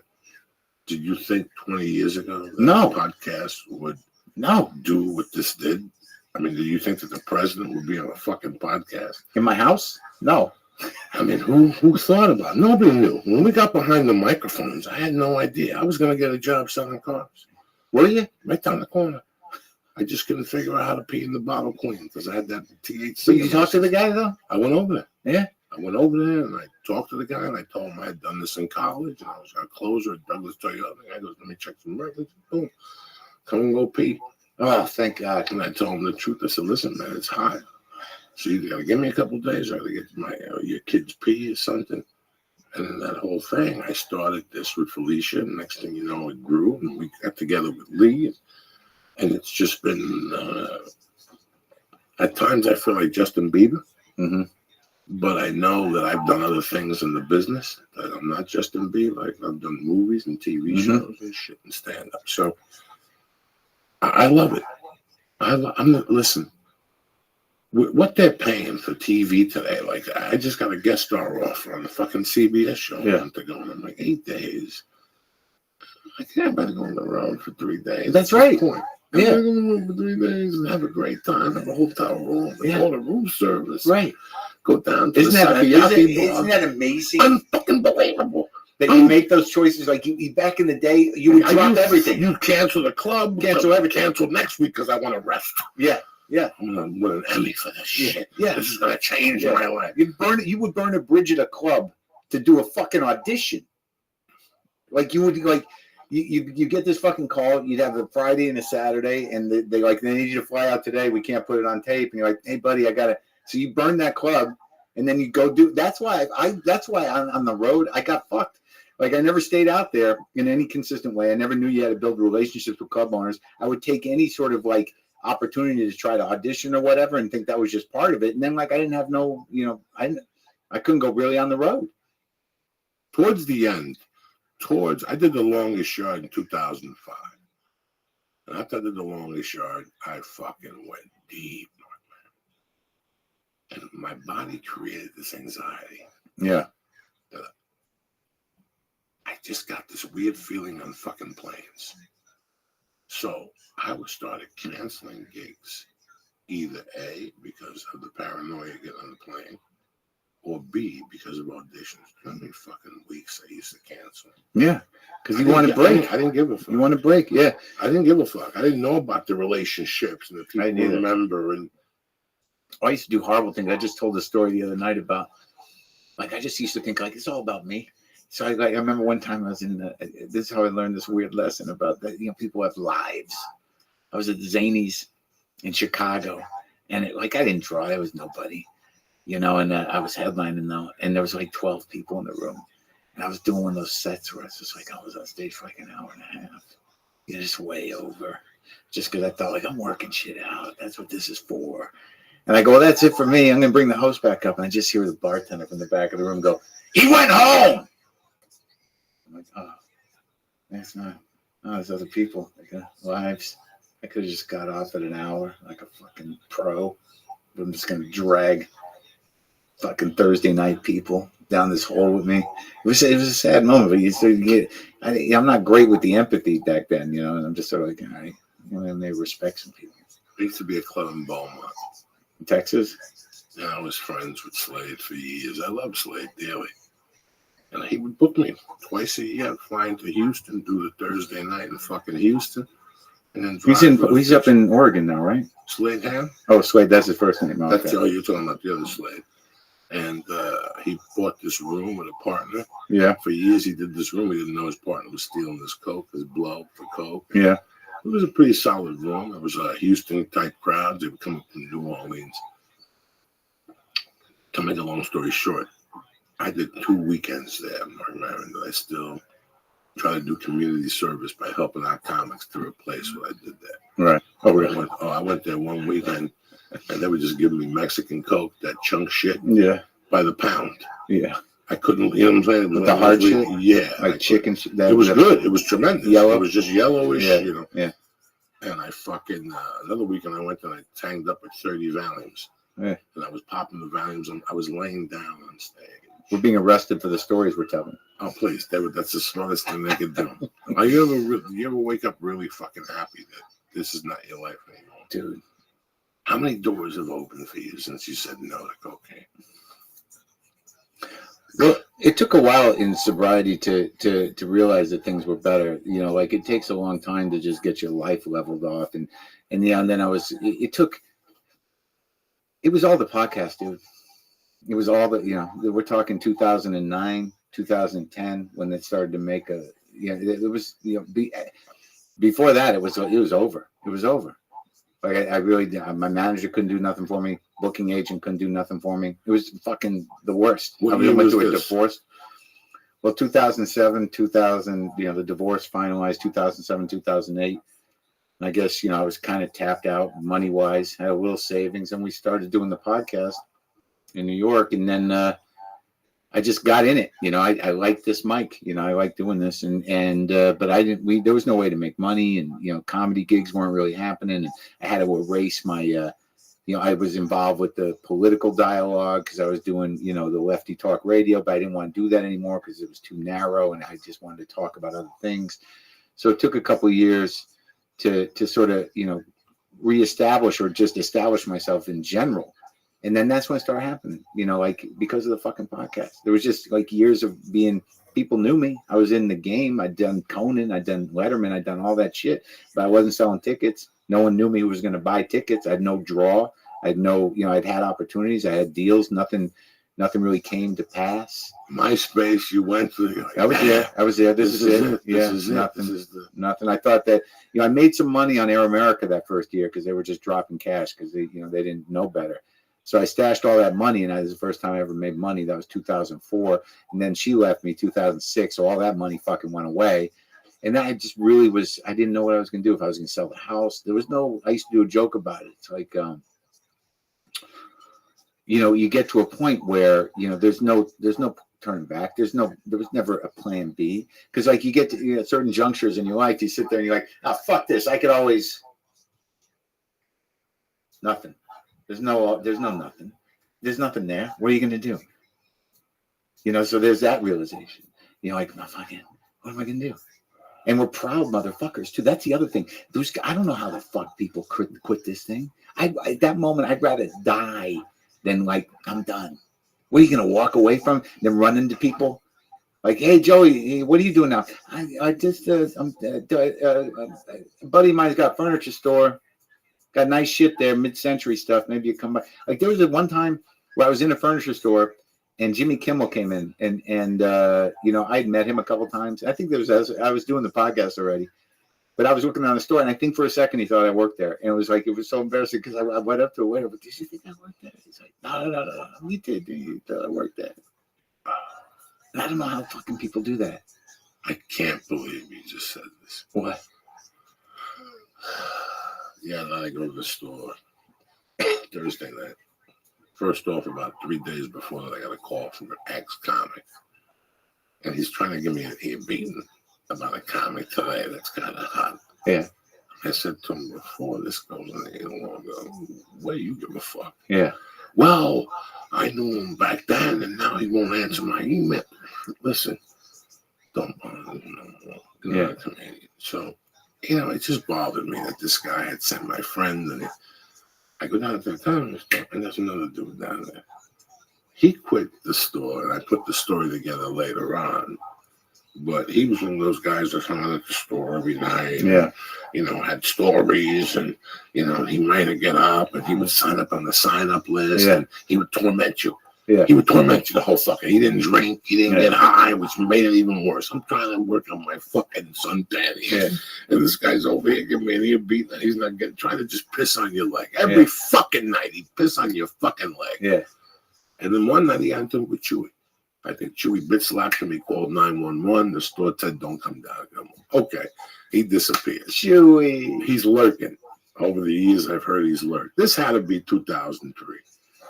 Next thing you fucking know, I get out of the car. There he is. The other night? Hey, how you doing? Hey, how you doing? They never go away completely. You know what he said to me? Man? What? Hey, he said, you still come here.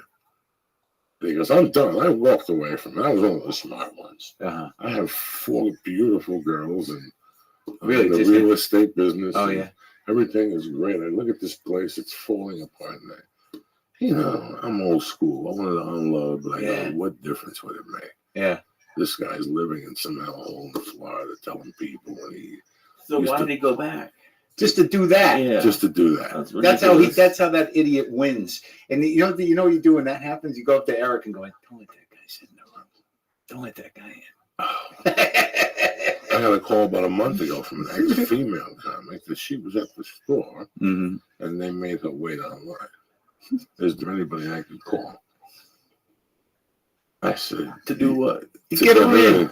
I said, you should have stayed at Comic Con. I got to call you back out of Minneapolis. Bam, hung up on it. One time I was at the store. One time I was at the store, and, you know, for whatever it's worth, you know, Kenneth and whatever relationship I have with him, I respect him as a comic, but he was a bully, and he was not a great guy. And he put me through a lot of shit as a kid. And, but, like, you know, his brother, Bill, you know, whatever you think about it, doesn't matter. You know, I don't need. I've never met him. Yeah, I don't need to. I've read the book, but I've never. I don't need to throw nobody under the bus. But I knew Bill, and you know what? You know, it's water under the bridge in a way. But one night I was at the store. It's not too long ago, and Bill and his wife, they're all dressed up, you know, and they're walking around like they're lost, and they're just, you know, he goes like, "What's going on here? I don't know anybody anymore." And I was just sort of like, "Yeah, that's what happens," you know. And he's just like crestfallen. And I just watched them walk away, and I was like, over. It's over. It's not your place anymore. You know, sometimes, like, you know, that place, the thing about, well, if you have a relationship with that store, like, you're happy for it now. You're happy for the fucking building. You're like, you know what I mean? Because that place was so fucking haunted and so dark and so weird at different points for different reasons. Like, you know. It's still haunted. No, I know. The haunt didn't go away. It's not as haunted. Did you go down the basement? Never again. They keep, Send a chicken down they there. keep calling me to do a podcast. Where is it? In the basement. Wait for me. I walked down there the first time the other night and I How's was it like, look? "It's nothing, just shit, just boxes of shit. There's some stuff down there." Yeah. Go and sniff the walls. Bring a dog down there that sniffs bodies. Ah. I guarantee what's in those fucking walls. Yeah, I didn't read too much And into that it. fucking- The one thing I noticed is I've been talking about that fucking stool in the OR for 2 or 3 months Right. now. Right? It's fucked up. It's gonna hurt somebody. But I'm doing a bit about it, so I'm okay with it. And I've talked about it on and on, for weeks. I went down the basement for the first time the other day. There's like 3 fucking new stools down there, just sitting down there. So God bless them. They're like, don't put a new one up. Marin's got this great bit, and we don't fuck his bit up. Just sitting down there.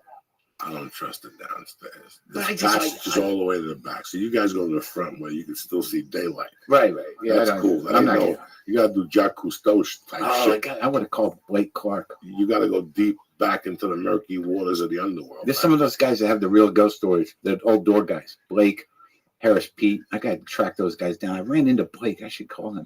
How long are we doing? We're going to do some shout outs. We'll do 15 more minutes. I'll get you the fuck out of here. My main man, Matt Baker, up there in Bakersfield, BJJ, Vladimir Ragnar, my man, Daniel Lyons, Pilates for Men, the book, Pearly Sweet Lester, Chad Rizzi, Sean Begley, Ookie Spooky, and a beautiful son, James Harrison, Parish Mikey, Tabitha Stevens, and DJ motherfucking React. How you feeling over there, Lee? All right? Yeah, Good. You're out there staring into the fucking hemisphere. we opened up at 800. That's a lot. I can't believe, like, since I quit coke, Yeah. I got married, Yeah. I had a kid, I'm out of debt. Of course you are. It was. I did the math of what I was spending towards the end. It was horrific. Mark. The last 4 years. The last 4 years cost my house. Afterward, the damage was $636 a month for 6 years. We got to pay. The weird thing is, I never craved that shit. Oh, now? Never. Oh, no. But like some drugs, like, I know you still do the weed and shit. Now, like, Yeah. I don't do nothing except these no. fucking nicotine things. Like, occasionally, like, I appreciate weed, and I think about it. But, like, the blow, what a waste. No. Fucking waste. I told, if right now I did blow, first off, I would just break the promise that I made to myself. And number 2, I think I would die eventually because my life would turn around. That aura would come back. Oh, yeah, you get My all sweaty, wife you go would right down the leave me. shitter. I would lose my daughter. I would lose my career. I just know I'm one of those guys. There's no going back to that. Yeah, I think you should always remember you lived under a rocket. Always.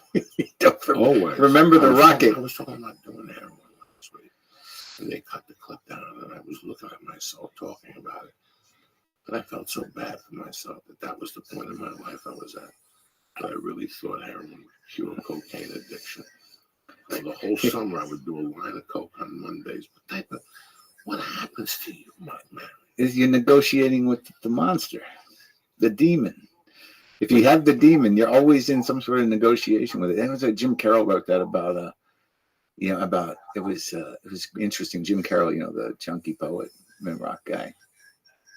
After Cobain died, there's a line in a poem. He wrote a eulogy to Kurt Cobain. I don't know. You could probably find a Jim Carroll eulogy Kurt Cobain, but the line was something like, he should have negotiated with the monkey, and that's all. That's what it becomes.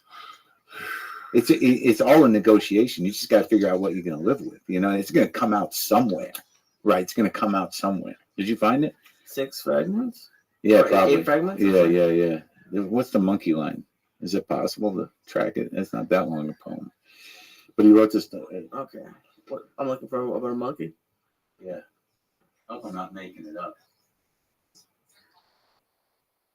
But what? There we go. What is it? You should have failed. You should have talked more like. You should. You should have talked more with the monkey. He's always willing to negotiate.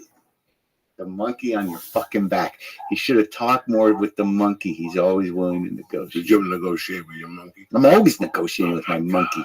Every fucking day. Oh my God. Every fucking day. That's what you know. It's like, you know, you get you deal with the monkey, and then you deal with whatever you think God is. You know what I mean? If you don't think it's God or whatever, once you get past the monkey, you got to realize this is what life is like, and I got to live it. You know, not end it. So Jesus. At what age? You know how they say in AA that you give your life to something or something like that. You know, I was 29 years old, and I go, you know what? Here's the deal. I get up in the morning. I pay my bills. I like to party. Okay. Yeah. So instead of do 8 balls a week from now on, I'll do 1. And I stuck to that for years. Well, that's how I felt too. It's like I'm only doing it Wednesday through Saturday. Yeah. No, I would just go one night deep into the murky water, jerking off, showers. Yeah. You know, jerking off. It takes 3 days to pull back from. Like it's calling your friend to come over and give you a back rub and creep you on the phone with a. You know, I would. Oh yeah. You call your best friend up at 3. Listen, you gotta come over, Linda. Oh, this is the worst. We're jerking off for like 4 hours. Like this, I'm winning. This is like, you know, boy, cocaine's great. Can't call anybody now. I guess I'll just do this for fucking 3 hours.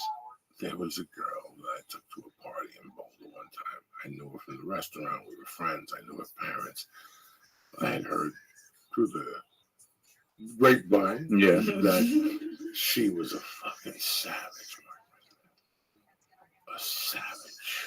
Mm-hmm. But before the party, I got a call to put together packages. Yeah. And they totaled like 2 ounces. So I made a ton of money and I made a ton of blow. It's one of those nights where you're walking around with like 9 grams. You're like, oh my God, all I need is to bump into a savage.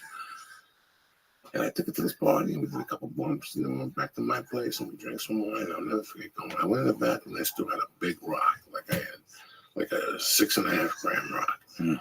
And I remember looking at her and thinking about the rock and going, so you want me to call a cab? You want me to call a cab for you? And she's like, okay. And she left. And I remember I did that whole package and jerked off, and showers and bottles of booze. And like a week later, I go, why did I do that? She was right there. Yeah. That's how greedy I was. This is 1995. Greedy, but it's also you had full control of the situation. Who the hell knows what? Well, let me tell you something. I bumped into that bitch 99 in Miami. I set that freak straight, Jack. He made up. Oh my God, she was living like in one of those cities, and she called me like a week before. Hey, we're gonna be at the Miami Improv. Let me come down and visit you. I'll tell you the story. One time I could come out here. Man, I would come out. That's when I met you. I'd come out for these weeks to do whatever meetings or whatever, and get coke with Bob and one time I signed up. I don't want to mention names. Doesn't matter. But I end up with this girl who works at the agency that I'm just about to start with, This is way back when I'm still using this. This is like 20 years ago, 18 years ago. And we end up, I'm doing blow, and she doesn't know I'm doing blow, but, we're out and we're eating and everything. We end up back at her place, and I can't fucking get it up. I'm just coked in. I can't do nothing. And, I try, and I'm, embarrassed because, I'm just going to be starting at the age. At least I could do is show up for this, but I could then get anxious, and I'm coked dick, and I can't fuck. And I'm like, God damn it. And we just had to quit. She's just like, yeah, enough.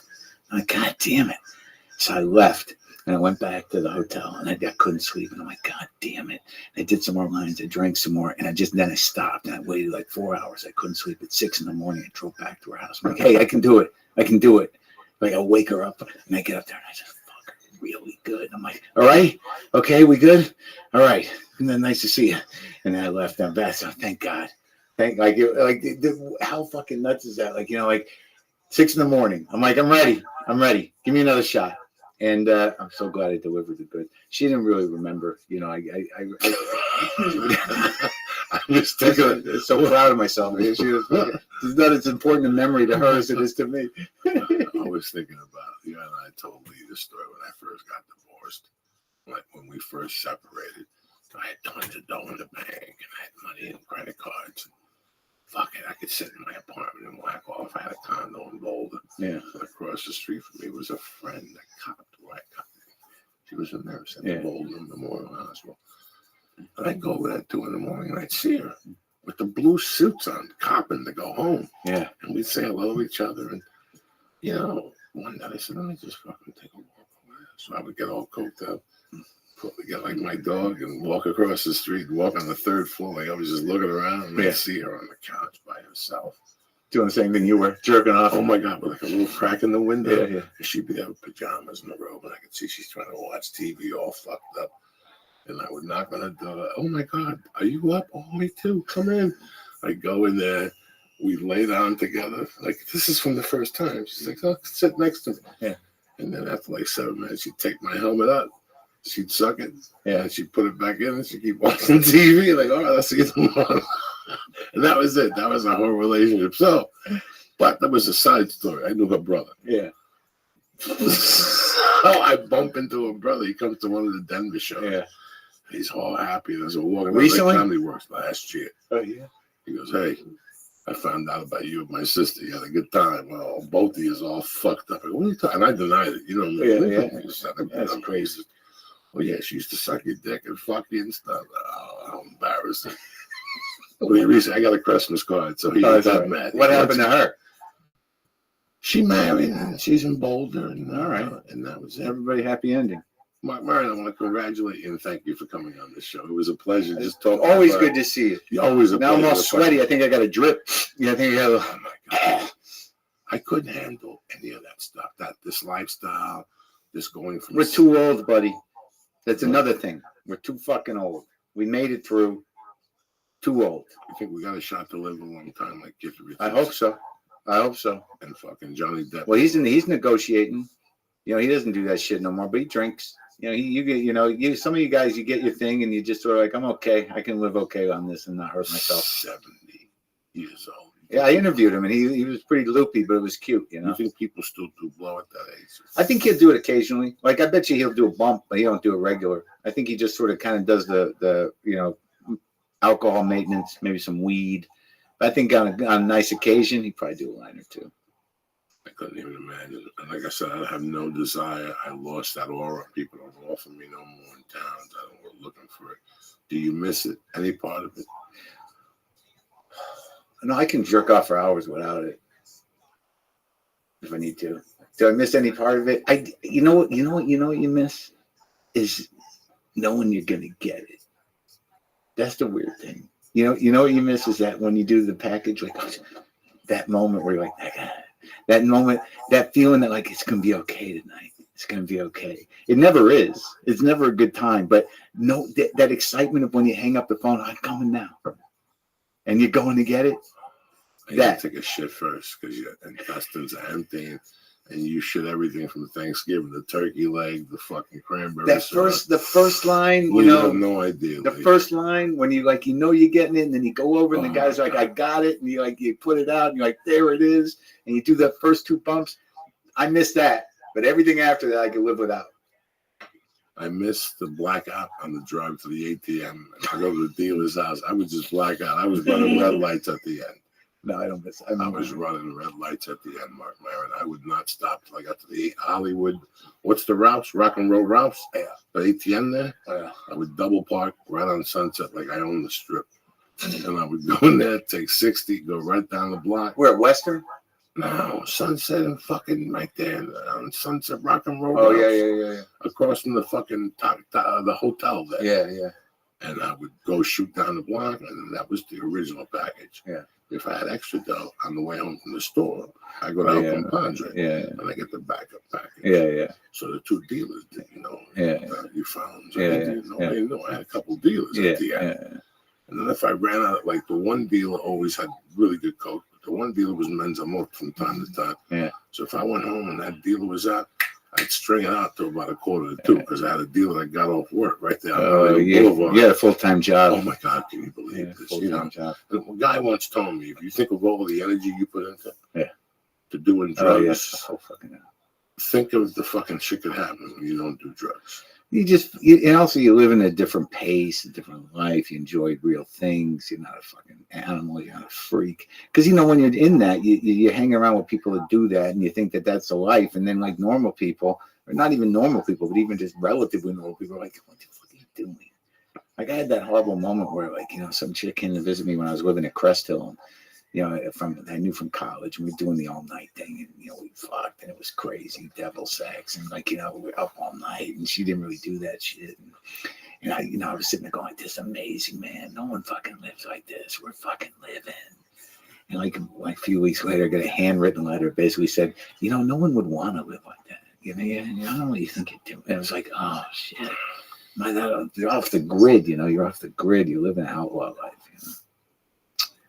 I miss the times. I like my sleep now. I like my peace of mind. Yeah. The peace of mind is the most important thing, that nothing's lurking. I'm not missing nothing. Right. In the last 5 years, I was just doing it by myself and jerking off and looking out a window. And now you got your beautiful kid, you got your cats, you got a wife, you got comedy, you got friends, you got a podcast. You're not all sweaty all the time from that anyway. And we're doing a show. We're on the show together tomorrow night. No, Wednesday night. Wednesday. Philippe, 9 o'clock Eastern time, 6 o'clock Pacific, IFC. I think it comes on twice. Yeah. So it comes on twice. So, but we get it at 6 also. You got to get the special cable. Like you get the Sopranos at 6, and the regular people got it at 9. Right. The East Coast feed. East Coast feed, yeah. But yeah, please watch it. Mark gave me a great opportunity. I want to thank you again, I love you, my man. brother. I love you too. I'm just gonna read ads. If you want to skedoodle, you could skedoodle. You want to wait 2 minutes there? Go ahead. Let me get what you got, Lisa. Thank you again very much. Thank you for having me. I love You're it. a fucking gentleman and a scholar. As usual, you know me. I love my underwear. For years, I went out without underwears. I was so broke. Now I love underwear. So whether you're wearing a suit or sweats, you spend 24 hours a day in your underwear. But instead of making a statement like Superman's tights under his everyday clothes, your underwear are probably boring. They got skid marks in them, all that dirty stuff. MeUndies is here to change that.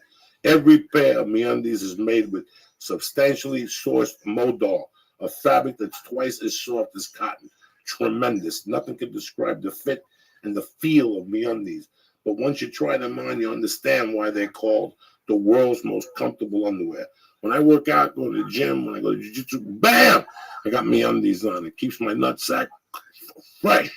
No moisture. It pulls it out of there. And if you don't love your first pair of MeUndies, they're free. No questions asked. Like I said, nothing describes the fit and feel of MeUndies. But once you try them on, ba-boom.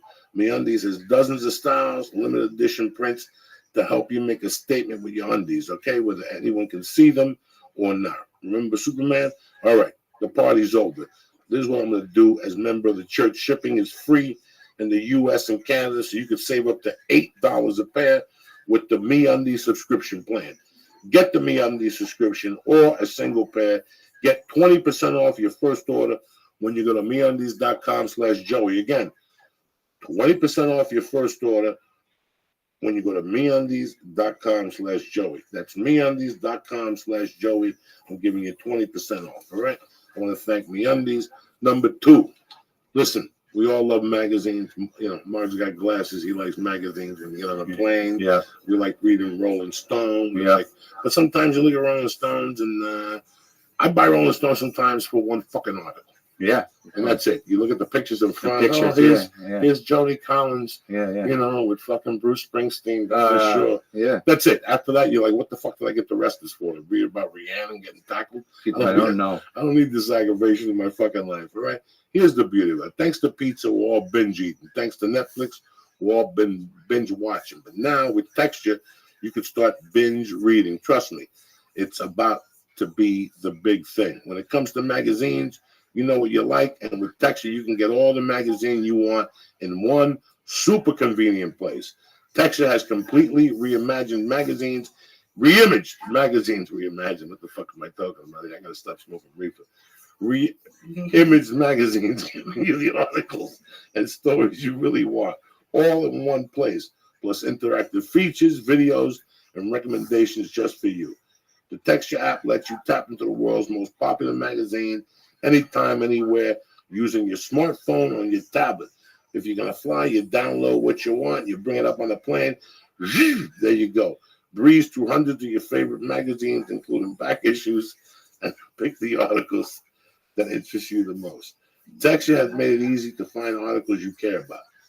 Listen, I don't just want to read Rolling Stone and mechanics. What's that mechanic thing you like to read? What the fuck is it? Motor Trend. I'm sorry. Motor Trend Mechanics. The Texture editorial team recommends content for me every day, because I can dive deeper into the personalized collections. All right? Do me a favor. Sign up for Texture right now and gain insight into all the content from the world's best publications. I'm talking ESPN Magazine, All Recipes, Domino, PC Magazine, Prevention, Men's Journal, Men's Fitness, blah, blah, blah, blah. I mean, they got everything. Hello, Cosmopolitan, Latina, you know, they got everything on here. So do yourself a favor and do me a favor. Go to Texture right now for a free trial. When you go to texture.com/Joey, you gain immediate entry into all the top magazines, including back issues and bonus video content. Start binge reading for free right now on me when you go to texture.com/Joey. That's texture.com/Joey.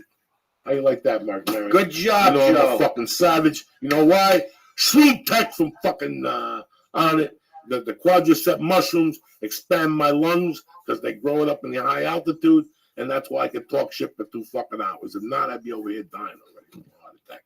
So do me a favor, go to honor.com, take a look at the Alpha Brain or the Hemp Force protein. What do they get, Lee? What's the code? The code is church, and they get 10% off. CHURCH. I want to thank my main man, Mark Maron. Don't forget, the episode's called Philippe, Wednesday night, the 8th, 6 p.m. California time, 9 p.m. 6 p.m. if you got the Eastern feed. That's right. If not, you got to wait till 9 like the fucking regular people on Silver Lake. I love you guys. Thank you very much for listening tonight. Thank you, Mark Maron. Thank you, Joe. Oh, Thursday, Friday, I'll see you motherfuckers in Omaha, Nebraska at the Funny Bone. What? And 2 weeks, I'll be in Philadelphia at Helium, you fucking dirty cocksuckers. Get ready. I'm coming to your town. I'll see you Friday night, 2 shows. Saturday, 2 shows. Funny Bone. Omaha, motherfucking Nebraska, sponsored by 10th Planet, motherfucking Omaha. I'll see you cocksuckers there. I always forget to plug myself. You ever play that club? Which one? No.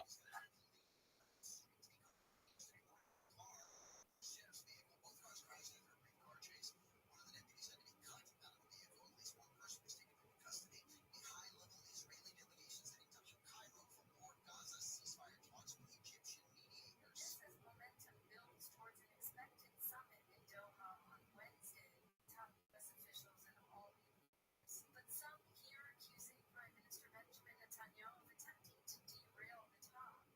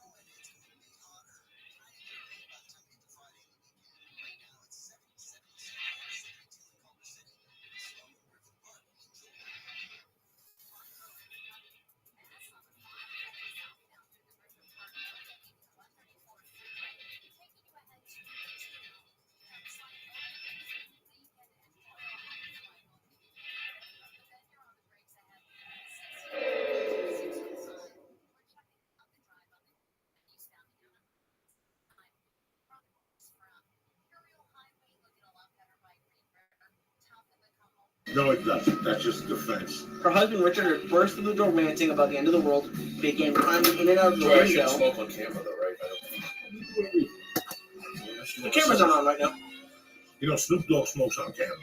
They give him a pistachio commercial. You and me can't get arrested. Maybe if we smoke on camera, they'll go, okay, give him a pistachio commercial. You ever think of that? I mean, how many fucking roles does Snoop Dogg fucking get? For the last 15 years, everybody knows he smokes weed. We go into a thing and we say something. The interesting was when I saw that Cat Williams special the first time, that lady at Paramount told me, she goes, he became a star. Way before he even said a word out of his mouth. It was when he was in the car smoking with Snoop. That's when he became a star, you know. This is garbage.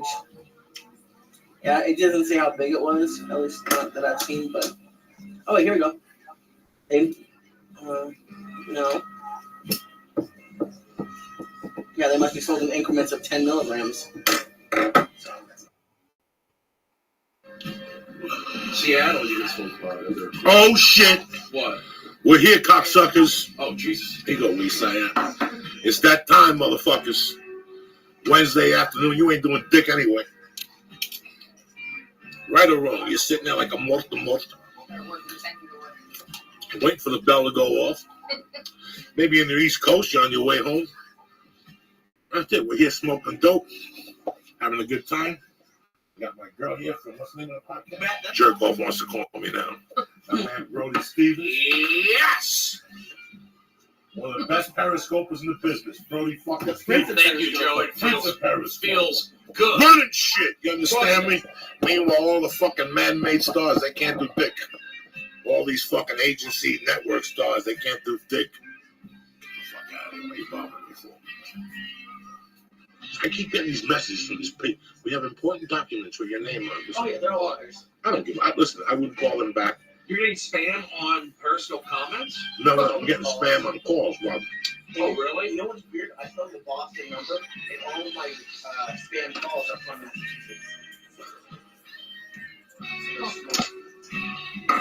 We got more here. You know what I'm saying? Don't be shy. I met a Cuban kid today at jiu-jitsu. He says his wife cooks all the fucking time. In Glendale, we got family now. When are we going over? We're going over soonish. He says, my wife's pork. People go bananas. My friend saw you today. Who? Stephen Randolph. What? Yeah, I did jiu-jitsu with him today. Yeah. He called me. We had a good time today. 15, 20 minutes ago. I said, Today we went. Like, yeah, my Periscope. He called me during my Periscope. He said, he didn't know I was doing your podcast. That's amazing. He didn't know, and you didn't know that I really know him. Yeah. He went to Rooster Teeth Feathers with me. His stepfather's the batting practice pitcher for the Dodgers. Yeah. What's up, bitches? Getting ready. It's a big television. Whoa. That's right. We're going deep today. Let me tell you something. I've been doing jiu-jitsu with Randolph since he could be child. Then he couldn't do it no more. He walked into me at the store and he goes, where you going? I go, go buy it. You don't like it. And he went twice. He goes, I like it, man. He came back today. Yeah, he went today. He signed up, I think. I don't know what. He walks into a doctor bag. He's got a doctor bag to put his key. Hilarious. That brown bag? That's awesome. The leather brown bag, right? Yeah, it's from Beverly Hills 90210. Work. I use that bag. I flew to Miami with it. Strap broke. He's a good guy. He's at the Comedy Store. He cares. I'm comfortable with him because he sees all my sets. You know what I mean? So he sees me when I'm at my most comfortable. You know what I'm saying? It's that type of afternoon. What is it? It's always that time of afternoon. The blood stars are dead. So twice a week you'll come here and you'll do this right here. Little Periscope, a little album. We got Pink Floyd, Wish You Were Here playing. Nobody loses their mind. Don't listen to Lee. You're all scared. We're taking them all. Oh, good. He's been counting on what, 4.5 today? Yeah, he's ready to go. Oh, I just finished this. You're gonna cut one of those in half for him. Cut it in half. Oh. One of these? Make fun of my cutting them in 10. You get buzzed in the afternoon. In a couple hours, it will. You want me to take it? Absolutely. We're family. What the fuck? We got the ready. I'll try one of those. Why I can do those. Try that. How do I do it? Just put on my tongue. Yeah.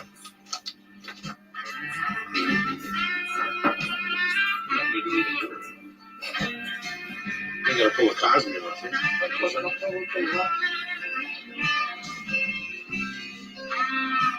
4 for Lee and 4 for me. So right there. Are you sure?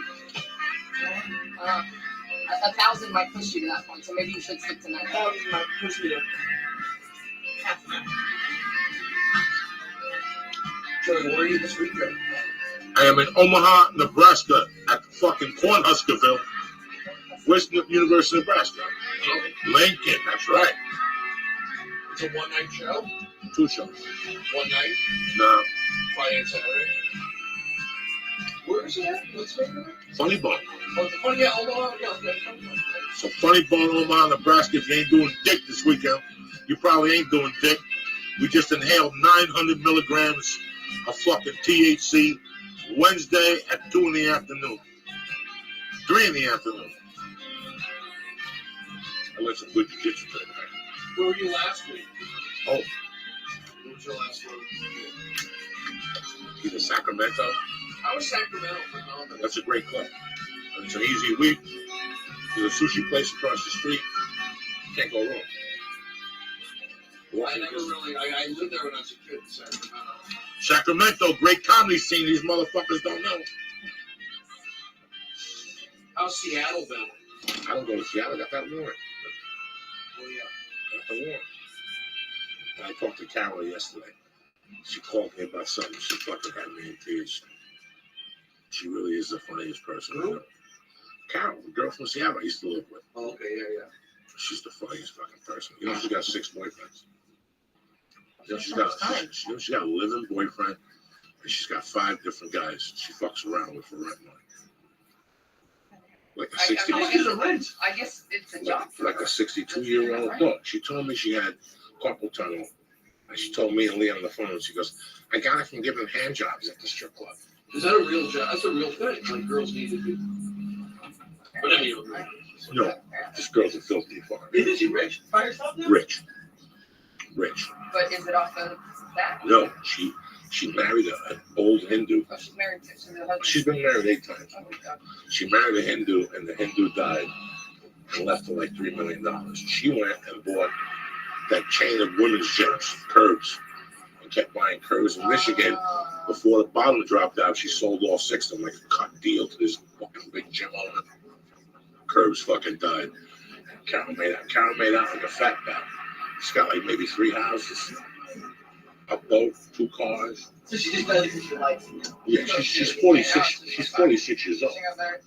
She's 46 years old. She was telling me yesterday she's thinking of dumping the boyfriend because this is the best her pussy has been. I mean, this is how she talks. She goes, "This is the best my pussy has been." At 46, I'm the freakiest I've ever been. And I'm laughing my ass off in the car. I'm like, because she's crazy. I told her 2 years ago to start a podcast without the camera, to talk about the stripper diaries and to do a blog. She'd be a millionaire. She's got stories like I got, only about sex. Oh, yeah. And you sit there and go, what the fuck? It is once every 6 months. She calls me out of the blue. Yesterday she called me for something. They opened up a comedy club.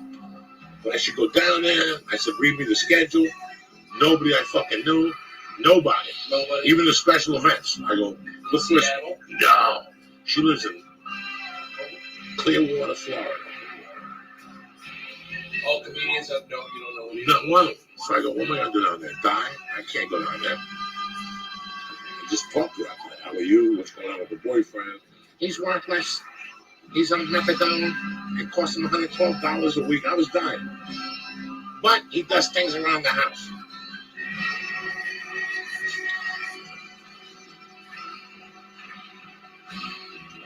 When did you guys break up? 16 years ago. 18 years ago. But she still calls me twice a year. When she comes out, I hook up with her and her husband, whoever she's married to. The last time I hooked up with her husband, the one I went to jail, he ran over a cop. He ran over a cop in Miami. The cop said, "Stop." And he said, boom, and hit him.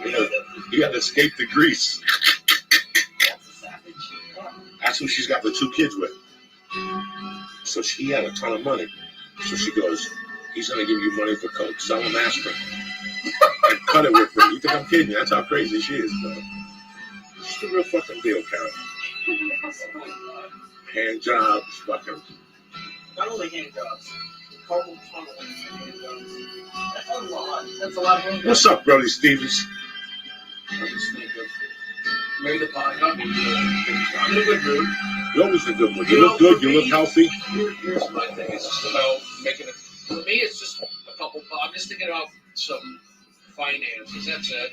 I get life. I understand how it works. I'm happy right now, but I have some things I need to take care of. But I'm not stressed. I'm not stressing. Oh, I know I have enough of an audience where I can survive, book an audition. But I just want to keep doing what I'm doing. I don't stress about, I'm getting older. I mean, maybe something will come up negative. I don't know. Fuck, I don't know. What do you think, Becky? Becky looking beautiful today. Look at that. Show the back. You got a tattoo? Oh, shit. Look at Becky. I do this for all of my shirts. 20 years from now, I'm going to look at my shirts and go, what the fuck? Why are they all sliced up?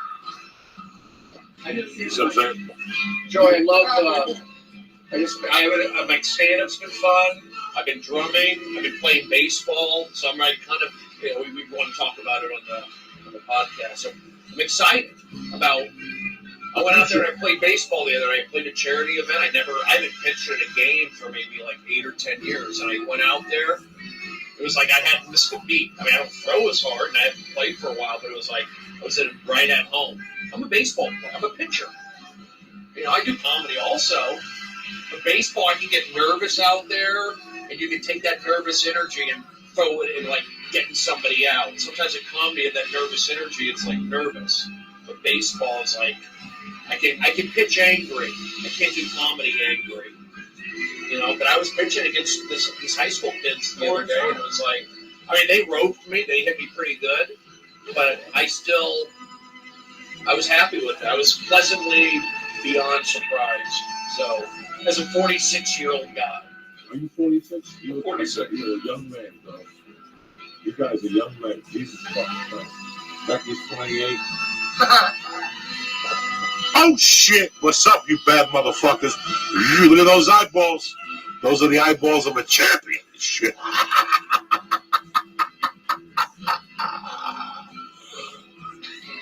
You dare enter this house, cocksuckers. What are you, nuts or what? I ain't one of these fucking Homo sapiens walking around with fucking bright eyes telling you about Pineapple Express. Look at the fucking right eye. Look at that. Look at those veins in there. There's veins in there from the Quaalude days. They busted them like Cosby busted those chicks' cherries and shit. Hey, if you're gonna have a good time, let's have a good time, motherfuckers. What are you gonna do? You know what I'm saying? Anyway. Love the valley. Do people know where do they know we're in the valley? We're in the valley, baby, the San Fernando motherfucking valley. I love the 70s vibe. I grew up here. I mean, lately, just with my new Apple tunes and the whole Zeppelin vibe and Billy Squier. I grew up here, man. Sometimes I like to drive out to Chatsworth and Canoga Park in the afternoon and flash back to the 80s. LA was the place in the 80s. LA in 84. Just the music, the classic rock, Billy Squier, Van Halen. They paved the way for Guns N' Roses. This was the spot to be. You see what I'm saying? Not only do we smoke reefer here and eat fucking edibles, but you learn about the history of Los Angeles, cocksuckers. Becky McDougal. Everybody's, somebody's on fire. Somebody's on fire. Anyway, we're starting the podcast. We'll see you in 10 motherfucking minutes. Stay black.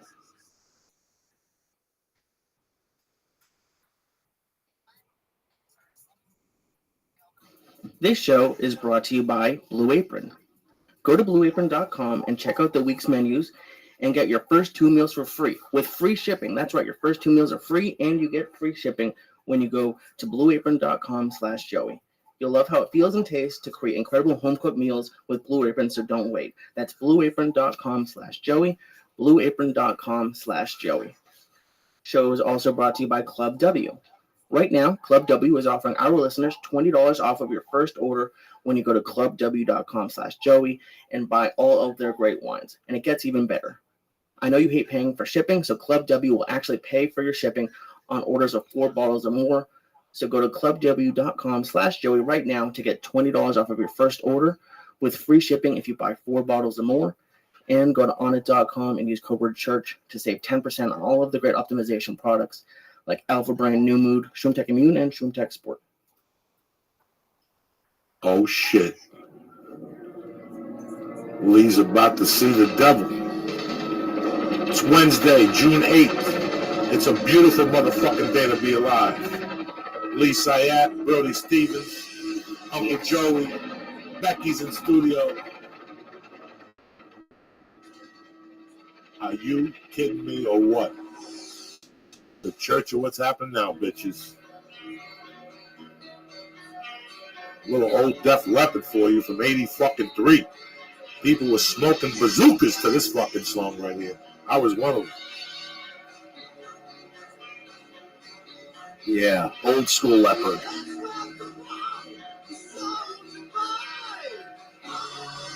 I still remember waking up and the drummer got in a car accident, lost his arm. I still remember waking up to MTV. That was the story on MTV, like breaking story on MTV. They lost his arm. He Yep. lost his arm. I think it was January 1st, 1984 or 85. In a car wreck. In a car wreck in fucking Europe or somewhere. Yeah, England. But he came back. Sure, he came back.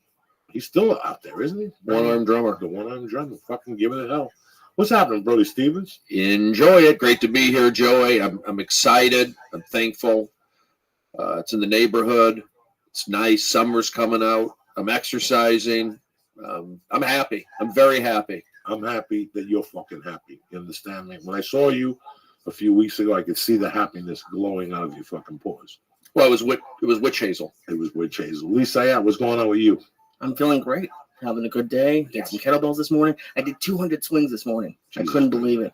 It was crazy. We did 10 swings for 20 minutes. And that was on the minute. On the minute with 24 kilograms, which isn't super heavy, but 24 kilograms is 48 pounds. About 50. It's a little bit more. That's not bad, Lee. Oh my God. You're fucking doing it. Lee's making it happen. Wow, that's a lot. It's form matters, correct? It's not about weight. Well, that's what they say. They always say, like the guy said, like, cause I don't know, I get competitive with myself. So not every class, but I try to go up in weight. But he's the guy I go with is really big on. He wants it to be perfect form because if you're doing 3,000 with shitty form, it doesn't matter. It doesn't matter. So you try to get a number of swings in. It's a numbers game. Well, no, it's a class. So he tells us, like, we don't always do swings. But for today we did 5 presses on each side and 5 squats, and we did that 4 times. And then from there, we went to swing. So every class is different. Yeah. So sometimes it's swing for 30 seconds and just see what you get. Usually it's every minute on the minute for like 10 or 15 swings. Yeah, these kettlebell workouts, you do them. It gets your heart rate up. This high intensity training. And I did them today also, but I just don't want to get carried away. You start feeling good and you overdo it. That's been my problem, but that's why I keep my weights down to like just the 25s. You've been with kettlebells for a few years now. You've been a proponent of the kettlebell. Well, they were fun to do, and it was good for once I can get that. You can get a great cardio workout and flexibility. So it was all for in lining you up. Kettlebells. Once you do them, you like them. Now, you've always been a proponent of the workout. When I first met you in Seattle, were you working on that? No. Okay. I played baseball. So I was in college. I played baseball. We worked out, but I was also playing baseball. Then I went to Seattle, and I really wasn't doing much exercise. I don't know. And your mood changes. When you exercise? When you exercise. Oh, yeah, of course. Those endorphins, sweat, confidence, getting a good stretch in. So, it definitely affects me. But, sometimes I'm taking too much caffeine. That's my problem, too. It's like, yeah. You're a coffee dude? 2 or 3 cups a day. But I'll take a 5-hour energy. I need a kick sometimes to get me going, to get a workout in. But I'm not saying I have an addictive personality, but that could be my problem. But I do like working out. I like kettlebells because I feel like it's just You do them outside in the sun. Could do I back in the day I would my old apartment. I'd go out in the alley. I used to and love do it. going to North Hollywood Park. I have 2 kettlebells in the trunk, and I'll go out Yeah. and take an 8-pound ball, and I'll stretch. I'll do some swings. I'll do some cleans. I'll do some sit-ups. And then I'll do a lap or 2, like just walk around. Just Yeah, for the fun. exactly. You fucking get sore the next day, Jack. You're like, damn, I didn't even do nothing. It's an underrated park, by the way, North Hollywood, and there's a little bit of an edge to it. I like it. I'll go there. I'll take a lap there. And the kettlebells, yeah, you just drag them, throw them around. My thing is I'm playing baseball also. I like throwing the baseball. So I can't overdo it while playing baseball because then my arm can be tender, my elbow. That's why form is so important on the kettlebells. But because I've been building up slowly and my pitching mechanics are better, I've been able to avoid injury. I'm wiser now. I'm wiser. And I'm able to avoid injury. And I'm actually doing rehab exercises to strengthen the tendons around my elbow. How do you sleep? Do you sleep? I've been well? sleeping great. I do urinate 5 nights a time. 5 nights a time. 5 times a night. All right, here's the clinker. Yeah. You ready? Sure. A doctor bumped into me and said, that's what's killing me, because that's what was killing me. What kills me is you got to fucking pee at night. And the older you get, yeah, Jesus Christ. Jesus Christ. So for about a year, my big thing was to stop at the Comedy Store and beat the clock and get a Starbucks venti, a fucking flat white at midnight. You know, I could do a fucking venti at midnight. Okay, yeah. From the 30 years of blow, I broke that fucking. yeah. Ain't no caffeine, don't work on Papa. Gotcha. I could drink a whole thing of Starbucks and be in bed 30 minutes later. I could do that, yeah. So, mine over matter. But what that does to you is, because coffee is a diuretic, whatever the fuck it is, a diuretic. So you drink coffee at night and you're off and running. You're having nightmares about people peeing on you. Yeah. That's how many times you got to fucking pee. You have nightmares about people peeing on you. Yeah. So I had to cut that out. But here's the secret. They say over a certain age now, they really confuse you. They say they want you to take an aspirin at night before you go to bed with a glass of water. And I'm sitting there going, I drink a glass of water and then I'm back to square zero. The sleep apnea, everything goes out the window. Because what happens with me, my sleep pattern is basic. Let's say I go to bed at 11 o'clock. I'll sleep solid till fucking 4. That's 6 hours. That's 5 hours, right? Yeah. 5 hours, okay. At the 5 or 6 hour mark, I got to pee. So as I'm walking to the bathroom, I'm praying to God that this isn't a long fucking pee. If it's longer than a minute and a half, I'm done. Because you pee for a minute and a half? Whatever the fuck. Whatever the fuck. You know, you're standing there, you're half asleep. I don't know if it's a minute, an hour. I don't know what's draining out of my fat man body. So when I walk back, what happens to me is if I have a thought lingering that's been bothering me, and I let that thought get into my mind on the walk back to the bed while I put my sleep apnea mask on, it grows in my head like a fucking weed. And I gotta get up. Really? So I got sick and tired of that challenging in my sleep. So I was talking to this dude, and he goes, what you do is when you're a comedian, you work on your legs.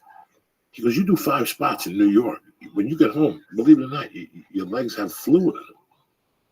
So when you go home at night, the first thing I do when I go home is I wash my hands. You're shaking all these fucking monkeys' hands. Right. You wash your hands, and then I get water, like a little bit, like 8 ounces, and I sit in the living room and I watch TV and unwind. I make notes about my set. I call Lee. I return a call that I know somebody was up late. But the whole time, my legs are elevated. Okay. And you see that in that half-hour period that you're cooling down, you'll start peeing. Because your legs are elevated. So all that will, that's what happens. When you go to bed at night, your legs are elevated. So now all that water that you had in your legs, that your fluid that you were retaining, you got to pee it out. I think some of it's also medication. You're on a certain I noticed when I got blood pressure medication. Yeah, so that's going to do it to you. The fuck out all too. I'm just used to going to. I'm just conditioned now to getting up and going to pee 4 times a night, and I go right back to sleep. By the way, I'm able to. I'm going to cut 3 of those pee. If I can cut 3 of those fucking peas out, give me a jug. I used to pee in a jug. Done. What you're going to do is you're going to put your feet up. Go to fucking on the way home. Go to Target. And go to the middle of Target and look up. They got those little feet posters. Squatty potty. $14.99.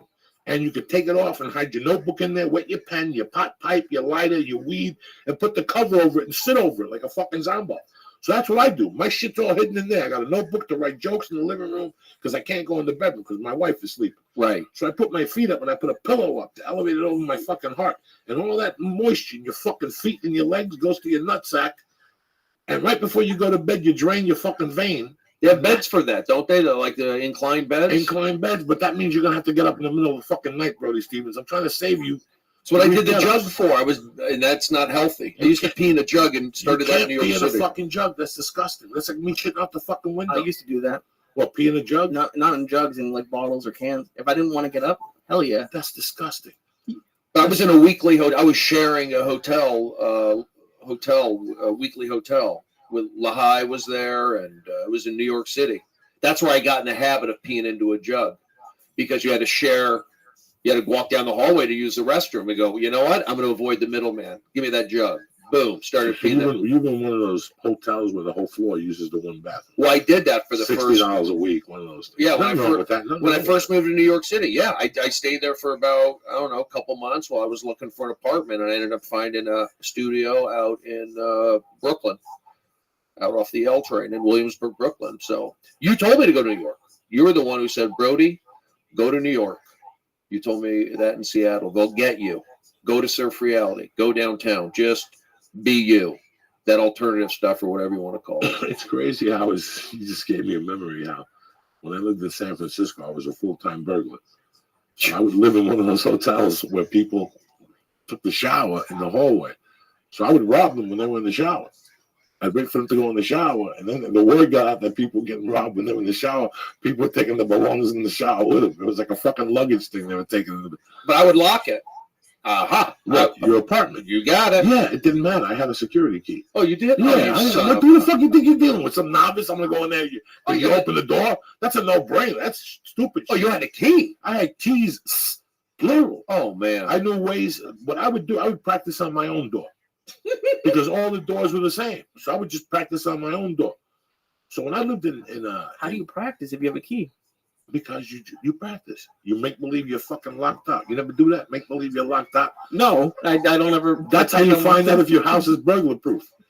Oh, mine is. I've broken into my apartment here twice because I locked my keys inside, and I have that window. I still have to get that bar from my window, but I've broken into my apartment twice. And been like no one says anything. On the second floor? Third floor, yeah. You've climbed through the fucking things like Spider-Man? No, because there's a window onto the onto the walkway. So I just pop it open and I slide through. But no, I don't do it just to see. I mean, I guess that would be a good idea. Okay, so let's say you live in an apartment complex. When I lived in Snowmass in 83, I lived in an apartment complex. Okay. And that complex is A to K. So that's A, B, C, D, E, F, G, H, I, J, K. 11 fucking buildings. So all the doors were the same. You follow me? So I would practice on my door how long it would take me to break into a place, like on the timer. What the fuck do you think you're dealing with? Some fucking asshole here? When I went deep, I went deep. So let's say your door has the railing there with the fucking thing. I practice how to get a screwdriver, pop it in, pop out that thing so I could sit my fucking, I used to get saws, those saw blades, and I would pick your fucking door. And what happened when your neighbors would walk by? Nobody would walk by. I was shoveling snow. They thought I was down there shoveling snow. Well, were you doing this for fun? Was this a hobby? Was this when I was burglarizing? Yes. I was doing drug dealers. I would know who the drug dealers were. Even in Snowmass, they would go skiing. Right. And as soon as they got on that hill, they can't take that pound of coke with them. So you were going after the drug dealers. All the drug dealers in that neighborhood. It's like a Pied Piper thing. Like a Pied Piper, but for myself. I ain't giving nothing to nobody. So you weren't robbing from like regular people. Yeah, These I are was bad robbing guys. regular people. Oh, great. When I lived in the hotel, they were kind of tourists. I would get traveler's checks and bring them down to Japantown and shit like that. Right, yeah, of course, tourists, no problem. But they get insurance on traveler's checks. Yeah, don't leave home without them. Don't leave home without them. So I never felt guilty about traveler's checks. So yeah, drug deal, that's good. That's good, breaking in there. You get a rush over that, right? Oh, my God. The other night I was watching a movie with Ed Norton and Robert De Niro about stealing a fucking wand. It's one of the worst movies of all time in Montreal with Angela Bassett and Marlon Brando. I got caught up because it's Jim Norton. What's his name? Jim Norton? Ed Norton. Ed Norton. My heart was fucking beating like I was robbing the place. And I loved it. My dick was, I loved that shit. I love that. That's a complete different rush than anything. The score? Like, yeah, the score. Like, fighting is one thing. Fucking is one thing. But doing something with a criminal activity for me Stealing. for a long time, just anything of a criminal Trespassing. activity, anything. I loved it. My heart would beat a certain way. My ears would ring a certain way. You ever try to sneak into places like events just to say, let me see if I can try and sneak in, even though you can get a ticket or you have a ticket? When I was a kid, I snuck into the garden for everything. Because what you do is you go to one game a season. So you go to a Knick game. Right. You pay the $15 and you get the ticket stub. Yeah. So then you take $20 and you put on that stub. Next time you go to the garden, you stub your way in. That's what that was called in those days. So you stub your way in, and basically you don't have a seat. So now you got to go get a seat. They let you in. You're in. Wait, so for $20? Yeah, for $10. You know, I went to see Ted Nugent and AC/DC. I put a 10 under a ticket. They let me in. Yeah. I went to see the Sixers against the Knicks on Christmas Day one time. I put a 10 under a ticket. Gotcha. And they let me in. We used to sneak into the Forum for the Laker games. Really? Yeah. We would go in there. You can go into the Forum. We did it this way. So if we would go in, and if you left okay, this is what we did. Basically, to make it a long story short, if you left to go smoke or whatever, they would like put an X on your ticket with a paper, like an X. So we took the ticket and we slipped it through the door, and our friend had the ticket stub. So now he had the ticket. We were in. It was just the door to inside to the outside. He had the ticket stub. He wrote the X on it. Went to where. Boom. He walked in. You see what I'm saying? Right. It was like real easy. So we snuck into like Laker Celtic games back in the day. Did they ever catch you? No. Yeah. No. Where would you sit? This was like standing room only. I don't know. Guys were moving around. We had like I don't believe me. I want a seat. I'm not one of those guys who's comfortable bouncing around. The Lakers played at the Forum. Lakers played the Forum for years. Was Inglewood as scary back then? Like, was it? When the Lakers played in Inglewood, it was worse, guys? Inglewood was all right, but no, it was like known as what it is now, kind of. It was like a little edgy, but the Forum, I'm sure, was safe in the parking lot. But I used to go to like 2 or 3 games a year, like, again, when the Celtics would come to town, saw the Nuggets, Trailblazers. But yeah, we would sneak in. And then also the LA King games. My friend worked there, so we would get in, and there's, a lot of that stuff going on. But that was LA back in the day. That was a spot to be. The Forum was just... I was scared. Like, the only place I ever tried to sneak into were movies, and I still. That's even scary. No, because I'd at least buy one ticket. It's not like I never really went through. You buy one ticket and go to 3 fucking movies. Yeah, they don't even give a fuck. Oh, they don't? They know you're doing it. Who gives a fuck? That pimple-faced glasses motherfucker. That's 16. I know that kid. That wants to be a cop in fucking 8 years. I've seen him. He's the one that comes up to you and tries to spray you with deodorant and shit. Like, I'll zap you. But they even told him when he had hired you, do not use physical altercation. Just let him. This guy's a fucking idiot. What about getting a refill? I got busted one time for getting a refill at a Circle K in Tempe. Hey, the lady like clamped down on me. What'd she say to you? She said, you can't do that. I got the soda. It was like a 32-ounce thirst buster. It's Tempe. It's hot. I remember I'm drinking the soda and like looking at the magazines, checking out the stuff. Now, it's all halfway through. Let me go get some more. And she like, hey, you can't do that. I remember it. Did she call the cops? No, but she came down on me for it. You remember these incidents in your life when people came down on you for stuff. I remember at the circus one time. Have you heard of Circus Vargas? No. You heard of Circus Vargas is like a local circus, and it was over at like Hollywood and Highland. And this when I was a kid, and some lady said I snuck into the big top. I remember she grabbed my collar. I remember it. So whenever I think of Circus Vargas, it's still around. I see it. I have flashbacks to that lady grabbing me, sneaking in, and I wasn't sneaking in. I'm a good kid. I'm so upset now. No, but I remember I got busted for some lady thought I was shoplifting. Some people I've been accused of a lot of stuff that I didn't do. I don't know why. I got busted for cheating in school once. Were you cheating? Yeah, I was in 4th grade. There you go. And I had listen how stupid I was. I had the book under my shirt, and my teacher knew it, and he said stand up, and the book got caught under the desk. I was like, so there was that. That was terrible. I got caught doing what is it? Not shoplifting. Masturbating? Oh no, I haven't. That would be terrible. Have you guys ever got caught masturbating? Almost. What I was gonna say. I got caught by an ex-girlfriend. She wanted to take a shower. She came out. I was sniffing her panties, banging one out. You know me, I'm a soldier of death. It was like 8 in the morning. We were snorting coke. I was all coked up. I just sniffed her fucking panties. She came out with a towel and she goes, "You're not sniffing my panties." I said, "You bet your ass I'm gonna come on them too." Fuck that. You put these things back on, you're pregnant as a motherfucker. What about shoes, like little feet and socks? No, I've never. You don't have a foot fetish? No. Really? I like women's feet. I won't suck them or nothing like that. But if a girl says, "Look, here's panties or a sock," what do you want to hold? Panties.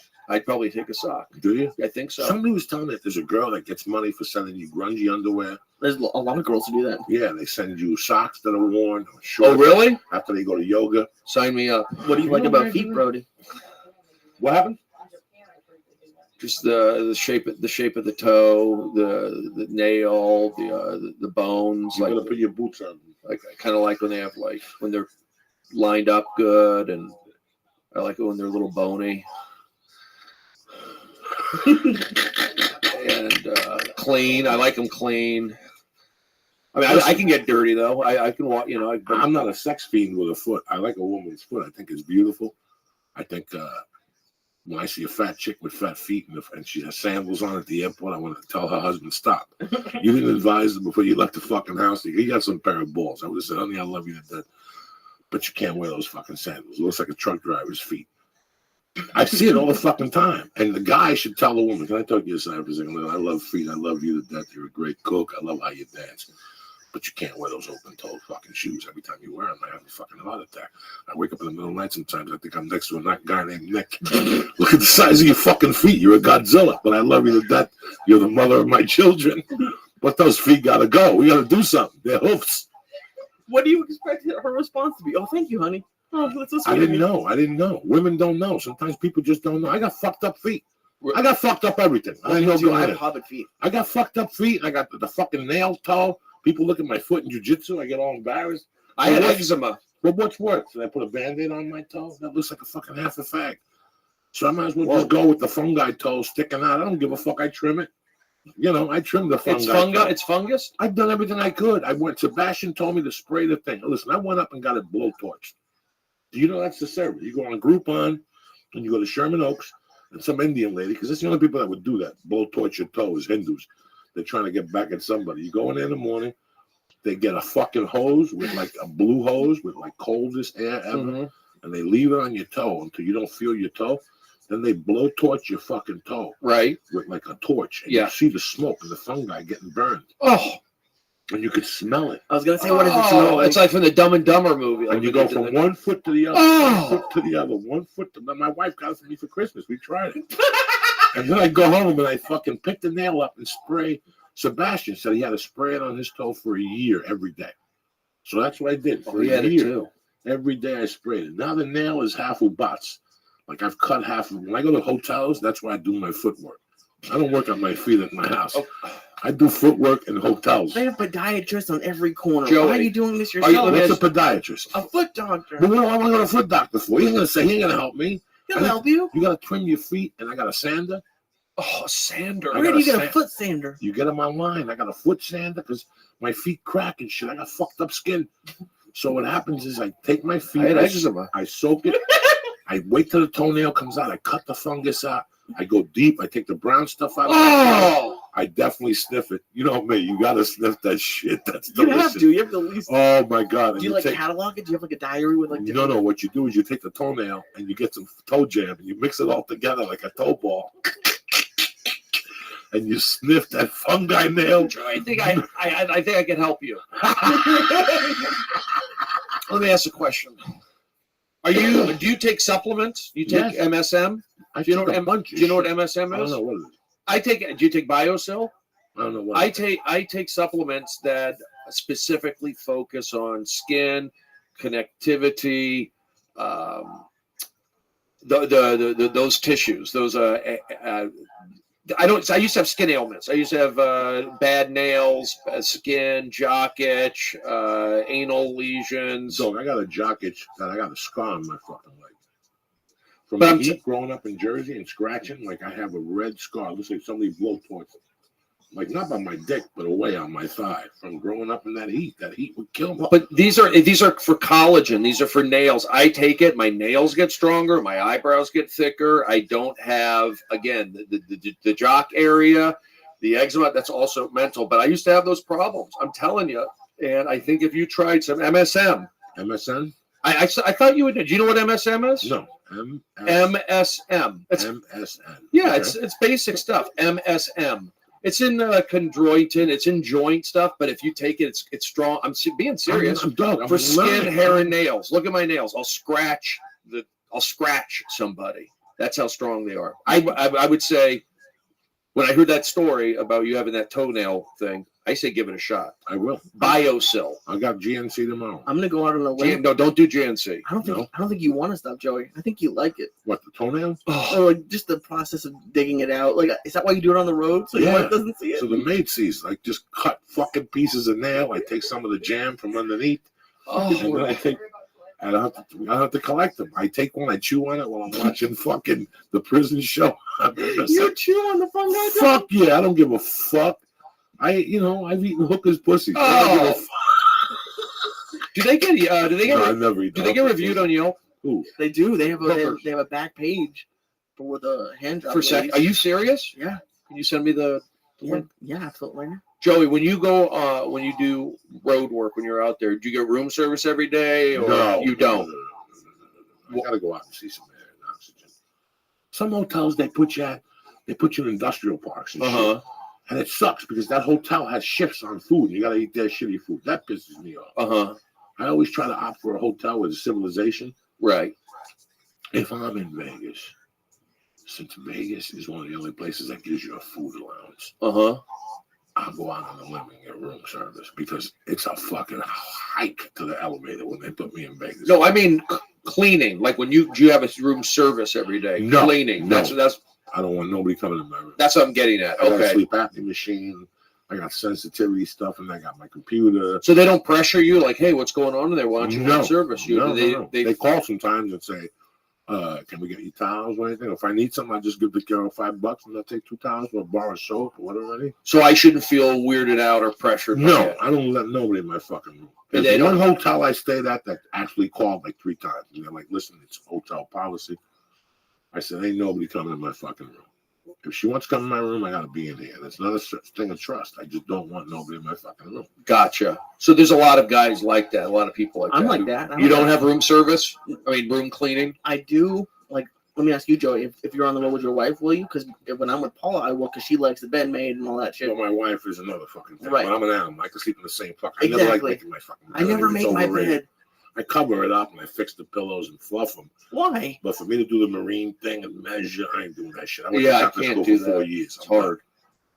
You have to have the what's it called in the corner? I don't know. There's a name for that. You pick it up and then you tuck the corner in and you have to put it over. And it's got to have a crease in the side. Hospital corners. Oh, right. You got to have all that shit done. And I ain't doing no more hospital corners. I fluff out the sheets. I fluff the pillows. I don't like getting in bed and the pillows are fucked up from the night before. It pisses me off and it slows me down. Now I'm pissed off again because nobody fluffed the fucking pillows. Now that's another half hour before I fall asleep. Yeah, I've been making my bed recently. It feels good. But there's a new change in my life. But and here's the thing.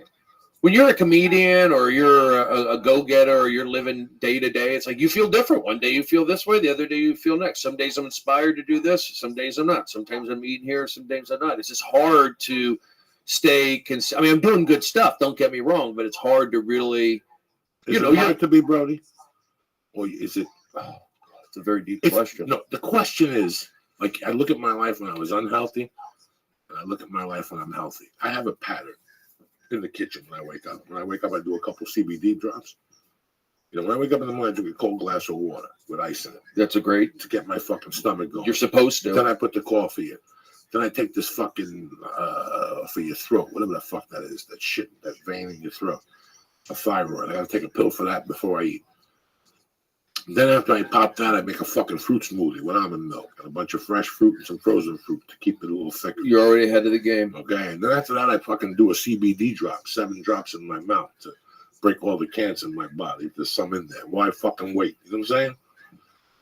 Then I fucking spray my nose with the antibiotics, the steroids. How often do you have to do that? Twice a day. For how long? Until I get the surgery on the 11th of July. Okay. Then I fucking take a shower, wash my pussy. Whoa. And then I smoke some more dope. You and got then it. I eat my eggs, my 3 pieces of bacon, and my 1 slice of wheat toast. I don't eat egg whites. I only eat egg yolks. You understand me? I go right for the heart of the chicken. Why fuck around with that fucking creamy white shit that smells like dick? You know, if I smell egg whites fried, I get sick. Yeah, I can't even smell them no more. So that's your routine right now? Yeah, or I switch it up. I get oatmeal with coconut milk. Who's better than Uncle Joey? I like that. That's then great. I walk my daughter to school. So Oh. I got to jump at 9 o'clock. I'm out there exercising the lungs, maybe a half a mile. So I put a mile in. I do my breathing exercises and I walk. Dr. Belize's book. I do the walking, breathing exercises. Then I get home. I write for an hour and I put my gi on. And I go to jiu-jitsu. And I get beat up by young kids and I got to do sit-ups and push-ups. And I figure every time I go, I got to do 25 push-ups. So if I go 3 times a week, I do 75 push-ups a week. You know, this is shit that you don't do at home. I do that. Right. I get beat up. I work my cardio. I get my core stronger. Okay. I drink a little protein activity, 26 grams of protein, refuse my electrolytes. Yep. I also take a lime and I freeze it and I fucking grind the lime core because it's good for your asshole. What's that thing in your asshole men die from? Prostate. Prostate. It's good Or for colon. you. Both. Both of them. So you shave the lime, that powder. You shave your asshole? I mean, the lime? You shave the lime, that little fucking. That's a lot of work. Powder that comes out of that lime. Yeah. I'm you shocked put it that in you your, do all this. You put it in your fruit smoothie. Oh, it's You know now it's why? in the smoothie. Because I look in the living room and I see that little girl with You have a kid. ponytails. And I at least got to be around till she's 12 to navigate her fucking human mind to awake those spirits. You understand me? I can't have her walking around and have Momo. You know, it's a different game. I got to prepare for fucking 2020. I ain't got time to fuck around. So if I can live till she's 12, I'm good. If I can walk her down the aisle, that's fucking better. If I can see her graduate college, that's better. The way I look at it, it's every little bit helps. Yeah. Every little bit helps. I'm not dying for nothing no more. When we were young, we'd die for stuff. We'd stay up all night to catch a plane. You know how bad that is for you? To stay up all night to catch a plane? Not you know, good. somebody's told me that after I have the surgery, I'm going to lose 50 pounds off the bat. What surgery are you getting? My nose. And they said, this is why. Because he goes, when I first met you, you never breathed out of your nose. And since your body wasn't getting oxygen, that's what got you hungry. That's what made you eat all those sweets. He goes, once you started breathing and working out, the weight fell off. But I could still hear the shit in your nose. Because I was double taking on it. I'm like, maybe I shouldn't have the surgery. He goes, no, you got to have the surgery. Your life's going to change completely. Because now you're getting more fresh oxygen, which makes your body. And I test my pH every morning. And it's really amazing because, like Dr. Belize said, when I leave, sometimes it's fucked up my pH. But after the walk and the breathing exercises, when I come back, perfect. 6.5. You go to Amazon, you buy the pH strips, they send you a roll, and you do it every morning. And I never do it after jiu-jitsu. I wonder what it is after jiu-jitsu because you sweat fucking gallons with that gi on. Yeah. My gi is outside right now. I looked at my fucking pants. From your back, how much is on your back? Never mind the strip from your ass. Your asshole sweats, your balls. You wash the uniform every? No, every day. It's in the laundry right now. You have a washer and dryer? Everything, yeah. See, I don't. I hang it up. I have to leave my knee pads outside. Even cocksuckers don't get their knee pads this sweaty. That's how sweaty you get your knee pads at jiu-jitsu. Even people who suck cock for 12 hours, they couldn't get their knee pads this fucked up. And I think that's really good, just the sweat part of jiu-jitsu. You got to break the sweat. That's what even Matthew if I suck, McConaughey says. Break the it's not sweat even- every day. It's like when I do kettlebells. Oh, I wouldn't go home till I saw the sweat down here. Like I won't go home from a workout till this is all covered with sweat. Gotcha. Whether it's the elliptical machine, punching the bag, whenever I did all that shit on my own, that was my goal. I want to smell some of the reefer. Coming through the pores. You know. I want to smell some of the shit. coming Apple through. cider vinegar. That's what I take. That cleans it all out. I can smell it, like go through my pores. I've been taking that with some orange juice. I down it. It's supposed to be really good for you. The mother's brag, mother of the earth. Apple cider vinegar. They say it's good for just detoxing. I mean, everything. Everything. So I take that. I do need to drink more water. Go ahead, Lee. You were talking earlier about how important baseball is to you. Like, it would it change if you couldn't pitch? Like, because you do that a lot. I watch on Periscope. You throw like. Well, that was a one-time deal, actually. That was. Well, no, but you practice. As baseball's in my blood. Right. Like, if you couldn't do that, how would that change you?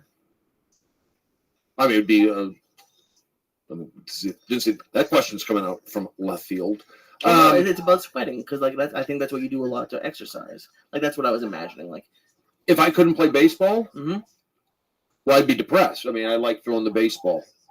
I did play baseball the other day. Do you have a bounce back in your yard or anything anywhere like that? You could just throw a bounce back. Remember those things from the 80s? I do have a bounce back, but I need to put it together with a screwdriver. Sometimes I'll go down. What I would do is go down to the high school, North Hollywood High School or Reseda, and I throw the ball against the wall because it's hard to get a catcher. Like get a guy to catch you. But my friend, who's a coach with the Cubs, he's a Major League Baseball coach, so we would always throw. I play catch with him before spring training, so I always get like a month or 6 weeks in of like good professional catch with like a guy who knows what he's doing. Because if find a comedian to play catch with, sometimes it's hard. Like they don't know what they're doing. It's not as fun. But when you're with a pro, boom, boom, boom, get a good workout.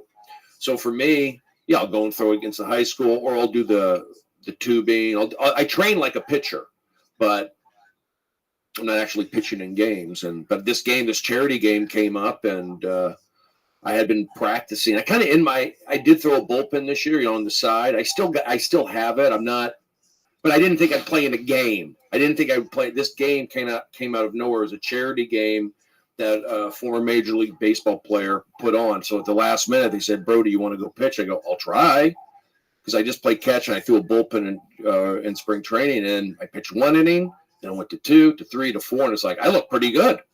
So just kind of like, it's good for video. It's good for me. I enjoyed doing it. It was like, wow, I got a kick out of doing it. It was exciting. In my world, whatever keeps you happy. That's it.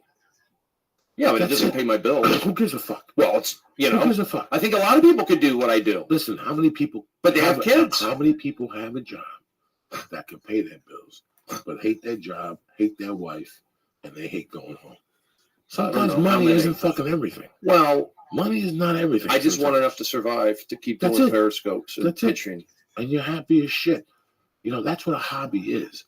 To take your mind away from the everyday. Drumming too. Absolutely.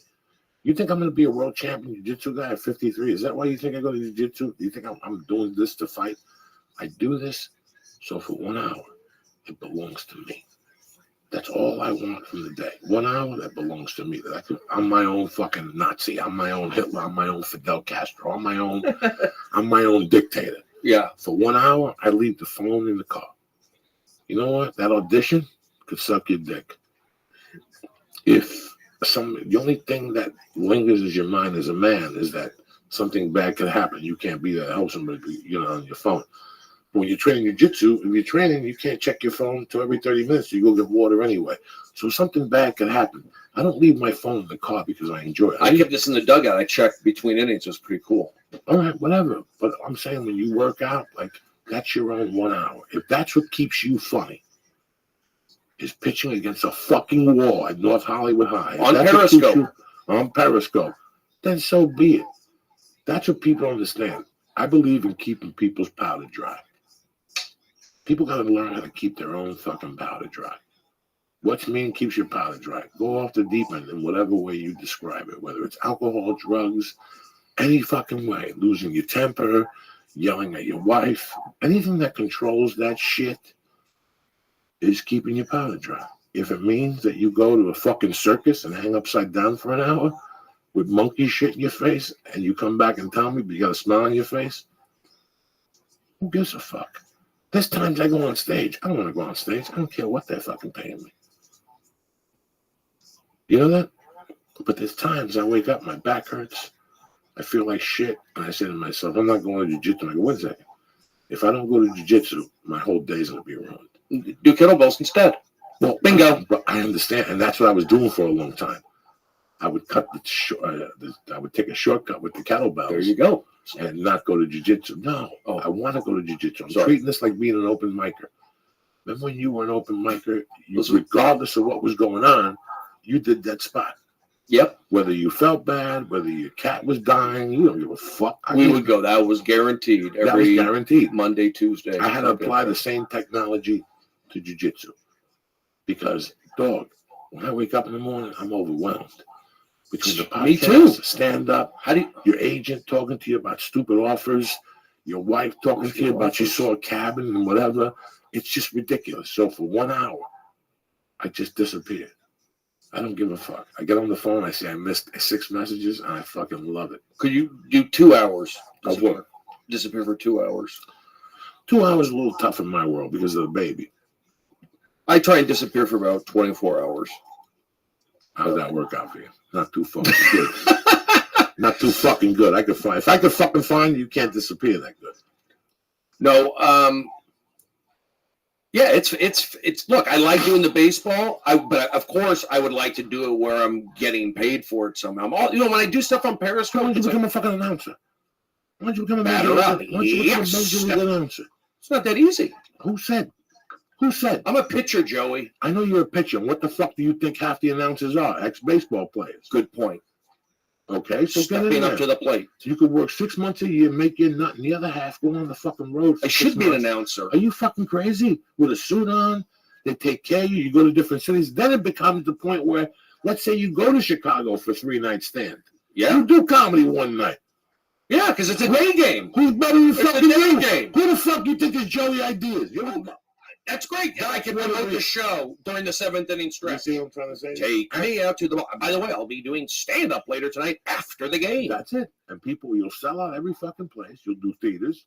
Yep. Baseball players will come see you. People take pictures.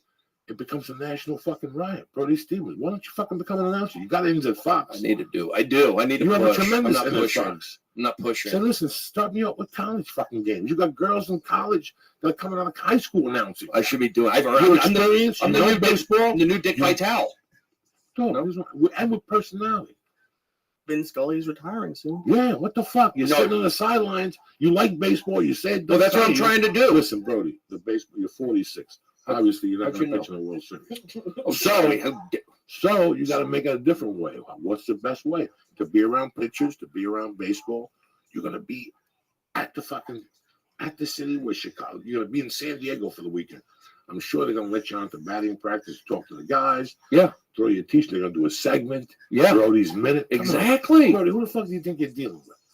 You think you got some novice? You were there at Best Damn Sports Show. You were there. You were there. I was there with you on public access television in Seattle. 1995 in Seattle. Yes, you were. 21 years ago. So you're looking at two morons right now thinking, look at these two fucking momos talking about whatever. But you know what you can't take away from this? 21 years of comedy. Yep, that's going for it. That's what so many people can't understand. When Nate Diaz fought Conor McGregor, I had to bet Nate Diaz. I go to jiu-jitsu. I see what the level of a black belt is. When they're a real black belt with a stripe or two, and they're in the fucking game, I lay on top of them. And they're not even breathing heavy. They're down there fucking making a call to their girlfriend and shit. Listen, I'll call you back. I got a 3-pound guy on top of me. Let me fucking flip him. It's amazing. But you know why I had that trust in him? Because he's been doing it for 15 years. When you have somebody, listen, if I came to LA and I got made arrangement at the store, and for 20 years I did my spots, and after 20 years I wanted to raise my daughter and I got out of it, and people made fun of me and laughed at me. You know what you can't take away from me, bro? I was at that store for 20 years. I got to be worth something. That's worth something. I had to follow Paul Mooney. You were there with me. Mm-hmm. You know, you got to follow David Tell. You got to follow people. And it's an experience. The experience that we got, starting with Seattle. We were there on Monday nights with Mitch Hedberg and the kid who died from the pills down in fucking Texas. And how many people have we seen come and gone in this business, bro? And we're still in it.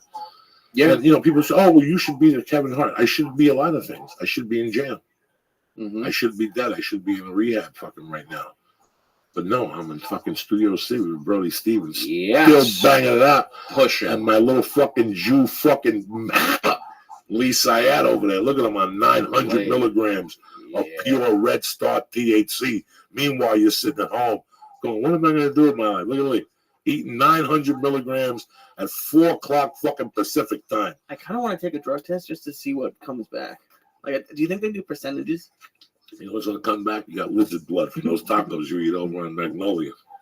There's no lizard tacos. Okay.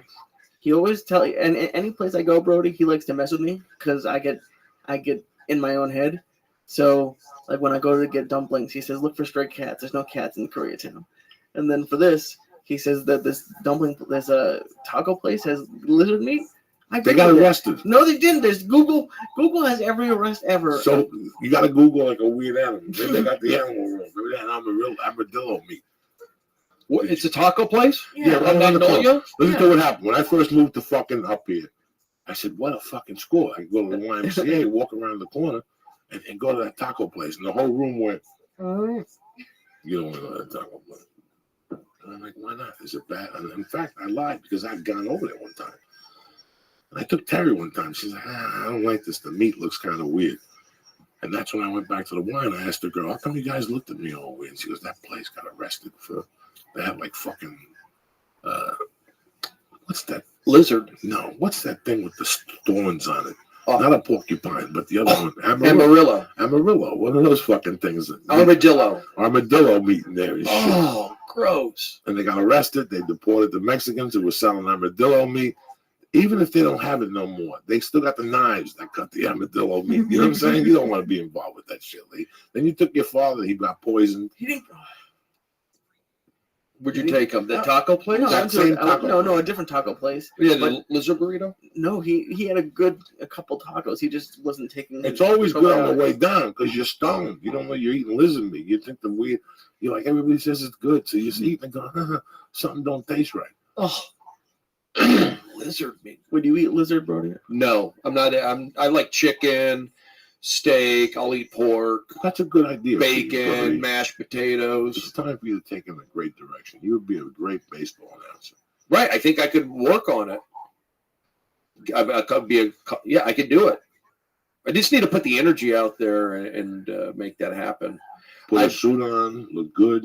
I think it would be funny. I did the baseball all-star game last year with the Periscope for Comedy Central. I did that. I'm actually trying to maybe one day I like coaching. They do have mental skills coaches in sports. In baseball, they have the Dodgers actually a few years ago had a positive energy coach. They had a guy. A Russian guy out in Malibu who thought good positive energy for the Dodgers, and they paid him like several $100,000 a year. That was the last owner of the Dodgers. But they do have mental skills coaches, and I'm that kind of guy. I'm not a psychologist necessarily, but I played baseball. I'm a good guy. I know psychology. Bring a little bit of humor. Guys like having me around. There's a job there for it. I like being around baseball. I get excited being around. It's in my blood. So would they come see you in an office? Would you go up to the field to them and go, hey, probably be on the field. The other night you went 0 for 3. Is there something you want to talk about? Yeah. Guys are comfortable talking to me. Like, they're comfortable confiding in me. So, and I think there's something to that. I know when I played baseball at Arizona State, we learned all of that psychology, that's what I put into being positive energy. Yes, because it does work. It is mathematics in play. It does work. And then also just being a Best Damn Sports Show, applying that, being positive, because when you didn't bring good energy, guys were slouching. The show wouldn't be as funny. Lights would go off. Things would break. But when I got those kids on that show to sit up and pay attention to these football guys, it made it for a better show. So I learned about, especially with warm-up, how energy comes into play, how it affects everything, makes it for a better show. So I was able to work with all these kids, all the high schools, all the community colleges on, sitting up, and they'd like be slouching. I go, look, there's Michael Irvin right there. He's won 3 Super Bowls. Michael Strahan, 2 Super Bowls. You want to talk to them? They're not coming over here because you're not bringing it. Let's go. These kids would come in like goofing around. So, but it really, those years at Best Damn Sports Show, those 1,000 shows, really, I was able to apply the sports with show business somewhat. But you know what? You can only do that so far. Hollywood's more sensitive now. The things I didn't warm up back then, I can't get away with now because these kids complain. They'll go on Facebook or they'll write an email, whereas before you could yell at them. They didn't. Nobody had anything. So the last 3 warm-up gigs I've done have not been fun because they they don't want to cause waves. They're just, it's like the audiences are bad, and I care about the show. People don't care about the show. I've always cared about the show. I cared about Chelsea. I cared about Best Damn Sports Show. These shows, so these last few shows that I cared about that I'm not at anymore, people don't talk about them. Where I put my buzz and my energy, good things happen. So I stopped doing that warm-up. I started focusing on the Comedy Store. It's a hot club. I started focusing on Periscope. Boom, Prince of Periscope. So it's like whenever I put my mind to something, I can do it. So at the end of the day, nobody to blame. There's no blame. There's no negativity. But I feel like I'm in a good position. I'm shifting gears, going from being that warm-up guy to being the man. To being that man. And there's a big momentum shift that takes a year or two to really like get everything going and then push it in that direction. A couple of weeks ago, I went to the store. Dick Van Dyke was there to see you. Yeah, Dick Van Dyke has been to my shows. Great guy. That feels good to know that. The other night I went there. Some Dodger dudes were there to see you. Some old dudes were there. Dodgers have been there. They brought your shirts and shit like that. Yeah. You have people are out there supporting you. I mean, you have great support. You come along. Last couple of months, I've been sitting there with Lee and Josh Wolf came on. You come on. Brad came on. A couple other comics that I've known for years, and I'm looking at you, and I'm remembering you in Seattle, me breaking your balls about the fucking show. And what did you say the other day? That you were driving his car down to Tacoma, Volvo Gig diesel station, Volvo diesel station wagon, and I was in the back seat eating Chinese food, chicken teriyaki from next door. How good was that chicken teriyaki? Oh, that was good. They cut it with a scissor. Oh my God, Lee, you would die. The fucking salad dressing. Oh my God, everything. We were in there all the time. It was good. I ate chicken teriyaki every fucking day in Seattle at one point or another. $6? Yeah, it was a $5? deal. Yeah, if that. It was a deal. They were friendly. Not too friendly, but nice enough. Friendly, but not, they still had, they were very Korean or Japanese. But it was right there in downtown next to the Comedy Underground. And then that show, we went down to Tacoma. I think it was a bunch of us. And for some reason, I just wanted to sit in the back of the car. I was like, hey, and it was just, Seattle was a cool time to be there. And those those summer nights, it's daylight out, and it's just like kind of cool. And I'll get in the back in the hatchback, and that was crazy. Joe was like driving 9, speeding. He questioned. Listen, what the fuck? Listen, I was trapped back there like a dog. I love Becky to death. But when Becky says to me, I went to San Diego, I want to take you to come back. 4 hours. I want to smack you. Because I could do it in an hour 30. You just got to leave at 11 o'clock at night. So I was telling him one day, we're talking that day, and he's pissing me off. He's like, fucking bait me. Like, no, you cannot make it to Gig Harbor in an hour and a half. I've been down there, and it's taken me 2 hours. I think I got down in an hour. Like, I just did 90. There was no signs. There was no stop signs in my world. How normal people drive. At the time, there was no license. Like, I had no proof that I had a license. I had a license, but I had no paper license. Like, I didn't. In those days, the last thing I wanted on me was ID. So I never carried ID on me. I ain't got ID, but I got it at the house. And they let me go. Nobody wants to take you home to check your fucking wallet. So, I just was in a different fucking state of mind. And I wanted to show Brody would take us down there, and it would take us an hour and a half to get down there. And we made it in like fucking an hour 15. The other day, I saw a picture of Tommy Easter on Facebook. Tommy Easter got banned from the Comedy Store. And he had called me up and he goes, can you get me back in? And I talked to, what's his name? He goes, give it some time. He fucking bit slapped the maid guy up there. He bit slapped the fucking whatever. So, but I told him, like, the Comedy Store is kind of weird for comics when they come in. Yeah. That they have to have an experience, Lee. I cannot describe it to you.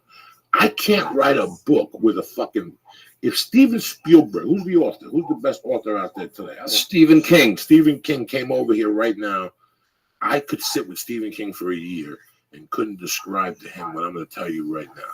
I saw Tommy Easter. He's put a picture up of him with 5 comics. Now, for people who don't know what the fuck I'm talking about, I'll break it down for you. When you do comedy somewhere else, beside New York and LA. It's a different mindset. You get raised a different way. You're raised in an old-fashioned comedy community. The guy at the fucking bar is a cokehead. The guy that collects the tickets is an old-school comic that did have a heyday, but he really ain't shit. But he knows the business, you know? And when you watch the movie Punchline, that's what made me jump on comedy. It was a fucking dirty club in the middle of New Jersey, and the comedy club manager wanted to manage comics because he'd become a millionaire and blah, blah, blah. It's a greasy business. But at the end, it's your fundamentals. Okay? It's your fundamentals. When you move to LA as a comic or New York as a comic, you do not have fundamentals. This kid in front of me right here, I used to torture him at Monday nights about he had a public, what was it called? Cable access? A cable access show. 21 fucking years ago. So do you want to question Brody Stevens' resume or any comic's resume? Look at this picture. Now, right there's 6 guys at Herbs, or what the fuck they are. They're stoned. Between the 6 of them, they probably got $22.50 on them. Guess what? When they're sitting in their mansion 20 years from now, counting $100 bills, they're going to miss that time right there. Because there's not a day that I get on stage and I come off that stage at the Comedy Store and I don't think of a night at the Underground. I cut my teeth at the El Paso Club. I cut my teeth in Houston. I started at the Denver Comedy Works. But where I became a comedian and where I saw the best performance of my life was at the Comedy Underground. You know, Laurie Kilmartin is still around town. Yep. I opened for Laurie Kilmartin the first time. That to me, like I see Laurie now, she don't say nothing to me. And I don't, you know, whatever, people all get different heads when they come down here. Till this day, I see Laurie and I would cut her toenails because she was the first headliner I got the feature for. Right. That's huge, Becky. That's huge. I couldn't feature nowhere else. I moved to Seattle. I called John Fox. He features me in September. Lee, you can't describe that. One of the best times I've ever had in my life was that week of the Seattle comedy competition. Oh, yeah. Because on that Sunday, we all went to Seattle football game with Al Triferis and the black kid with the kidney problem from fucking Portland, Oregon. I used to call him Floyd. Floyd. He lives in Michigan now. There was 15 people hanging out all week. You know, James Inman. And yeah, you like some guys, but for the most part, you did like everybody. It didn't really matter. We all knew what it was. You weren't going to fucking be on a movie or do a movie with Eddie Murphy. But I learned so much in that room. That's the first room I ever did 22 minutes in. You know, that's the first room where I ever improvised in. Think of all the things we learned there. Like, that was our first fucking trial and error room. That's it. That basement will lie in my soul for the rest of my life. And I got all the respect for the Comedy Store. And I'll tell you how strong that basement is. That there's 3 of us in LA right now from the same class. Fucking rocking it. Me, you, and Josh Wolf are still alive and kicking. Still alive and kicking down here. You know, and we cross paths. I cross paths with you on the Best Damn Sports Show. You cross paths with him on Chelsea. Yeah. How could that be possible? Because we learned the fundamentals there. The fundamental. Did you see the movie, the 30 for 30? With Jim Valvano? Anybody I've see seen that? it. The black kid that kept saying, the math of high school. I always thank Coach Wooden because he did what? He taught us the fundamentals. And he showed the basketball game championship level. And the guy throws a pass and he goes to reach with one hand. He goes, they lost the game. Why? Bob Wooden. Fundamental. You never catch a cross-court pass with one hand. You always count. And you sit there and go, you're fucking right. Championship college basketball game. You know, we have the fundamentals. I mean, I learned everything in that club. Yeah, I learned about a 3-person show. It wasn't a showcase club. It was 3-person show. On the weekends, you had the open mics with a crowd. You know, it was kind of a supportive. Monday and Tuesday was very supportive. You know, 35 people, 50 people. But Wednesdays belong to us. So either me, Brody, Gavin, Josh Wolf, somebody else got the door, 70% of the door, and we've got to promote it.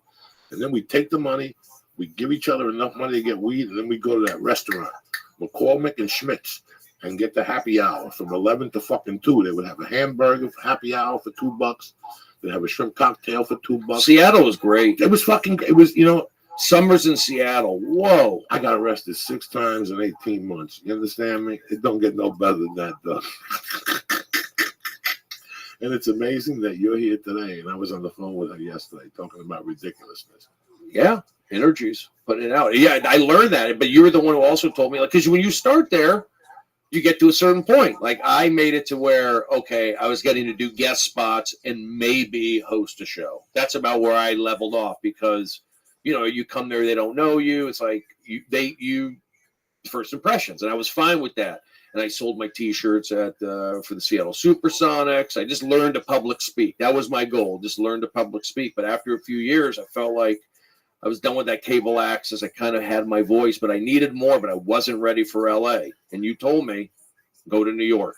Now, Joey was the one to go to Surf Reality, and that.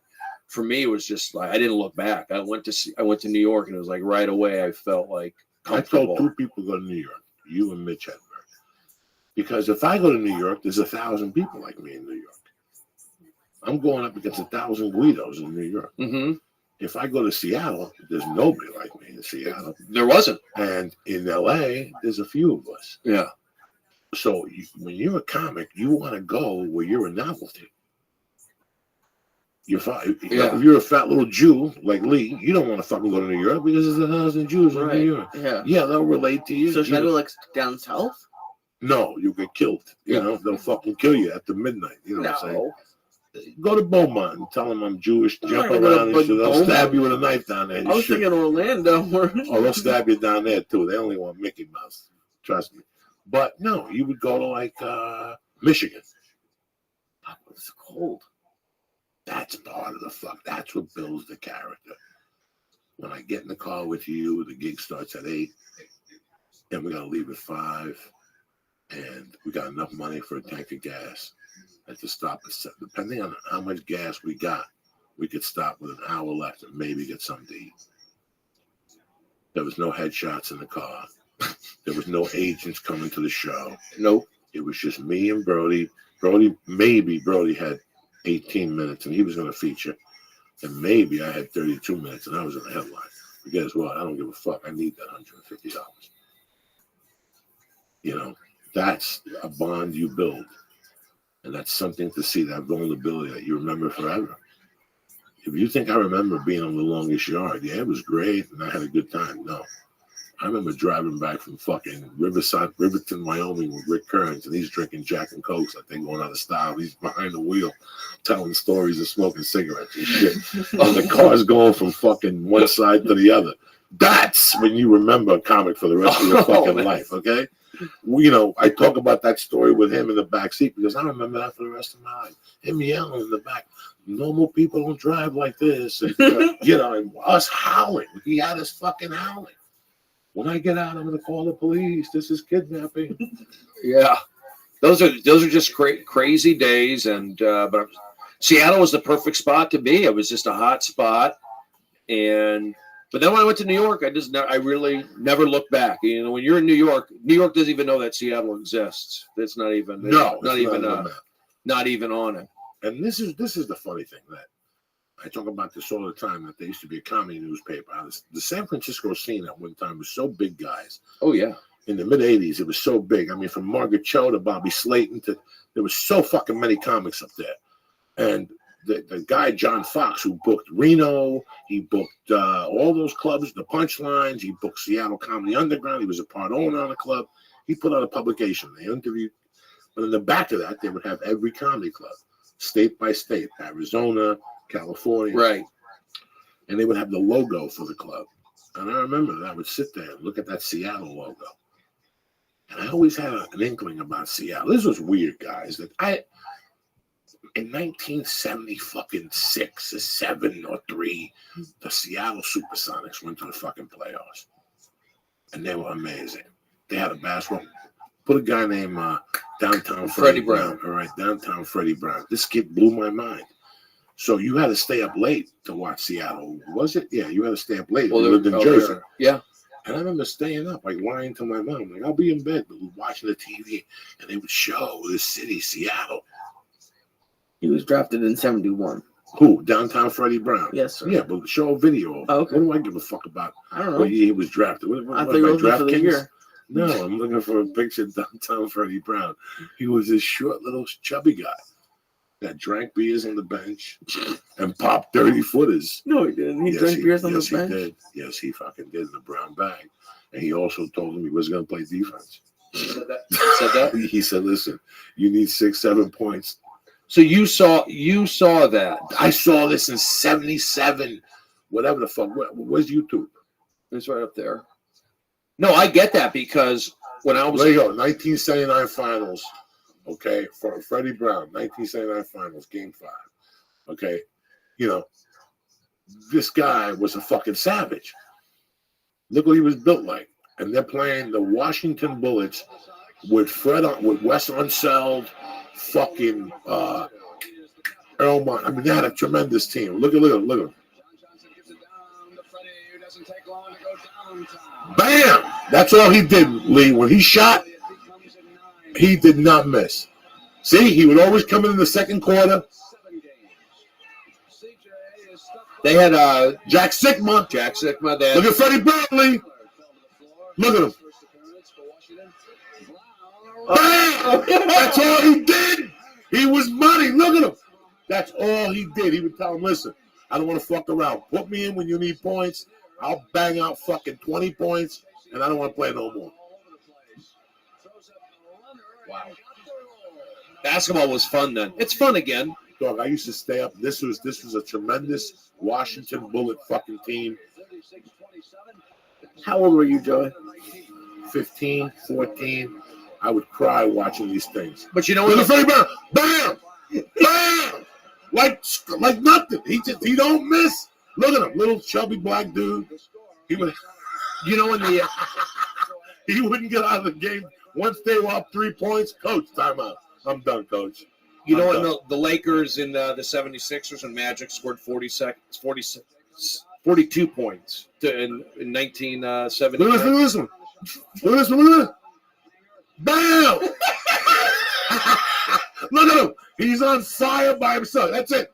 Now he calls a timeout. What'd I tell you? Seattle, first lead of the game. He's out. That's it. He calls it, coach, I had enough. My lungs. I got to smoke a cigarette and shit. But the Lakers 76ers, that game where Magic scored 42 points to clinch it, that was on tape delay. That wasn't live. That's where basketball was. That was on at like 11:30 p.m. on Channel 2 here in L.A. It was not live. That's where basketball was. Wow. So this game, I'm sure, wasn't live. You're watching a tape delay or something. But yeah, hold on. Late at night still. Look at Freddie Brown on the floor. That's it, coach. I can't. Put that back. He popped it. They knocked him down. Look at him. Watch this fucking shot, Louis Lamar. Did I miss it or should I go back further? Let's see if they show the instant replay here. Look, they even play funky music. Look at them. Task the coach. Where's my beer at? So that's what triggered. That's what you saw that Seattle stuff. I love this Seattle thing. I'm like looking at this fucking Seattle thing. I'm going, wow. There's some cool white people up there. I want to go up there. I heard about what's his name was up there killing chicks. I wonder what the fuck's going on up there. And then when I watched Goodfellas in '91, he went to Seattle and he got arrested for selling coke. So I'm like, wait a second, there's gonna be something going on with that. So that was one of my dreams to go to Seattle. I was like, I gotta go to Seattle and do fucking comedy. How am I gonna get up there? I got a road gig to Michigan. Well, I'm in Michigan.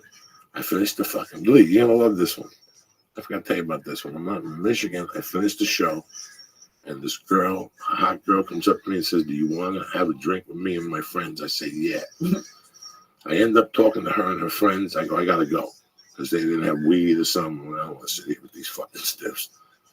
I go back to my room. My friend goes, "Where are you going?" I go, "I'm going back to sleep. Thank you for coming to the show." He goes, "Listen, man, I can't drive her. I'm hammered. Can she stay the night with you?" This only happens when you're a comedian. Can she stay the night with you? Oh, yeah. And I go, "What are you talking about?"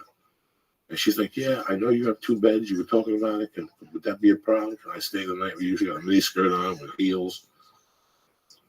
And I'm like, oh, this is going to be a long fucking night. We go back to the room. We watch a movie. She stays on her side of the bed. I stay on my side of the bed, whatever. Fucking 3 hours later, I wake up to her on the phone crying with the ex-boyfriend. He's telling me he's coming over to beat me up and shit. She's saying that she didn't fuck me. She wakes me up and asks me, "Do you fuck me?" And I'm like, "What the fuck am I waking up to here?" Yeah, it was fucking. So after all this drama, I go, "You know what? After all this drama, you might as well fuck me." Oh, wow. Oh, you know me, dog. I asked her right out, "This is bullshit. Now you're going to have to give me a piece of that fucking ass." Yeah. And what'd you say? Give me a ride home. I'll suck your dick at my house. Nice. So I gave her a ride home. The only thing I didn't know, her house was 2 hours away. Oh, yeah. So long, BJ. So on the way home, I go, "Listen, dog, you can't just sit here like this. And you can't smoke cigarettes in my car." And she goes, "Well, what can I trade you?" "Go take your fucking clothes off if you're going to smoke in my car." She took her clothes off. Oh, God. This chick was crazy. And I dug it. I had been single. I love crazy women. I'm like, I got to take a ride. This is tremendous. Went back to her house, and guess what? Went back to her house. I felt so bad, guys. I didn't have sex with her. Like, I had such a good time with her. Like, she took me out of my funk. Like, you know what I'm saying? Like, you know, sometimes when you're in your funk and you just bump into somebody. And at that time, I needed coke to do everything. I sat with this girl for 3 hours, and I didn't need coke. I talked to her, and at the end, I go, "You know what am I going to gain by trying to fuck this poor girl? She's got this idiot boyfriend. I'm going to cause more problems. I don't even know if he's outside with a car. I don't know what the fuck's going on. In those days, I had a flare, a hanger, and like a fucking BB gun in my car. I had nothing. I had no weapons, no protection. So I dropped her off. I gave her my number, guys. Come on, this hot girl is not going to fucking call me back. I just tried to finger her on the drive. She's not going to fucking call me back. Guess what? She called me back. And she came to Boulder. She drove to Boulder. She stayed in Boulder for 2 weeks in my basement with me. We cooked. We went camping. We had a fucking great time. And she says, "I'm going to meet my friend in Seattle. And I got a job up there as a stripper. And if you want to come up, you come up." This is my fucking dream. I'd love to go to fucking Seattle. I'm not going to do nothing here in Boulder. All I'm going to do is kill my ex-wife and end up going to jail. That's all I'm going to do here. That's the truth of the matter. And then I got banned from the Comedy Works. And it all fell. I follow life. Life gives you their own signal sometimes. I got nothing here. No job. I'm delivering Chinese food and selling coke. And trying to do comedy and that. That's not going to last. That's not going to fucking last. You know, you can get so by for a I little fucking drove up. I did a triple run. Yeah, that dropped me off like in a couple miles from Portland. He used to have a room in Vancouver, and I drove all night, and I moved him. And then things happened. Yeah. Then things happened, but we live and we learn. Her and I still talk. And you know what? I got the comedy college that I wanted. We were in Seattle. We did the contest. Mm-hmm. It was an education. You know, Aisha Taylor came in 5th. I came in 6th. I got no fucking... Even Aisha Taylor, who was on all those shows, she was up there with us. I miss Seattle. It's one of my towns I actually like to think about, I feel like. Just living up on Queen Anne above the Space Needle to look out over the water. Because I was in Arizona for 5 years. I went to school at Arizona State, and I grew up here in the Valley. So I wasn't around rain or snow or anything like that. So I really did the fresh, clean air. It was like, I needed that. I needed the arts. I needed to be around grunge, even though that was wrapping up. But what was the name of the cook at the fucking Underground? The young kid with the long hair that looked like Chris Cornell. That became my brother. At the end, he became my brother. It broke my heart. I heard he got married and became a born-again Christian and shit. I forget. That dude kept me alive the last 3 months in Seattle. I owe that kid my life. I really do. I can't remember what his name is. He came down to LA one time and I picked up packages for him. He goes, "I'm going to meet you at the comedy store." And then he called the next day. He goes, "Listen, the girl I'm with, she's not partying. She's the manager of the band. So I really can't party." And I was upset for like an hour. I understood it, but then he never called again. And then Josh went up there and bumped into him. Yeah. Josh, do you remember the cook I'm talking about? Young. I do. There was a fat Mexican kid. There was the Filipino. He wasn't that friendly, though. The fat Mexican kid was a scumbag. Once in a while, he gave us free nachos and shit. Yeah. Then there was the Filipino bartender upstairs who was a dick to us. Anthony was a bartender upstairs. The Filipino guy. He died after we left. We had And at this bar, Brody Bill was downstairs. He Bill was laughed. downstairs. He would do coke with the Asian. That was his girlfriend. I remember going there on a Monday night, and the Asian waitress, Bill's girlfriend, and Bill had done heroin. Heroin. The open mic started at 8, and the fucking waitresses are like this at the table. They're fucking nodding. And I had to get the door guy, who's on Facebook now, the older guy with the long hair with the glasses. Carl? No, a different Clay! Clay just hit me up on Facebook. He did? Yeah, about a month ago. He's living somewhere in fucking Bangladesh. Good guy, Clay. Clay's like, you got to wake up. He came to me, Clay. He goes, can you believe these people did fucking heroin before work? This is how crazy this was. Then we used to go to a club named Giggles and torment them. Terry. No, Terry Taylor Before. wouldn't let me in the bar. The guy before? The guy before I tormented, the Vietnam vet that was a pilot. Yeah, I didn't really know him, but Yeah, he would always like comment on everybody's act. Right, but he would comment on you, but I would be clean when he came in the room. When he left the room, I would work dirty. And he would blame it on the other comic. I'm getting complaints. Somebody's working dirty behind my back. Who's cursing on stage? And he went after the track guy one day. Brad Upton? Brad Upton's like, can you believe this? I'm the cleanest guy in America. This guy's accusing me of cursing because of you, and Brad's not a rat. Right. Brad Upton is such a solid fucking guy. I just can't believe that. What was that guy's name? I can't believe that we're still here, Brody, doing comedy. Really? I figured by now. Look how many people gave up. I don't know what I'm going to be doing in a year from now. But go on. Who gave up? Go ahead. I don't want How many people that we do comedy with that aren't around doing comedy no more? There's a lot more of us that aren't doing comedy than a lot of the kid with the handcuff on his wrist. He killed himself. Who was that? Jeff Masterson? Oh my God! You got a memory of a hog. No, I know that Jeff Masterson. Rita O died. Right. Okay. Rita O died. Did you ever get into a fist fight with Rita O? No. Did she ever yell at you? Not really. Did you like her? Did you talk to her? She was on our cable access show. Rita. Did she show you her dick in the jar? It's in a jar, right? It's like in a mason jar. Told you, Lee. I don't think you ever told me that. Why? She kept her penis in a jar. That was the original transgender. 20 years ago, we were already banging it out with a transgender. Some of the best fucking laughs I ever got were that fucking transgender. But Seattle comedy was about, all Rico, the fat black guy that I told him to pick me up when the cops were looking for me. Rico had the fucking spider on his face. You can't write this shit. James Hennigan, the old guy, left his wife at 50 to start stand-up comedy. Kermit Apio, who won the Seattle comedy competition. I remember him when I was a host. Vince Valenzuela. Vince is here. He's down in LA? Yeah, he's in Santa Monica. He's on Facebook. Oh, okay. I just saw he put something the other day, and I'm like, listen, I had forgotten all about that. Like I told Vince Valenzuela, I just forgot about him. It happens sometimes. Vince Valenzuela was the first person I ever did Moscow, Idaho with. I've been there. On a Saturday, Yeah. drove. And they would send us those tequila shots, those fucking prairie farts with the Tabasco in them. Yeah. Fucking, Lee, what you fucking missed. Was that a rough room, Moscow? Or they were college kids. It was the university. It was Washington State. Yeah, I did it a few times. I saw the quarterback up there before he went to New England League. I saw him up there one day at the airport. Drew Bledsoe. I did that room with Josh.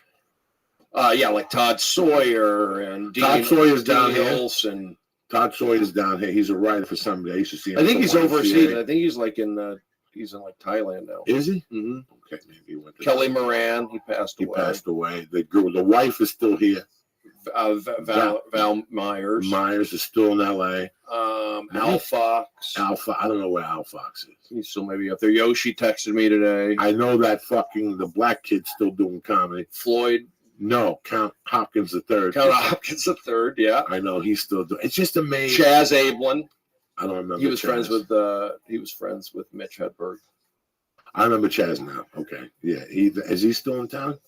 I think he's up there. Wally Glenn, Ron Reed, Carl Warmerhoven. We learned a lot up in Seattle. That's why I worked at that club. I learned about seating the clubs. I learned about the restaurant. I learned about the bartender. I learned all about Seattle. I learned about everything about comedy at that level. I just wanted to learn to talk, and I was so nervous just speaking on camera. I mean, off the off mic, doing the announcements. But Clay taught me a lot about working the door. But I didn't love it.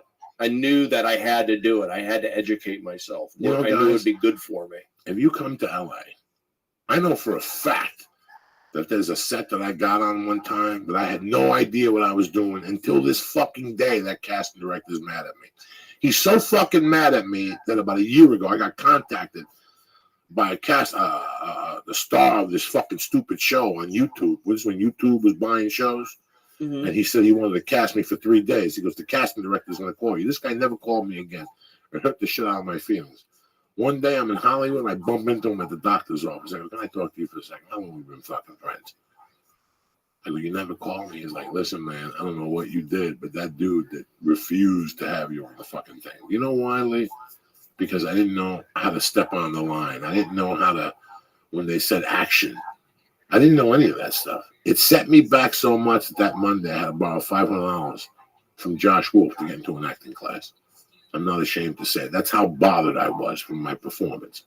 But when I lived in Seattle, somebody got me a job. Laura Crocker, God bless her soul, got me a job doing industrials on Saturdays. They gave you $100 a quarter, Lee, for 4 hours of work. But it's like a video for Sony. And the guy's talking, hi, my name is Lee Syed. Here at Sony, and it's me and you walking with boxes making believe. So at least you watch. You know, I was never an extra, but I did those industrials. So you understand what I'm trying to say to you people? By doing those things in Seattle, nobody ever yelled at me. Because, you know, when I came down here, yeah, I did basketball and I didn't really know what I was doing. I did a couple things I didn't know what I was doing. But people filled you in and people were nice. On this particular thing I did, the people were just scumbags. They didn't like me from the minute I walked in there, and now I didn't know what I was doing. I'm a fucking comic, guys. The guy hired me, seeing me at the fucking Comedy Store. The guy cast 1,000 fucking movies. He knows what he's doing. Just tell me where to step and what to do. The people were just scumbags. So, but if I would have had that opportunity in Seattle to shoot a short film in Seattle or something, I would have known that action. You follow me? And that's the point of this whole thing, that the reason why maybe we're here is because by the time we got here, we were seasoned already. We knew our way around the fucking thing. Yeah, that's why I did that cable access. I was able to do live television and see what would stick. And then you get feedback that week, or people come up to you on the street. Hey, Brody, hey, Tim, we loved your show. Or we love when you do that. We love when you do that. We did it all in Seattle, and we did crazy stuff. You know, if people unearth those tapes, it'd be kind of embarrassing. But people still have them. People have the tapes. I have the tapes. Somebody unearthed one a couple of years ago. I saw it online. I was laughing. But we would get fan mail, and the reason why I did it is like those other guys had that TV show, The Heckler Line, Jeff Masterson, all these guys, and they had a crew, and they were popular. I was going, I could do this, I think. But I didn't have all these friends for a crew. And then right after that, they had this Hotline studio, which was about the size of this room with 2 cameras, and you didn't have to have a crew. It was just you take a 30-minute class, and then you're set. And then I did that. I felt like I could get practice being on TV. No one's, you know, and I just built up on that, and I just went that way. It just like again, that's kind of how I do everything. Like I kind of do it. You do what feels right, and then if you get feedback like this is good, and you keep doing it. So Seattle was great for all that. The cable access, selling T-shirts for the Seattle Supersonics, that kind of stuff, doing the whole comedy underground. But after 2.5 years, you hit that plateau, and you go, I'm ready for that next thing. But I'm not ready for LA. I always wanted to go to New York. So my friend got the job with the Yankees. Joey said, go out there. So this was before the internet. So I'm researching everything. Go to Surf Reality. That's where I went. Sunday nights, boom. Because now you're going from 4 to 5 minutes, maybe, to 8 minutes guaranteed. And you're right there. And I would just do that. I would do Sundays and Wednesdays. And I became a tour guide at Radio City Music Hall. And I just fed off the energy of New York and worked on being myself. You know, New York wasn't intimidated by a guy with, you know, loud, you know, it was like normal. So then I was there in New York for 3 years. And at that point I felt I was ready to come back to LA, but you got to go away. I see these guys and I go, you gotta go on the road, got to go away somewhere, gotta go away. And come back when you're wanted. When I came to LA, my second year, I disappeared for 11 months. I basically lived off boxes on the road, and I sent clothes home, and I'd sell CDs on the road and buy new CDs. It was fucking crazy. I had a system down. And all I would have to do on Monday was call like 3 or 4 bookers. And I would book the year, but I would live off fallouts during the week. I had Roger Paul. I had the guy in Michigan. I must have had Roger 6 guys across the country that I would call and go, hey, man, if there's a fallout, I'm right here. And people would fucking call me back by Wednesday and go, drive up to, I don't even fucking know anymore. These crazy fucking Roger towns. Paul had a lot of gigs. We did those. Baltimore, he got me a gig one time on a bus, tour guide type, doing comedy on a bus and shit. You're just learning the ropes. What happens is if you don't have that piece and you come out here and let's pretend that you're good looking or your girlfriend helps you write 8 minutes and all of a sudden you get a little fame with that 8 minutes, they're going to throw these things at you and you're not going to be fucking prepared. And that's what people cave on you. They give up on you because they assume you know these things. Listen, I don't fucking hate acting class, but you got to hit acting class for 60 days just to get the ropes and see what the fuck people are talking about so you don't stare at them like a fucking stranger. Because you could be the best actor in the world, and if you're holding up the set or something like that, people are going to get pissed and you could be replaced. Time is money. Yeah. Listen, time is fucking money. They tell you all this shit, well, you could live in New York. Just when they call you for an audition, fly in. Really? Like they're going to wait for you to call fucking JetBlue and schedule your trip around. It's, I'm just really happy to see that you're still doing it. I need to take acting classes, by the way. Well, right now, there's not that many fucking auditions. The best thing you could do is get together with 4 guys, 4 comics, and go, listen, 7:30 at night, Tuesdays, from 7:30 to 8, we're each going to do a fucking scene. That's it. And it's all up to you guys. The first guy who don't show up, that's it. Don't come back and get another guy. That's how you do it. For you guys to pay somebody at this point, listen, man, you're at the store every night. That's the best fucking acting. That's good training right there. Fuck yeah, that's the best. That's why Harrison Ford don't let comics in his movies, because our timing is that much fucking better, dog. Corey Mack, I love you, cocksucker. Gray Ascension, Death Squad, MUFC, Shane Cheverez, Brett Mallon, Chet Rogers, Tal Yaffe, and Bob Lalingus, always in my fucking heart as long as Ookie Spooky's lurking. And Bobby and fucking Christina down there in Austin, Texas, posting fucking pictures of food and whatnot. Lisa, what's on your mind? How you feeling from 900 milligrams of heavy duty boy today? I'm feeling pretty hot. You having a good week? Yeah, I'm having a good Training, week. you're back. When is Mama leaving? When does she take the test? She still has like a month and a half. What do you got this weekend, Lisa? I think I might be going to see Tom Segura in Irvine. But other than that, What night is that? maybe Saturday. Very nice. But I was actually wondering, because I don't know if you can say it's Seattle, but both of you are people who are very unique. A lot of times when you go to the store or the Laugh Factory, comics will kind of blend together, but you'll always remember Brody, you'll always remember Joey. Like, is that from Seattle, or like where does that come from? Because not everyone has it. I mean, maybe, I don't know. Seattle probably had something to do with it, but because Brody, my girlfriend got us tickets to the show in Irvine, the Oddball Tour, and those are, in theory, the best comedians in the world. And you were running the side show, and then you hosted on the main show. Yeah. And my girlfriend, at the end of the night, and we still talk about you because you always pop up on Periscope. You were the highlight of the night out of the A-list whatever comics.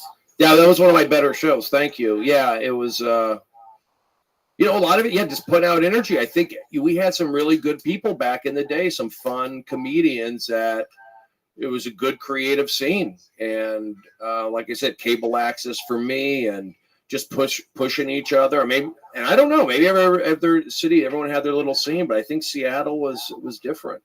It was probably right up there with like a San Francisco and a Boston at its time. At that time, it was my world, Lee. I had 2 places to go on. I had 3 places to go on Monday night. I had 2 places to go on Tuesday night.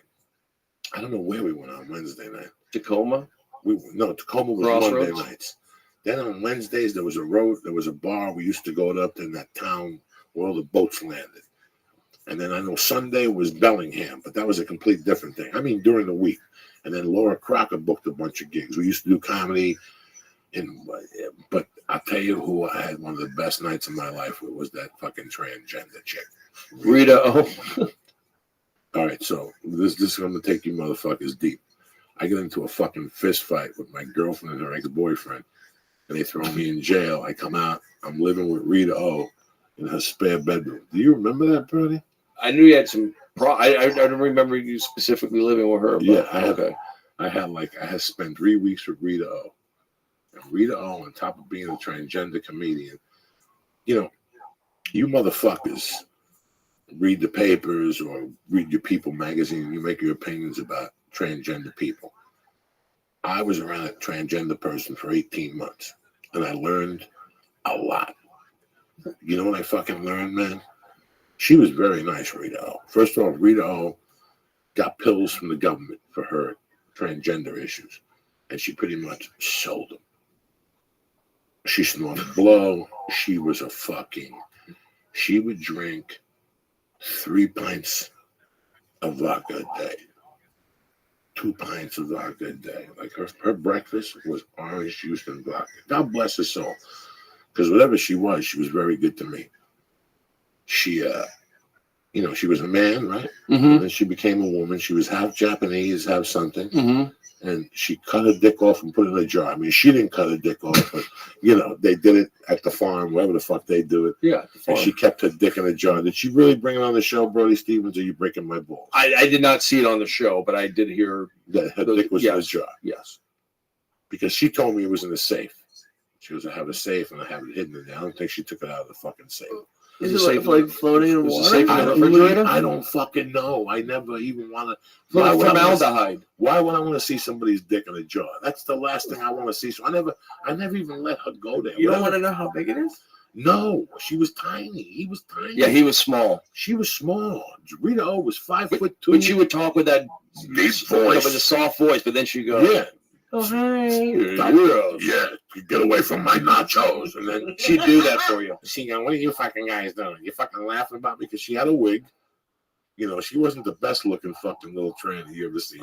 She looked like a little leprechaun. God forbid me, I'm seeing her face right now. Yeah. And she had like fake eyebrows. It was just a nightmare. And she was 5'2", but she would wear heels for somebody who was 6'5". Yeah. So she would walk like really slow. Yeah. And she'd say, what the fuck is wrong with you? Like she was with her cigarette. With the cigarette and shit. But the whole day she'd be drinking. And what people don't know that I learned was that, I don't know how to say this without offending, or it's going to come back to bite me in the ass. Don't say it, Joey. I don't want to be in. She was done. Well, I had a ton of conversations with her. Because when she switched, she thought she made a mistake. What do you mean? That's what made her drink. And that's what the world don't know, that once they make that jump, there's problems. The rate of suicide is really fucking high. That's what America doesn't know, all this thing that's going on right now. Like, it's a tough thing that happens with transgenders. And I got to know her, I talked to her, she'd tell me her problems, but the best, Lee, the best. If I go comedy nights pound for pound, one of the best nights, somebody put together a comedy show in a town about 15 minutes from the underground. Basalt, but something bad. Me and Josh Wolf. Awful? No, that's where the Mexican restaurant was. Me and Josh Wolf lived up there with Mark Madison. Something. Anyway, somebody put together a show. The conditions of the show were Ballard. The conditions of the show were we couldn't curse. That was the conditions every week. Every week there was drama. Every week and the owner would stand 10 feet from the fucking stage, and as soon as you cursed, he would walk on stage, take the microphone from you and say, okay, good night, ladies and gentlemen. Comedy show is over. And you'd start arguing with him on stage. Come on, I just said shit. I told you, no cursing. And you'd be there, come on, I just said shit. Give me the mic back. Okay, people, okay, one more chance. He's not going to curse. Thank you. Drink specials, $2.99. And he'd go to the side, and all of a sudden you do 2 more minutes, and you lay a fucking asshole. Okay, cancel. That's it. Everybody out. So every time he'd see us walk in on Wednesday, he'd pull us aside. Listen, guys, tonight I got a family here. I got my sister-in-law's family. The kids are here. No cursing. We'd all look at each other like, what's this? So I cursed, somebody else cursed. He's threatening to cancel the show. We put Rita O up there. Uh-oh. And she goes up there and she's bombing. And finally she just fucking snaps and says, what do you want me to do? Show you my dick in a jar? You fucking pricks, motherfucker. And she just went off. The owner didn't know what to do because he thought Rita wasn't going to curse. He was sitting down eating dinner. The food went flying out of his mouth. He ran up there, took the mic from Rita. Rita refused to get off stage, and he pushed her. Oh. All right, so now we got drama. I'm going to call the police. You call whoever you want. I'm going to call the police. And she's like, I don't need the police. I have a gun. She had a gun. What? Rita was there. Oh, darling, you have no fucking idea. You have no fucking idea. She had a gun and everything, Rita. Rita used to get beat up. She was 4'9". She was a leprechaun. Her head was huge. How big was her fucking head? Size 8. Oh, my God. New era. Her head was fucking gigantic. Bigger than mine? Lee, your head is small. Mine and your head is small. No way. But she was a 4'2". That's what fucking makes it even the weirder. That's what she was, a little body with heels on. So, what are we talking about? Okay. So the guy throws her out of the club. And she's like, Joey, whoever, you guys got to stick up for me. We're like, Doug, what do you want us to do? You can't curse. But you guys fucking curse. I'm like, well, yeah, we got thrown out, didn't we? We don't have no money. So now we go back to our house. On the way in the car, whoever I'm with is tormenting Rita. Rita's like, I know my fucking rights. I know my rights. And as a transgender, I'm a fucking disability. And she's yelling in the car. And she's packed off. Listen, guys, this woman would drink and drive at the same time. Like, I'm not talking about drink and drive. Like, you drink at a bar and drive. She would drink and drive. And not a drink, mixed drink, but the bottle at the light. She was out there, guys. It was a different fucking type of person. I'd be sitting in the car going, when is this car going to fucking crash? So we get back to her house. I'm doing a couple lines, and she says, what am I going to do with my life when I get thrown out of comedy clubs? And I'm fucking pushing her now. Now I'm starting to have a good time. And I say to her, she goes, you know what I'm going to do? I'm going to write a letter to the president. I go, what are you going to write a letter to the president for? Call him up. Lisa, yeah, this bitch gets up at 2 a.m. and calls the White House. Right in front of me. I'm fucking howling. And they hang up on her, and she calls back, and then they fucking call her back, and fuck you! Fuck you! I'm a disabled. I want to talk to the fucking president. I'm a stand-up comedian. They would not give me my rights tonight. The club is located. It was hilarious. And I'm there feeding the fucking, call back. Call the governor. I don't care what time it is. Poor Rita O. So she used to dance at a gay bar. They used to hire her like on Tuesday nights, and she'd get on the podium and dance, but she kept falling because she'd lose her balance between the alcohol and the equilibrium from a big head. This is what people don't think. People think this is a joke. When I say it on stage, they no fucking joke. Her head was so big that when she drank, the equilibrium, because Carol kept in touch with her all those years. So one day Carol called me. She goes, hey, you know that Rita O is dead. I go, what happened? She goes, she lost her balance at one of those clubs, landed on her head. Really? Got into a coma, and that's how she died. Oh. R.I.P. Rita O. I just want to tell you motherfuckers the story. The legend of the Seattle transgender that we both got to do. Her and Taylor used to go at it. They would argue? Yeah. Oh. Taylor would fuck with her. Fuck you, Rita. Let me pull the wig. Because everybody knew she had a wig. It was the ugliest fucking thing in the world. Oh, I thought it was real. Guys, that's the comedy scene at that stage. Rudy Sarzo came on here one day and he goes, it's amazing how music is on the borderline of mental health. And I'm like, what do you think stand-up comedy is? 10 years ago, the open mic at the Comedy Store, half of those people, boom chakalaka, Yeah. Boom chakalaka has friends, He just ain't allowed to bring them no more. They'd show up down there in tuxedos and shit, homeless people, and stink up the place and do comedy and not drink. You think I'm kidding you? You don't remember those open mics in Seattle. That kid that used to go up there and say, this is my impersonation of a cow. This is my impersonation of a fly. This is my impersonation of a fucking soldier. That's what he would do for 5 minutes. Wouldn't get a laugh. Walk off stage, pay his tab, and leave. That was his therapy. Half that shit is, when you get on the lower level of stand-up comedy and you go to an open mic, half of that room could snap like a fucking ISIS soldier at any minute. You just don't know that. And they disappear amongst time. They don't grow because people know that they're fucking crazy when they do something crazy at their first hosting gig. At their first hosting gig, they snap. They disappear after their first hosting gig. Those crazy motherfuckers.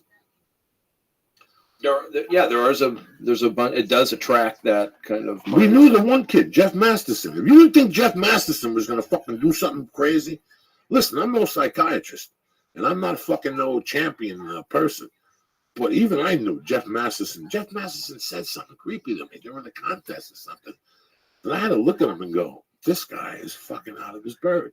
Right. You know, he tried to push buttons sometimes too. Yeah, he was very small. One of those guys that's small and tiny. How you doing, dog? But he had a weird sense of humor. He had that smile. And he would say things to Yo, dog, I'm coming. antagonize you, but you couldn't punch him in the head because what were you going to get? But I also knew Welcome. that if I punched him in the head, he was going to hit me with a chair eventually one day. We are. You know what I'm saying? Like, that's right there. When I know that, I just leave those guys alone. Because we'll be hitting each other with chairs for the next 200 fucking years. He goes to the hospital. I go to the hospital. He goes to the hospital. That I could tell. He was tiny. And I could tell if he'd been into it. He did fight somebody one night. I got attacked by Al Fox. I was there. I have that on video somewhere. No, you don't. I do. What was Al Fox? Oh, excellent. That's amazing. So It was in the back. It was Al Fox had a motorcycle accident. What was he at this point? Paraplegic, partially. He walked. He had a limp. He had a limp, and talk weird. Yeah. Jerry, fuck you, Jerry. It's on. I have it somewhere. And you're like pushing his buttons. He's flipping. He's like snarling at you. It's in the back. He was foaming from the mouth. Yeah, it was in the back. Yeah. I have it on video. How did you get him so loud? I don't know what happened. He came back and I took his chair. It's not that funny, Brody. And he took his fucking shirt off. He wanted to fight me. He was shaking. I want you. There's a section in here that I'm about 50% done, but it's going to change the world. Okay, so I want you to look in this Discord below, and you're going to see a section called Chat GPT. You look in the Discord on the left side, you're going to see towards the bottom, Chat GPT.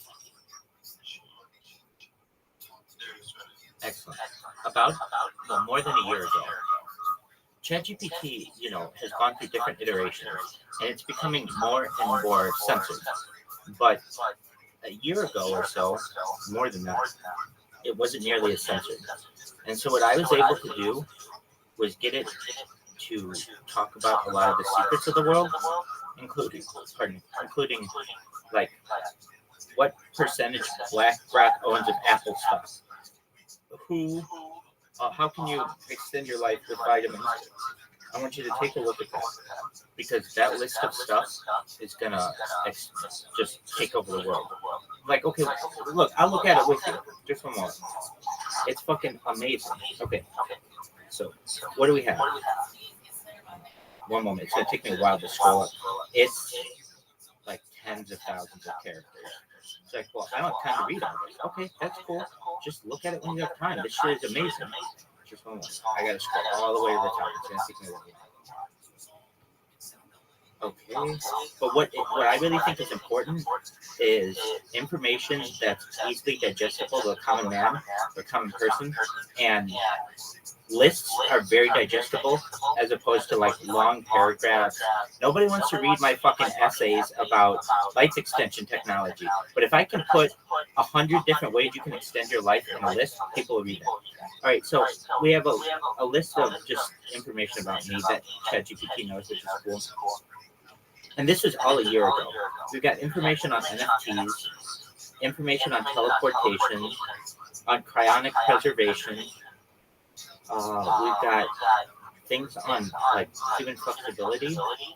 We've got rebuilding of the temple in Jerusalem information. We've got information on Bitcoin. We've got information on the future of architecture. We've got things about hymen restoration surgery. We've got things about can you see it? It's wild shit, isn't it?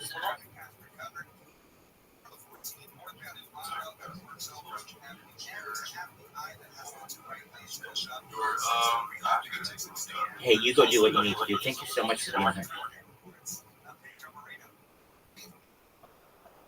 Come back whenever you can, Tristan.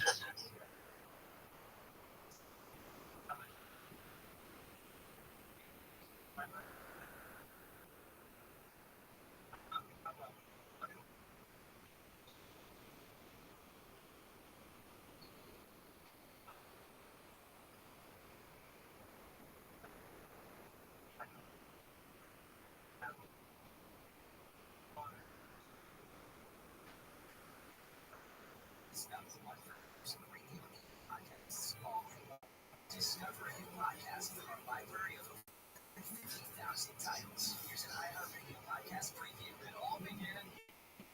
This was a night manager here some years back. In the history.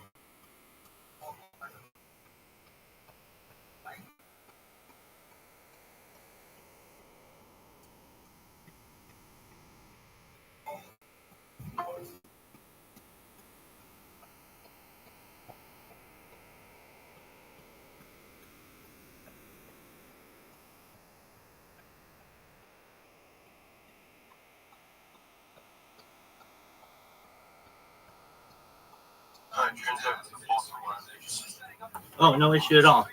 So, if you can see, I have like a list. It's, I think, a phenomenal list that may change the world someday with just like, here's 100 different vitamins that can help your life.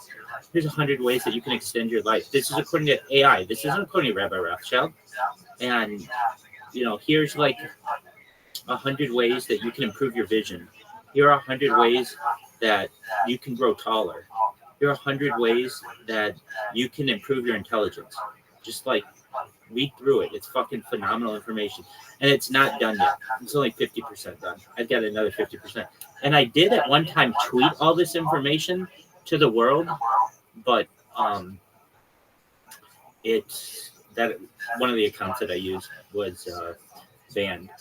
So I'm putting it on here so that people get information somehow. It's baller as fuck, dog.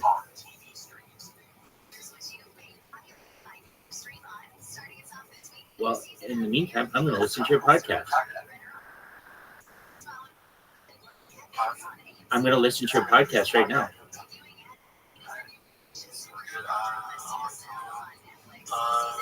Tristan, thank you so much. Thank you. Great episode. I really liked it. Excellent. I'm going to listen to it right now. I'm going to let you know what I think of it. And I want you to come back once a day. Just come back to say hi once a day. If you do that, I'll get everybody in the world to do it, and we'll eventually get world peace. I love that. Excellent. Once a day. Perfect. Thanks, Tristan.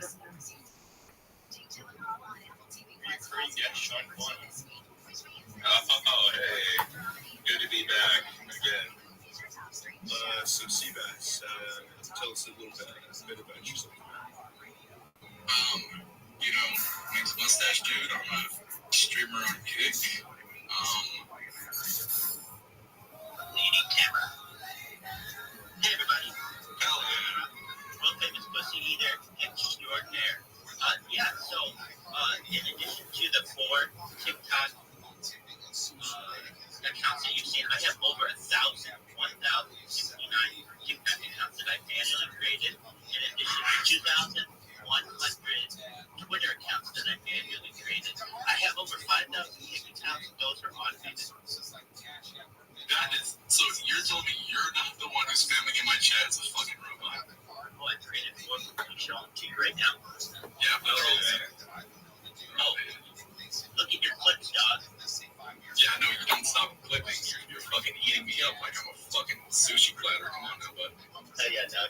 That tells me that they're working. So here are the robots. I can show you. This guy's a fucking asshole.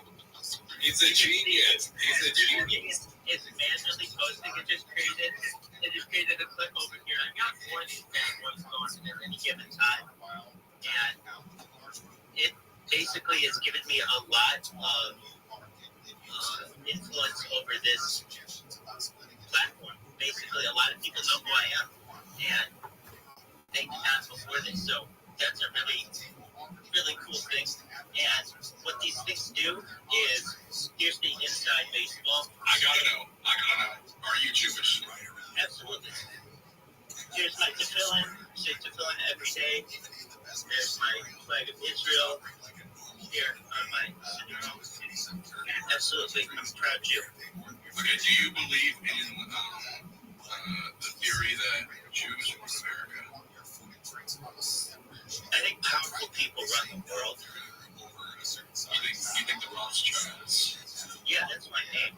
I can tell you that probably there are 13 families that live there in the core among 300, the council 300, and I don't really deny it. I just come out and talk about it. So if you want to know the names, let's name names. I do it in alphabetical order. Astor, Bundy, Carnegie, What up? DuPont. We have Louise. Yo, what up? Did you see? Hey, dude, I love you. Dog, you're amazing. Thank you so much for coming. I'm Rabbi Rothschild. It's a pleasure to have you here. Dog, did you find out about me from Kick? Okay. Cool story. What's your name? How are you? Cool. Pleasure to have you here. I stream my life 24 hours a day, 7 days a week, 365 days a year for world peace. No, I don't remember it. Cool, dog. Excellent. So I stream my life 24 hours a day, 7 days a week, 365 days a year. I'm always live. Who are you, Beyonce? I'm not going to say your name if I don't want to say your name. Say my name, say my name. Why you acting shady? Ain't calling me baby. Why the sudden change? Say my name, say my name. You acting kind of shady. Ain't calling me baby. Better say my name. How'd you like that? How'd you like that? That's old school Destiny's Child, baby. How do you like that? How do you like that old school Destiny's Child? I love you. And I love that you're here. Hey, dude. Okay, so if you want to know what we've got going on, below, you can find like 30 different music channels. Everything from the Joe Rogan podcast, Joey Diaz, they're all there. We've got history lectures. We've got songs playing. Then below that, I've got music videos. Below that, we've got some information about the future of the world, including technology like invisibility cloaks, mind uploading technology, life extension technology, some really cool things. I'm really glad that you're here.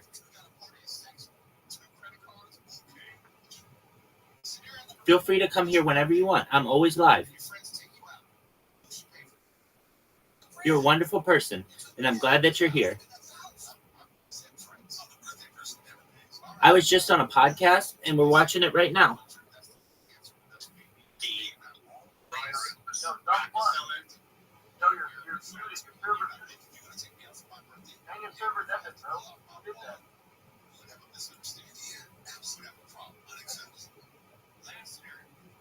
It's your friend's first time at your favorite restaurant, and you decide to order an appetizer that you think everyone at the table will love. If I order an appetizer, I think everyone's going to like it. Yes, I agree. Yeah, just torch the place. These things are so irritating. Just set the restaurant on fire. No. That's the best thing I get. I don't know. Crab cakes or whatever, and I don't know if anyone else wants it. I'm going to get up. Yo, you're still looking for them? Because I wanted it. But I'm saying, oh, you want some? Right. You make it available. I think I'm simple. Have you seen the SNL skit on this with Owen Wilson?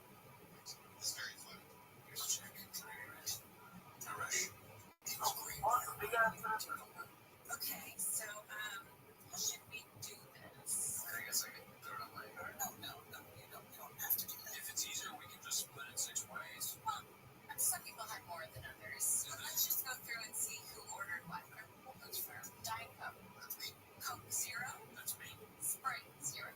Me as well. Just obey my thirst. Iced tea. Me. Arnold Palmer. Arnold Palmer with tequila.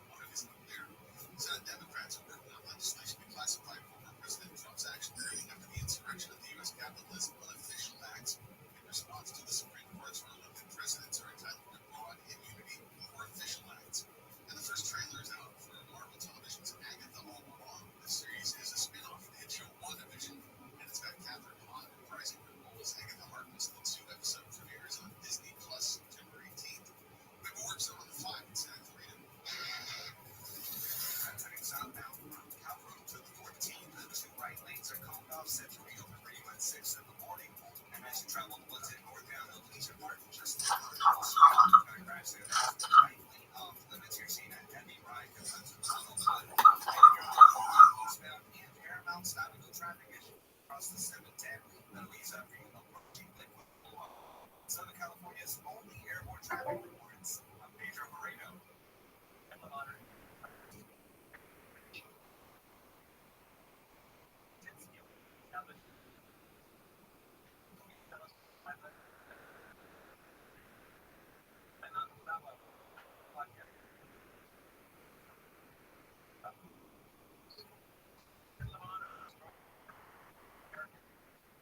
Rothschild, Russell, we have the Warburgs and Vanderbilt Vanderbilt.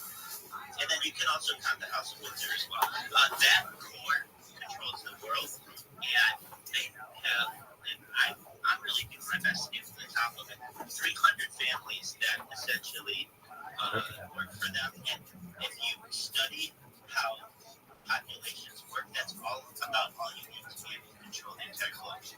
And I want to get all of you to the top of that as well. And I think you will. You're very early in the streaming world, and you have to understand data is Earth's number one resource. As you know, the Economist magazine, it stated in 2018 that data had overtaken platinum or overtaken petroleum as the Earth's number one resource. That means it's more valuable than gold, platinum, obviously petroleum, food, water, air. Data is number one. And petroleum jelly. And petroleum isn't oil, but petroleum jelly is made is from petroleum itself, like crude oil as well. Plastics, those. To think all of those things and how valuable they are to the earth, and data is more important. That's very important. And if you take what Bill Gates coined the phrase is the 1990s, that content is king. Well, someone who has the most amount of content online may one day perhaps be king, or somehow have a huge influence on the world. And I have more than 30 times more data online on YouTube alone that say PewDiePie and Mr. Beast combined. I have more data combined through all of my channels than the top 10 largest creators right now. I don't have viewers, so stupid. I'm not worried about views right now. I know that what I'm doing is a project for the future. This is essentially a time capsule for the world, and it's very important for the world to see. It's like a science experiment. You're exactly right. Some people call it I really think it's all of those combined in one, and everyone will want to be a part of this. I've been able to study the journey of everything from small-time creators to cryptocurrencies to UFO disclosure. Bill. Dude, you're good. I like you. I like you. Oh, well, get out of here then. Dude, how you doing, man? Pleasure to have you here. I like you. I like the cut of your jib, as they say. You came in right away and started fucking with shit. Good on you, dog. Dude, I'll call you Beyonce. What up, Beyonce?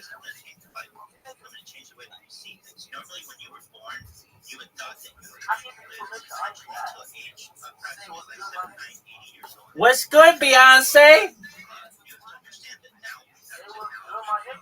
Say my name, say my name. Why you acting shady? Ain't calling me baby.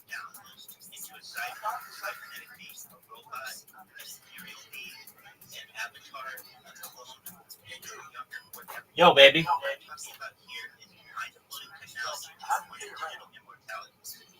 Sucking dicks?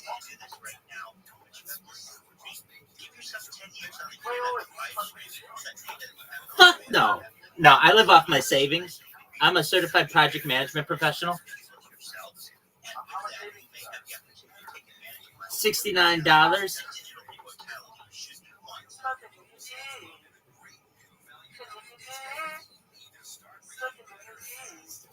Dog, I'm so glad you're here. You want to watch TV?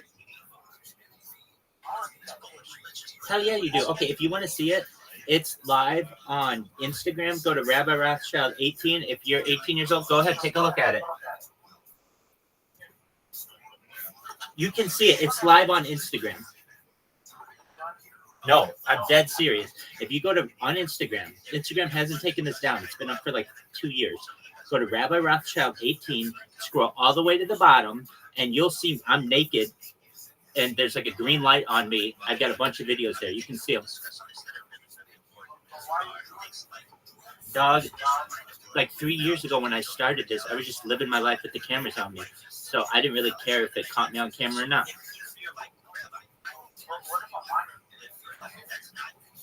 That's up to Instagram. Instagram's the one hosting it.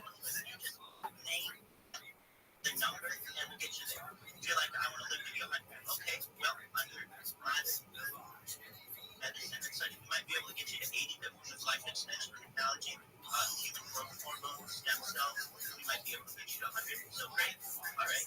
Well, what if you want to get to 500? Okay, 500 within the body that you currently have may be a little difficult. Sure, there are ways to rejuvenate yourself, certainly through cryotherapy, which is like cold therapy in some other ways. But at that point, you might be looking into some sort of either transplant, like a brain transplant, or some other type of technology. I can tell you this. I saw an analogy today put on Twitter, but China has face transplants that are being done based, like your face on somebody else, and they come out pretty well, and they've been doing this since 2005 was the first rule. Well, I mean, they have a hard time kind of like telling each other apart anyway, so, you know, it makes sense that it's a little bit easier than a certain, there. So.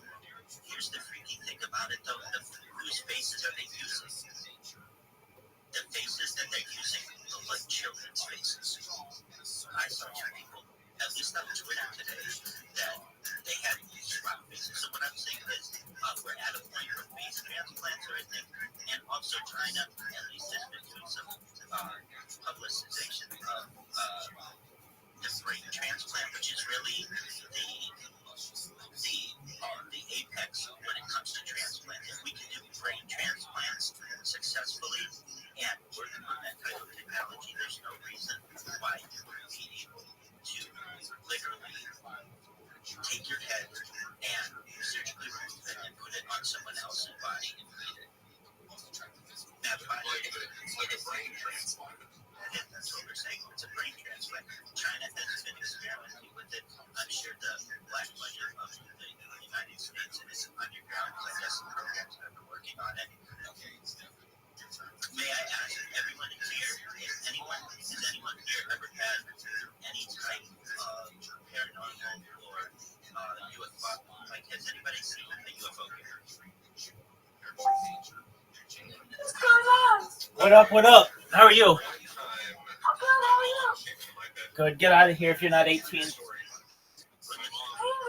mom is a very big UFO journalist.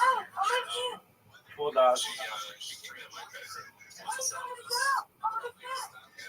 Excellent. I'm glad you're here. She's like this. She's like terrified of what's going on. She says, yeah, there's a UFO outside. I'm right here, baby. Dog, get out of here. If you're only 12, we don't want you here.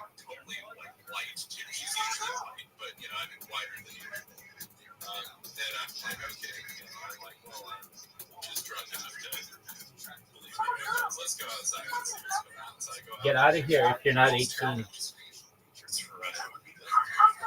like, it's hiding behind the tree. And I look at it and I said, it was a moon. It was a moon behind the tree as it was a moon. She had cataracts, so she goes like, and she's like, oh, you're right. And that was the closest I've come to seeing a UFO.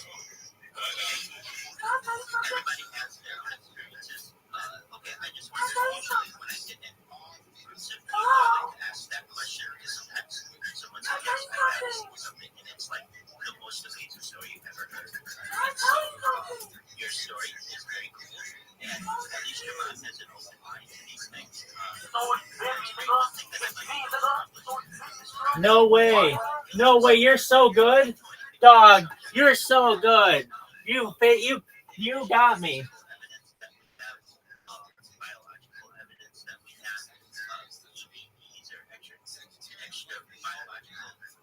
entities is vast. I didn't know about it until I was a huge UFO skeptic. Huge. I'm probably the biggest wonderful subject that what they were saying was essentially nonsense. Until I really got into the subject and saw how much ridiculous it was and how many press releases there had been on this. And then I really got into the question of why haven't we had a full disclosure. Really, I think we're going through a current period what's called soft disclosure, where maybe there is never a single day where on the news they just start talking about aliens, but it just happens within society. And if that's happening, you have seen it through the media, especially in the last 30 years, and the amount of alien invasion, alien civilization movies that we see. So if it happened, it's been happening for a while. And again, if anybody's out there who's like, hey, I was skeptical and all that, I've been there, so I can completely empathize with you. I understand that side as well. So some other types of technology that we discuss on this, like invisibility cloaks.